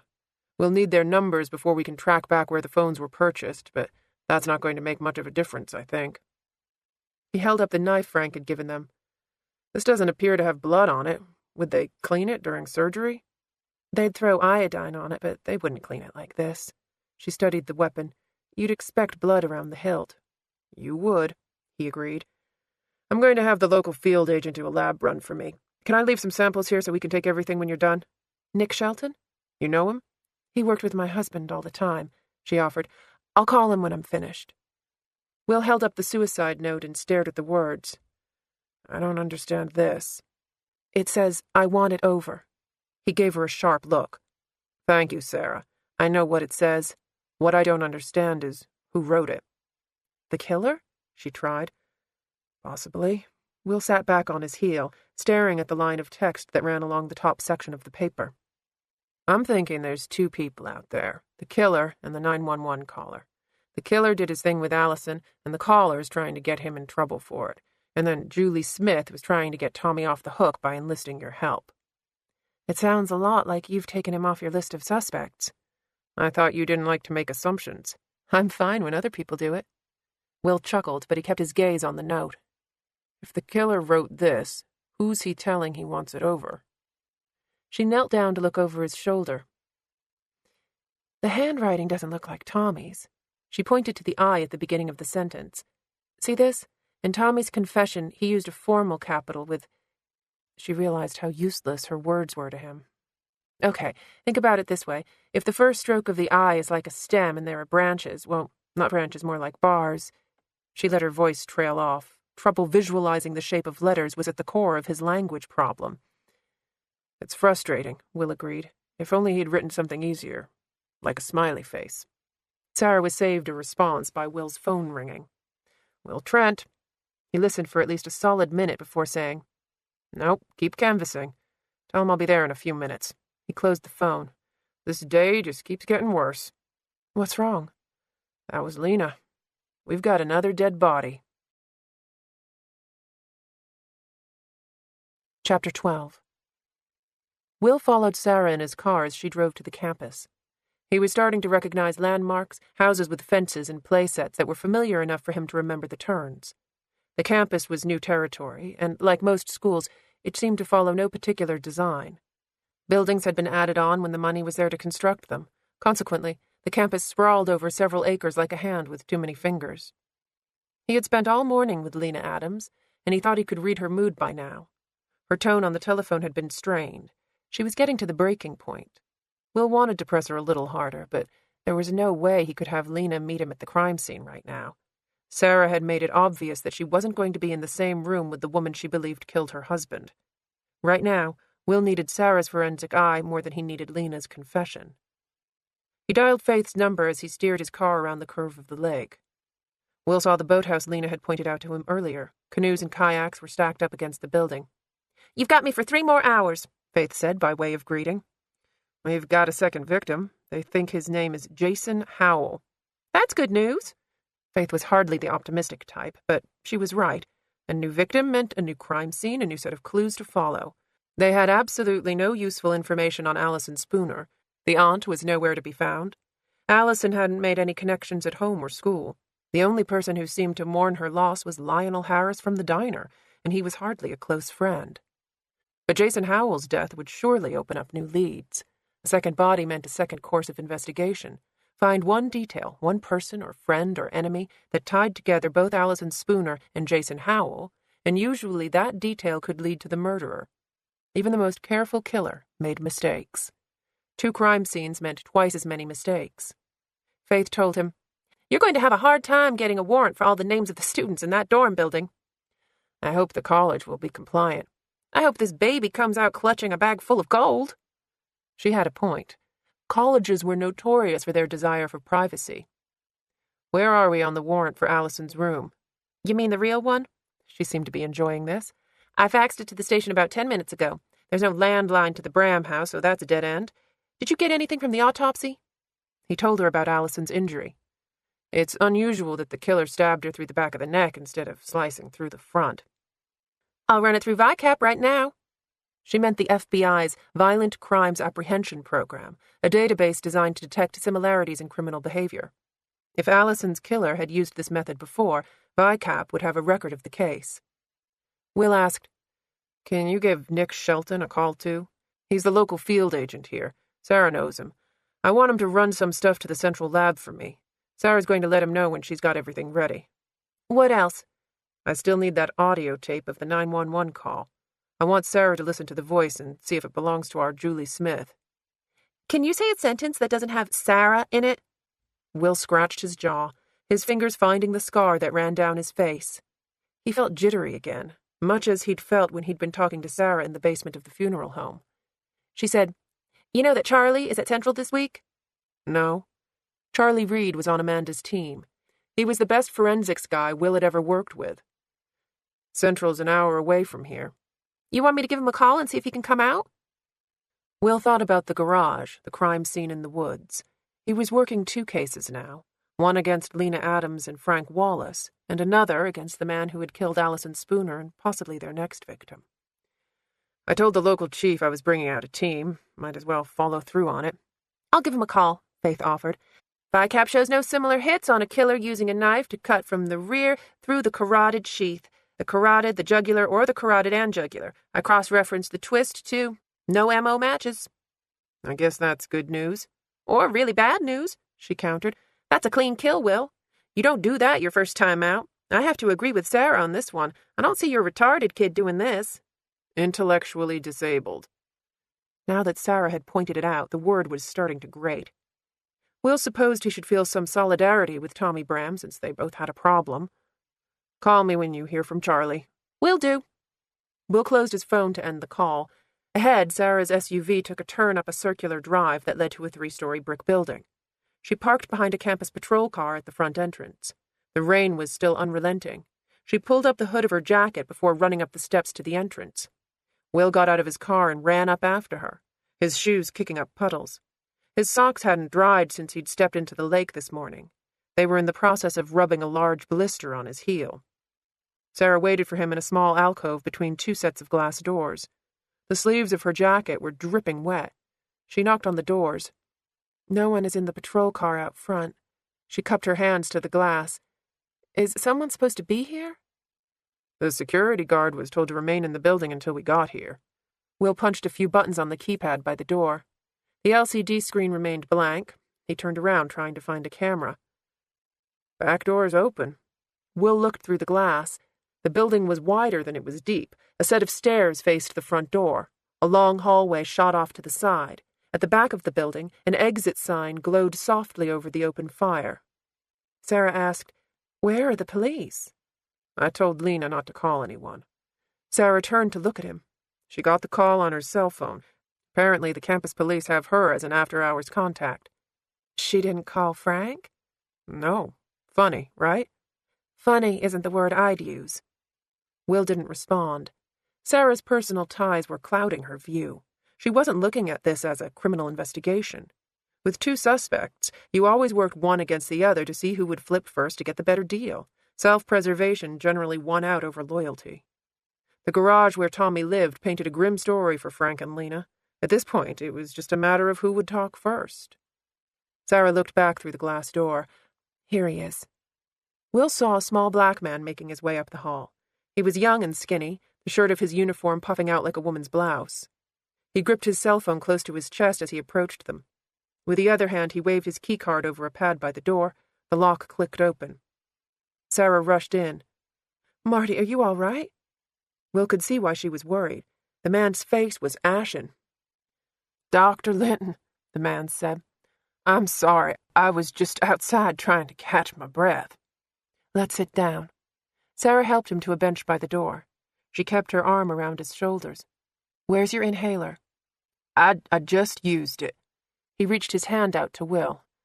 "Sorry for my state. I'm Marty Harris. I think you met my grandfather this morning." "Will Trent." Will shook his hand. The man's grip was weak. Marty waved his phone in the air. "I was talking to Lena about what happened." He coughed. The color was slowly returning to his face. "I'm sorry. It just got me worked up again." Will leaned his back against the wall. He tucked his hands into his pockets. He had figured out a long time ago that showing his irritation tended to get the exact opposite result he was looking for. "Can you tell me what you told Detective Adams?" He coughed a few more times. Sarah rubbed his back. "I'm all right now," he told her. "It's just hard to recollect is all. I've never seen anything like that in my life." Will fought to keep his patience. He looked up and down the hallway. The lights were still off, but his eyes were adjusting. There wasn't a camera on the front door. He guessed the entrance keypad was meant to catch students and visitors going into the building. There was a camera over the fire exit in the back, though, and he could see it was tilted up toward the ceiling. "It was like that when I got here," Marty told him. He put his phone in his shirt pocket and pushed his glasses up his nose. "When was that?" "About 30 minutes ago, I guess." Marty looked at his watch. "Seems like it's been a lot longer than that." "Can you tell me what happened?" He patted his hand to his chest. "I was making my rounds. I do that every 3 hours. With the students gone for the holiday, I wasn't checking the dorms. We do drive-bys to make sure the front and back doors are okay, but we don't go in." He coughed into his hand before continuing. "I was at the library when I noticed one of the windows on the second floor was open. The second floor to this building." He paused for breath. "I figured the wind must have pulled it open. Those old windows never shut tight. With the rain, there'd be a lot of water damage if I didn't do something about it." He paused again. Will could see he was sweating despite the fact that the building was cold. "I went up there, and I saw him, and—" He shook his head. "I called the emergency number." "Not 911.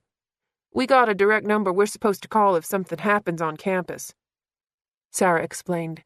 "The dean doesn't like bad publicity." "Can't get more bad than this." Marty gave a harsh laugh. "Lord, what was done to that boy? The smell is the worst part. I don't think I'll ever get it out of my breath." Will asked, "Did you come in through the front door or the back door?" "Front," he indicated the fire exit. "I know I shouldn't have gone out the back, but I needed air." "Was the back door locked?" He shook his head. Will saw the red warning signs plastered all around the door. "Does the alarm go off when it's opened?" "Students usually bypass the alarm the first week they're here. We can't keep up with them. The minute we hook it up, they disconnect it again. Lots of engineers and computer folks in this place. They look at it as a challenge." "They bypass the alarm for fun?" "It's easier to get to the library that way. The back entrance for the cafeteria is there, too. They're not supposed to go through loading docks because of safety concerns, but they sneak back through anyway." Will pointed to the camera mounted over the door. "Is that the only camera in the building?" "No, sir, and like I said, it was tilted up like that when I got here. There's another one on the second floor that's been tilted up, too." Will saw how easy it would be to get into the building undetected. As long as you knew where the camera was, you could stand underneath it and use a broom handle or something similar to push it up, then go on your merry way. Still, he asked, "Do you have footage from the cameras?" "Yes, sir. It's all sent to a central building on campus. I don't have the key, but my boss, Demetrius, is on the way. Should be here in an hour or two," he told Sarah. "He's in Griffin with his daddy's people." Will asked, "What about exterior cameras?" "The cold got to him. They're all out. Half are frozen solid, the rest cracked like walnuts. We had one fall on a student's car the other day. Broke the back windshield. Will rubbed his jaw. Does anyone else know the cameras are out? He thought about it. Demetrius, Dean, maybe some other people if they happen to look up. Some of the damage is pretty obvious even from the ground. End of CD 9. CD 10. I saw the keypad by the door. Is that the only way to get in through the front? Yeah, and I already checked the logs. I can run a system diagnostic on the keypad. No one's been in or out the front door since Saturday afternoon. The only key card not scanned out belongs to Jason Howell. The room he's in is registered to that name, too. He told Sarah, I don't know why he'd stay here. Heat's off, campus is shut down, library closed at noon on Sunday. I thought this place was deserted. It's not your fault, Sarah told him, though Will had some issues about the man opening the exit door. She redeemed herself by asking, Do you think you could get a list of all the students in this dorm? It might be good if Agent Trent had them. That's no problem at all. I can print them out for you right now. Will asked, Do you remember what you touched upstairs? Nothing. The door was open a little. I got this feeling like this really bad feeling. I pushed open the door with my foot and saw him, and he looked down at the ground. I wish I could take a pill to forget all this. Will said, I'm sorry to push you, Mr. Harris, but do you remember if the lights were on or off? All the switches are downstairs. He pointed to a set of light switches by the stairs. They were high up, probably to discourage students from flicking them on and off at will.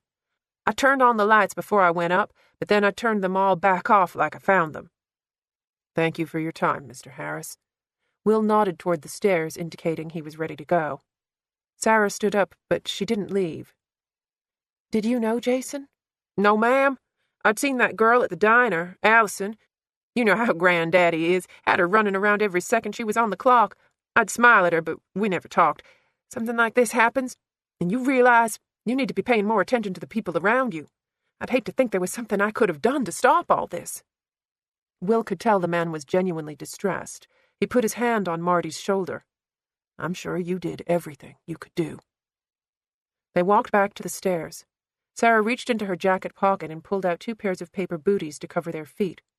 Will slipped them on, watching her do the same. She pulled on a latex glove and reached up, flipping the light switch. Light came down the stairwell. Will went first. The right way to do this would be to send in a team to clear the building, but Will knew that the killer was long gone. Bodies didn't smell when they were fresh. The building was old, but solid, with an institutional feel that wasn't exactly welcoming. The stairs went straight up to the 3rd floor, creating a wind chamber for cold air. Will looked down at the black rubber treads. They would need to be checked for traces of blood. He hoped Faith had managed to get in touch with Charlie Reed. Their killer was smart, and he knew how to cover his tracks. But he didn't have the benefit of a giant lake to wash away his presence this time. If anyone could find trace evidence, it was Charlie. The view at the top of the 2nd-floor landing was familiar, a long hallway lined with closed doors, but for one. At the end of the hall was a cased opening, the inside obscured by shadows. Bathrooms, Sarah guessed. Will turned around and found the security camera mounted high in the corner by the stairs. The lens pointed up toward the ceiling. Jason's killer had probably pressed himself along the stair railing, stood on the bottom step leading to the 3rd floor, and used something to push up the camera. You smell that? Will took a shallow breath. He's been here a while. Sarah had come prepared. She reached into her pocket and pulled out a paper mask. This should help. Will was torn between his need to be a gentleman and his need to not throw up. Do you only have one? I'll be okay. She continued down the hall. Will slipped on the mask. The air got marginally more breathable. Jason Howell's room was closer to the bathroom than the stairs. Their footsteps echoed around them, bouncing off the walls. The closer they got, the stronger the smell became. Will saw that the students all had bulletin boards on their doors. Papers were pinned on top of photographs and messages. The board on Jason's door was empty. Sarah put the back of her hand to her nose. God, that's bad. She took a breath through her mouth before going into the room. Will stood in the doorway. He held his breath as the smell of death washed over him. The kid was lying on his back, bloodshot eyes staring at the ceiling. His face was swollen, almost crimson. His nose was broken. Dried blood circled his nostrils and mouth. One hand dangled to the floor. The thumb was cut. The tip of the pinky finger hung by a few threads. Looks like a match. Sarah had found Jason's student ID hanging from the closet door. She showed the picture to Will. Even with all the damage, there was no mistaking the resemblance. Oddly, Jason was clothed in layers, a pair of sweatpants over pajama bottoms, several shirts, a terry cloth housecoat, and a zippered jacket. His body was swollen from the early signs of decomposition. Gases filled his stomach. The skin on his hands was turning green. His shoes were loosely tied, but his feet were so swollen that the laces cut into his socks. Knife wounds punctured his chest. The blood had dried in thick chunks around the material of his jacket. More blood was on the floor, smeared in a streak to the desk opposite the bed. The computer, the notebooks and papers scattered around, were all covered in blood and pieces of brain matter. Sarah put her hand to the boy's wrist. The check for a pulse was routine, though hardly necessary. I count 8 stab wounds to the chest, 3 more to the neck. The bacteria from the gut is what's causing the smell. His bowel was pierced. He's filled with toxins. Will asked, "How long do you think he's been dead?" "Judging by the rigor mortis, at least 12 hours. "You think we're looking at the same killer?" "I think whoever killed Jason knew him. This is hatred." She pressed her fingers to one of the wounds in Jason's neck, stretching the skin back into place. "Look at this. There's the same twist at the bottom that I saw on Allison." She checked the other wounds on the neck. All of them are the same. The killer plunged in the blade, then twisted it to make sure he hit the mark. You can see bruising from the hilt. I'd guess the same type of knife was used. I'll have to get them both on the table, but it's an educated guess that this is the work of the same killer. Jason was a lot bigger than Allison. He wouldn't be as easy to overpower. Gently, she slid her hand under the back of the head. The skull is fractured. When she pulled her hand back, it was sticky with blood. Windows closed, he pointed out. A sizable puddle covered the floor under the sash. Marty had been in the room after all. Sarah had noticed, too. He did you a favor. The rain could have flooded the floor and washed away the trace. Charlie's not going to be happy. Will realized he hadn't told her that a team was coming. He's our forensics guy. He'll probably want to keep the body here until he's processed the scene. I'll let Brock know. Do you want me to do the autopsy? He thought he might be stepping on her toes. If it's not too much of an imposition. I'll do whatever you want. Will didn't know what to say. He was used to the women in his life making things more difficult, not easier. Thank you. She asked, "Do you think Jason was Allison's boyfriend?" "They're close in age. They go to the same school. They both ended up dead by the same killer's hand. I think it's not a big leap." Will asked, "Assuming you hate to hypothesize, what do you think happened here?" Sarah changed into fresh gloves, telling him, "I assume Jason was at the computer when he was hit with something. Statistically, we can guess a baseball bat. I'll know pretty quickly. There will be splinters in his scalp." She pointed to spatter on the wall that Will hadn't noticed before. Unlike the oak tree by the lake, the white walls of the dorm showed clear signs of the violence that was done. "Medium velocity. I don't think the blow was meant to kill him. The killer wanted to stun him." She pointed to the red streaks on the floor. "He was dragged over to the bed and stabbed, but it doesn't make sense." "Why?" She looked under the bed. "There should be a lot more blood than this." She indicated a fleshy chunk on the desk. "Obviously, he bit off his tongue." Will gagged. "Sorry. Keep going." "Are you sure?" His voice sounded unnaturally high, even to him. "Yes, please, keep going." She gave him a careful look before continuing. "It's not uncommon with blows to the back of the head for the victim to bite their tongue. Usually it doesn't come clean off, but it explains the volume of blood on the keyboard. His mouth would have been engorged with blood." She indicated the wall above the desk. "The spatter here is what you'd expect from the baseball bat making contact with the head, but over by the bed is a different story." "Why?" "From the position of the wounds, I can tell that major arteries were hit in the chest and neck," Sarah explained. "Think about it this way. Jason's on the bed. We assume he's conscious because of the defensive wounds on his hand. He almost lost his finger. He must have grabbed the knife by the blade. His heart would have been pounding like crazy." She patted her fist to her chest, mimicking the quick beat. "Spray, spray, spray, all over the wall." Will looked at the wall. She was right. Except for two splotchy-looking stains close to the body, the white paint was hardly marked at all. Sarah suggested, maybe the killer was wearing something like a clean suit. He could put down plastic. He'd have to cover the room, tape the walls. This was really planned. I think that's a little complicated. Will had yet to meet a killer who was that fastidious. Most killers keep it simple. They're opportunistic. I wouldn't call taking a couple of cinder blocks, a padlock, and a chain to the middle of the woods opportunistic. I just think you're making this too complicated. Couldn't the killer cover Jason's body with something and stab him underneath? Sarah looked at the body. The stab wounds are closely patterned. I don't know, what are you talking about? Plastic? She nodded to herself. The killer could have covered him in plastic. Look at the floor. There's a drip line here. Will saw the line. It was irregular, following the shape of the bed. She said, plastic doesn't absorb. The line wouldn't be thin like that. It would come off in sheets. Sheets. Sarah leaned down and checked the bed. Fitted sheet, top sheet. Blanket? Will asked.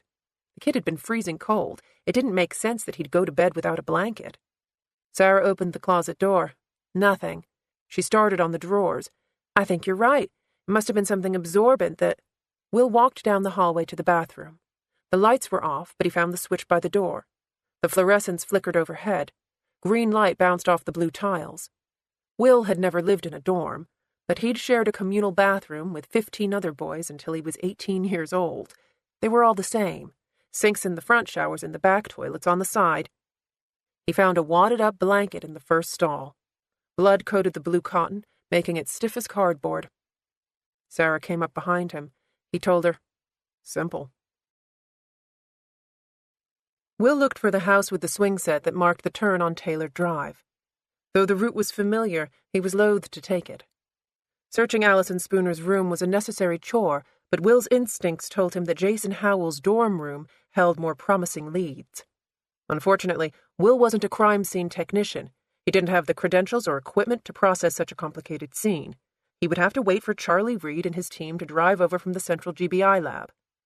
2 students were already dead, and Will had no idea what was motivating the killer. Time was definitely not on his side. Still, there were procedures to be followed.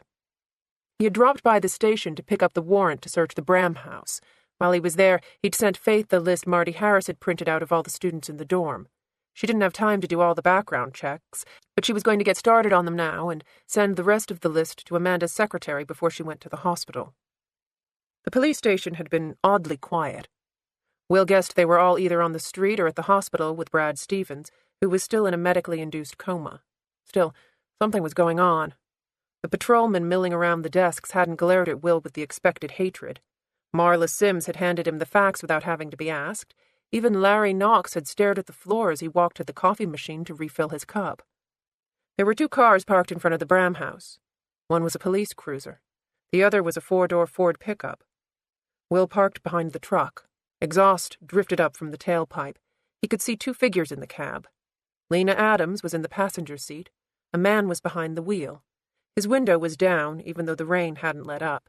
He held a cigarette in his hand. Will went to the driver's side. His hair was plastered to his head. He was freezing. His socks were still soaking wet. Lena made the introductions. Gordon, this is the agent from Atlanta I told you about, Will Trent. Will shot her a glance that he hoped conveyed his intense level of irritation.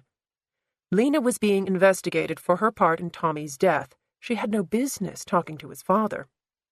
Mr. Bram, I'm so sorry to be meeting you under these circumstances. Gordon held the cigarette to his mouth.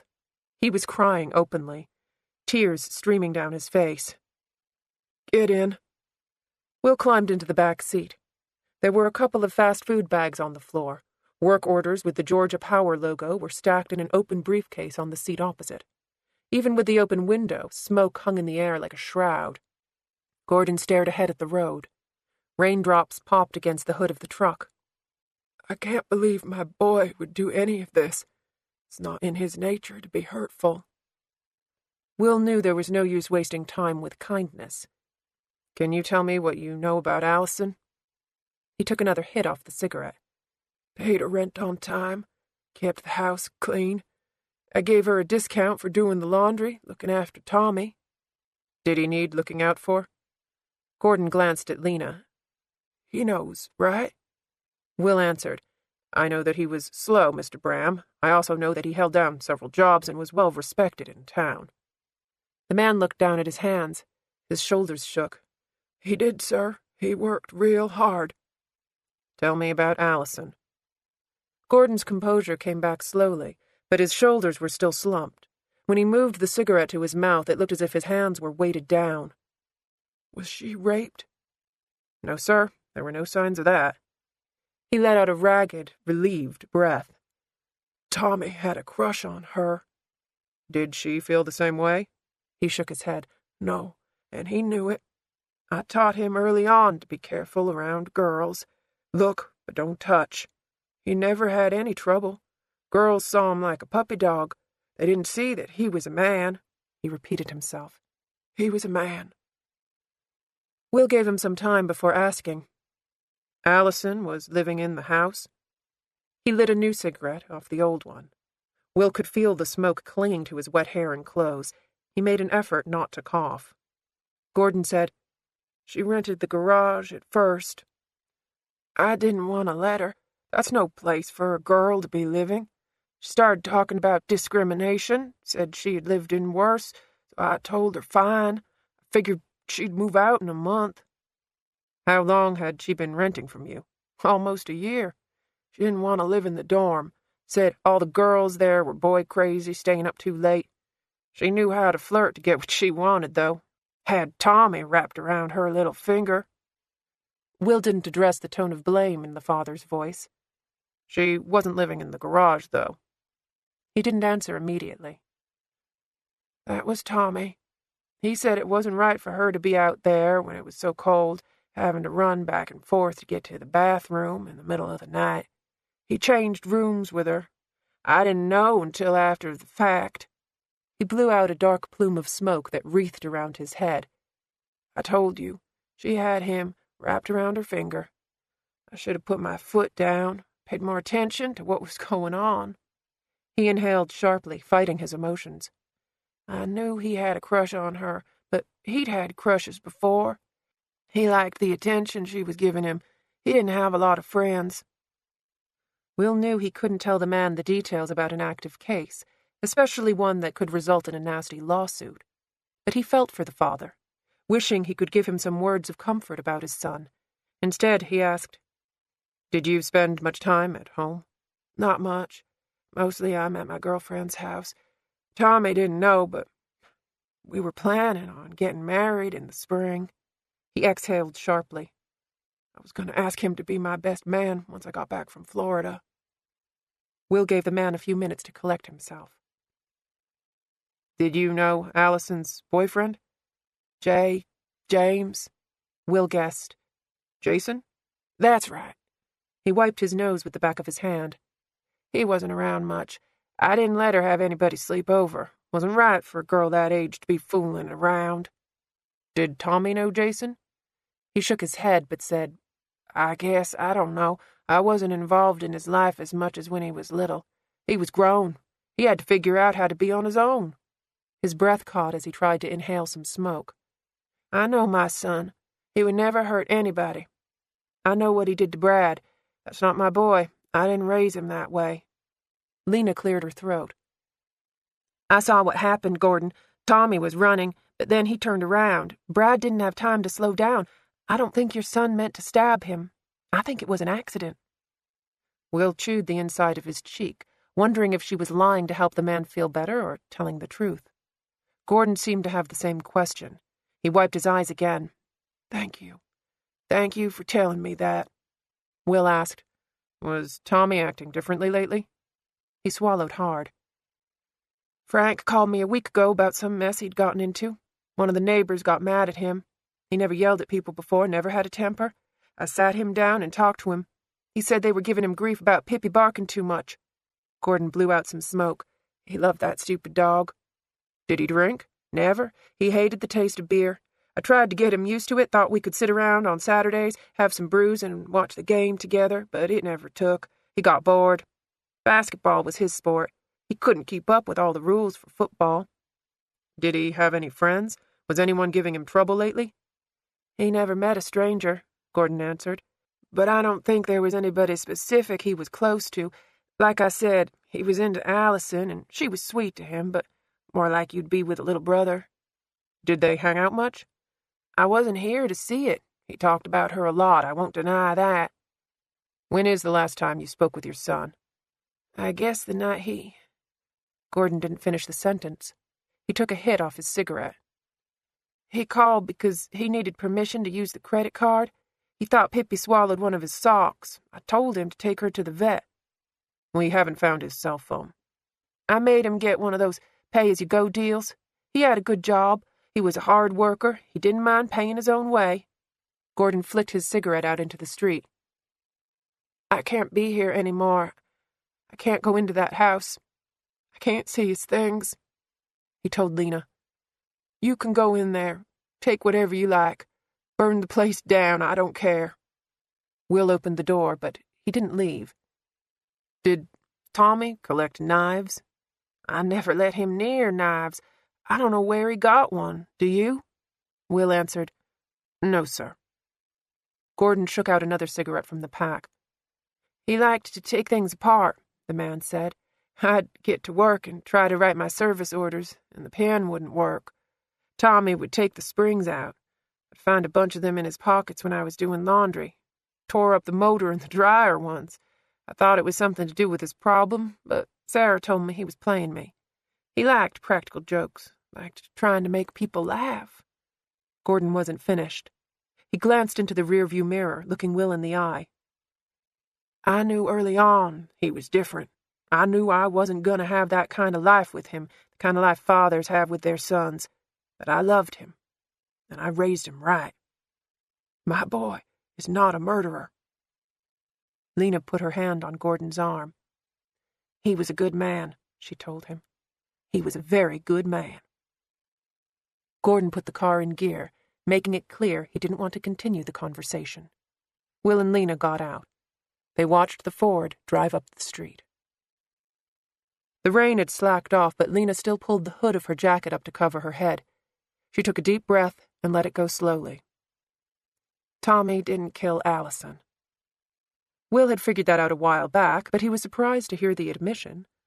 What brought about this epiphany? I've spent most of the day talking to people who knew him, the same as I would have done if Tommy was still alive. She crossed her arms. He was a good kid. He ended up in trouble the same way a lot of good kids do. He was at the wrong place at the wrong time, and he had a knife in his hands. I think you mean that he was in the right place at the wrong time. Tommy was in his apartment, his garage apartment. She didn't contradict him. He stabbed a police officer. Accidentally, from what I've heard. Accidentally, she agreed. And we had no legal right to go into that garage. Brad got the address, but it's not on the building. I led us here. I was the one who said that the garage was Allison's apartment. That's why Brad looked in the window. That's what started everything. She took a shallow breath. He could tell she was scared, but determined. How does this work? Do I make a statement? Do I write out a confession? Will tried to figure out her grand scheme. It couldn't be this easy. Let's back up a second. What are you confessing to? The false search of the apartment. I guess that's breaking and entering. My negligence led to a police officer being injured, 2 officers. I elicited a false confession. I'm the one who walked Tommy back to the cells. I'm the one who didn't frisk him. The ink cartridge was from my pen. I had some extra ones, so I changed it out. But Tommy got the cartridge from me, and we both know I've been dicking you around all day. She gave a forced laugh. So that's obstruction of justice, right? Right, he agreed. Are you willing to put all that on paper? I'll let you tape it. She pulled the hood off her head and looked up at Will. What am I looking at? Jail time. I don't know, he admitted. But the truth was she had skated a thin line. Her negligence wasn't willful. The false confession had been taken in good faith. She was cooperating now, even if she'd been recalcitrant before. She wasn't shifting blame. In the immediate term, I imagine you'll be suspended pending a review of my investigation. You'll have to go in front of the board. They might come down on you hard, or they might not. Your pension is probably gone. If it's not, you could take a hit on years of service, get a period of unpaid leave. If they don't pull your badge, this is going to be on your record until you die. Finding someone to hire you might prove difficult, and Gordon Bram might bring a civil suit against you. None of this seemed to surprise her. She reached into her pocket. Do I give you my badge now? No, Will told her. I'm not in charge of that part. I just file my report. There's bound to be some political involvement with your city council and various other civilian boards. As for whether or not you're suspended pending the outcome, I would assume Chief Wallace is the one who gets to decide what to do with you. She gave a rueful laugh. I think he's already decided. Will felt oddly conflicted. He knew that Lena had screwed up, but she wasn't alone in this debacle. The evidence in the garage told a story that she could use to get herself out of this mess, or at least lessen some of the pain. He felt compelled to ask, "Are you sure about this?" Tommy was my prisoner. He was my responsibility. Will couldn't argue the point. Why did you call Marty Harris after you talked to me? She hesitated, and he saw some of her old slyness come back. I wanted to know the details. Which were? She gave him a half-hearted account of the same story Will had heard from Marty Harris an hour ago. She told Will, I got Jason's contact information and called his mother. She lives in West Virginia. She didn't seem too concerned that the police were calling about her son. How were you sure about the victim's identity? Will realized the answer before he finished the sentence. You went to the school. She must have called Will from the building, a detail Lena had seen fit to leave out. Well, he asked. I was already there checking Allison's school records when Marty called me. She shrugged. I needed to see if it was the same killer. And? I don't know. It makes sense. Jason was Allison's boyfriend. They both turned up murdered within a day of each other. Tommy doesn't fit into the puzzle anymore. That at least explained part of her sudden turnaround. Tommy was dead before Jason was killed. Lena would know that he was innocent of the first crime because he couldn't have committed the second one. Did you close the window in Jason's dorm? I used a glove. I didn't want the rain to wash away any trace. I also covered my shoes in hair. I was careful. But you can get my rule-out samples at the station. They should be on file with the GBI. Will wasn't going to waste time berating her. What did you find out at the school? You said you were going through Allison's records? She took out her spiral-bound notebook and thumbed to the right page. Allison was taking 4 courses this semester. I won't bore you with the details. Chemistry stuff. I managed to talk to 3 of her professors, 1 on the phone and 2 in person. They say Allison was a good student, kept her head down, did her work. They never noticed her hanging out with a particular group. She was a bit of a loner. Her attendance was perfect. No missed days. Her grades were A's and high B's. Campus security didn't know her name. She's never filed a report with them or been the subject of a report. What about the 4th teacher? Alexandra Coulter. She's out of town for the holiday. I left a message on her cell and home.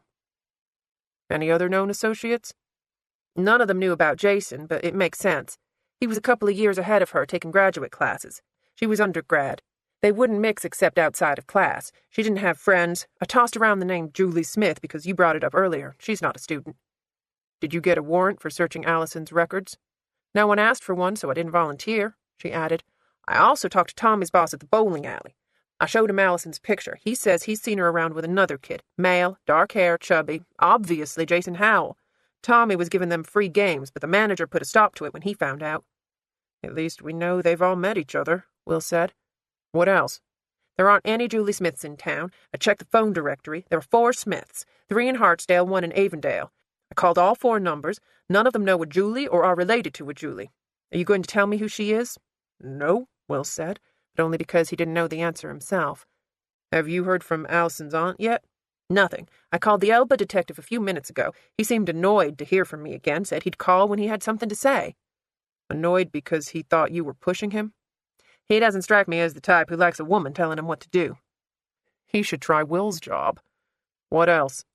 I've talked to the neighbors, everybody but Mrs. Barnes, who lives there. She pointed at the yellow ranch house across the street. There was an old Honda Accord parked by the mailbox. There's no mail in the box. Her newspaper's been taken in, and her car isn't in the carport, so I assume she's out doing chores. What about the Accord? I looked in the windows. It's spotless. I can run the tag through the computer. Do that, he told her. What did the other neighbors say? Exactly what our guys found when they canvassed the street yesterday. Tommy was great. Allison was quiet. None of them socialized. This is a pretty old street, not a lot of kids. Any criminal activity? Not a lot. There are 2 foreclosures. The kid at the end of the block was caught joyriding in his mama's Cadillac 2 weeks ago. 2 houses over, there's an ex-crack addict living with his grandparents. He's been clean as far as we know.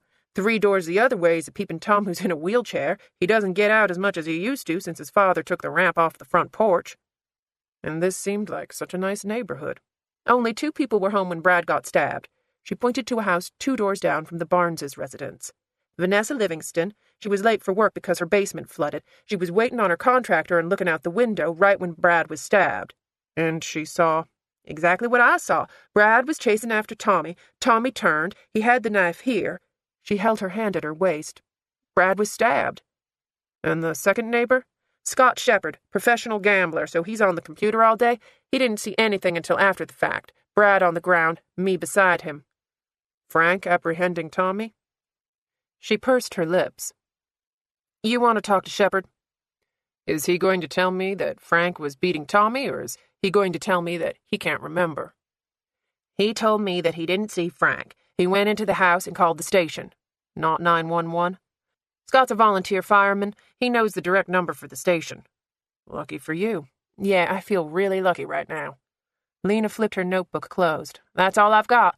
Gordon says there's a spare key under the mat. I guess I should go home and call around for a lawyer. Why don't you help me instead? She held his gaze. You just told me I'm going to lose my badge. You've still got it in your pocket, right? Don't bullshit me, man. There's only 2 other days in my life I can think of that were worse than this one. The day my sister died, and the day I lost Jeffrey. You're a good detective when you want to be. I don't think that's going to matter anymore. Then, what have you got to lose? Will walked up the driveway, listening for Lena's steps behind him. He didn't really need her help, but Will hated to be lied to. Frank Wallace was knee-deep in this crap and seemed content to let one of his officers take the fall for his own bad leadership. Will didn't feel any loyalty to Lena, but the thought of a drunk, crooked cop running this town's police force did not sit well with him. Will found the key under the front doormat. He was opening the door when Lena joined him on the porch steps. He asked, Have you heard anything about Detective Stevens? No change. I guess that's good. Why didn't you call Chief Wallace about the body in the dorm? She shrugged. Like you said, I'm only a good cop when I choose to be. Will pushed open the front door. Lena went in first. Her hand was high on her side, a motion she probably didn't realize she'd made. Will had seen Faith take this same stance many times. She'd been a beat cop for 10 years. There were some things your muscles couldn't unlearn. The living room was right off the entrance. The furniture was old and sad, duct tape keeping the stuffing in the cushions. The carpet was an orange shag that went into the hallway. Will could feel it clinging to his shoes as he walked back to the kitchen. The carpet gave way to yellow linoleum. Gordon hadn't bothered to update anything except the stainless steel microwave that rested on top of an old Formica table. Dishes, Lena said. 2 plates, 2 forks, and 2 glasses were in the drainer in the sink. Allison had shared a meal with someone before she died, then cleaned up after herself. Lena pulled a paper towel from the roll and covered her hand so that she could open the refrigerator. There was a line of blue painter's tape down the middle. Store-brand sodas filled each shelf. There was no food except for a dried-up orange and a Jell-O pudding cup. Lena opened the freezer. The same taped line split the compartment, but the moisture had weakened the adhesive. One side was stacked full of frozen dinners, the other had a box of popsicles and some ice cream sandwiches. Will used the edge of his palm to raise the lid on the kitchen trash can. He saw 2 empty boxes of Stouffer's French bread pizza. I'll ask Sarah about stomach contents. Tommy wouldn't have had more time to digest. True. He used the toe of his shoe to push open a pair of louvered doors, expecting to find a pantry, but finding a toilet, small shower, and even smaller sink. The bathroom was by the back door. He assumed this was the toilet tenants used when they rented the garage. It certainly looked like a young man had used the facilities. The sink was filthy, hair clogged the shower drain, towels were strewn on the floor, a pair of dingy-looking briefs was wadded up in the corner. There was 1 sock on the floor, a footy that went up to the ankle. Will imagined the other sock was slowly making its way through Pippi's digestive tract. Will realized Lena wasn't behind him anymore. He walked through the dining room, which had a glass table and 2 chairs, and found her in a small study off the family room. The room looked hastily abandoned. Stacks of papers lined the floor, magazines, old bills, newspapers. Gordon must have been using this as a dumping ground for all the paperwork associated with his life. Lena checked the desk drawers. From what Will could see, they were piled with more invoices and receipts. The lone bookshelf in the room was bare and dusty, except for a plate that contained a moldy, unrecognizable piece of food. A glass was beside it, the liquid dark and murky. The carpet showed tracks from a vacuum cleaner, but it still had the same grungy feel as the rest of the house. There was an ancient-looking computer monitor on the top of the desk. Lena pressed the power button, but nothing happened. Will leaned down and saw the thing was not connected to a power supply or a computer. Lena noticed this too. He probably took the computer to Jill June's. That's his girlfriend. Did you see a laptop in the garage? She shook her head. Could Tommy even use one? He probably ran the machines at the bowling alley. That's all computer-controlled. Will shrugged because he didn't know for certain. Gordon disconnected the landline. I doubt he was springing for internet service. Probably. Lena opened the last drawer in the desk. She held up a sheet of paper that looked like a bill. $52. This place must be better insulated than it looks. Will guessed she had found a power or gas bill. Or Allison kept the heat turned down. She grew up poor. She was willing to live in the garage. She probably wasn't big on wasting money. Gordon's pretty cheap himself. This place is a dump. She dropped the bill on the desk. Moldy food on the shelf, dirty clothes on the floor. I wouldn't walk through this carpet with my shoes off. Will silently agreed. The bedrooms are probably upstairs. The design of the house was a typical split level, with the stairs running off the back of the family room. The railing was coming loose from the wall. The carpet was worn to the backing. At the top of the stairs, he saw a narrow hallway. 2 open doors were on one side, a closed door was on the other. At the mouth of the hall was a bathroom with pink tile. Will glanced into the first room, which was empty but for some papers and other debris stuck into the orange shag carpet. The next room was sparsely furnished, slightly larger than the first. A basket of folded clothes was on the bare mattress. Lena pointed to the empty closet, the open drawers in the chest. Someone moved out. Gordon Bram, Will supplied. He looked at the basket of neatly folded clothes. For some reason it made him sad that Allison had done the man's laundry before she died. Lena slipped on a latex glove before trying the last room. Her hand went up to her gun again as she pushed open the door. Again, there were no surprises. This must be Allison's. The room was cleaner than the rest of the house, which wasn't saying much. Allison Spooner hadn't been the neatest woman on the planet, but at least she managed to keep her clothes off the floor, and there were a lot of them. Shirts, blouses, pants, and dresses were packed so tightly into the closet that the rod bowed in the middle. Clothes hangers were hooked on the curtain rod and the trim over the closet door. More clothes were draped over an old rocking chair. I guess she liked clothes, Will said. Lena picked up a pair of jeans in a pile by the door. 7 brand. These aren't cheap. I wonder where she got the money. Will could hazard a guess. The clothes he'd worn as a kid generally came from a communal pile. There was no guarantee you'd find a good fit, let alone a style she liked. She probably had hand-me-downs all her life. First time away from home, making her own money. Maybe it was important to her to have nice things. Or maybe she was shoplifting. Lena tossed the jeans back onto the pile. She continued the search, lifting the mattress, sliding her hand between clothes, picking up shoes and putting them back in place. Will stood in the doorway, watching Lena move around the room. She seemed more sure of herself. He wanted to know what had changed. Confession was good for the soul, but her newfound attitude couldn't be solely traced back to her revelation about Tommy. The Lena he'd left this morning was ready to burst into tears at any moment. The one thing she was sure about was Tommy's guilt. Something else had been weighing her down, but now it was gone. Her certainty was making him suspicious. What about that? Will pointed to the bedside table. The drawer was cracked open. Lena used her gloved hand to open it the rest of the way. There was a pad of paper, a pencil, and a flashlight inside. You ever read Nancy Drew? He asked, but she was ahead of him. Lena used the pencil to shade the paper on the pad. She showed it to Will. No secret note. It was worth a try. We can toss this place, but nothing's jumping out at me. No pink book bag. She stared at him. Someone told you Allison had a pink book bag? Someone told me she had a car, too. A rusted red Dodge Daytona? She guessed. She must have heard about the bolo Faith put on the car this morning. Let's try the bathroom, he suggested.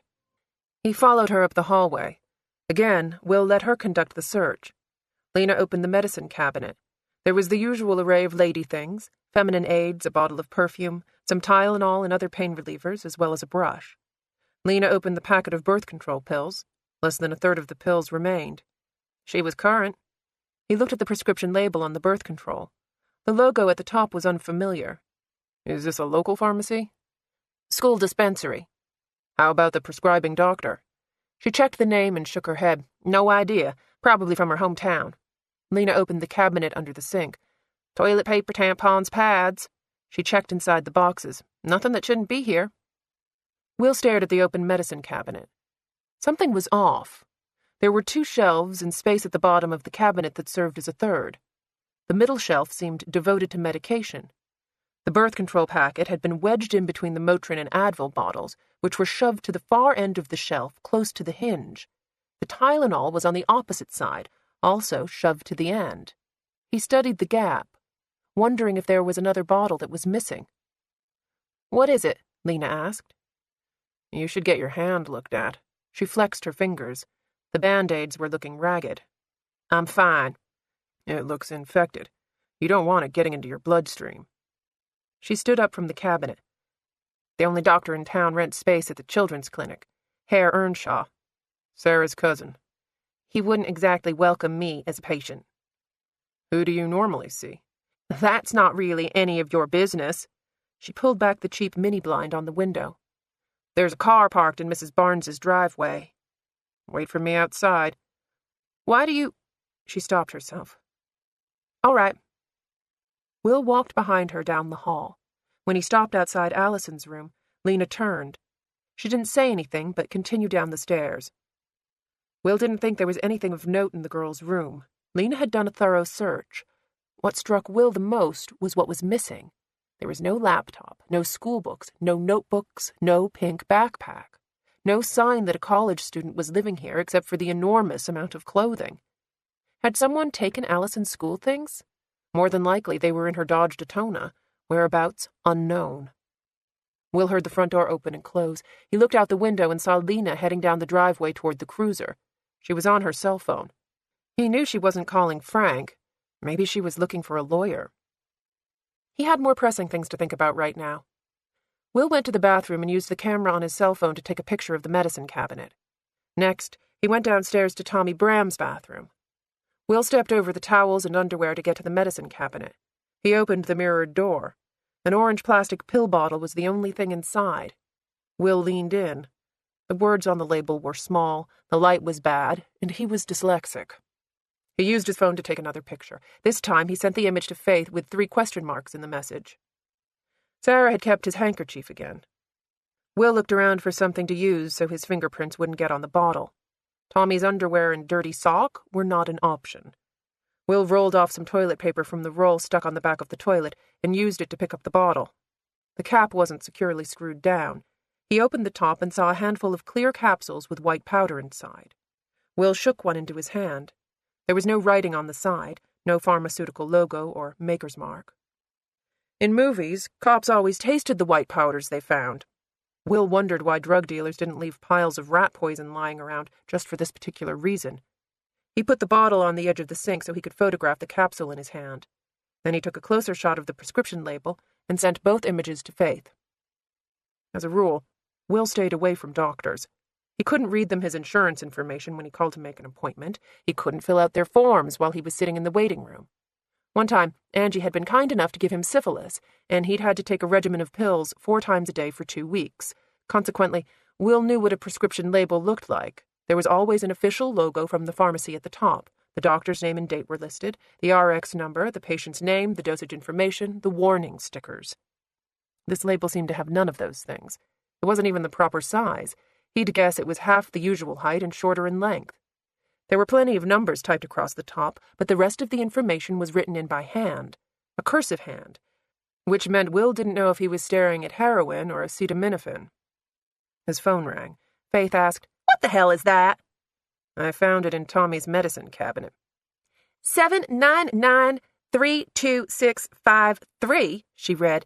"Tommy, do not take any of these" is written across the middle in cursive, exclamation point at the end. The "do not" is underlined. Will said a silent prayer of thanks that he hadn't tasted the white powder. "Is the handwriting feminine?" "Looks like it, big and loopy, slanted to the right so she's right-handed."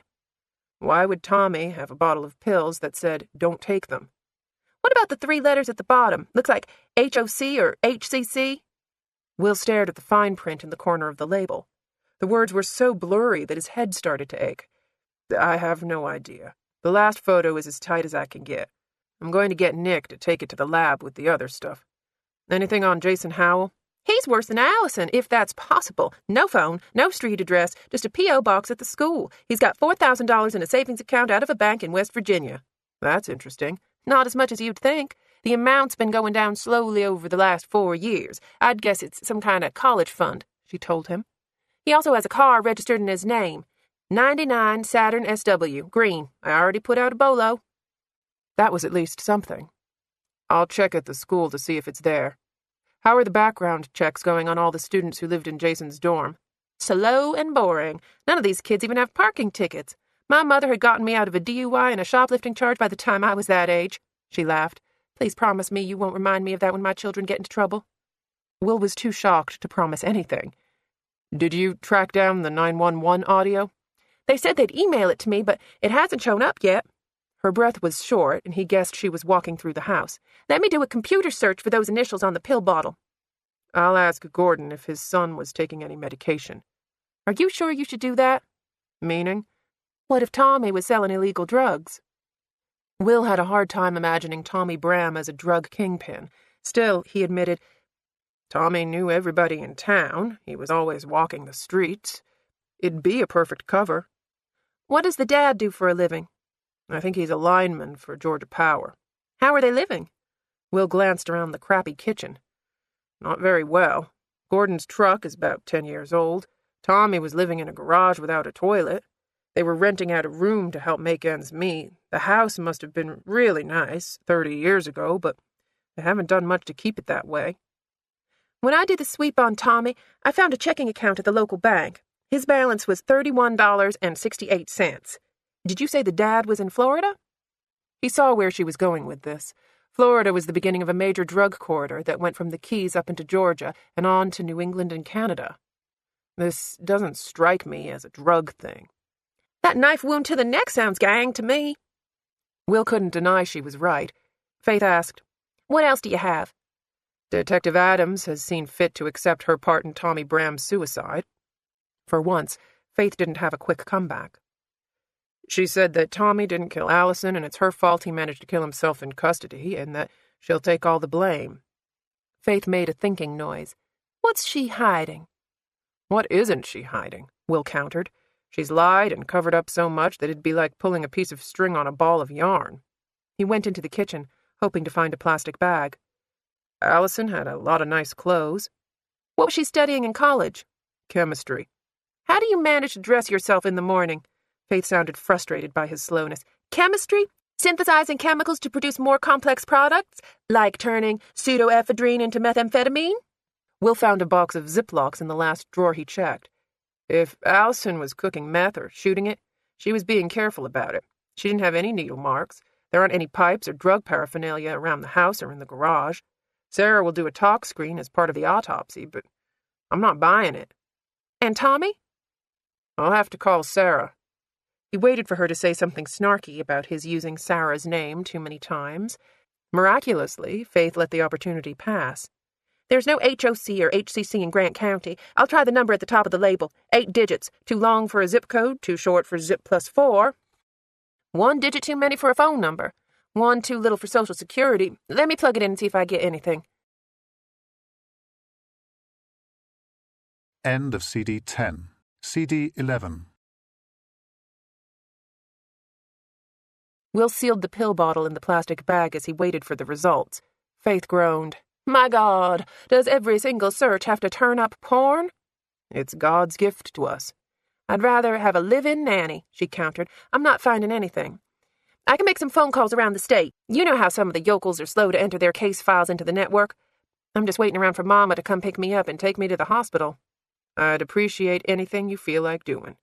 If I watch one more home remodeling show, I'm going to come down there and hope someone puts a knife in the back of my neck. And I've got the worst gas. I feel like, well, I should go now. Thanks again for your help. Will closed his phone to end the call. He locked up the house and put the pill bottle in his Porsche. Lena was still on the phone, but she got off when she saw Will. Honda belongs to a Darla Jackson. She's on parole for kiting some checks 2 years ago. She's already paid it off. The charge will roll off her sheet in January. Did you talk to her? Lena glanced over his shoulder. I think we're about to get our chance. He turned around. An elderly woman was making her way down the driveway of the house across the street. She leaned heavily on a walker with a wire basket on the front. Bright yellow tennis balls were stuck on the back legs. The front door to the house opened, and a young woman dressed in a pink nurse's uniform called, "Mrs. Barnes, you forgot your coat!" The old woman didn't seem concerned, though she was wearing nothing more than a thin house dress and slippers. The wind was blowing so hard that the hem kicked up as she navigated the steep drive. Fortunately, the rubber soles of her terry cloth slippers kept her from sliding down the concrete. "Mrs. Barnes!" The nurse jogged down the driveway with the coat. She was a big girl with broad shoulders and ample cleavage. She was out of breath when she finally caught up to the old woman. She wrapped the coat around her shoulders, saying, "You'll catch your death out here." Lena approached the women. "Mrs. Barnes, this is Agent Trent from the Georgia Bureau of Investigation." Mrs. Barnes did everything but wrinkle her nose. "What do you want?" Will felt like he was back in 3rd grade and being yelled at for various schoolboy atrocities. "I'd like to talk to you about Allison and Tommy, if you have a minute." "It seems like you've already made up your mind about that." Will glanced back at her mailbox, remembering the street number from one of the incident reports. "Someone from your house called the police about Tommy's dog barking. Your name wasn't on the report." "That was me," the nurse volunteered. "I look after Mrs. Barnes in the evenings. Usually I'm not here until 7, but she needed help with some chores, and I didn't have anything better to do." Will hadn't realized how late in the day it was. He checked his cell phone and saw it was almost 3 o'clock. Faith had a little over an hour left before she went to the hospital. He asked the nurse, "You're here every night?" "Every night but Thursday, and I get the last Sunday of the month off." Will had to slow down her words in his head to understand what she was saying. The woman had more of a twang than anyone Will had yet to meet in Grant County. Lena took out her pen and notebook. She asked the nurse, "Can you tell me your name?" "Darla Jackson." She reached into her pocket and pulled out a business card. Her fingernails were bright red press-ons that complemented her caked-on makeup. "I work out of the E-Med building over on Highway 5. Lena pointed to the ancient Accord parked in front of the house. She already knew the answer, but she asked, "Is that yours?" "Yes, ma'am. It ain't much, but it's paid for. I pay all my bills on time." She gave them a meaningful look, and Will gathered that Mrs. Barnes didn't know about the bad checks. Lena handed Will the card. He looked down at it for a few seconds before asking Darla, "Why did you call the police about Tommy?" She opened her mouth to answer, but Mrs. Barnes took over, directing her words toward Will. "That boy never did anybody any harm. He had the sweetest heart and the most gentle disposition." Will put his hands in his pockets, feeling like the cold was going to snap his fingers in two. He needed to find out more about Tommy's sudden mood change in case Faith was right about the drugs he'd found in the kid's medicine cabinet. "The incident report says that Tommy was yelling at someone. I take it that was you, Ms. Jackson?" The nurse nodded, and Will wondered why Darla's name hadn't been listed in the report. It seemed odd that the cop hadn't recorded it along with all the other details. "Can you tell me what happened?"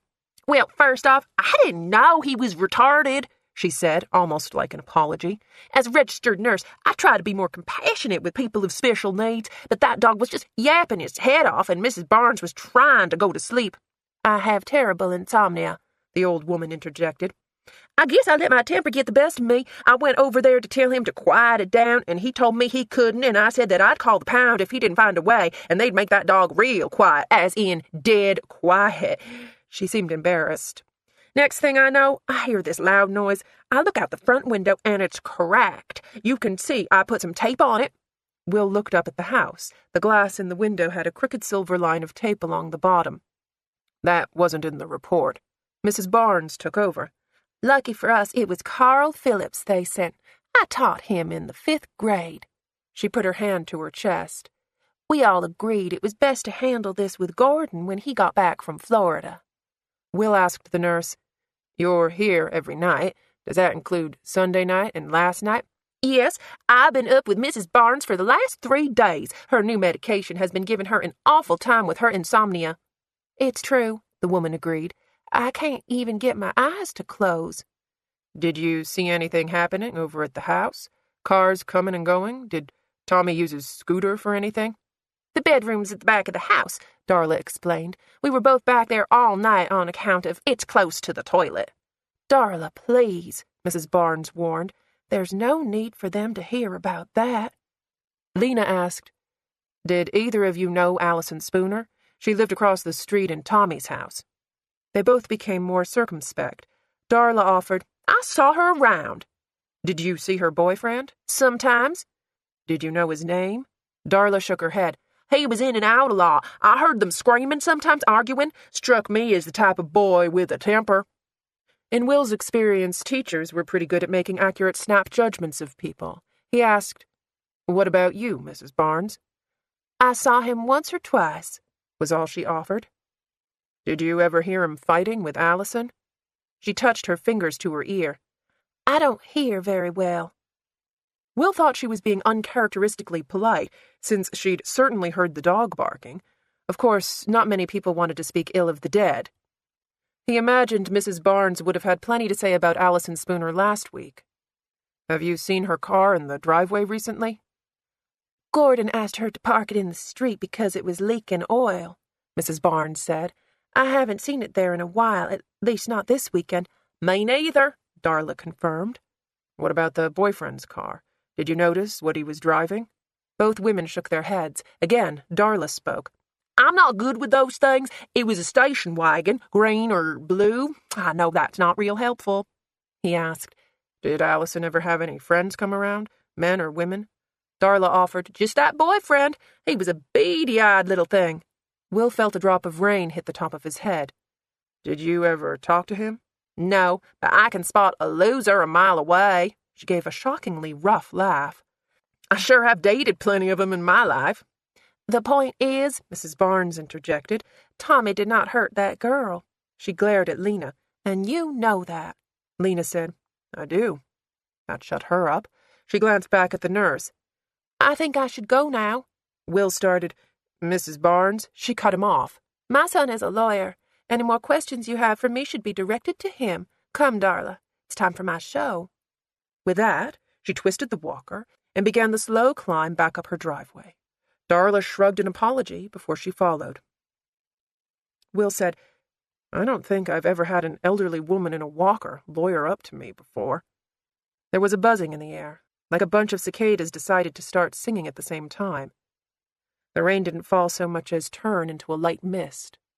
Will blinked, feeling beads of water forming on his eyelashes. Lena asked, What now? I guess that's up to you.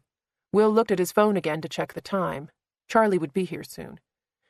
You can go back to the college with me, or you can go look for a lawyer. She didn't have to think about her answer. My car or yours?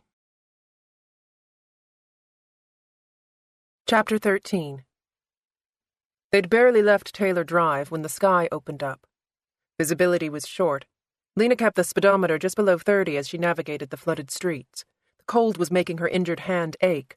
She flexed her fingers, trying to get some blood circulating. There was definitely an infection. She felt hot and cold at the same time. A slow ache was building in the back of her head. Still, she felt better than she'd felt in a long time, not just because she'd taken responsibility for Tommy, but because she had found a way to get herself free one last time. And it would be the last time. Lena was going to do things the right way from now on. She wasn't going to take shortcuts. She wasn't going to take risks. Frank couldn't fault her for falling on her own sword, and if he did, then he could go screw himself. Will Trent had figured out everything that happened in the garage, but he couldn't prove it without Lena, and Lena wasn't going to talk. That was her leverage over Frank. That was her ticket to freedom. If Frank wanted to drink himself to death, if he wanted to risk his life out on the street, then that was on him. She washed her hands of it. The death of Tommy Bram was the only thing that still weighed on her. She needed to talk to a lawyer about how to handle things with the county, but she wasn't going to fight them. She deserved to be punished. Tommy was her prisoner. Lena had just as good as handed him the means to take his life. Working the system, finding a loophole, was out of the question. Maybe Gordon Bram would sue her, or maybe not.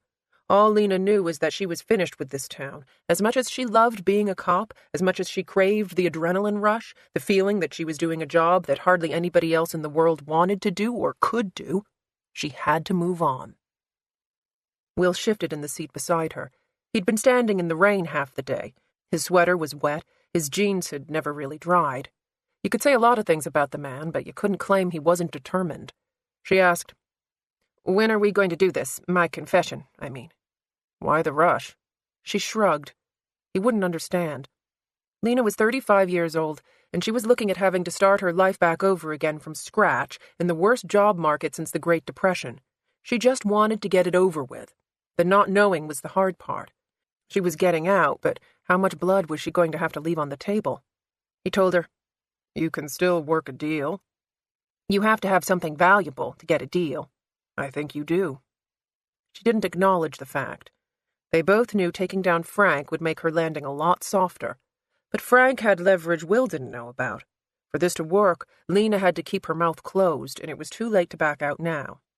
He said, "Tell me about the drug situation in town." The question surprised her. "There's not much to say. Campus security handles most of the small infractions at the school, pot, a little coke, a tiny bit of meth." "What about in town?" "Hartsdale is pretty upscale. Rich people are much better at hiding their addictions." She slowed down as she came to the red light on Main Street. "Avondale is all right, about what you'd expect. Mostly middle-class people, working moms smoking meth after they put the kids to bed. Madison is the sore spot. Very poor. High unemployment, 100% federal lunch assistance for all the kids. We've got a couple of small gangs running meth. They tend to kill each other, not civilians. There's not much money in the police budget for setting up sting operations. We catch them when we can, but they're like cockroaches. You take one out and there are 10 more waiting to take their place." "Do you think Tommy might have been dealing drugs?" Her laugh was genuine. "Are you kidding me?" "No." "Absolutely not." She shook her head, vehement. "If he was, Mrs. Barnes would have beat Nurse Darla to the phone. There were too many people in his life who were watching him too closely." "What about Allison? Could she have been using?" Lena considered the question more seriously. "We haven't uncovered anything that says drugs with her. She was barely getting by, living in a dump of a house. Her grades were good. She hadn't missed a day of school. If she was selling drugs, she was doing a bad job, and if she was using drugs, she was holding on pretty well." "All good points." He changed the subject. "It's really convenient that Jason Howell died before we could question him." She stared up at the light, wondering if she should just run it. "I guess the killer was afraid he would talk." "Maybe." "Did Sarah find anything?" "Nothing remarkable." Lena glanced at Will. He was good at leaving things out. He shrugged. "We'll see what she finds in the autopsies." The light finally turned. Lena wrenched the wheel to the side. The back tires slipped as she pressed on the gas. "Listen, I know you're sleeping with her." Will gave a surprised laugh. "All right."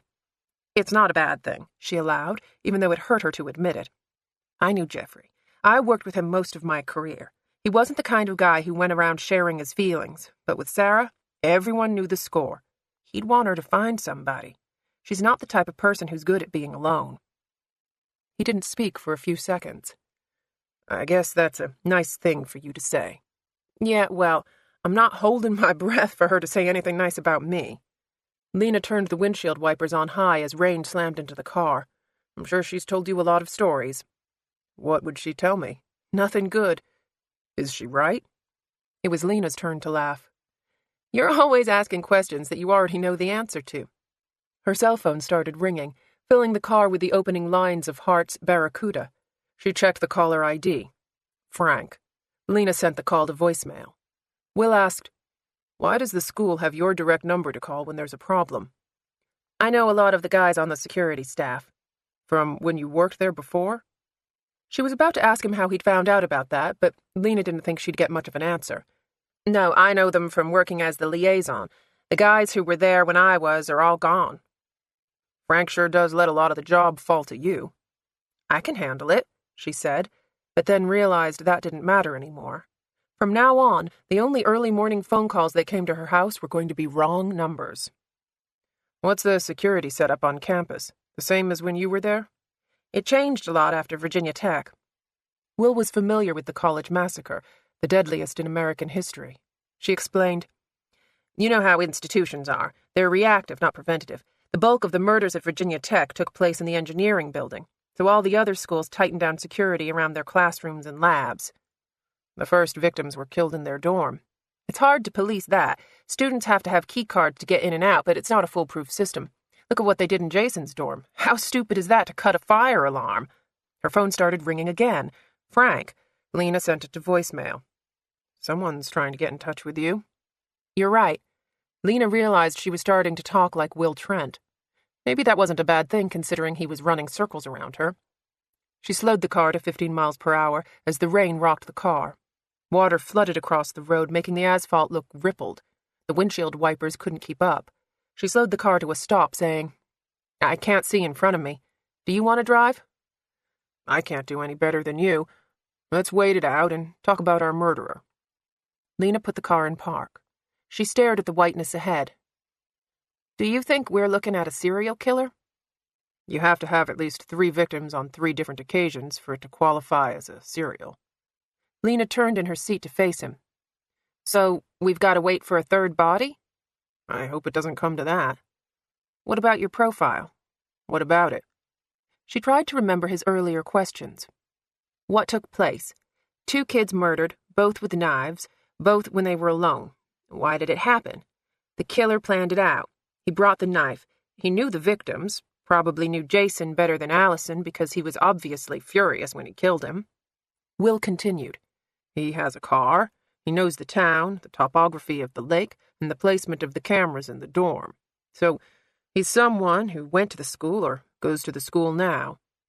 She shook her head, laughing at herself. This is the problem with profiles. You could be talking about me. It's possible a woman committed these crimes.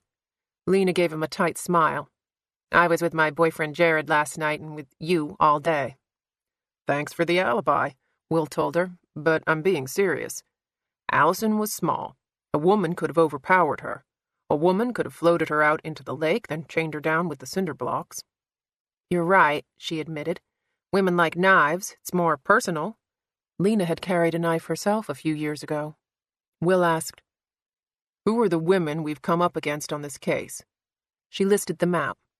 Julie Smith, whoever she is, Vanessa Livingston, the woman whose basement was flooded, Alexandra Coulter, one of Allison's professors, Allison's Aunt Sheila, who hasn't returned my calls yet, Mrs. Barnes from across the street, Darla the nurse with the long red nails. Mrs. Barnes gives Darla a pretty tight alibi. She says she was up with her all night both nights. Yeah, well, my Uncle Hank says he never sleeps, but every time I stay over I hear him snoring like a freaking chainsaw. Lena took out her notebook. Heat rushed through her body, but not from the infection in her hand. She kept her notebook angled away from Will as she thumbed past the 911 transcript, then quickly came to the page where she'd recorded Darla's details. The cell number of the 911 caller is a 912 area code. Darla's is a 706. Did her accent sound unusual to you? Kinda trashy, but she's obviously pulled herself up.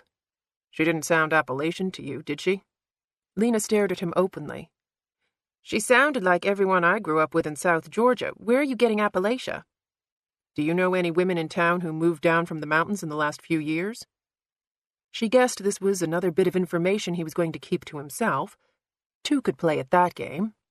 Now that you mention it, we had some hillbillies a while back, but they loaded up their truck and moved to Los Angeles. Beverly Hills? He chuckled appreciatively before throwing out one of his sudden subject changes.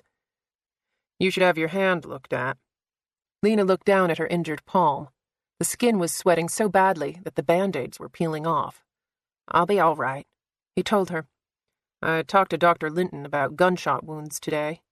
You 2 kids know how to have fun. She says the probability of an untreated gunshot wound getting infected is very high. No shit, she wanted to say. Instead, she told him, Let's go back to the profile. He hesitated long enough to let her know he wasn't happy about letting someone else change the subject. What's the sequence of events? Lena tried to wrap her brain around the question. We already went through what happened to Allison. With Jason, I guess the killer came into the dorm, moved the cameras, stabbed him, then left. He covered Jason's body with a blanket. He knew there would be a lot of blood. That was new. Where was the blanket? I found it in the bathroom at the end of the hallway. You should check the drains. She stopped herself. Will would know to do all of these things. He didn't need her help. There were 4 questions for the profile, right? The last one is, you have to ask yourself, who would have done these things in this order for these reasons. Allison was killed before Jason. She could have been a warning that Jason didn't heed. Jason was holed up in his dorm room. We don't even know if he heard about the murder. So the killer is antsy, worried that the message hasn't gotten through. A thought occurred to her. The suicide note. The killer left it as a warning. I want it over. Right, he agreed, and she assumed he'd figured this out a while ago without telling her. Still, she said, it would make sense that the killer would be angry with Jason for not taking Allison's death as a warning. He was stabbed at least 8 or 9 times. That speaks to a lot of anger. Will looked up at the sky. Rain's let up. Lena sat up in the seat, sliding the gear into drive. She rode the car slowly forward. The road was still flooding. Streams of water gushed back toward Main Street. Both Allison and Jason were students. They could be mixed up in something to do with the school. Like what? I don't know. A grant? There's all kinds of government money going in and out of there. Defense spending. The engineering school works on medical devices, nanotechnology. The polymer labs are testing all kinds of adhesives. We're talking hundreds of millions of dollars. Would a grad student have access to the money? She thought about it. No. The doctoral candidates might, but the grad students basically do shit work around the labs, and the undergrads can't wipe their own asses without getting permission. I used to date a guy who was in one of the master's programs. They're not involved in anything remotely interesting. They had reached Jason Howell's dorm. There were 2 black vans parked outside. They each had the GBI logo on their doors and crime scene unit emblazoned in white on the sides. Despite herself, Lena felt excited, like a bloodhound who'd caught a scent. The sensation quickly faded. She had spent countless hours at this school studying for a degree that she would probably never get to use. At best, her education would go toward being one of those annoying people who point out everything they get wrong on CSI. Will looked at his cell phone. I need to make a quick call to my partner, if you don't mind. Sure. Lena parked the car. The rain was still pounding down, and she bolted from the car and ran up the steps, holding down the hood of her jacket with both hands. Marty was sitting inside reading a magazine. She knocked on the door. He jerked up his head, his glasses tilting on his nose. He buzzed her in with his card. He said, You look bad. Lena was taken aback by the comment. She ran her fingers through her hair, feeling a damp that hadn't come from the rain. It's been a long day. For you and me both. Marty sat back on the bench. I'll be glad when it's over. Anything happening? They got 3 men upstairs. 2 more went over to the parking decks. The guy in charge, he's got a handlebar mustache like he's out of the circus. He found some car keys up in the room and drove around clicking the alarm until it went off. Lena nodded her approval, thinking the guy was pretty smart for a circus freak. Marty admitted, I never checked the parking decks. He was parked on the 3rd level by the ramp. Lena gave him a pass. I never checked the decks when all the kids were gone either. Uh-oh, here he comes. Marty reached over and pressed his keycard against the pad. Will pushed open the door, stamping his feet on the floor. Sorry, he apologized. Mr. Harris, thank you for giving us your time today. I'm sorry we're taking you away from your family. Demetrius told me to stay here as long as you need me. Can you tell me who was on shift last night? Demetrius, he's my boss. We've been switching back and forth, so we each get some time off for the holiday. He put down the magazine. He doesn't remember anything, but he'll be happy to talk to you whenever you want. Lena thought there were more important things for Will to work on right now. Marty told me that one of your people found Jason's car over in the deck. They're looking at it now. Will smiled. She could almost feel his relief. That's good. Thank you, Mr. Harris. He offered, Demetrius is at the office pulling all the security tapes for you. I can drive you over if you want. Will glanced at Lena. Staring at videotaped footage for hours on end, hoping to find 2 seconds of a clue, was the kind of mind-numbing work that could make you want to put a bullet in your head. Lena wanted to be at that car, combing through the carpet fibers, looking for traces of blood or fingerprints, but there was no point. She volunteered, I'll go look at the tapes if you want. It's not going to be fun. I think I've had enough fun lately. Lena sat in the interrogation room at the police station where she had talked to Tommy Bram 2 days before. She had rolled in the television cart with the old VCR and newer digital equipment that they sometimes used to record interviews. The film from the campus security cameras was a combination of both, digital for the outside cameras and regular VCR tape for inside. Demetrius, the chief of security, had given her everything he had. As far as Lena knew, she was the only person in the station right now except for Marla Sims, who never left her desk, and Carl Phillips, who was back in the cells working as booking officer for the night. Carl was a big guy who didn't take a lot of crap off anybody, which was why Frank had stuck him with booking duty. Carl was incredibly honest. Frank was doing everything he could to keep the man away from Will Trent. Lena had already gotten the story from Larry Knox, who gossiped like a woman. She knew Carl had protested kicking out some of the more talkative prisoners in the cells after Tommy's body was found. Frank had told Carl to leave if he didn't approve, and Carl had taken him up on the offer. The only prisoners Frank hadn't let go were either comatose or stupid. Top among this last designation was Ronald Porter, a twat of a man who'd beaten his wife so many times that her face had caved in. Frank had found a way to bully Ronnie into keeping quiet. He was trying to push Carl around. He was lying to Will Trent. He was hiding evidence, probably postponing the delivery of the audio from the 911 tape. He thought he was blackmailing Lena. The old man had a lot on his plate. Lena rubbed her eyes, trying to clear her vision. The room was stuffy and hot, but that wasn't the problem. She was pretty sure she had a fever. Her hand was already sweating through the fresh Band-Aids she'd found in the first aid kit. The flesh underneath was raw and hot. She had heard from Delia Stevens that they were going to wake Brad in the morning. Lena would go over first thing and find a nurse to take a look at her injury. She'd probably need a shot and have to answer a lot of questions. There would be worse questions tonight. She would have to tell Jared what was going on. At least part of what was going on. Lena didn't want to burden him with the whole truth, and she hadn't laid herself in front of an oncoming train for nothing. Losing Jared on top of giving up her badge was the kind of sacrifice she was not willing to make. Lena turned back to work. The videotapes she'd been watching for the last 2 hours ranged from tedious to boring. She should have just gone home, but Lena felt a weird sense of duty toward Will Trent. He'd made her into a reluctant Cinderella. Lena figured it would take until midnight to watch all these tapes, around the same time her badge turned into a pumpkin. She had found the good stuff early on. According to the time code, last night at 11:16 and 22 seconds, the fire door at the back of Jason's building was opened. Lena was familiar with the layout from her own days with campus security. The dorm, the cafeteria, and the back of the library formed an open U with loading docks in the middle.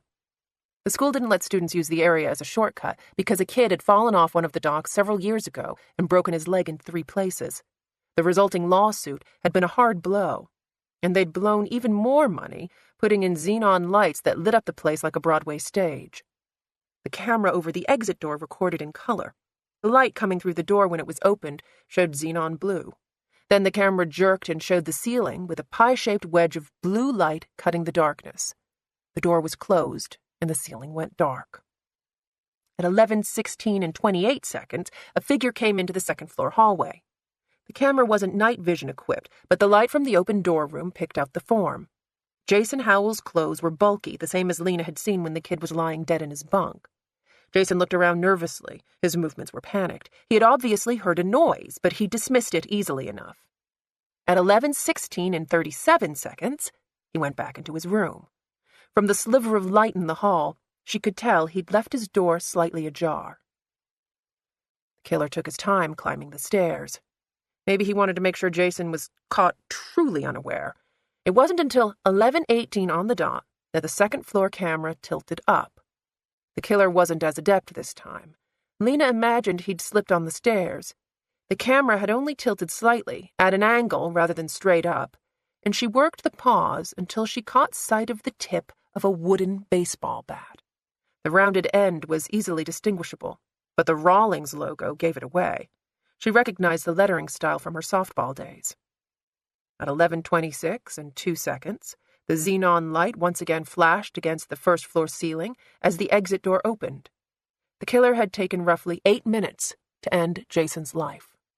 Marla knocked on the door as she walked into the room. Lena paused the tape she was staring at, the digital film of the empty parking lot in front of the library. "What is it?" "You've got a visitor." Marla turned on her heel and left. Lena tossed down the remote, thinking Marla Sims was one person she would not miss when she left this place. Actually, now that she gave it some consideration, Lena could not name one person in town she couldn't live without. It seemed odd to feel so detached from a group of people who had comprised her world for the last several years. Lena had always thought of Grant County as her home, the police force as her family. Now she could only think about how good it would feel to finally be rid of them. She pushed open the metal fire door and walked into the squad room. Lena stopped when she saw the woman waiting in the lobby, instantly recognizing Sheila McGee from the picture Frank had taken out of Allison's wallet. They had all been sitting on a bench in front of the student center. The boy Lena now knew was Jason Howell had his arm around Allison's waist. Sheila sat beside her niece, close but not too close. The sky was deep blue behind them. The leaves had started to fall. In person, Sheila McGee looked thinner, harder. Lena had thought from the photo that she was local town trash, and now she guessed that Sheila was the Elba, Alabama version of the same. She was the sort of stick-thin you got from eating too little and smoking too much. Her skin hung limply from the bones of her face. Her eyes were sunken. The woman in the photo had been smiling. Sheila McGee looked like she would never smile again. She nervously clutched her purse in front of her stomach as Lena approached. "Is it true?" Marla was at her desk. Lena reached across and pressed the buzzer to open the gate. "Why don't you come back?" "Just tell me." She grabbed Lena's arm. She was strong. The veins along the back of her hand looked like braided pieces of twine. "Yes," Lena confirmed. "Allison is dead." Sheila wasn't convinced. She looked like a lot of girls." Lena covered the woman's hand with her own. "She worked at the diner down the street, Mrs. McGee. Most of the cops who work here knew her. She was known to be a very sweet girl." Sheila blinked several times, but her eyes were dry. "Come back with me," Lena offered. Instead of leading her to the interrogation room, she went into Jeffrey's office. Oddly, Lena felt a sudden pang of loss. She understood that somewhere in the back of her mind, she'd thought that in 10, maybe 15 years, she'd rightfully have this office. Lena hadn't realized the dream was even there until she'd lost it. Now wasn't the time to dwell on her own broken dreams. She indicated the 2 chairs on the other side of the desk. "I'm so sorry for your loss." Sheila sat on the edge of the seat, her purse in her lap.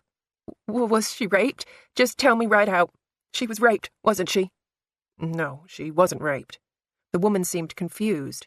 "Did that boyfriend of hers kill her?" "No, ma'am." "Are you sure?" "Yes, ma'am." Lena sat down beside her. She kept her hand in her lap. The skin was hotter than before. Every heartbeat shot a throb through her fingers. Sheila said, "His name's Jason Howell. She's been seeing him a couple of years. They weren't getting along lately. I don't know what was going on. Some kind of disagreement or something. Allison was torn up about it, but I told her to just let him go. Ain't no man worth that kind of misery." Lena flexed her hand. "I've just come from the college, Mrs. McGee. Jason Howell is dead. He was murdered last night." She looked as shocked as Lena had felt when she'd heard the news from Marty.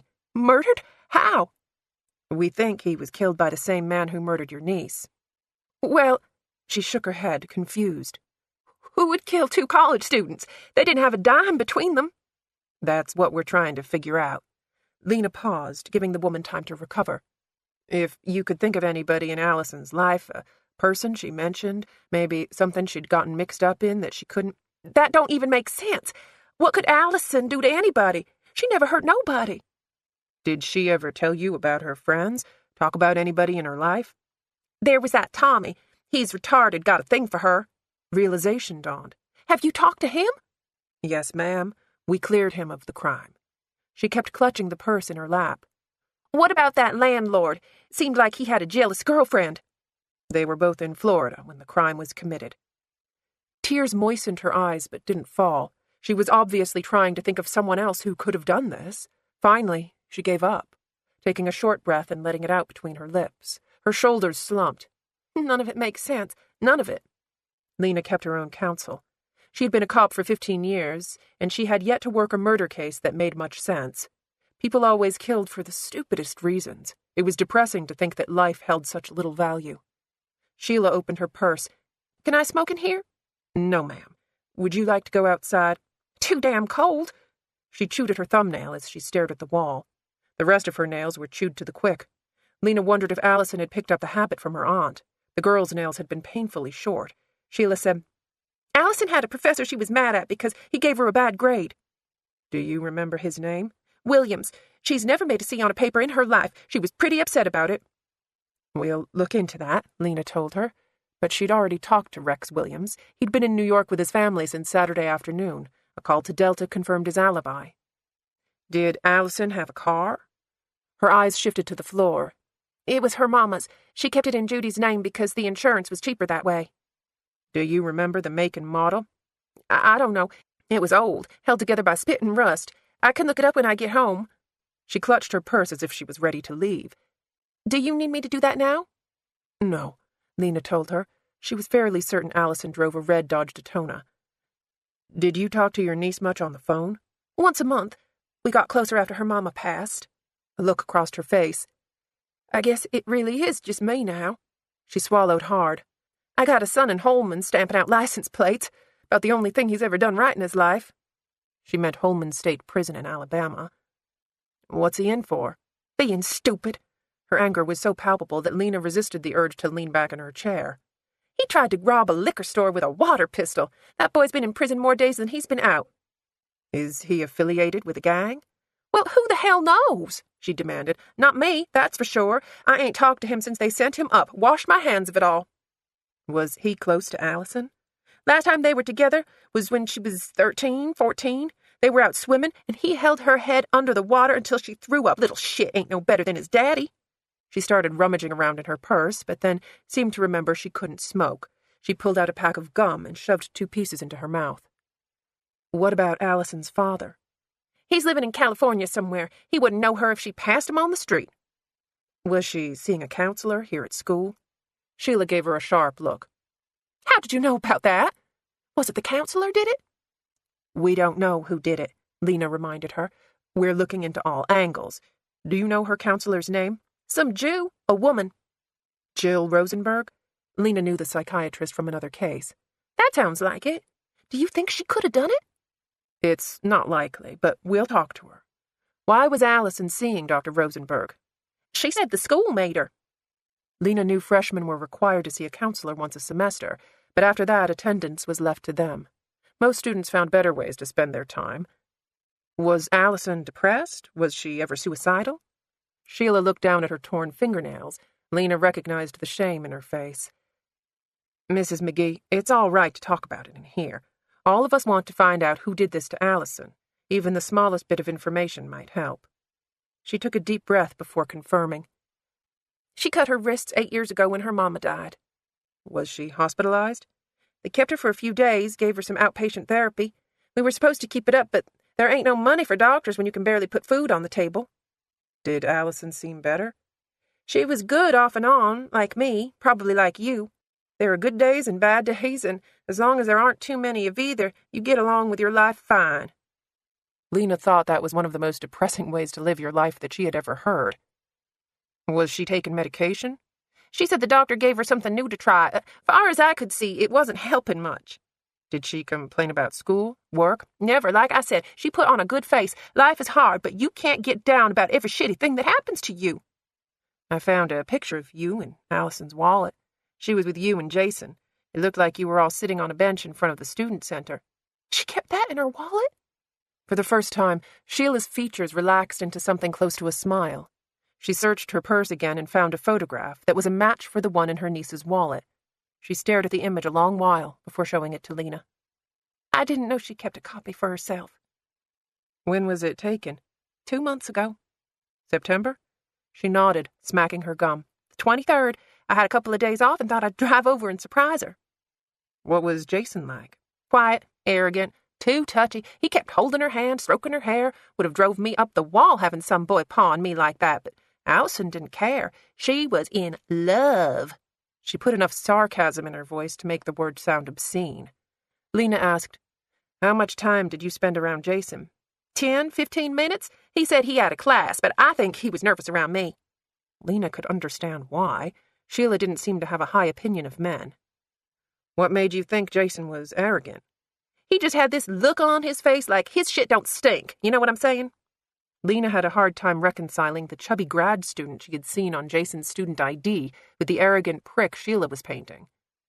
Did he say anything specifically? He'd just bought her this ring. It was cheaper than dirt and not good for her color, but he was all puffed out like a peacock about it. Said it was a promise ring to buy her a nicer one by Thanksgiving. Not by Christmas? She shook her head. Lena sat back in the chair, thinking about what the woman had said. You didn't give people Thanksgiving Day gifts.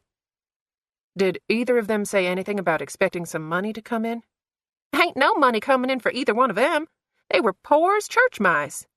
Sheila snapped her fingers. What about that old colored man at the diner? Lena had thought Frank Wallace was the only person who still used that word. We've talked to Mr. Harris. He's not involved in this. He was hard on her, but I told her it was good she was learning how to work with the colored. You look around big corporations now, and they're filled with black people. That's true, Lena said, wondering if the woman thought her brown skin was the product of a bad home tanning experiment. Did Allison have other friends that she talked about?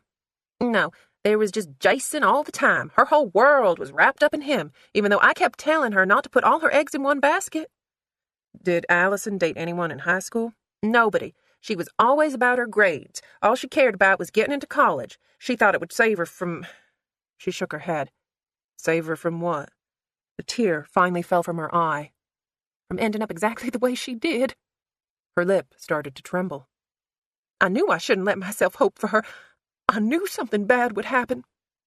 Lena reached over and took the woman's bony hand. I'm so sorry about this. Sheila straightened her spine, making it clear she didn't need comforting. Can I see her? It'd be better if you waited until tomorrow. The people who are with her now are taking care of her for you.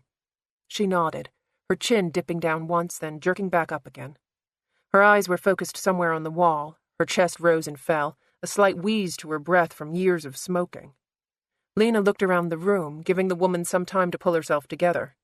Until yesterday, she hadn't been in Jeffrey's office since his death.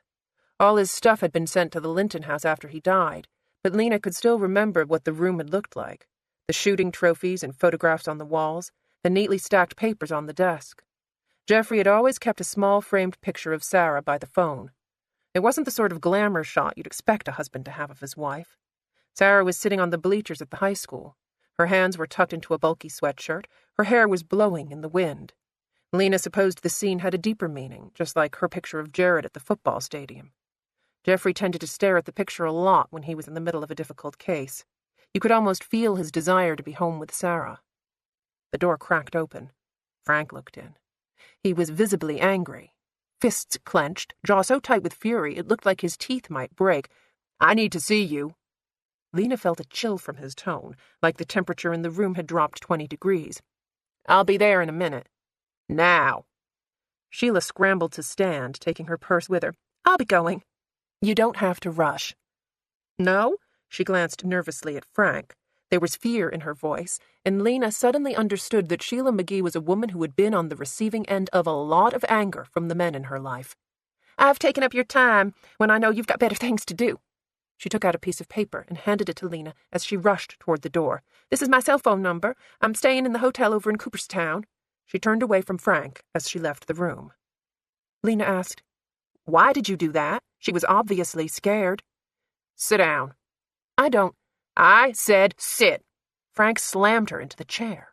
Lena nearly fell back onto the floor. What the hell is wrong with you? He kicked the door closed. What the fuck are you doing? Lena glanced out the window into the empty squad room. Her heart was in her throat, the pounding making it hard for her to talk. I don't know what you're talking about. You told Gordon Bram that Tommy didn't mean to stab Brad. She rubbed her elbow. It was bleeding. So? God damn it! He pounded his fist on the desk. We had a deal. He's dead, Frank. I was trying to give his father some peace. What about my peace? He raised his fists in the air. We had a fucking deal. Lena held up her hands, afraid he would hit her again. She'd known Frank would be mad, but she had never seen him this furious in her life. Stupid! He paced in front of her, fists still clenched. You're so fucking stupid! She told him. Look it, calm down. I took the blame for everything. I told Trent that it was all my fault. He stared, slack-jawed. You did what?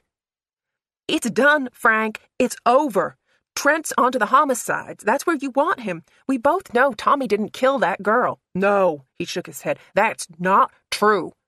Have you been to the college? Jason Howell was murdered last night. There's no way. He gripped his fist in his hand like he had to stop himself from punching her.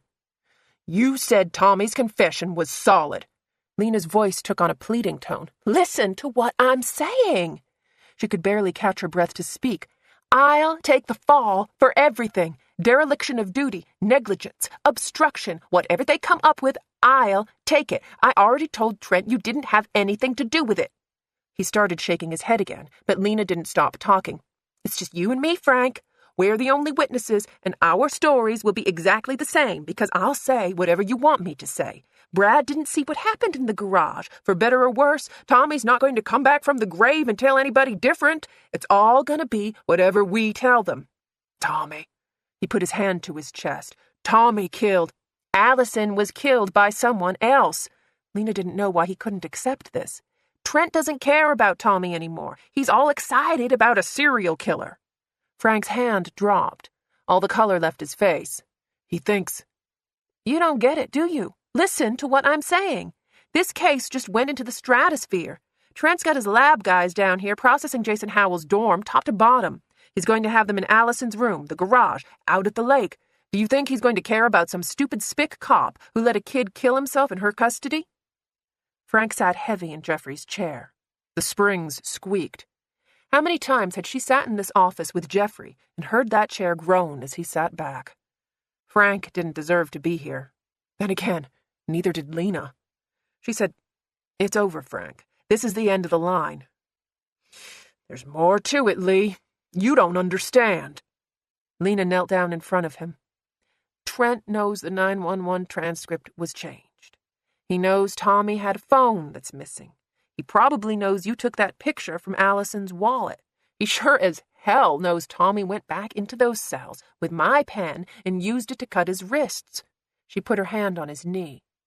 I already told him he can tape my confession. You were at the hospital. No one will blame you. His eyes worked back and forth as he tried to read her face. I'm not working a scam here. I'm telling you the truth. The truth doesn't matter. Lena stood up, frustrated. She was handing him everything on a platter, and he was shoving it back in her face. Tell me why not. Tell me where this blows back on anybody but me.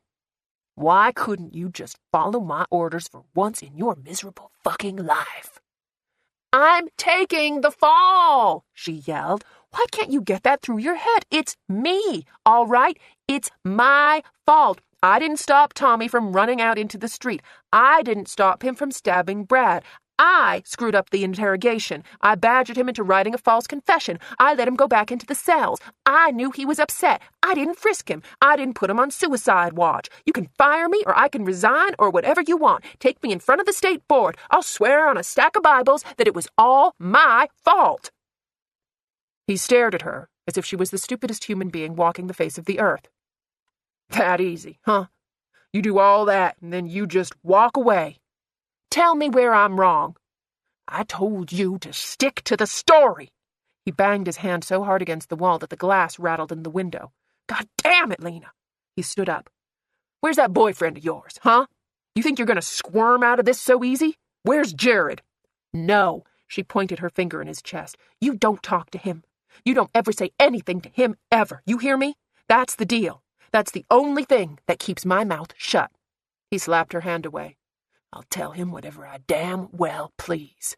He started to leave. Lena grabbed him by his arm, too late remembering his injury from the garage.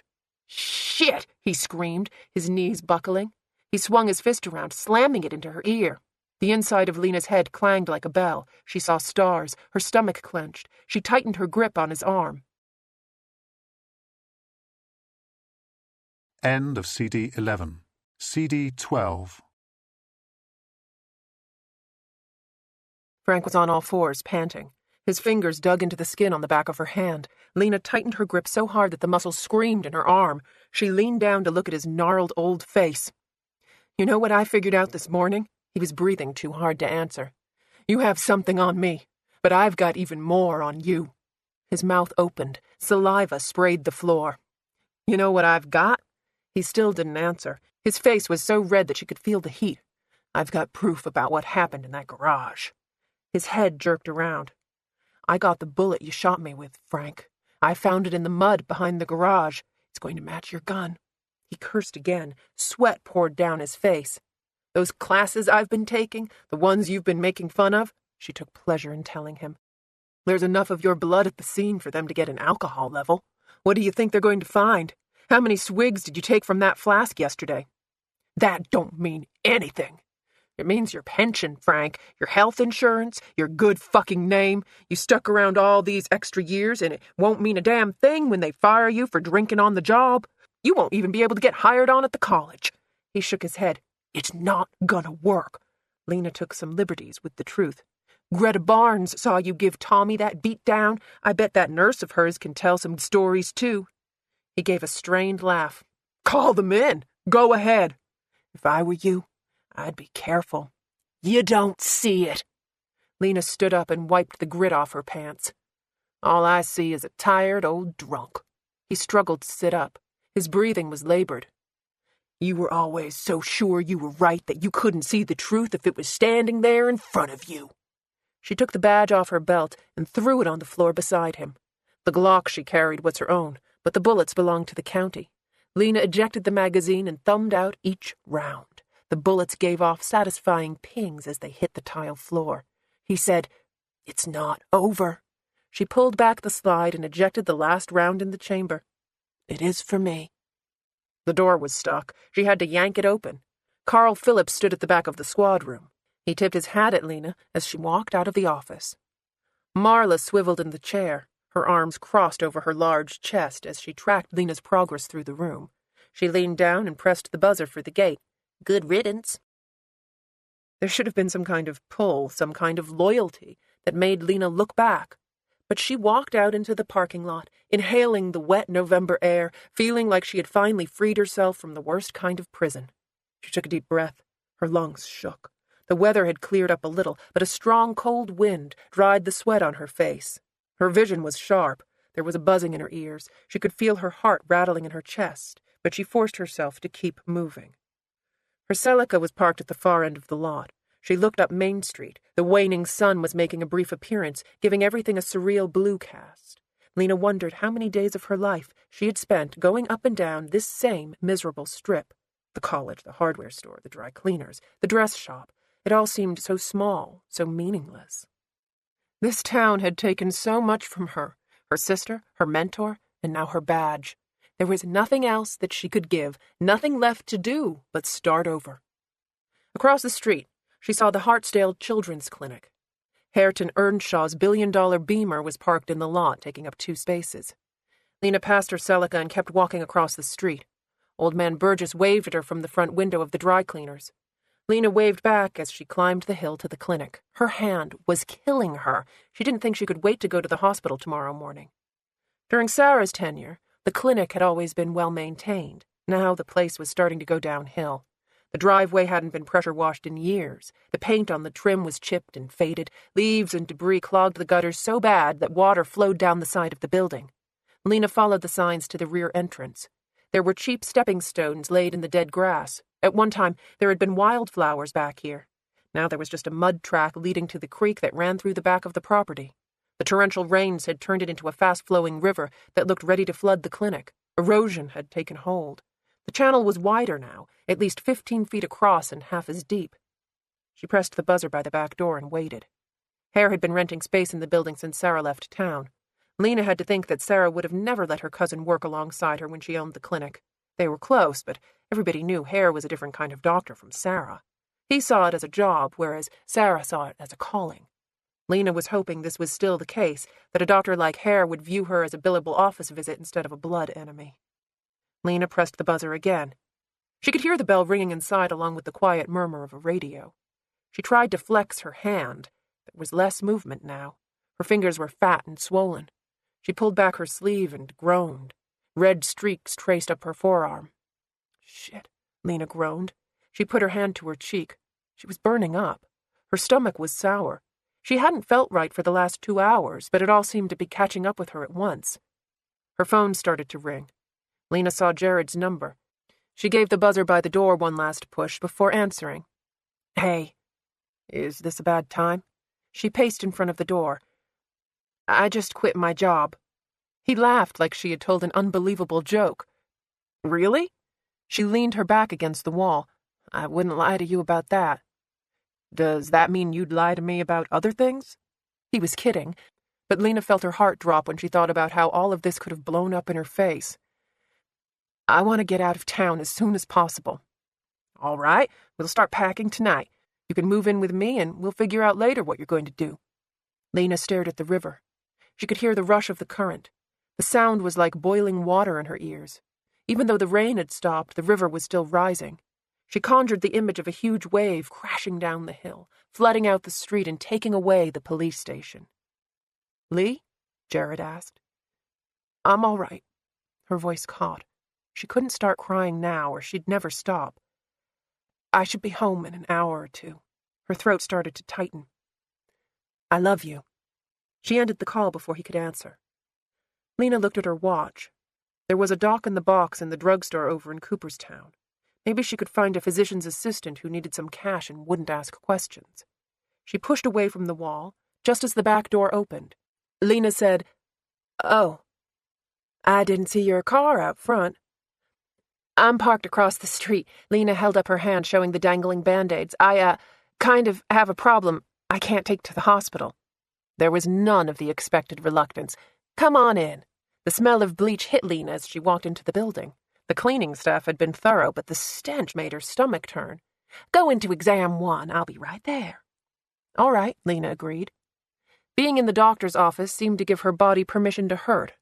Her hand was throbbing with every heartbeat. She couldn't pull her fingers into a fist. There was a high-pitched noise in her ears, then another one. She realized she was hearing sirens. Lena bypassed the exam room and went to the front of the building to see what was going on. The pocket door to the front office took some coaxing to open. The blinds were drawn, the room dark. She turned on the lights and saw the source of the odor. 2-gallon jugs of bleach were on the desk. Leather gloves soaked in a stainless steel bowl. Cotton swabs and paper towels littered the floor. A wooden baseball bat was laid out on a sheet of brown craft paper. Blood was embedded in the letters around the Rawlings logo. Lena put her hand to her gun, but she was too late. She felt a drop of blood trickle down her neck before her body registered the pain of the cold steel of a knife pressing into her skin. Chapter 14. Charlie Reed bounded down the dorm stairs with a smile showing under his mustache.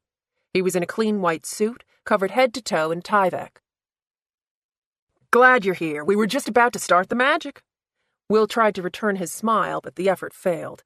Charlie was a forensics expert. He had the luxury of looking at cases through the lens of a microscope. He saw bone and blood that needed to be photographed, analyzed, and catalogued, where Will saw a human being whose life had been ended by a cold-blooded killer who seemed to be doing a very good job of evading justice. Despite Will's earlier hopes, none of the evidence they'd found so far had been useful. Jason Howell's Saturn station wagon was remarkably tidy. Aside from some breath mints and a couple of CDs, there was nothing personal in the car. The blanket Will had found in the bathroom stall held more promise, but that had to be analyzed in the lab. This process could take a week or more. The hope was that the killer had injured himself or leaned against the blanket, leaving trace evidence that might link him to the crime. Even if Charlie found DNA in the material that did not belong to Jason, they could only run it through the database and hope that their killer was in the system. More often than not, DNA was a tool used to rule out suspects, not track them down. This next bit should go a little faster. Charlie leaned down and rummaged through one of the open duffel bags at the bottom of the stairs. He found what he was looking for and told Will, "Suit up, we should be ready in 5 minutes." He bounded back up the steps 2 at a time. Will grabbed one of the folded clean suits from the pile at the bottom of the stairs. He tore the package open with his teeth. The suit was meant to limit skin and hair transfer to the crime scene. It had the added bonus of making Will look like a giant elongated marshmallow. He was tired and hungry. He was pretty sure he smelled, and though his socks were dry now, they had dried in such a way as to feel like sandpaper rubbing across the blister on his heel. None of this mattered. Every second that ticked by gave Jason and Allison's killer the freedom to move about freely, planning his escape or, worse, planning his next murder. Will glanced at Marty Harris. The man was still guarding the front door with his usual degree of thoroughness. Marty's head was back against the wall, glasses askew. His soft snores followed Will up the stairs. Charlie knelt in the middle of the hallway, adjusting a fixture on top of a tripod. There were 3 more tripods spaced evenly across the hall, going all the way to the bathroom. Similarly Tyvek-suited men all adjusted gauges as Charlie told them to go up or down. They had been here for hours. photographing the scene, graphing the measurements of the hall, the bathroom, Jason's room, his desk, and his bed. They had documented every item from the inside out. Finally, they had given Dan Brock permission to remove the body. Once Jason was gone, they had taken more photos, diagrammed more graphs, and finally started bagging any evidence that seemed pertinent to the case. Jason's laptop was toast, soaked to the core. There was a Sony Cybershot with some provocative photos of Alison Spooner in her underwear. All of Jason's schoolwork and notebooks seemed to be what you'd expect. His DOP kit contained the normal toiletries and no prescription bottles. The strongest drug he had in the room was an expired bottle of Excedrin PM. Jason's cell phone was more interesting, if not more helpful. The contacts list contained 3 numbers. One belonged to Jason's mother. She wasn't pleased to be talking to the police twice in one day about a son she apparently didn't care that much about. The second number dialed the main switchboard to the physical engineering building, which was closed for the holiday. The third belonged to a cell phone that rang once, then announced that the voicemail box was full. The cell phone company had no record of who the number belonged to. It was a pay-as-you-go deal, an expected revelation considering none of these kids seemed to have good enough credit to get a phone in their own names. Will assumed the cell phone with the full mailbox belonged to Alison Spooner. She had called Jason 53 times over the weekend. Nothing came in after Sunday afternoon. Jason's only outgoing call had been made to his mother 3 days before he died. Of all the details that Will had discovered about the victims in this case, Jason Howell's sad, lonely life was the most depressing. "Almost ready," Charlie said, the excitement building in his voice. Will stared into the hallway, wishing he never had to see this place again. The dingy tan linoleum on the floors, the scuffed and dirtied white walls. Making it worse was the lingering smell of Jason's body, even though the kid had been removed several hours ago. Or maybe it was all in Will's mind. There were crime scenes he had visited years ago that felt like they'd left their mark on his nasal passages. Just thinking about them could evoke a certain odor or bring a sour taste into the back of his throat. Jason Howell would forever be trapped in the pantheon of Will's bad memories. "Doug, move that a little to the left," Charlie said. He'd divided the crime scene into 3 areas: the hall, Jason's room, and the bathroom. They had all agreed that their best bet was finding something in the hallway. The group of assembled men hadn't needed to articulate the problems associated with looking for DNA in a communal boys' bathroom, but Will could tell none of them were looking forward to crawling around on that particular floor. Charlie tinkered with the light on the tripod. "This is the me red I told you about." "Nice." Will had already gotten an earful about the extremely fascinating qualities of the mobile electromagnetic radiation-emitting diode, which as far as Will could tell was fancy jargon for a gigantic black light that had a longer range than the woods lamps that had to be carried around by hand. The lights would pick up visible traces of blood, urine, and semen, or anything else that contained fluorescent molecules. For the traces that were less visible, Charlie and his team had sprayed the hallway with luminol, a chemical that reacts to the presence of iron in blood. Crime shows had made the general public well aware of the blue glow emitted by luminol when the lights were turned off. What they hadn't shared was that the glow usually lasted around 30 seconds. Long-exposure cameras had to be used to record the process. Charlie had set these up on tripods in all 4 corners of the hallway and staggered more around the entrance to Jason's dorm room. For good measure, he had tilted the security camera back down to capture it all in real time. Will stood at the mouth of the stairs, watching the team make last-minute adjustments. He wondered if the murderer had paused here on the stairs to psych himself up for the kill. It was all so premeditated, so well thought out.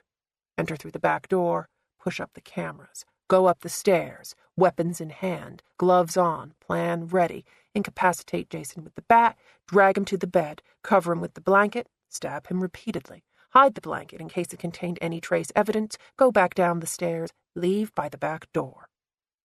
Was it really as calculated as that? What went through a person's mind before they went to someone's dorm room, their home, and fractured their skull with a baseball bat? Would the killer's pulse quicken? Would his stomach tighten the way Will's did when he thought about the gruesome crime scene? There had been so much blood, so much brain and tissue spattered around the room that Charlie and his team had been forced to make a grid so that they could clear a path to fully document the carnage. What kind of person could stand over that bed and methodically stab another human being? And what about poor Jason Howell? Lena was probably right that the killer had known Jason well enough to hate him, despise him. What kind of trouble had the kid gotten himself into that he would become the object of such fury? I think we've got it. Charlie grabbed a handheld video camera and pulled Will toward Jason's room. He told Doug, "Go get the lights." Doug took off down the stairs, and Charlie explained the plan to Will. "First, we'll see what the luminol brings out. Then we'll go to the black light. Ready?" Doug called. "Ready," Charlie yelled back. The hall went dark. The luminol responded quickly. Dozens of small, elongated circles glowed blue just outside Jason's open doorway. They were smeared where the killer had tried to wipe them up, but the pattern was easy to follow. The drops revealed his movements. After stabbing Jason to death, the killer had walked out of the room, headed toward the stairs, then changed his mind and doubled back toward the bathroom. "The original plan was probably to take the blanket with him," Charlie said. He held the video camera low, documenting the drips. Will could hear the steady, slow click of the long-exposure cameras capturing the evidence. He asked, "What about this?" A larger stain, more like a puddle, was on the floor just beside the bathroom entrance. 3 feet above it was a patterned mark on the wall. Charlie twisted up the LCD screen of the camera. Will saw the images in double as he recorded the luminescent blobs. "Our killer comes out of the room, heads toward the stairs, then he realizes the blanket is dripping. He goes toward the bathroom, but first," Charlie pointed the camera toward the glowing stain on the floor. "he leans something against here. I'd guess a bat or a club. That's the mark on the wall." Charlie zoomed in close to the wall where the top of the weapon had rested. "Uh-oh, fingerprint." Charlie got down on his knees and pointed his camera at an almost perfect circle. "Gloved, it looks like." He zoomed in closer. The glowing dots started to fade. "We're losing it." The luminol's reaction time varied depending on the content of iron in the blood. The dots slowly disappeared. Then the puddle on the floor was gone. Charlie muttered a curse as the hall was plunged back into darkness. Charlie rewound the camera to look at the print again. He was definitely wearing gloves. Latex? Leather, I think. There's a grain. He showed Will the LCD, but the light was too intense for him to see anything but a blob. "Let's see if it still shows up under the diodes," he called. "Black light, please." There were a couple of popping noises, then a steady hum. The hallway lit up like a Christmas tree, illuminating every protein-based fluid ever left here. "Impressive, right?" Charlie's lips glowed a bright blue, probably from the Vaseline in his lip balm. He knelt down on the floor. The blood trail that had glowed so brightly minutes before was barely visible. "Our killer did a good job cleaning up after himself." He took a few more photographs. "Good thing he didn't use bleach, or we wouldn't be able to see any of this." "I don't think he planned to leave a mess," Will said. "Our guy is careful, but the only things he probably brought with him were the weapons, the knife and a bat or club. He used the blanket on the bed to catch the spatter. He tried to leave with it, then, like you said, he changed his mind because it was dripping." Will felt himself smile as he remembered. "There's a supply closet beside the stall where I found the blanket." "You're a genius, my friend." They both went into the bathroom. Charlie flipped on the lights. Will clamped his hands over his face, feeling like his eyeballs were being stabbed. "Sorry about that," Charlie apologized. "I should have warned you to close your eyes and open them slowly." "Thanks." Spots exploded in front of his eyes with every blink. Will put his hand on the wall so he wouldn't trip over his own feet. Charlie stood in front of the supply closet with his video camera. "We can check the photographs, but I'm sure this door was closed when we got here." His hands were still gloved. He carefully turned the knob. The closet was shallow, a metal shelving unit taking up most of the space. There was nothing unusual about the contents of the shelves. Gallon jugs of cleaning products, a box of rags, sponges, 2 toilet plungers, a mop tucked into a rolling yellow bucket, 2 spray bottles hung from a bungee cord on the back of the door, yellow liquid for spot cleaning stains, blue liquid for windows and glass. Charlie documented the contents of the shelves with the camera. "These cleaners are industrial grade. They're probably 30% bleach." Will recognized the Windex label on one of the spray bottles. He had the same cleaner at home. It contained vinegar to help cut the grease. "You can't mix vinegar and bleach, right?" "Right. It forms a chlorine gas." Charlie followed Will's gaze to the spray bottle. He laughed as he made the connection. "I'll be right back." Will let out a deep breath that he felt like he'd been holding for the last 2 days. Bleach glowed just as brightly as blood when sprayed with luminol, obscuring any evidence. Vinegar, by contrast, formed a natural bond with iron, making it more visible when it was sprayed.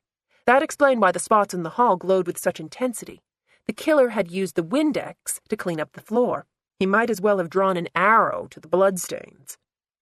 Charlie was back with Doug and another assistant.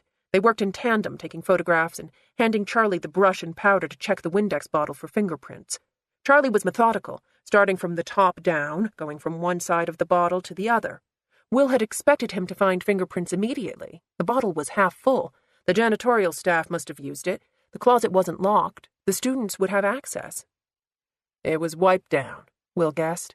The trigger and the area around the grip were clean. Don't give up on me yet, Charlie mumbled.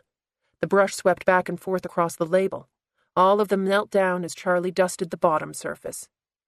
Bingo, Will whispered.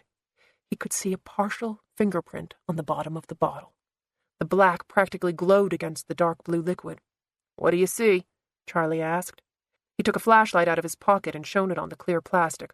Holy Christ! Good catch, Eagle Eye! He traded the flashlight for a piece of clear tape. It's a partial, probably the pinky finger. He sat back on his heels so he could transfer the tape to a white card. Will said, His gloves would have been bloody. He had to take them off to clean the floor. Charlie stood up with Doug's help. We'll drive this to the lab right now. I can wake some people up. It'll take time, but it's a good print, Will. This is a solid lead, he told his assistant. The other evidence is in the van. There's a pill bottle in my tackle kit. Grab that, too. Will had forgotten about the bottle in Tommy Bram's cabinet. Did you field test the capsules? I did. Charlie started down the hall toward the stairs. The black lights bounced off their white Tyvek suits. It's not coke, meth, speed, or any of the usual suspects. Was the kid into sports? I don't think so. It could be a steroid or a performance enhancer. A lot of younger guys are using those to bulk up now. The internet makes them easy to get. I sent some photos back to Central to see if they recognize the label or capsules. A lot of these dealers are into branding. They keep their labels consistent so their product gets advertised.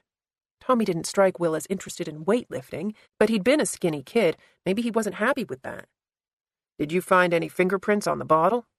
Charlie stopped at his tackle box. He pulled out the pill bottle, which had been sealed in a proper evidence bag instead of the Ziploc Will had found in the kitchen. I lifted 2 sets. The first was adult, probably male. The second was a partial webbing. He indicated the skin between his thumb and index finger. I don't know if it's male or female, but I'd guess whoever wrote those words on the label held it in her hands while she did. I'm saying her because it looks like a woman's handwriting. Can I keep the bottle? I want to show it around and see if anybody recognizes it. I already have some of the capsules in the van. Charlie gave him the bag as they walked down the stairs. You still want to lift to the Bram house? I think I can spare one of my guys to process the garage now. That'd be great. Will had forgotten his Porsche was still at the Taylor Drive house. He checked the time on his phone. Knowing it was already past 10 o'clock made Will feel even more exhausted than he had before. He thought about Kathy Linton's dinner invitation, and his stomach rumbled. Downstairs, Marty was awake by the door. He was talking to a large man who was his exact opposite except in skin color. You Agent Trent? The man slowly made his way over. He was built like a linebacker who'd gone to seed. Demetrius Alder. Will was too busy unzipping his clean suit to shake the man's hand. Thank you for cooperating with us today, Mr. Alder. I'm sorry we've kept you out so late. I gave Lena all the tapes. I hope she comes up with something. Will assumed he would have heard from her hours ago if Lena had found anything of note in the security footage. Still, he told Demetrius, I'm sure they'll prove useful. The dean wanted me to give you his number. He handed Will a card. He had me check all the buildings. We didn't find anything else. All the dorms are empty. Somebody's coming to fix the cameras first thing after the holiday. Will sat down so he could pull off the rest of the suit. He remembered something Marty had said earlier. What about the car that was hit by the security camera? It was parked in the loading dock. Good thing it was empty. Camera busted straight through the hatchback window. Hatchback? Will stopped worrying about the suit. What kind of car was it? I think it was one of them old Dodge Daytonas. The rain had turned into a light sleet by the time Charlie's van reached the tow yard. Gusts of wind shook the vehicle. Water pooled in the parking lot. There was no way to get to the front door without getting soaked. Will felt his socks getting wet again. The blister on his heel was so raw that he was starting to limp. Earnshaw's, Charlie said, and Will guessed he meant the sign glowing over the building. There was a whippet-thin older man standing in the doorway dressed in bib overalls and a baseball cap. He held the door open for them as they ran into the building. Al Earnshaw. The man offered his hand to both of them. He told Will, You're Sarah's friend, right? My sister's told me a lot about you. Will guessed that explained the man's uncanny resemblance to Kathy Linton. She's been very good to me. Sure she has. Al bellowed a good-natured laugh, but he slapped Will on the arm hard enough to throw off his balance. Car's in the back. He motioned them toward the door behind the counter. The shop was large, with the usual array of girly calendars and posters of sexy, bikini-clad ladies washing cars. There were 6 lifts, 3 on each side. The tool chests were neatly lined up, their covers locked down tight. Al had turned on the propane heaters, but the cold was still biting. The roll-up doors in the back rattled from the wind. Allison's Dodge Daytona was on the ground by the last lift. The back windshield was buckled in the center, just as Demetrius had said. Will asked, "Did you call Allison to let her know you had her car?" "We don't call people when we told them. Signs are up all over the school with our number. I figured the owner got a ride home for the holiday and we'd get a call when they got back and saw the vehicle wasn't there," Al offered. "Tommy's Malibu is on the lot if you want to see it."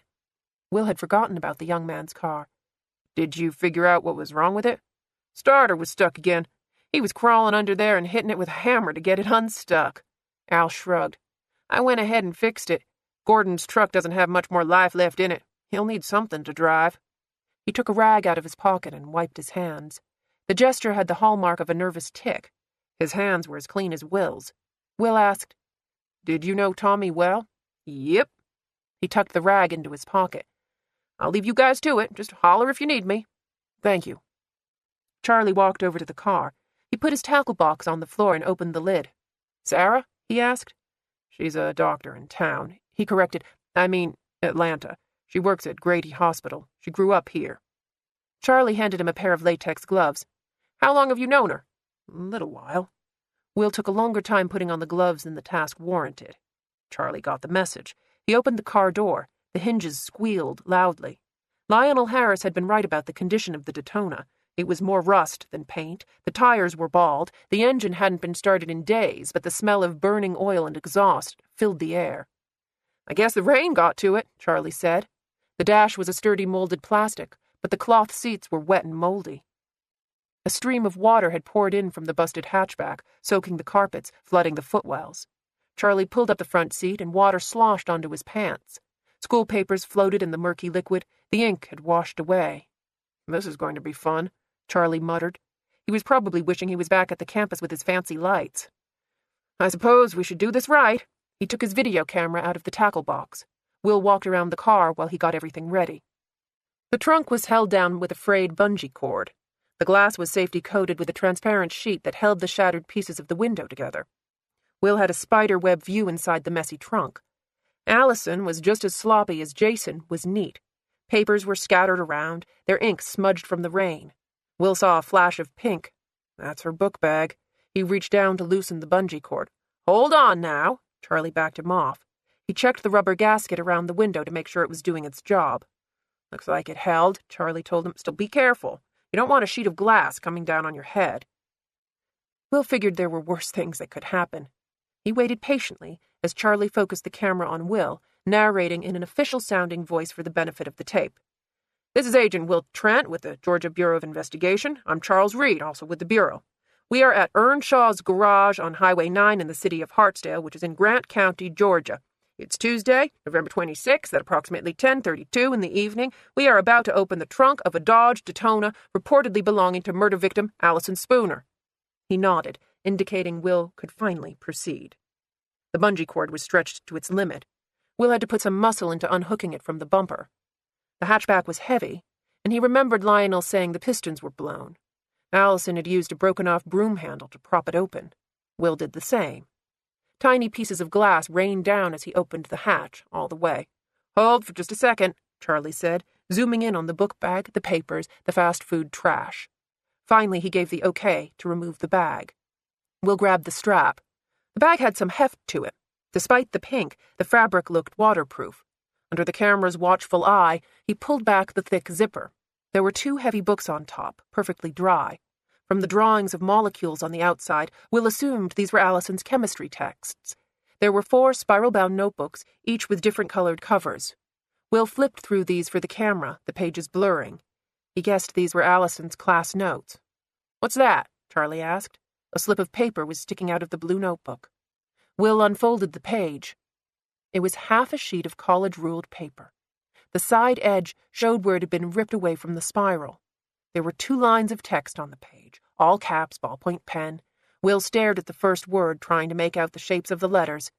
His reading was always worse when he was tired. His eyes refused to focus. He held up the paper to the camera, asking, "You want to do the honors?" Thankfully, Charlie didn't find the request odd. He narrated in his camera voice, "This is a note found in the pink book bag reportedly belonging to the victim. It reads, 'I need to talk to you. We'll meet at the usual place.'" Will looked back at the words. Now that he knew what they said, he could make out the letters. He told Charlie, "The I looks familiar. It's similar to the one written on the fake suicide note." He pointed to the torn bottom half of the page for the benefit of the video camera. The note found that the lake was written on the bottom half of a torn sheet of paper. Will recalled Charlie's words. "I need to talk to you. We'll meet at the usual place." And then you add the last part from the fake suicide note, which is, "I want it over." "Makes sense." Charlie's voice changed again as he announced that he was stopping the tape. Wisely, he didn't want to record their speculation for a future defense attorney to show in court. Will studied the letters on the page. "You think a man or a woman wrote this?" "I have no idea, but it doesn't match Allison's handwriting." Will guessed he was using the girls' class notes as a comparison. Charlie continued. "I saw some of Jason's homework in his room. He wrote in all caps like that." Why would Allison have a note like this from Jason? Charlie guessed. He could have been an accomplice to her murder? Could be. And then the killer decided he didn't want to leave any witness. Will's brain was starting to hurt. The theory didn't add up. Charlie offered, "I'm not a professional, but I'd say the writing in Allison's journal matches the writing on the pill bottle." Her journal? The blue notebook. It's obviously some kind of journal. Will thumbed through the pages. Slightly less than half the notebook was filled. The remaining pages were blank. He checked the printing on the front of the plastic cover. The number 250 was in bold type with a circle around it. He assumed that was the number of total pages. "Doesn't this seem like a weird choice for a diary? She was 21. Were you expecting one of those girly leather-bound lock and key deals?" "I guess not." Will flipped through the pages. Allison's handwriting was awful, but her numbers were legible. There were dates at the top of each entry. Some entries were as long as 2 paragraphs. Sometimes there was just a stray line or 2. He flipped to the last entry. November 13th. That was 2 weeks ago. He checked the other dates. She was pretty consistent up until that point. He flipped to the front page. The first entry was on August 1st. That's a pretty short diary. Maybe she starts a new one every year on her birthday. Will remembered Sarah's notation on the whiteboard at the funeral home. Allison Spooner's birthday was 2 days before Angie's. She was born in April. "Can't blame me for trying." Charlie picked up his camera. "I guess we should get some of this on tape. Anything pop out at you?" Will stared at the open journal. Allison's handwriting looked like a series of loops and squiggles. He patted his pocket. "I think I left my glasses in my glove compartment." "Bummer." Charlie turned off the camera. "I'll run you by your car so you can get started. Between this and the Brown place, I'm going to be pulling an all-nighter, too." Chapter 15. Lena felt another ripple of tremors working its way through her body. It was like an earthquake, a slow rumble, and then the world turned upside down. Her teeth started to chatter around the gag in her mouth. Her muscles quivered, working their way into full spasm. Her feet kicked. She saw flashes of light. There was no use fighting it. She could only lie there and wait for the sensation to pass. With agonizing slowness, the spasms subsided. Her body began to relax. Her jaw loosened. Her heartbeat slowed, flopping in her chest like a fish caught in a net. How had she let herself get into this situation? How had she been so easily fooled? She was hog-tied, an entire length of rope wrapped around her body, her hands, her feet. Even without the bindings, she doubted she could do anything but lie there and sweat. Her clothes were saturated. The concrete beneath her had wicked the moisture so that she was surrounded by a pool of her own making. And it was cold. It was so damn cold that even without the shaking, her teeth wanted to chatter. She could barely feel her hands and feet. Dread filled her body when she thought about another attack coming on. She wasn't going to be able to hold on much longer. Was it the infection in her hand? Was that the reason she couldn't stop shaking? The throbbing had turned into a stabbing pain that ebbed and flowed with no discernible pattern. Her life wasn't flashing in front of her eyes, but she couldn't stop thinking about what had brought her here. If she managed to get out of this place, if she managed somehow to get free, then everything had to change. The fear flooding through her body had brought with it a clarity that Lena had never known. For so long, she had tricked herself into thinking that she held back the truth to protect other people, her family, her friends. Now she could see that she was only protecting herself. If Brad managed to pull through, she would apologize to him every day for the rest of her life. She would tell Frank that she was wrong about him. He was a good man. He'd stuck by Lena all these years when a smarter man would have dropped her for the worthless friend she was. Her uncle had gone through hell with Lena. She had pushed him away so many times that it was a miracle he was still standing. And she had to find a way to get Sarah Linton alone. Lena would bare her soul, confessing her complicity in Jeffrey's death. She hadn't killed him with her own hands, but she had put him in harm's way. Lena had been Jeffrey's partner. She was supposed to have his back, but she had stood silently by while she watched him walk into the fire. She had practically pushed him in that direction because she was too much of a coward to face it on her own. Maybe that was what was causing the seizures. The truth was like a shadow creeping through her soul. Lena twisted around her good hand to reach her watch. The rope bit into her wrist. The pain barely registered as she pressed the button for the light. 11:54. It was almost midnight. Lena knew she had left the station around 6. Jared would be wondering where she was. Or maybe Frank had gotten to him. Maybe Jared was on his way home to Macon right now. Jared. The truth would lose him to her forever. The punishment fit the crime. Her jaw clenched. She closed her eyes, feeling another wave coming on. The tremble moved down her shoulders, through her arms, and into her hands. Her feet kicked. She felt her eyes roll back. There were noises, grunting, screaming. Slowly, Lena opened her eyes. She saw darkness. Her mind suddenly came back to her. She was tied up. She was gagged. Sweat covered her body. The stench of sweat and urine filled the air. She pressed the button on her watch. In the soft glow, she could see the skin of her wrist. Red lines streaked up toward her shoulder, toward her heart. She looked at the display. 11:58. It was almost midnight. Wednesday. Chapter 16. Sarah listened to the kitchen clock tick as the hands moved past midnight. She had been sitting at the table staring at the pile of dirty dishes stacked in and around the sink for longer than she cared to remember. It wasn't just lethargy that kept her rooted to the chair. Her mother's kitchen makeover included 2 dishwashers that were so modern it was impossible to tell whether or not they were running, yet she still insisted on hand-washing her china and all the pots and pans, or insisted that Sarah do the chore, which made Kathy's anachronistic ways even more outrageous. The mindless task should have been a welcome end to Sarah's day. Working at Grady Hospital was like trying to stand still on a spinning merry-go-round. The flow of patients never ebbed, and Sarah generally was juggling 20 cases at any given time. Between consultations and her usual workload, she saw an average of 50 to 60 patients during any 12-hour shift. Slowing all this down, focusing on just one patient at a time, should have been an easier task, but Sarah found that her mind worked differently now. She realized that the constant pressure of the ER was a gift in many ways. When Sarah had lived in Grant County, her life had taken on a far more leisurely pace. She usually ate breakfast with Jeffrey in the morning. 2 or 3 times a week they had supper with her family. Sarah was the team doctor for the local high school football team. She helped coach volleyball in the summer. Her free time was infinite if she managed her schedule right. Going to the grocery store could take several hours if she ran into a friend. She clipped articles from magazines to share with her sister. She'd even joined her mother's book club until they started reading too many serious books to make it fun anymore. By contrast, the fast pace of her work in Atlanta kept Sarah from thinking about her life too much.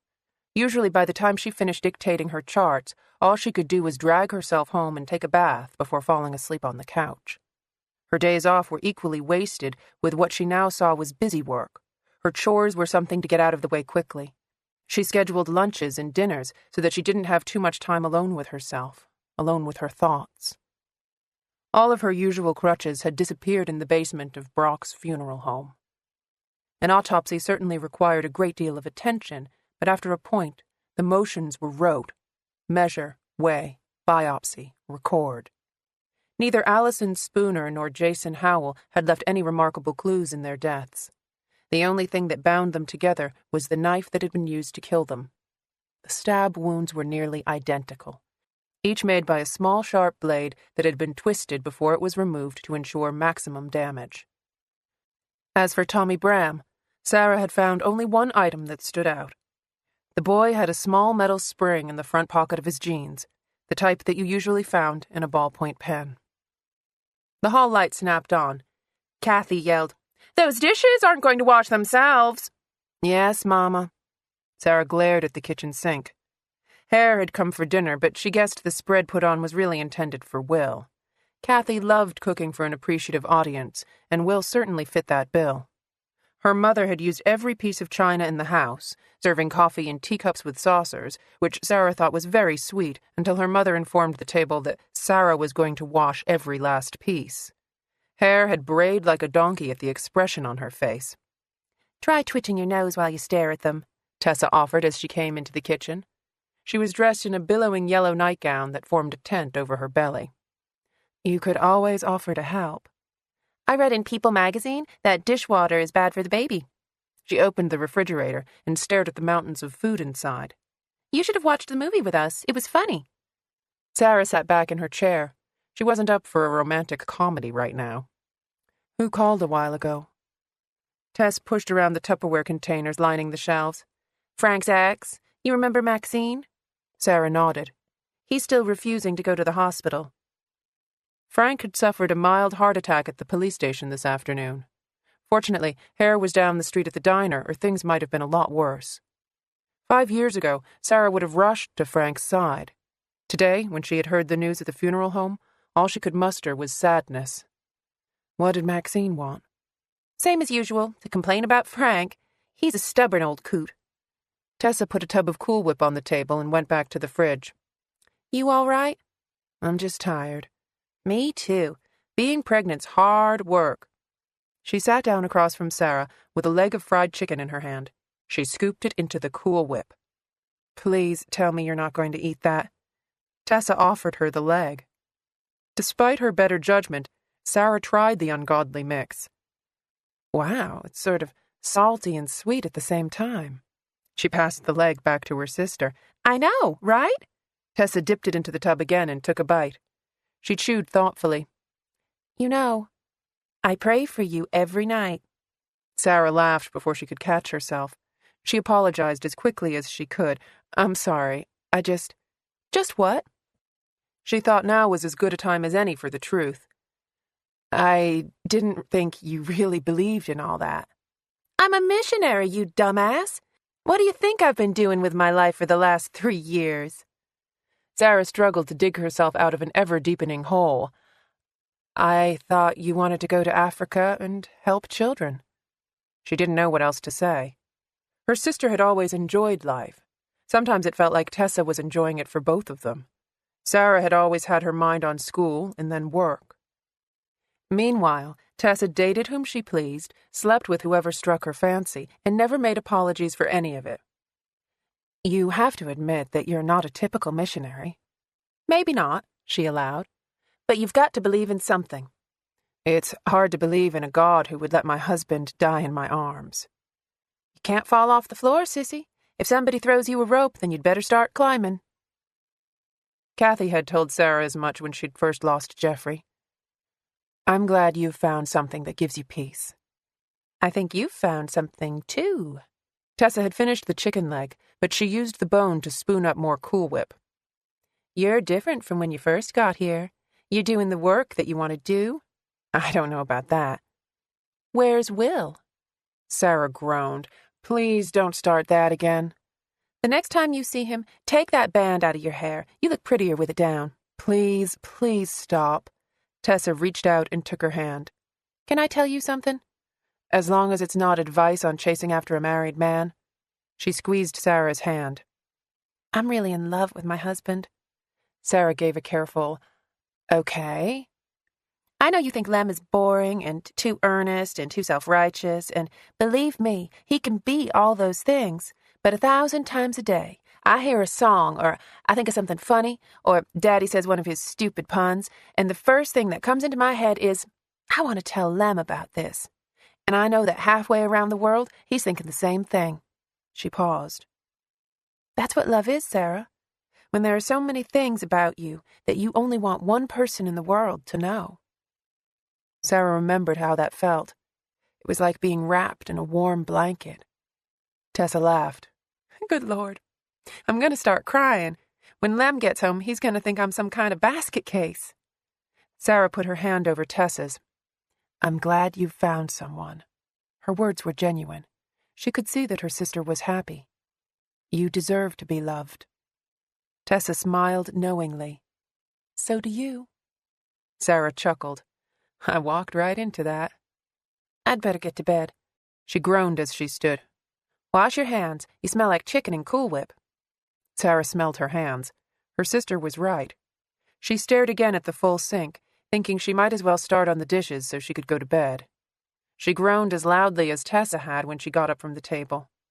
Her back was hurting her from leaning over all day. Her eyes were tired. She rummaged under the cabinet for the dish liquid, hoping that her mother was out, so she would have a legitimate excuse to leave the dishes until morning. Crap. Sarah mumbled, finding the Dawn behind a full box of dishwashing powder that her mother had never opened. She heard footsteps in the hall. Did you come back for the Cool Whip? She asked. Tessa didn't answer, but Sarah was sure that she was there. Don't tell me you're here to help. She went into the hall and saw not Tessa, but Will Trent. Hey. He stood in the center of the hall. His leather briefcase was at his side. There was something different about him that Sarah couldn't quite put her finger on. He looked the same. He was even wearing the same clothes she'd seen him in for the last 2 days. There was definitely something wrong, though. He had a sadness about him that cut straight through. She waved him into the kitchen. Come on in. Sarah put the dish liquid on the counter. Will hovered in the kitchen doorway. I'm sorry, he said. Your sister let me in. I was staring through the window in the door, trying to figure out if y'all were still awake. I know it's late. He stopped, his throat working as he swallowed. It's really late. Is everything okay? He nervously moved his briefcase from one hand to the other, then back again. Please, tell your mother I'm sorry I couldn't make it to dinner. We had a lot to do, and I... It's all right. She understands. Did the autopsies... He stopped again, wiping his forehead with his sleeve. His hair was wet from the rain. I was thinking while I was driving over here that maybe Jason's murder was a copycat. No, she told him. The wounds were identical. Sarah paused. Obviously something awful had happened. Let's sit down, okay? That's all right. She sat down at the table. Come on. What's wrong? He glanced back toward the front door. She could tell he didn't want to be here, but he seemed incapable of leaving. Sarah finally took his hand and pulled him to the chair. He sat, the briefcase in his lap. I'm sorry about this. She leaned forward, resisting the urge to hold his hand. Sorry for what? He swallowed again. She let him speak in his own time. His voice was low in the large room. Faith had her baby. Sarah put her hand to her mouth. Is she all right? Yeah, she's fine. Both of them are fine. He took his cell phone out of his pocket and showed her a picture of a red-faced newborn in a pink knit hat. I guess it's a girl. Faith had given the baby's weight as well as her name in the message. Sarah told him, Emily. 8 pounds, 6 ounces. Will. I found this. He put the briefcase on the table and opened the locks. She saw a stack of papers, an evidence bag with a red seal. He pulled a college notebook with a blue plastic cover from one of the pockets. Black fingerprint powder spotted the cover. I tried to clean it up, he said, wiping the grime on the front of his sweater. I'm sorry. It was in Allison's car, and I... He flipped through the pages, showing her the scrawled handwriting. I can't, he said. I just can't. She realized that Will hadn't looked at her once since walking into the room. He had such an air of defeat about him, as if every word that came from his mouth caused him pain. End of CD 12. CD 13. Sarah's purse was on the counter. She got up and found her reading glasses. She told Will, "Mama fixed a plate for you. Why don't you eat something, and I'll start on this." He stared at the notebook in front of him. "I'm not really hungry."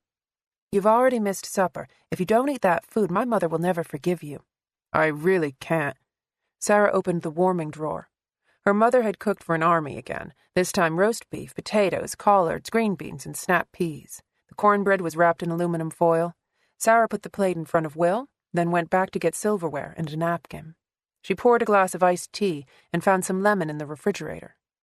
While she was up, she turned on the oven so that she could warm the cherry cobbler sitting on the counter.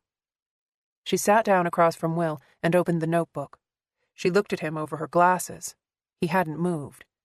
"Eat," she said. "I really—" "That's the deal," she told him. "You eat, I read." She stared at him, making it clear that she wasn't going to back down. Reluctantly, Will picked up the fork. She waited until he had taken a bite of potatoes to open the spiral-bound notebook. "Her name's on the inside of the cover with the date, August 1st. Sarah went to the first page. "August 1st, day 1. She thumbed through the pages. Each entry has the same format. Day 2, day 3. She flipped to the back, all the way to day 104. Will didn't comment. He was eating, but she could tell he was having difficulty swallowing. Sarah could not imagine his frustration over having to have the journal read to him. He clearly took it as a personal failure. She wanted to tell him it wasn't his fault, but obviously asking for Sarah's help had taken so much out of him that she couldn't risk pushing him any further. She returned to the first page. "Day 1, she repeated. Prof. C was sarcastic today. Cried later for about 20 minutes, just couldn't stop. Was really annoyed in Dr. K's class because D behind me kept passing notes to V, and I couldn't concentrate because they kept laughing." She turned the page. "Day 2. Cut myself shaving my leg pretty bad.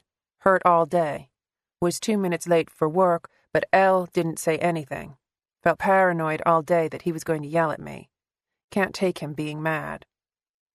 Sarah kept reading, page after page of Allison's thoughts on L at the diner and Jay, who had forgotten that they were supposed to meet for lunch. Every notation described Allison's feelings about the situation, but never in florid detail. She was either happy or sad or depressed. She cried, usually for a period of time that seemed unusually long given the circumstances. Despite the emotional revelations, there was something clinical about the telling, as if the girl was an observer watching her life go by. Getting through the entire journal took over an hour. Will finished his supper, then ate most of the cobbler. He folded his hands on the table and stared straight ahead at the wall. He paced until he realized the distraction slowed down her reading. When Sarah's voice started to falter, he got her a glass of ice water. Eventually, he noticed the dishes in the sink, and she read over her shame as he turned on the faucet and started cleaning. Her legs started to cramp from sitting so long. Sarah ended up standing by him at the sink, so at least there was the appearance of her helping. Will had made it through all the pots and pans and was starting on the china when Sarah finally reached the last entry. Day 104. Work was all right. Concentration bad all day. Slept 9 hours last night. Took a 2-hour nap during lunch. Should have studied. Felt guilty and depressed all day. No word from Jay. I guess he hates me now. Can't blame him. She looked up at Will. That's it. He glanced up from the bread plate in his hands. I counted all the pages. There are 250. She checked the front cover, noting the page count. The girl hadn't torn out any pages. Sarah told him, she stopped writing 2 weeks before she died. Something happened 2 weeks ago that she didn't want to write down. Sarah put the notebook on the table and grabbed a towel. Will was doing a much more thorough job than Sarah ever had. He changed out the water often and dried everything as he went along. There wasn't much space left on the counters, so he'd made educated guesses about where things went. Sarah would have to go back through and put the pots and pans in their proper place, but she didn't want to do that in front of Will now. He saw the towel in her hands. I've got this. Let me help. I think you've helped enough. She thought he was going to leave it at that, but Will told her, It's been worse today than usual. Stress is a contributing factor, when you get tired or if something emotional happens. He scrubbed hard at the plate in his hands. Sarah saw that he hadn't bothered to roll up his sleeves. The cuffs of his sweater were soaked. He said, I've been trying to dig a new sewer line to my house. That's why my laundry is behind. Sarah had been expecting a non sequitur, but she'd hoped he could hold off for a few moments longer. My father built this house with money from people who try to do their own plumbing. Maybe he can give me some pointers.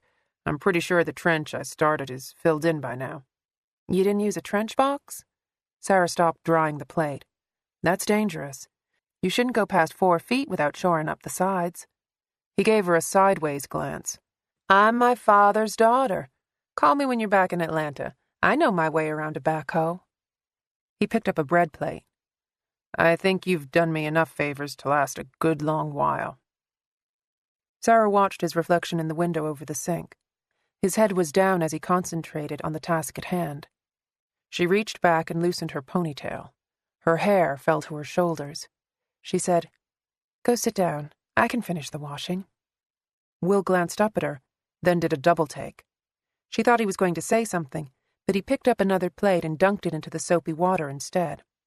Sarah opened the drawer to put away the silverware. Her hair hung down in her face. She was glad for the cover.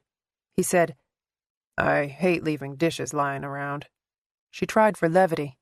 Don't let my mother hear that. She'll never let you leave. I had this foster mother named Lou once. Will waited for her to look up in the window. She worked all day at the supermarket, but she came home at noon to fix me lunch no matter what.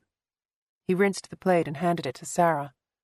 She always got home after I'd gone to bed, but one night I heard her come in. I went into the kitchen, and there she was in her uniform.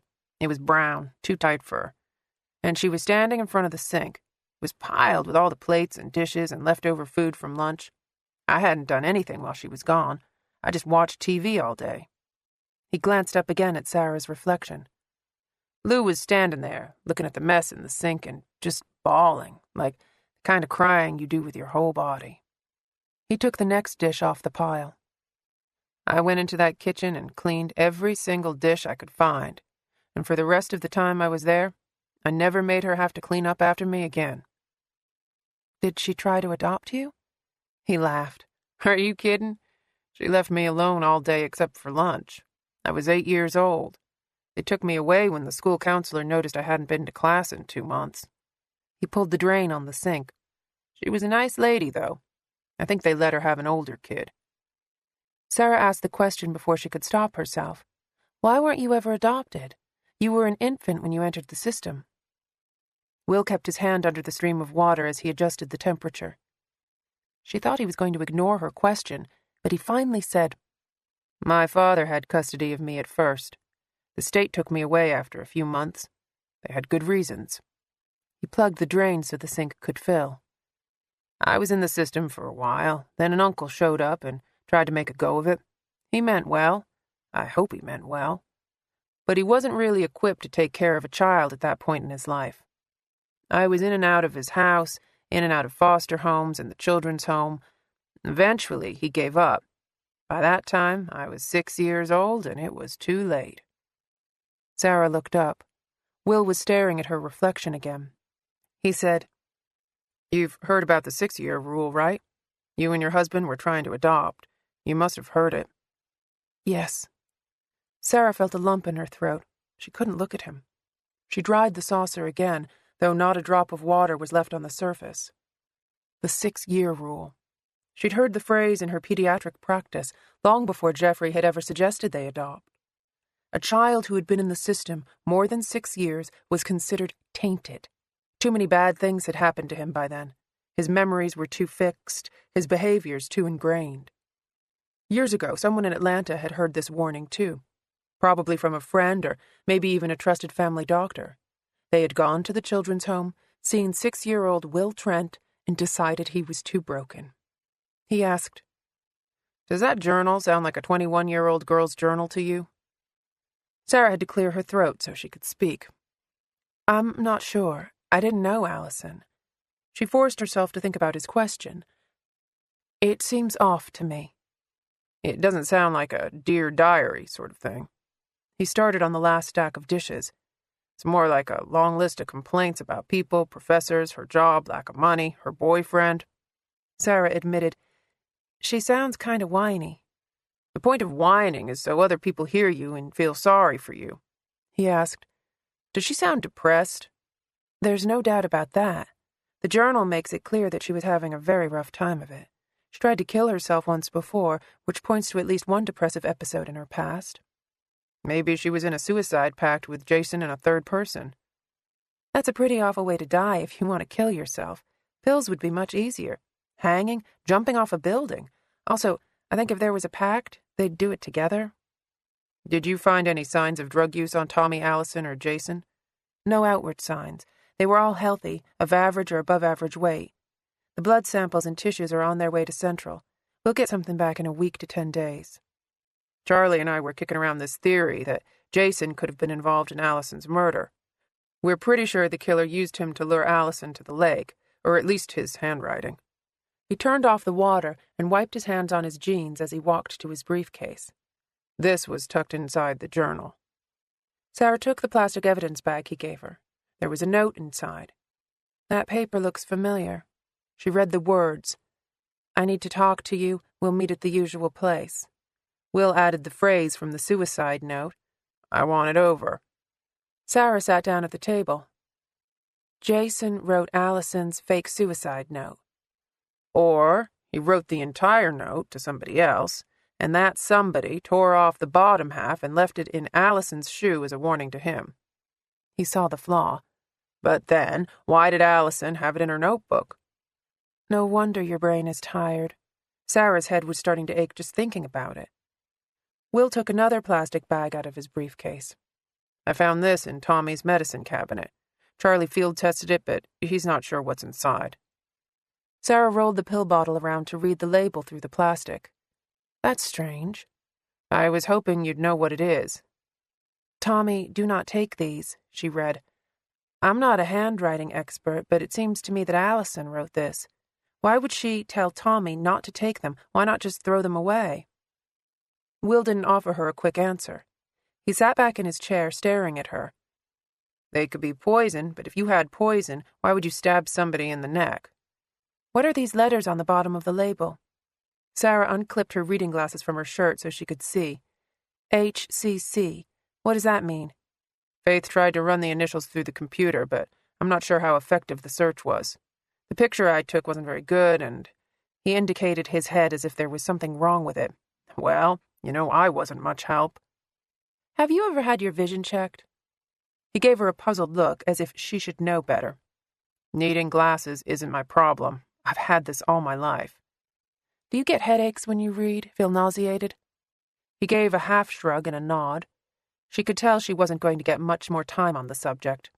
You should see an ophthalmologist. It's not like I can read the chart. Oh, sweetheart, I can shine a light into your eyes and tell you if your lens is focused. Her endearment hung awkwardly between them. Will stared at her. His hands were on the table. He was nervously twisting his wedding ring. Sarah scrambled to hide her embarrassment. She grabbed the pill bottle and held it up for him. Look at the small print for me. Will held her gaze a moment longer before looking at the bottle in her hand. Now, stay still. She carefully slid her glasses onto his head, then held up the pill bottle again. Is that better? Will obviously didn't want to, but he looked at the bottle anyway. He glanced back at Sarah, surprised, before he looked at the bottle again. It's sharper. It's still not right, but it's better. Because you need reading glasses. She put the bottle back on the table. Come to the ER when you get back to Atlanta, or we can go to my old place tomorrow. You've probably seen the children's clinic across from the police station. I used to have special eye charts for... Sarah felt her mouth drop open. What is it? She took back her glasses and read the fine print on the label again. HCC, Hartsdale Children's Clinic. Sarah had been considering all the illegal reasons behind the bottle of pills and none of the legal ones. This is part of a drug trial. Elliot must be running it out of the clinic. A drug what? She explained, Pharmaceutical companies have to do drug trials on medicines they want to bring to market. They pay for volunteers to participate in the studies. Tommy must have volunteered, but I can't see him meeting the protocols. If there's one rule that governs these studies, it's that the participants have to give informed consent. There's no way Tommy could do that. Will sounded skeptical. Are you sure that's what this is? The number at the top of the label. She pointed to the bottle. It's a double-blind study. Each enrollee gets assigned a random number by the computer that says whether they get the real drug or the placebo. Have you done a trial before? I've done a few at Grady, but they were surgical or trauma-related. We used IVs and injections. We didn't have placebos. We didn't give out pills. Did it work the same way as a regular drug trial? I suppose the procedures and reporting would be the same, but we were working in trauma situations. The intake protocols were different. How does it work if it's not in a hospital? Sarah put the bottle back down on the table. The pharmaceutical companies pay doctors to run studies so that we can have yet another cholesterol-lowering drug that works about as well as the 20 other cholesterol-lowering drugs that are already on the market. She realized her voice was raised. I'm sorry, I'm so angry. Elliot knows Tommy. He knows he's disabled. Who's Elliot? He's the man I sold my practice to.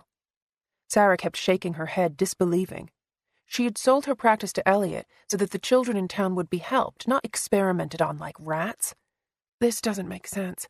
Most studies don't even involve children. It's too dangerous. Their hormones aren't fully developed.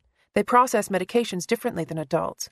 And it's almost impossible to get parents to consent to their children being tested with experimental drugs unless they're deathly ill and it's a last-ditch effort to save them. Will asked, What about your cousin?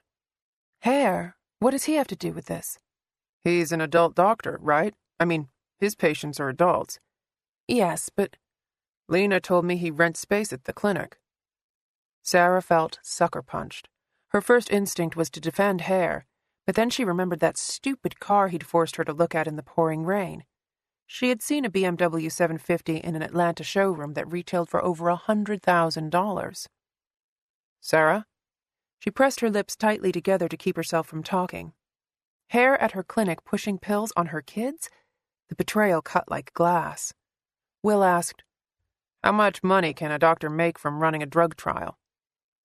Sarah had trouble forming words. Hundreds of thousands? Millions if you go around and speak at conferences. What do the patients get? Participants. I don't know. It depends on what stage the trial is in and how long you have to participate. There are different phases? It's based on risk. The lower the phase, the higher the safety risk, she explained. Phase 1 is limited to around 10 or 15 people. Participants could make $10,000 to $15,000 depending on the trial, whether it's inpatient or not. Phase 2 expands to around 200 or 300 people who get $4,000 or $5,000 each. Phase 3 is less dangerous, so the money is lower. They enroll thousands of people for hundreds of dollars. She shrugged. The amount of money they make depends on how long the trial lasts, whether they need you for a few days or a few months. How long do the big trials last? Sarah put her hand on Allison's notebook. No wonder the girl had been obsessed with recording her moods. 3 to 6 months, and you have to submit journals on your progress. It's part of the supporting documentation to track side effects. They want to know your moods, your stress level, whether you're sleeping, and how much. You know all those warnings you hear at the end of the drug commercials? That's straight out of the journals. If one person reports headaches or irritability, it has to be included. So, if Allison and Tommy were both involved in a drug trial, their records would be at the clinic. She nodded. Will took a moment to think it through. He picked up the bottle again. I don't think this is going to be enough to get a search warrant. You don't need one. Chapter 17. Lena heard the steady sound of dripping water. She opened her mouth around the gag as if she could catch the drops. Her tongue was so swollen that she was afraid she'd choke on it. Dehydration kept her body from sweating. The only thing she had to fight the cold were her shivers, and her muscles were so weak they were refusing to comply. When she pressed the button for the light on her watch, the blue glow captured the red streaks in her wrist like a burning brand in her flesh. She shifted, trying to take some of the weight off her shoulder. Sitting up was not an option. The room spun too much. Either her arms ached or her legs shot through with pain every time she tried. Because her hands and feet were tied together, every movement required a coordination that she no longer possessed. She stared into the darkness, thinking about the last time she had gone for a run outside. It had been unseasonably warm. The sun had been high on the horizon, and when she jogged around the track at the college, she could feel the heat beating down on her face, then her back. Sweat dripped off her. Her skin was hot. Her muscles were primed. If she thought about it long enough, she could almost hear her shoes on the track. Not shoes on a rubber track. Shoes on wooden steps. Lena strained to hear the footsteps making their way down into the basement. There was a sliver of light underneath the door in front of her. Scraping sounds indicated something heavy was being moved. Metal across concrete. Probably storage shelves. The sliver of light glowed brighter under the door. Lena closed her eyes as she listened to a key scraping in the deadbolt lock. The door opened, and Lena slowly opened her eyes, letting them adjust to the blinding fluorescence. At first, there was a halo behind the woman's head. But then Darla Jackson's features came into view. Lena saw the streaked hair, the fake fingernails. Oddly, Lena's first thought was to wonder how the woman had managed to viciously murder 2 people without breaking her nails.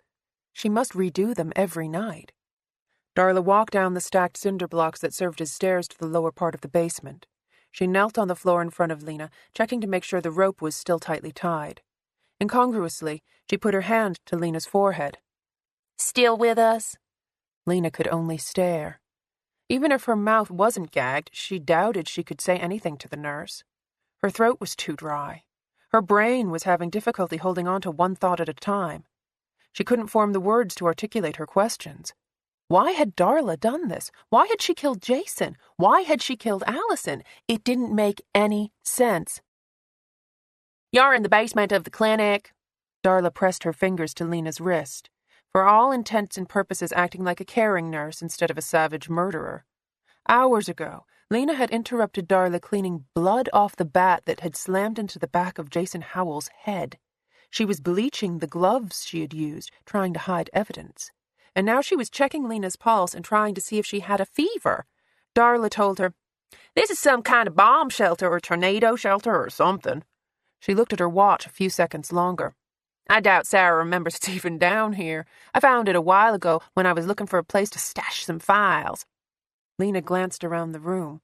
With the light on, she could see the concrete walls, the small metal door. Darla was right. They were in a bunker. "I never liked Tolliver much," the nurse said.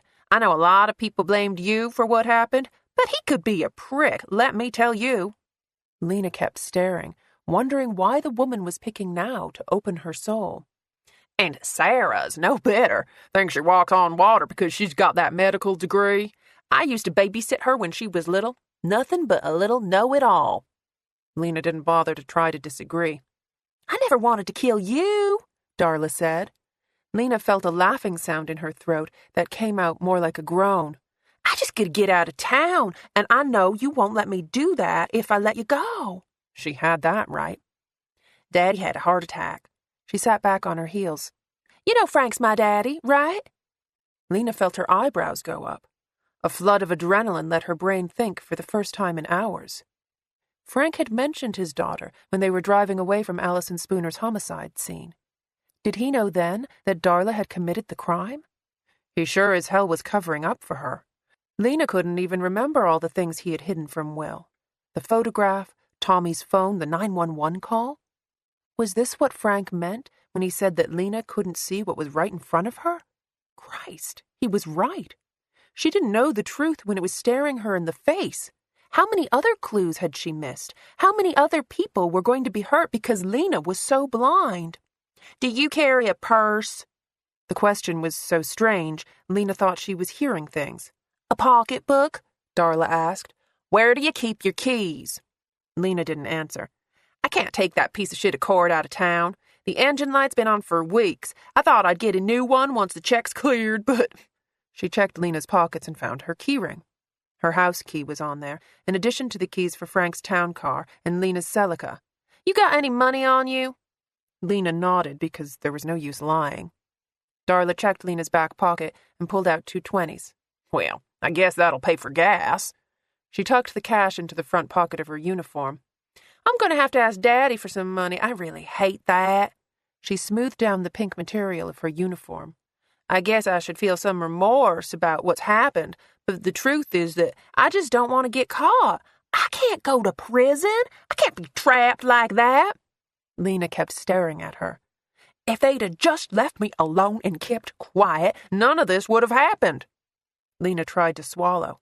She could hear her heart doing that weird flopping beat in her chest. She must be more dehydrated than she thought.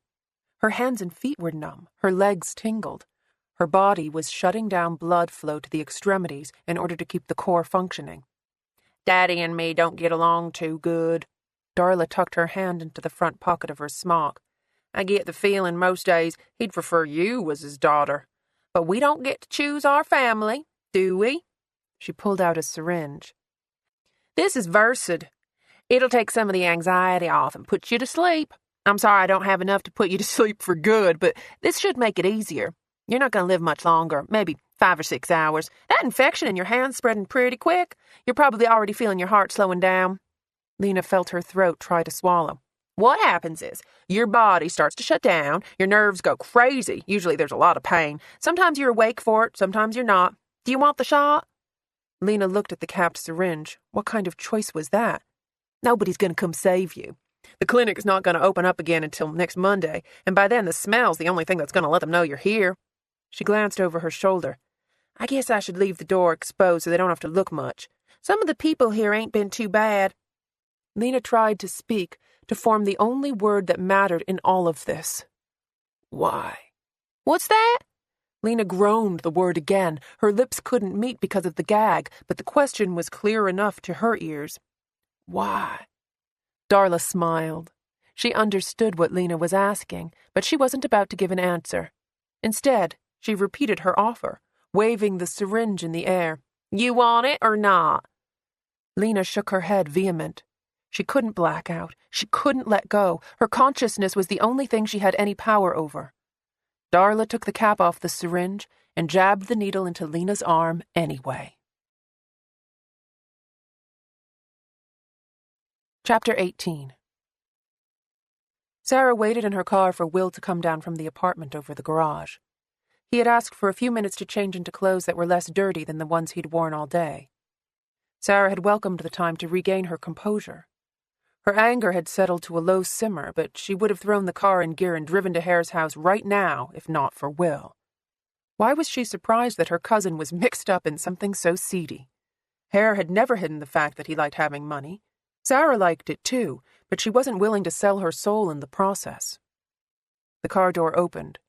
Will climbed behind the wheel. He was wearing a white button-down shirt and a fresh pair of jeans. He gave her an odd look. Did you wash my clothes?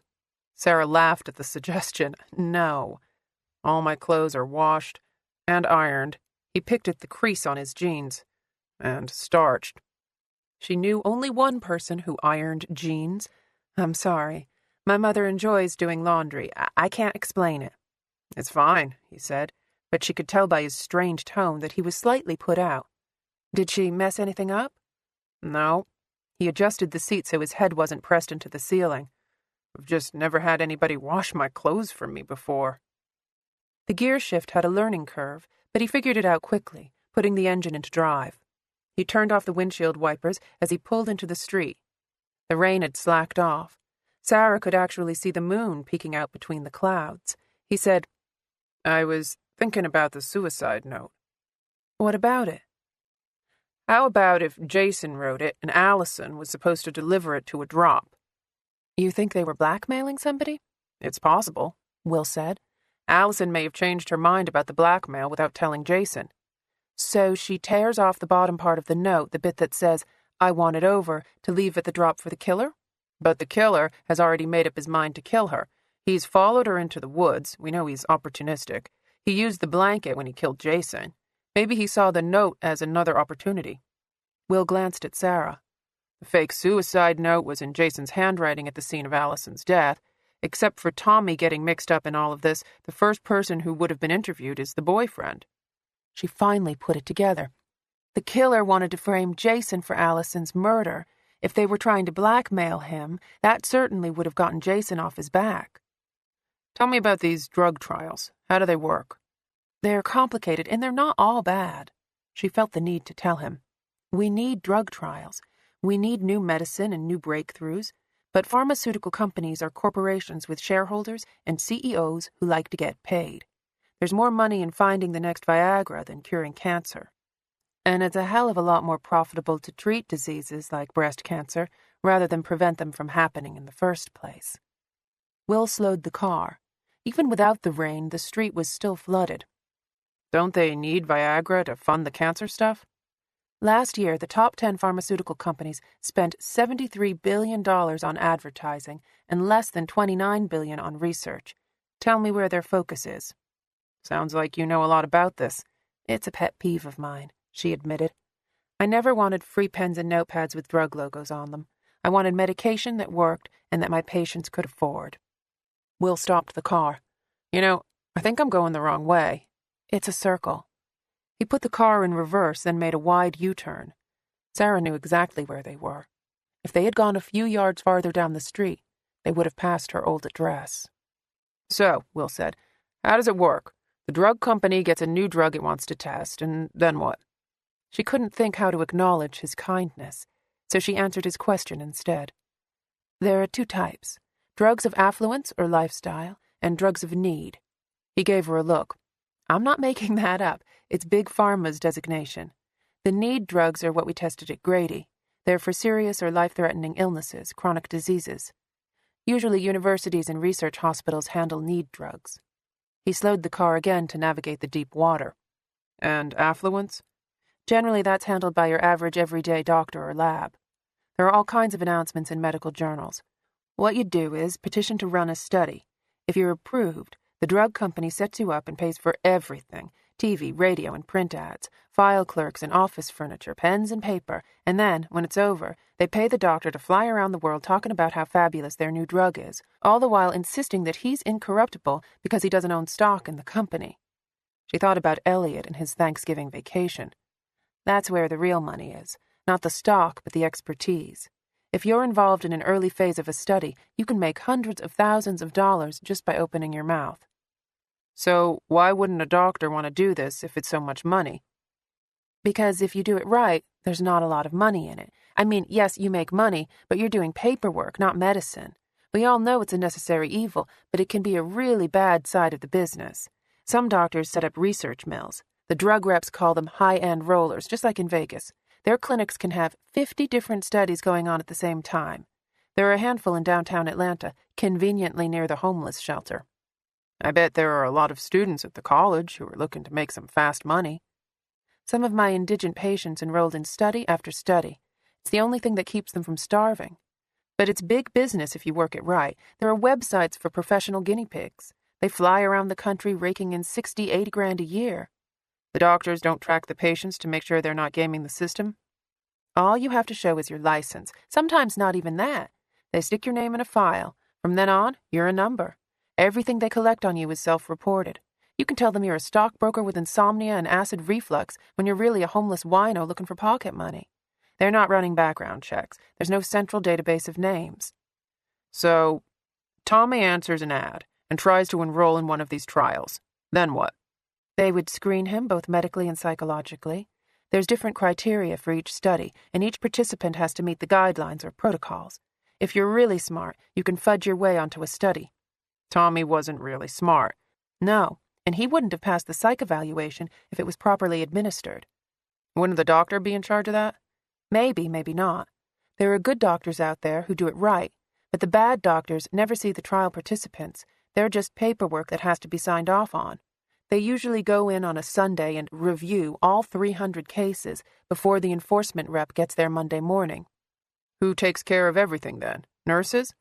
Sometimes, but it's not required that they have any medical training. There are CROs, clinical research organizations, that offer temp staffing for doctors running studies. At least they have some training. There was a doctor in Texas who had his wife doing everything. She accidentally switched the trial drug with medication for her dog. One doctor had his mistress in charge.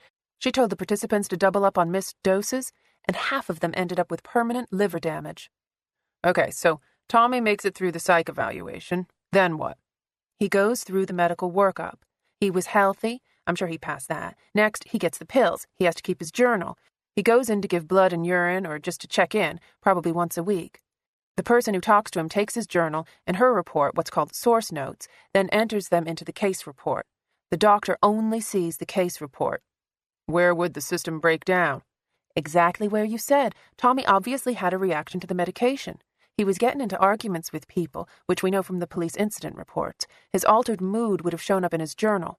Whoever interviewed him during his office visits would immediately know something was wrong. And if this person wanted to hide the fact that Tommy was in trouble, they could lie on the case report form. It's entered into the computer and transmitted directly to the drug company.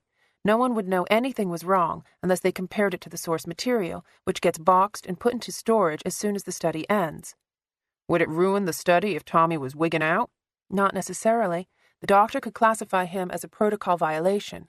That means he doesn't meet the guidelines for being enrolled in the study, which, with his disability, he didn't belong in anyway. What about Allison? Her suicide attempt should have exempted her, but if she didn't self-report, they wouldn't know. Who gets in trouble for Tommy being enrolled in the study? No one, really.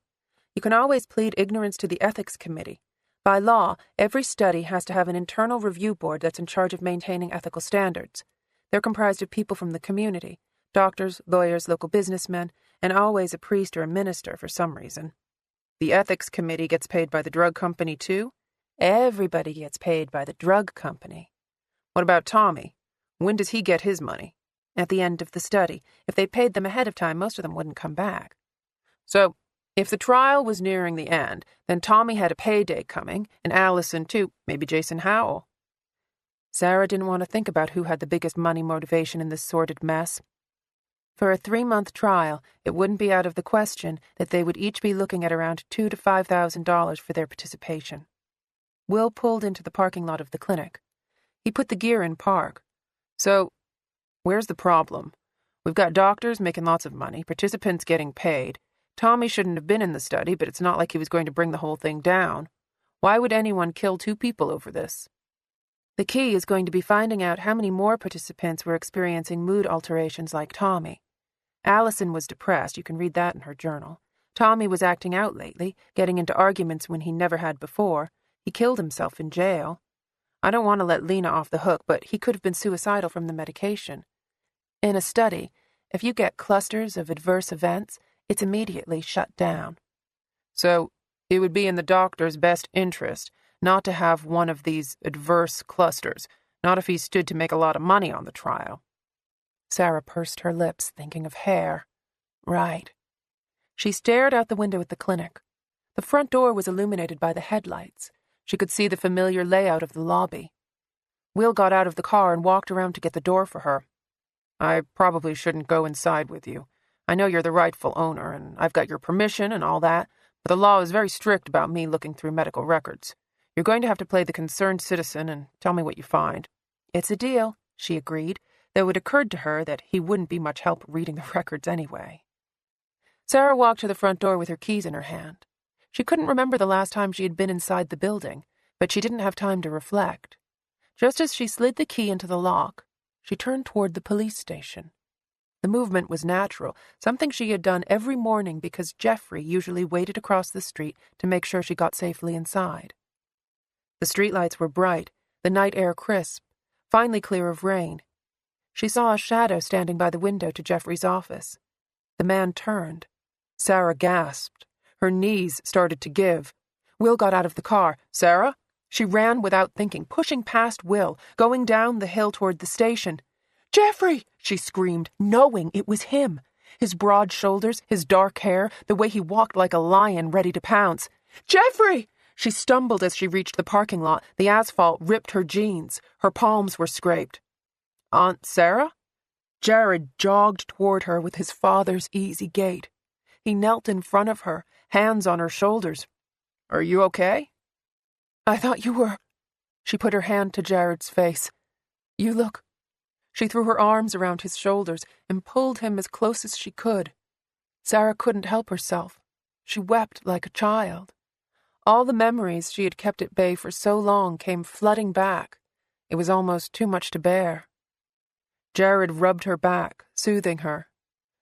"It's all right," he whispered. "It's just me." His father's voice. Sarah wanted to close her eyes and pretend, to lose herself completely.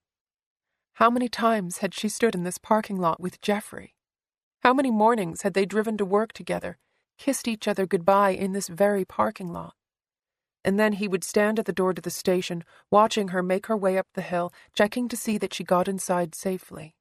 Sometimes she could feel his eyes following her, and it took everything Sarah had not to run back across the street for another kiss. Jared asked, "Are you all right?" There was a tremor in his tone. She was scaring him. "Aunt Sarah?" "I'm sorry." She dropped her hands into her lap. She didn't know why she was apologizing, but she kept repeating the words, "I'm so sorry." "It's all right." "I thought you were—" She couldn't finish the sentence, couldn't say his father's name. Jared helped her stand up. "Mama says I look just like him." Sarah couldn't stop the tears streaming down her face. "When did you find out?" "It's kinda hard to hide." She laughed, the sound high-pitched and desperate in her ears. "What are you doing here?" He glanced at Will. Sarah hadn't noticed him walk up. He stood a few feet away, obviously trying not to intrude. She told him, "This is—" She forced herself to say the name. "This is Jeffrey's son, Jared Long. Jared, this is Will." Will's hands were shoved deep in his pockets. He nodded at the boy. "Jared?" "Why are you here?" Sarah asked. "Is it because of Frank?" Jared scratched his eyebrow with his thumb and forefinger. Sarah had seen Jeffrey make the same gesture countless times. It meant he was upset, but didn't quite know how to talk about it. Jared looked at Will again. There was something going on between them that Sarah couldn't follow. She repeated her question. "Why are you here?" Jared's voice cracked. "Her car is here. I don't know where she is." "Who?" Sarah asked, but she already knew the answer. Lena's Celica was still in the lot. "She was supposed to be home 6 hours ago." He directed his words to Will. "I've been to the hospital. I tried to get in touch with Frank. I can't find anybody who knows where she is." "No," Sarah breathed. "Aunt Sarah?" Jared reached for her, but she put her hand flat to his chest, holding him back. "You can't be seeing her." "It's not what you think." "I don't care. It's wrong." He reached for her again. "Aunt Sarah." She stepped back, stumbling into Will. "You can't do this." "It's not what you think." "Not what I think?" she demanded, her voice rising in anger. "What am I thinking, Jared? That you're sleeping with the woman who murdered your father? It's not like—" Will grabbed Sarah by the waist as she lunged at Jared.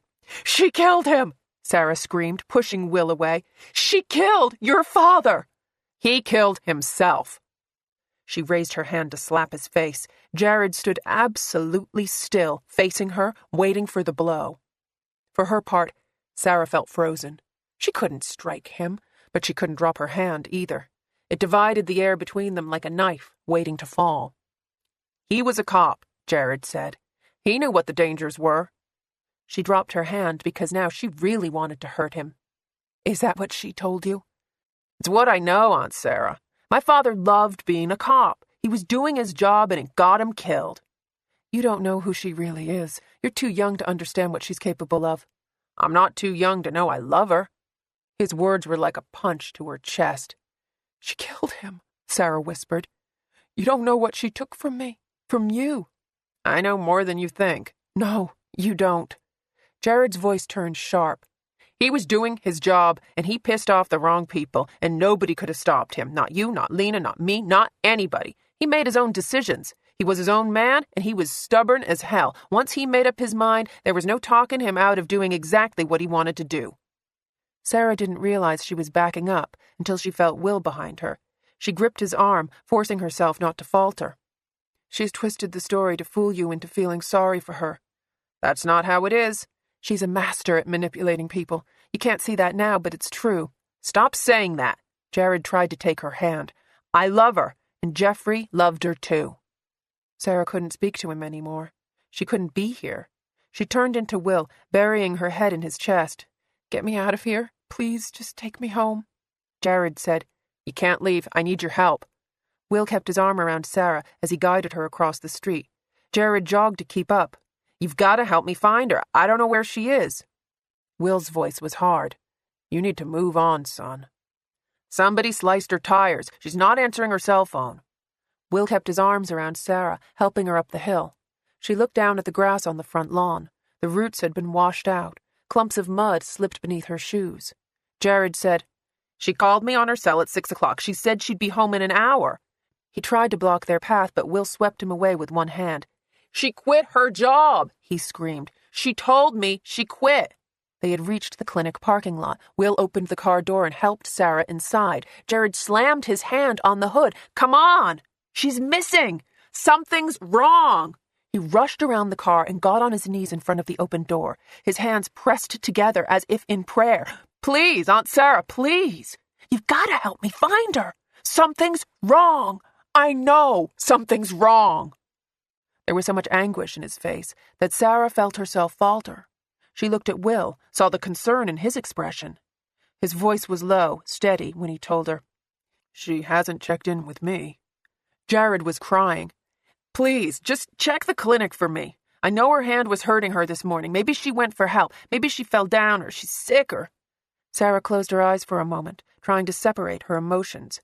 She wanted so badly to leave, to never hear the name Lena Adams again as long as she lived. Will said, "Sarah?" Not a question, more like an admission of guilt. "Go," she told him. There was no use fighting it. Will cupped his hand to her face so she would look at him. "I'll be right back, okay? I'm just going to check the clinic for him." Sarah didn't respond. He closed the car door, and she leaned back in the seat. The engine was off now, but the moon was so bright in the sky that she didn't need the headlights to see the two men at the front door of the clinic. Lena didn't even have to be present to control the men in her life. She was like a succubus, her siren song clouding their logic. Will glanced at Sarah as he turned the key in the lock. She studied Jared with some detachment. He was thinner than his father. His shoulders hadn't filled out. His hair was longer than Jeffrey had kept it, more the length he'd worn in high school. An image flashed in her head. Lena's hand gripping Jared's hair. She had taken everything now. Her path of destruction had ripped through every part of Jeffrey's legacy. Sarah turned her head as the two men went inside the clinic. She couldn't look at Jared anymore. It hurt too much. It hurt too much to even be here. She slid over the console and got behind the steering wheel. She pressed the button to start the engine. Nothing happened. Will had taken the key with him.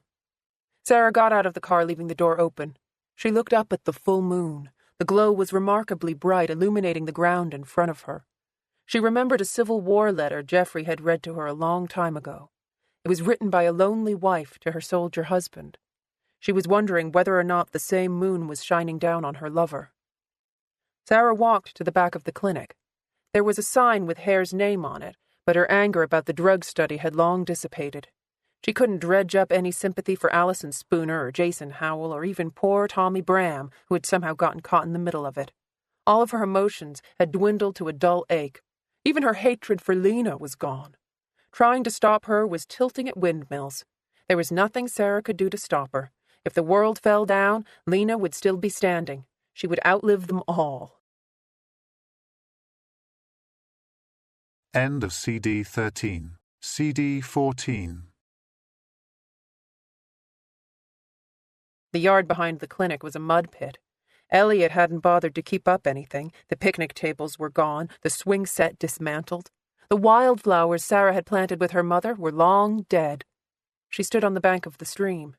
It was a river now, the shush of churning waters drowning out all sound.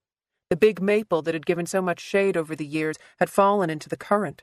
Its canopy barely touched the opposite side of the shore. As Sarah watched, chunks of earth fell into the water and were quickly whisked away. Her father had taken her fishing on these shores. There was a field of large rocks a half-mile down where catfish swam in and out of the eddies.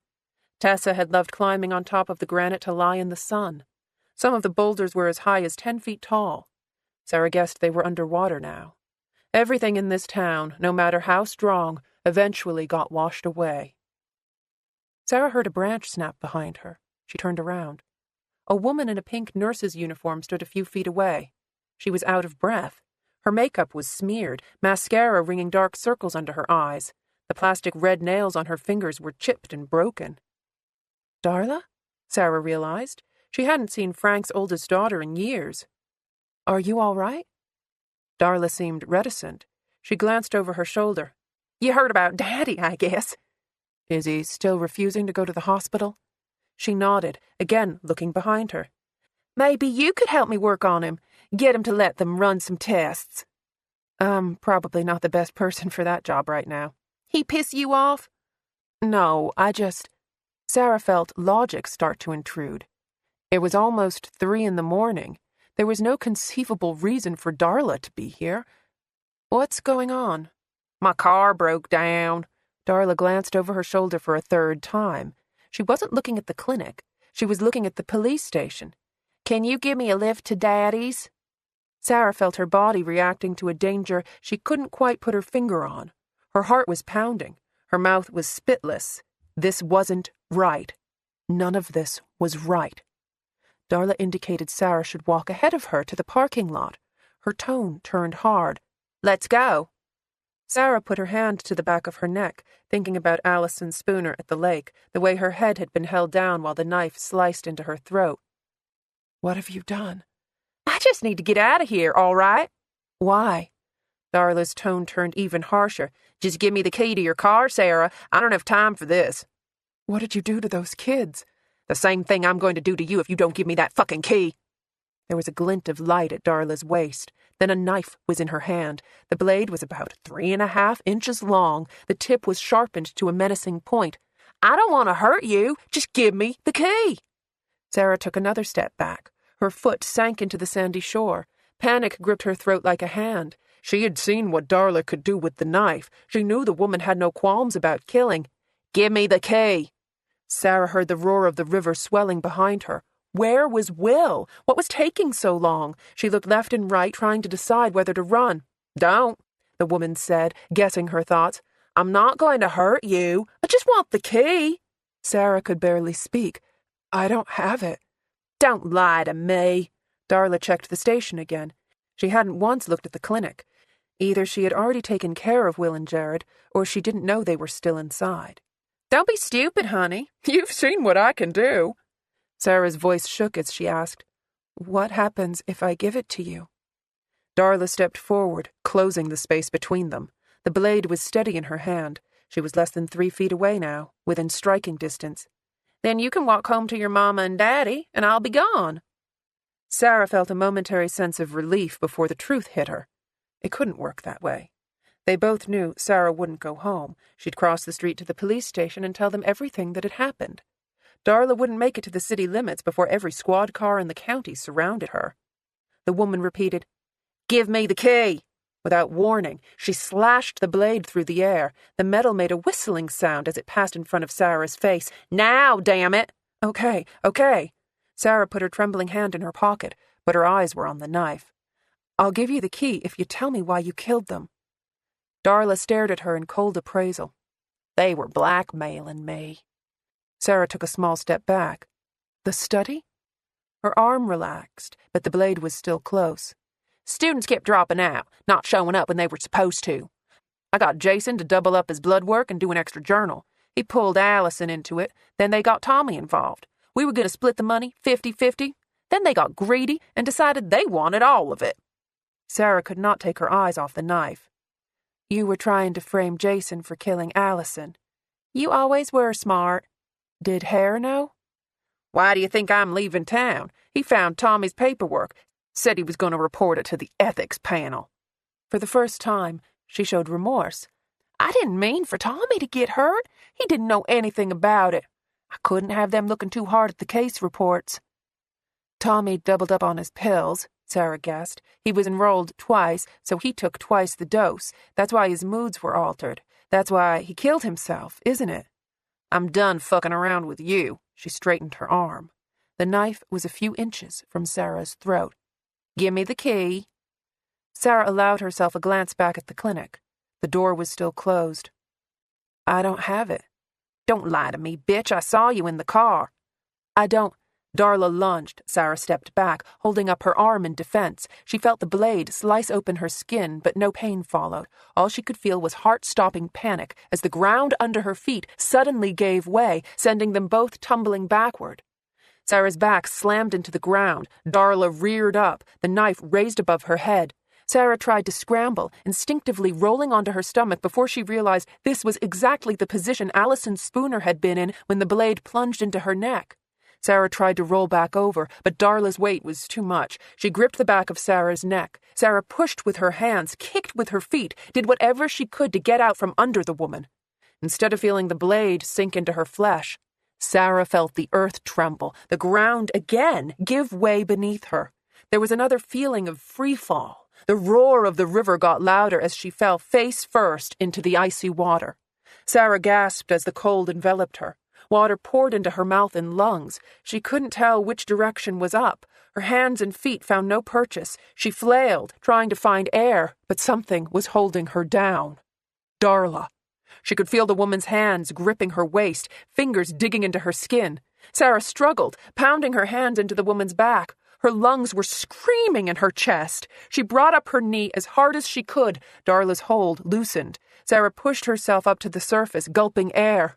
"Help!" she yelled. "Help!"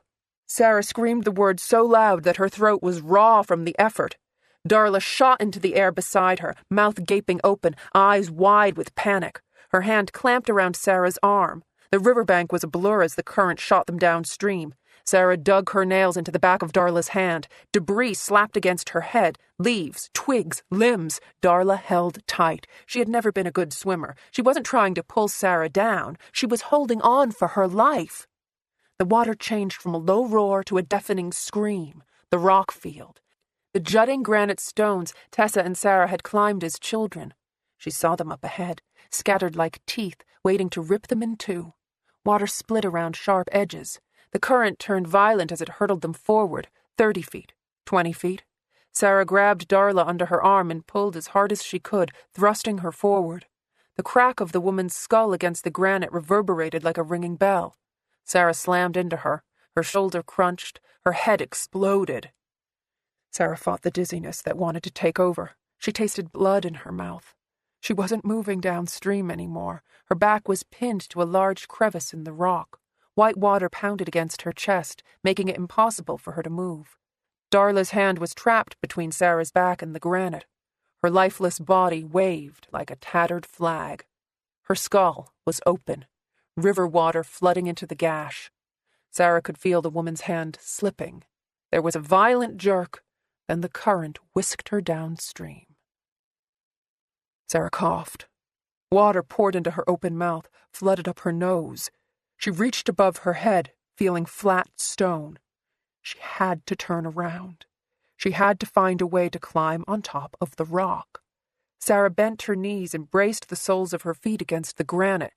She tried to push up. Nothing happened. She screamed, trying again and again, with the same result. The water was peeling her off the rock. She was sliding, losing her grip. Her head dipped beneath the surface. She struggled to stay up. Every muscle in her body shook from the effort. It was too much. Her shoulders screamed with pain. Her thighs were aching. Her fingers were losing their grip. There was no fighting it. The water was too strong. Her body continued sliding down the rock. Sarah took a deep breath, gulping in air just before her head dipped below the surface.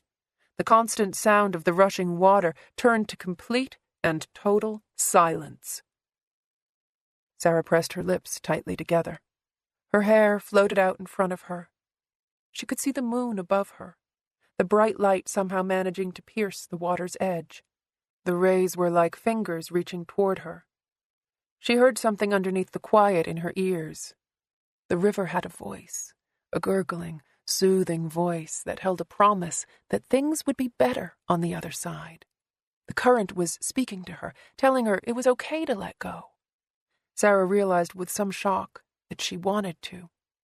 She wanted to just give in, to go to that place where Jeffrey was waiting for her.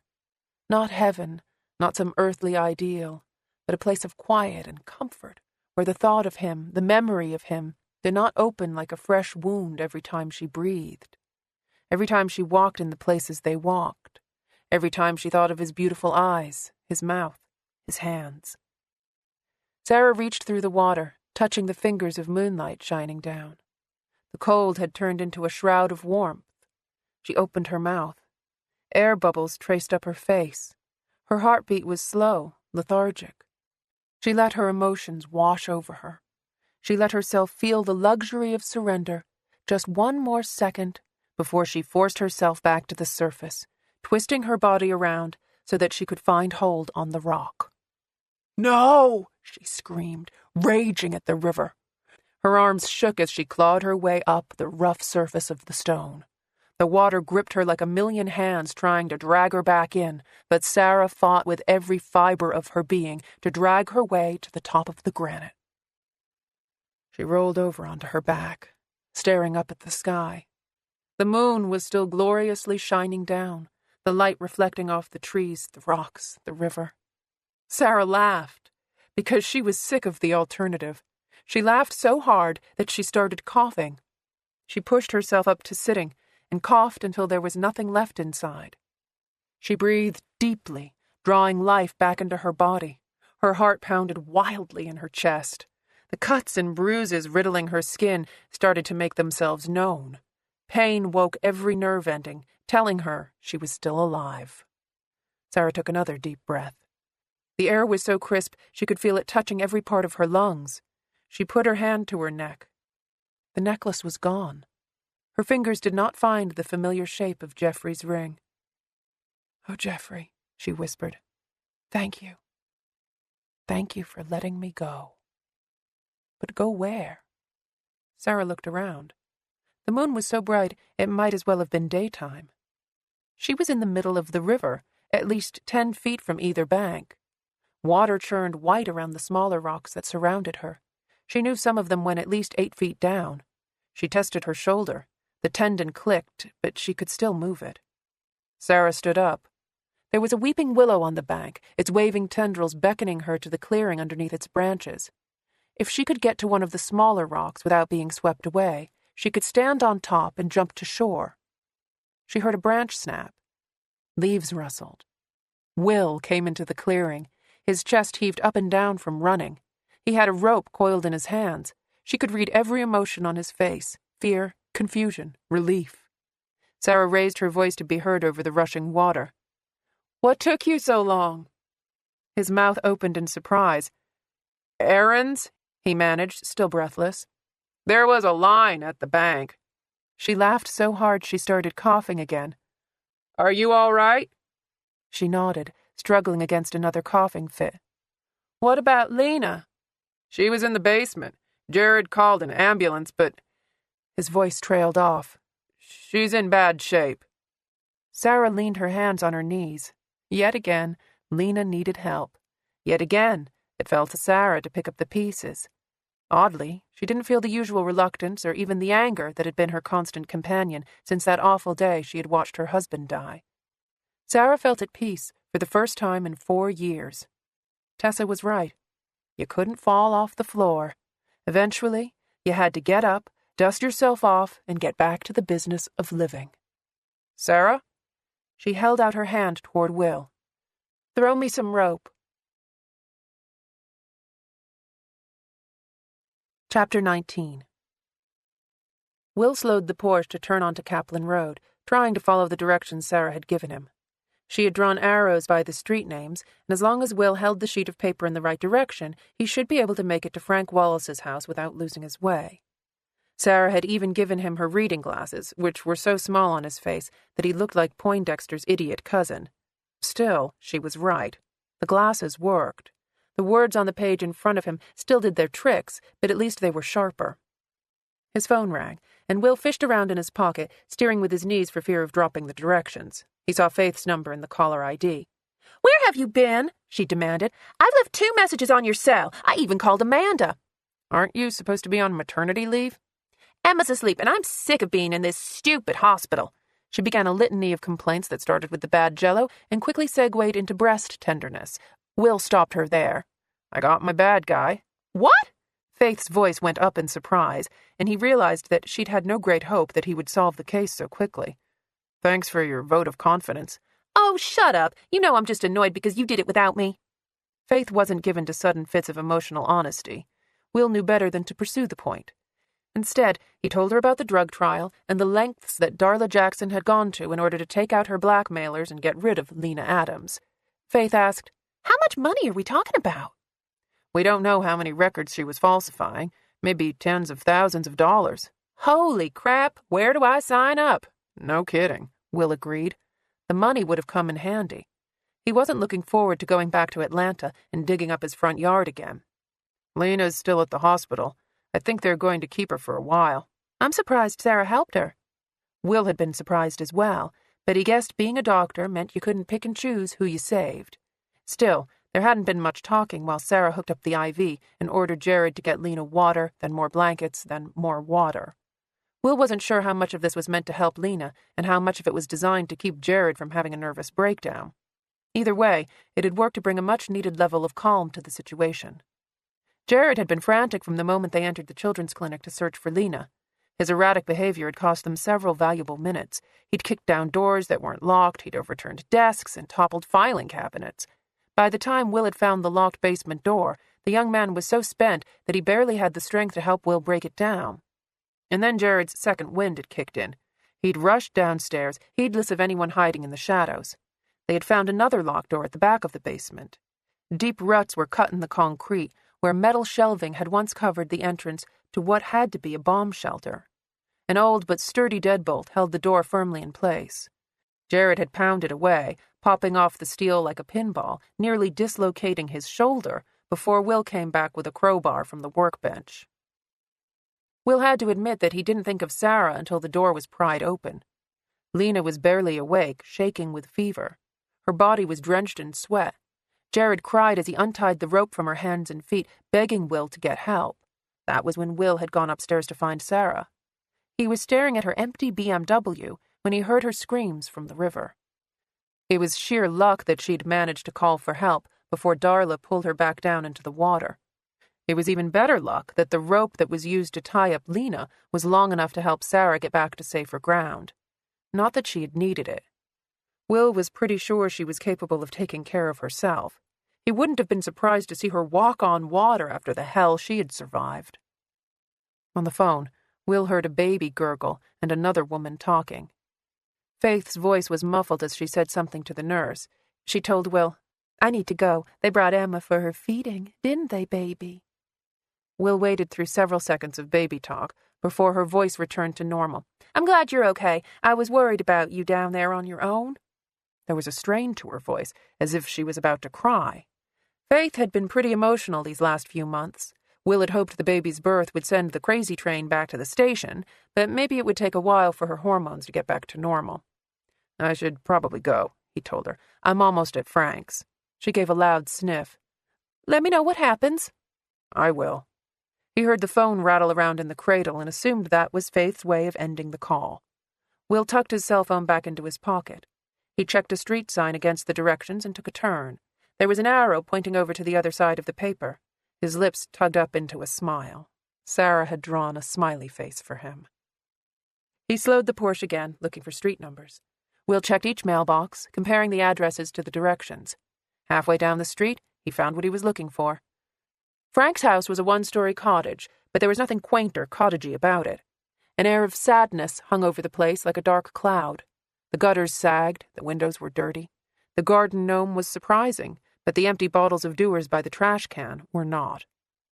The screen door opened as Will got out of his car. Lionel Harris laughed at him, obviously enjoying the surprise. "Good morning," he said. "I heard y'all went for a swim last night." Will smiled, though he felt the cold sweat come back like a sudden rain.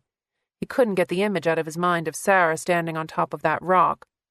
"I'm a little surprised to see you here, Mr. Harris." "Just dropping off a casserole." Will's confusion must have been obvious. The old man patted him on the back. "Never underestimate the power of a shared history." Will nodded, though he still didn't understand. "I'll leave you to it." Lionel gripped his cane as he walked down the porch steps. Will watched him walk into the street. A neighbor waved him over and he stopped for a chat. "Frank's waiting for you." Will turned around. There was a woman standing at the door. She was older, with stooped shoulders and unnaturally red hair. Her makeup was caked on in the same style that her daughter preferred. Will saw the finger of a bruise under the woman's eye. The bridge of her nose was swollen. Someone had punched her recently, and very hard. "I'm Maxine." She pushed open the screen door for him. "He's waiting for you."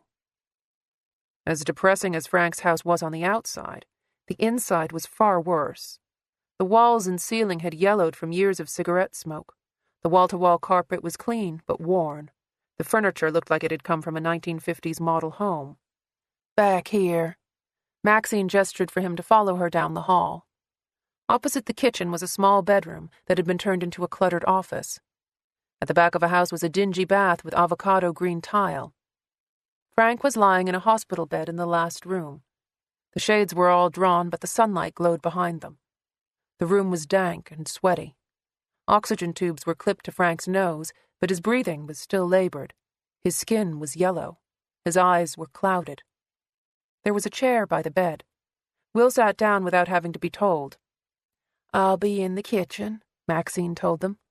"You uns let me know if you need anything." Will turned in surprise, but she'd already left the room. He turned his attention back to Frank. "Julie Smith?" The older man's deep baritone had been reduced to a low tremble. "I had her call Sarah." Will had assumed something like this had happened. "You already knew Tommy had killed himself before Sarah got there?" "I thought—" Frank closed his eyes. His chest slowly rose and fell. "I thought it would be better if Sarah found him, that there would be fewer questions." It could have easily worked out that way. Sarah knew Nick Shelton. She could have unwittingly smoothed things over. "Why did you have Maxine say that Allison had a boyfriend?" One shoulder went up. "It's always the boyfriend." Will guessed that was true enough, but Frank had lied so many times over the last few days that Will didn't know whether the man was capable of being honest. Lionel Harris had a point about change. Not many people could pull it off. There had to be something awfully bad or awfully good to compel a person to turn their lives around. It was obvious to Will that Frank was past any life-changing revelations. Even without the oxygen tank, he smelled sick, like his body was already rotting. Will knew that there came a point in every person's life when it was too late to change anything. All you could do was wait for death to make you inconsequential. Frank winced as he tried to get more comfortable in the bed. "Can I get you anything?" He shook his head, though he was obviously in pain. "How's Lena?" "The infection's bad, but they think she'll pull through." "Tell her I'm sorry," Frank said. "Tell her I'm sorry about everything." "All right," Will promised, though if he had his way, he would never talk to the woman again. He didn't think Lena Adams was all bad, but there was just enough of her that was tainted that left a bad taste in Will's mouth. "Why don't you tell me what happened?" Frank stared openly at Will. His eyes watered. "You got kids?" Will shook his head. "Darla was always rebellious, pushing me, pushing Maxine." He stopped to catch his breath. "She disappeared on us when she was 17. I didn't even know she was back in town until I saw her outside the clinic." He coughed. Fine specks of blood dotted the bedsheet. "She was taking a cigarette break." "Why did she call the police on Tommy?" The act seemed risky, considering her criminal enterprises. "I don't know if she was trying to scare Tommy or punish me." Frank reached for the glass of water on his bedside table. Will helped him, holding the straw so he could drink. Frank swallowed, the noise painfully loud in the tiny room. He sat back with a slow groan. Will asked, "What did you do when you read the incident report about Tommy's dog?" "I went to the clinic and asked her what the hell she was doing." Darla's name wasn't in the report. Frank didn't answer. Will was sick of pulling teeth. "You've done thousands of interviews, Chief Wallace. You know what questions I'm going to ask. You've probably already got a list in your head." He paused, waiting for Frank to make this easy. After a full minute, Will realized nothing was ever going to be easy with this man. He asked, "What did Darla say when you confronted her?" She told me she was being blackmailed. About the drug trial? It wasn't just the 2 kids she was lying about. It was a lot of them. She had a system going, getting them to double up on the rolls so it looked like more kids were in the study. Then they'd split the checks when they came in. Were they all blackmailing her? Just Jason and Allison. She told you their names? No. Will studied him, trying to figure out if he was lying. It was an exercise in futility. What did Darla tell you about the blackmailers? She thought she could pay them off, get them off her back.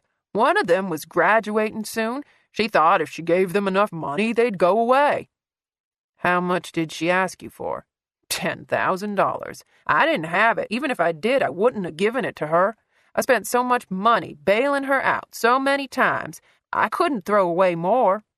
Will noticed the man had not considered a second option, which was arresting his daughter and sending her to prison for her crimes. Frank continued, She worked so hard to get her nursing degree. I never thought she'd... His voice trailed off. I didn't know. She's been in trouble before? Frank would only nod. Bad checks, Will supplied. Darla's fingerprints were on file. They matched the print on the Windex bottle Will and Charlie had found in the dorm bathroom closet. Will made an educated guess. She was in trouble before that. Frank gave a tight nod. I'd get calls every now and then. Professional courtesy, one cop to another. Austin, Little Rock, West Memphis. She was taking care of old people, skimming their money. She was good. She never got caught, but they knew it was her. Will had found many times that there was a fine line between knowing someone was guilty and proving it. Being a cop's daughter had probably given Darla an extra layer of protection. I was sure Tommy killed that girl. I just didn't want anything to come back on Darla. You did everything you could to make sure Lena's case was solid. He stared at Will with rheumy eyes, obviously trying to guess what he knew. The truth was that Will didn't know anything for certain. He guessed that Frank had hidden evidence. He guessed that Frank had delayed the call center in Eaton sending the audio of Maxine's voice on the 911 call. He guessed that the man had impeded an investigation, acted with reckless endangerment, and blindly, if not willfully, contributed to the deaths of 3 people. As Frank had said, there was knowing, and then there was proving. I never wanted to get Lena involved in any of this, Frank said. She didn't know nothing about any of it. It was all down to me. Will imagined Lena would say the same thing about Frank. As long as he lived, he would never understand the bond that held them together.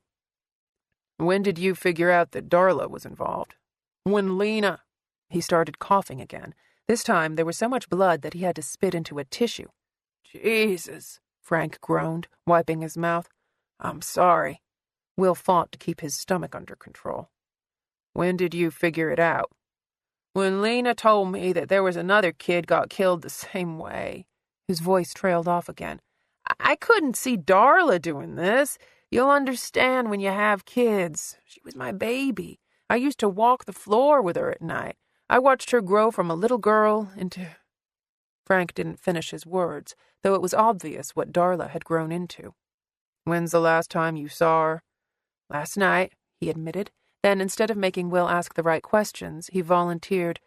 We got into a fight. She said she had to leave town. She wanted more money. Did you give it to her? He shook his head. Maxine had a couple $100 in her purse. They got into a fight, pretty bad. He indicated the oxygen tank, the rails on his bed. By the time I got up, she had Maxie on the ground, beating her. Frank pressed his thin lips together. I never thought I'd live to see anything like that. A child wailing off on her own mother. My child. That wasn't who I raised her to be. That wasn't my kid. What happened? She stole the money. Took some out of my wallet, too, maybe $50. We found almost $300 on the body. He nodded as if that's what he expected. I got a call from Brock this morning. Said she was pulled out downriver from the granite field. He looked at Will as if he didn't quite believe the information. That's right. She was near the college. He said I didn't need to see her right now. Give him time to clean her up. Frank's breath caught. How many times have you said that to a parent who wants to see their kid, only you know the kid's been beaten, cut, fucked up 6 ways to Sunday? A lot of times. Will admitted. But Brock's right. You don't want to remember her like this. Frank stared at the ceiling.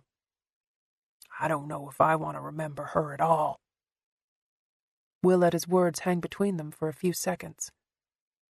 Is there anything else you want to tell me? Frank shook his head, and again, Will wasn't sure whether or not to trust him. The man had been a detective for over 30 years. There was no way he hadn't at least suspected his daughter was involved in these crimes. Even if Frank didn't want to say it out loud, surely he knew deep down that his inaction had at the very least cost Tommy Bram and Jason Howell their lives. Or maybe he didn't know. Maybe Frank was so good at deceiving himself that he was certain he had done everything right. I should let you get some rest, Will offered. Frank's eyes were closed, but he wasn't asleep. I used to take her hunting. His voice was a raspy whisper. It was the only time we got along. He opened his eyes and stared at the ceiling. The only sound in the room was the quiet hiss of the oxygen tank beside his bed. I taught her to never aim for the heart. There's ribs and bone all around it. Bullet ricochets. You end up chasing the deer for miles, waiting for him to die. He put his hand to the side of his neck. You go for the neck. Cut off the stuff that supplies the heart. He rubbed the sagging skin. That's the clean kill. The most humane. Will had seen the crime scenes. There was nothing humane about the murders of Allison Spooner and Jason Howell. They had been terrified. They had been butchered. I'm dying, Frank said. His words were no surprise. I was diagnosed with cancer a few months ago. He licked his chapped lips. Maxine said she'd take care of me as long as I gave her my pension. His breath caught in his chest. He gave a strained laugh. I always thought I'd die alone. Will felt an overwhelming sadness at the man's words. Frank Wallace was going to die alone. There might be people in the same room with him, his bitter ex-wife, a few blindly loyal colleagues, but men like Frank were destined to die the same way they had lived, with everyone at arm's length. Will knew this because he often viewed his own life and death through a similar lens. He didn't have any childhood friends he'd kept in touch with. There were no relatives he could reach out to. Faith had the baby now. Eventually, she would find a man whose company she could tolerate. There might be another baby. She would probably find a desk job to take some of the stress out of her life. Will would recede from her life like a tide rolling back from the shore. That left Angie, and Will had no great hope that she would be a comfort to him in his old age. She lived fast and hard, showing the same reckless disregard that had landed her mother in the coma ward at the state hospital for the last 27 years. Marriage, if anything, had pushed them further apart. Will had always assumed that he would outlive Angie, that he would find himself alone at her graveside one day. This image always brought him great sadness, tinged with a modicum of relief. Part of Will loved Angie more than life itself. Another part of him thought of her as a Pandora's box that held his darkest secrets. If she were to die, she would take some of that darkness with her. But she would also take part of his life. Will asked Frank, Do you need me to get you anything? He coughed again, a dry, hacking sound. No, he answered. I'm fine on my own. Take care of yourself. Will made himself reach out and touch Frank's shoulder before he left the room. Sarah was in the front yard with her greyhounds when Will pulled into the Linton driveway. The side of her face was bruised. The cut on her arm had needed stitches. Her hair was down, brushing across her shoulders. She looked beautiful. The dogs ran to greet him as he got out of the car. Sarah had dressed them both in black fleece jackets to fight the cold. Will petted the excited animals as much as he could without falling over backward. Sarah clicked her tongue, and they stopped accosting him. She asked, I take it Frank wasn't much help? Will shook his head, feeling a lump come into his throat. He used to be good at hiding his thoughts, but somehow Sarah had cracked the code. I don't think he has long. I heard. She was obviously conflicted about the impending death of her longtime family friend. I'm sorry that he's sick, but I don't know how I feel about him as a person after all of this. Maybe he could have stopped it. For Jason, at least, Will added. And again, people don't see what they don't want to see. Denial doesn't hold up as a good excuse. Darla could have killed me. She would have killed me if the bank hadn't given out. Will didn't look up because he didn't want Sarah to know what he was thinking. Instead, he leaned down to scratch Bob's ear. Frank's ex-wife is with him. At least he's not going to die alone. Small comfort. I think it is, he countered. Some people don't get that. Some people just... Will stopped himself before he started to sound like a blubbering child. Anyway, I don't think I'm ever going to find out what really happened this week. Do you need to? I don't guess so. Nothing will bring Tommy back, but at least his name is clear. Darla's not going to hurt anyone else. Frank's in his own prison. And Lena gets away clean yet again. She didn't sound as bitter as she had before. We'll see. Sarah laughed. You want to make a bet? Will tried to think of a clever wager, something that involved him taking her to dinner when they got back to Atlanta, but he was too slow. She said, Brock called this morning. He found Lena's Toyota key in Darla's front pocket. I guess she was planning on taking Lena's car and leaving town. He remembered the Celica's sliced tires. Someone at the station had given Lena a parting gift. Darla must have seen you get out of your car and decided to upgrade her ride. Will had always known that the killer was good at improvising. Did Hare say what made him check the files for Tommy's name? He'd seen Tommy in the clinic a couple of times. It's not unusual for kids that age to still go to their pediatrician, but Tommy was there a lot, at least once a week. Hare got curious after the suicide and checked the paperwork for Tommy's name. Sarah pulled the leash as Billy tried to pee on the side of Will's car. He confirmed what Darla said. He was going to the ethics committee to report the protocol breach. That's good, right? He was doing the right thing? I suppose, but he's not going to stop running trials. She gave a rueful laugh. Let me correct that. He's going to stop running trials out of my building, but he's still going to keep running them. Did you find out what he was testing? An antidepressant. They're going to try again next spring with a different dosage. You're kidding me. It's $1 billion business. 1 in every 10 Americans is on antidepressants, even though placebo studies show a lot of them get absolutely no benefits whatsoever. She nodded back at the house. Hare's inside, which is why I took the dogs for a 2-hour walk in the freezing cold. Your folks aren't mad at him? She sighed heavily. Oh, my mother will forgive him anything. I guess that's what families do. She seemed to think about what he said. Yeah, they do. I talked to Faith this morning. She'd sent so many baby pictures to Will's phone that the memory was almost full. I've never heard her happy before. It's weird. Having a baby changes you, Sarah told him. Obviously, that's not something I've learned from personal experience, but I can see it with my sister. Bob leaned against his leg. Will reached down and scratched him. I guess I was raped. Will kept his mouth closed because he didn't know what to say. In college, she continued, that's why I can't have children. He'd never noticed how green her eyes were, almost emerald. It took years for me to tell my husband. I was ashamed. I wanted to think it was behind me, that I was strong enough to get past it. I don't think anyone could ever say you're not strong. Well, I've had my bad days. She let out Billy's leash as he sniffed around the mailbox. They both stared at the dog as if he was far more fascinating than reality dictated. Will cleared his throat. The moment was too awkward. It was also cold outside, and he guessed Sarah didn't want to stand in front of her parents' house all day watching him struggle to come up with something meaningful to say. I should start packing my stuff. Why? Well, Will was tongue-tied and painfully stupid. The holiday, your family, I'm sure you want to be with them. My mother's cooked enough for 50. She'd be crushed if you didn't stay.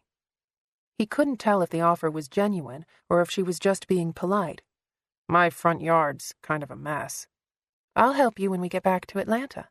She smiled mischievously. I'll even show you how to use a backhoe. I don't want to impose. Will, it's not imposing. She took his hand. He looked down, tracing his thumb along her fingers. Her skin was soft. He caught the scent of her soap. Just being close to her like this made him feel warm, like that empty place in his soul might have the chance of being filled one day. He opened his mouth to tell her that he wanted to stay, that he wanted nothing more than to get 2,000 more questions from her mother and watch her sister's sly smile as she glanced back and forth between them. And then his cell phone chirped in his pocket. She wrinkled her nose. What's that? Probably another baby picture from Faith. She gave him that same flirty smile. Let me see. Will felt incapable of denying Sarah any request. He used his free hand to find his phone. He'd seen Emma Lee Mitchell from every conceivable angle, and he was sure she was a sweet baby, but at the moment she looked like an angry red raisin in a pink knit hat. Sarah flipped open the phone. Her smile quickly faded. It's a text. She showed him the phone, then seemed to realize herself. She turned it back and read aloud, Deirdre finally died. Come home. Will felt a sudden pang of grief. Angie's mother. He looked down at her hand. She was still holding his hand. I'm sorry. Will hadn't cried since he was 16, but he felt tears threatening to come. He struggled to speak. She's been on life support since I was a kid. I guess she finally... His throat was so tight he could barely swallow. Angie claimed to hate her mother, but she had visited her at least once a month for the last 20 years. Will had gone with her many times. The experience was awful, heart-wrenching. He had held Angie so many times while she sobbed. It was the only time she let her guard down, the only time she surrendered herself to Will. He suddenly understood Lionel Harris's words about the power of a shared history. Sarah. She squeezed his hand. You should go home. Will struggled to find the right words. He was torn between wanting to be with Sarah and needing to be with Angie. Sarah leaned in close, pressing her lips to his cheek. The wind draped her hair across his face. She put her mouth to his ear and told him, Go home to your wife. So he did. 3 weeks later. Epilogue. Lena stood in the cemetery, looking down at Geoffrey Tolliver's headstone. It seemed stupid to put flowers on an empty grave, but the things inside that coffin were more tangible than a jar of ashes. Brad had contributed a paper target from his first qualifying round at the police academy. Frank had put in his citation book because Geoffrey was always yelling at him for being late with the reports. Lena had donated her gold shield. The one she carried up until 3 weeks ago was a duplicate. Dan Brock had slipped it in with the other items because they both knew there was no way she could do it herself. All the businesses on Main Street were closed the day Geoffrey's coffin was lowered into the ground. Jared hadn't attended the funeral either. His resemblance to his father had been brought to his attention years before. He didn't want to distract the mourners. He didn't want to bring Sarah that sort of pain. He wanted to be in town, though. He wanted to feel close to his father, to see the place where Geoffrey had lived and loved. He'd met Lena outside the diner. She was sitting on the curb, thinking about all the things she had lost. At first, she thought Jared was Geoffrey. Of course, she'd thought he was Geoffrey. He was more than a spitting image. He was a walking ghost. Maybe part of Lena was drawn to him because of the resemblance. She had worshipped Geoffrey too much to ever consider anything romantic. He was her mentor. He was her hero. She had wanted to be the same kind of cop he was, the same kind of person. She hadn't realized until he was gone that he was just a man. Why aren't you at the funeral? Jared had asked her. And Lena had told him, Because I'm the person who killed your father. Jared had spent 2 hours listening to Lena pour her heart out, then another 2 hours arguing about how it wasn't really her fault. His youth made him passionate, a staunch defender of his quickly formed opinions. He had just signed up for the police academy. He hadn't yet seen the horrors of the world, hadn't yet figured out that there was such a thing as a truly irredeemable person. Was she irredeemable? Lena didn't want to think so. She had a fresh start ahead of her, a clean slate on which to write the rest of her life. The police review board had returned a verdict of no fault in Tommy Bram's suicide. Will Trent's report was long on supposition and short on evidence, especially since Lena had never gotten around to taping that confession. Gordon Bram was moving to Florida to be closer to his wife's people. He had filed a class-action lawsuit, along with Jason Howell's mother, against Hareton Earnshaw and the drug company that had sponsored the trials. He'd signed a paper indemnifying the Grant County force in exchange for an undisclosed sum. Lena had gone through 2 operations and a week in the hospital, but the damage to her hand was surprisingly limited considering the hell she'd gone through fighting off a nasty staph infection. Therapy was bringing movement back to her fingers. She was right-handed anyway. All her left hand needed to do was hold up her badge when she was making an arrest, and she would be making a lot of them soon. Gavin Wayne had called 2 days ago to let her know the job on the Macon force was still available. Lena had told him yes without a second thought. She was a cop. It was in her blood. Her nerve had been tested, her resolve had faltered, but she knew, without any doubt, that there was nothing else in the world that she wanted to do. She leaned down and placed the flowers on Jeffrey's grave. He was a cop, too. Not the same kind of cop as Lena, but different paths could still lead to the same destination. Jeffrey would understand that. He had always given her the benefit of the doubt. Lena looked across the row of headstones lining the cemetery. She'd already put flowers on her sister's headstone. Frank Wallace didn't have a marker yet, but she had brought him some daisies because she knew he liked them. He'd left her some money in his will. Not a lot, but enough for Lena to sell her house at a loss and still pay off her mortgage. She had donated the rest to a non-profit legal fund established to help cops who got on the wrong side of the law. Something told her Frank would have approved. Not that she needed his approval anymore. Lena was sick of worrying what other people thought about her. Part of looking ahead to her new life required her never to look back. The only things she was taking with her from Grant County were her clothes and her fiancé, neither of which she thought she could live without. "Ready?" Jared was sitting in his truck. He leaned over and pushed open the door. Lena slid across the seat so he could put his arm around her. "Are things going to be okay with you and Sarah?"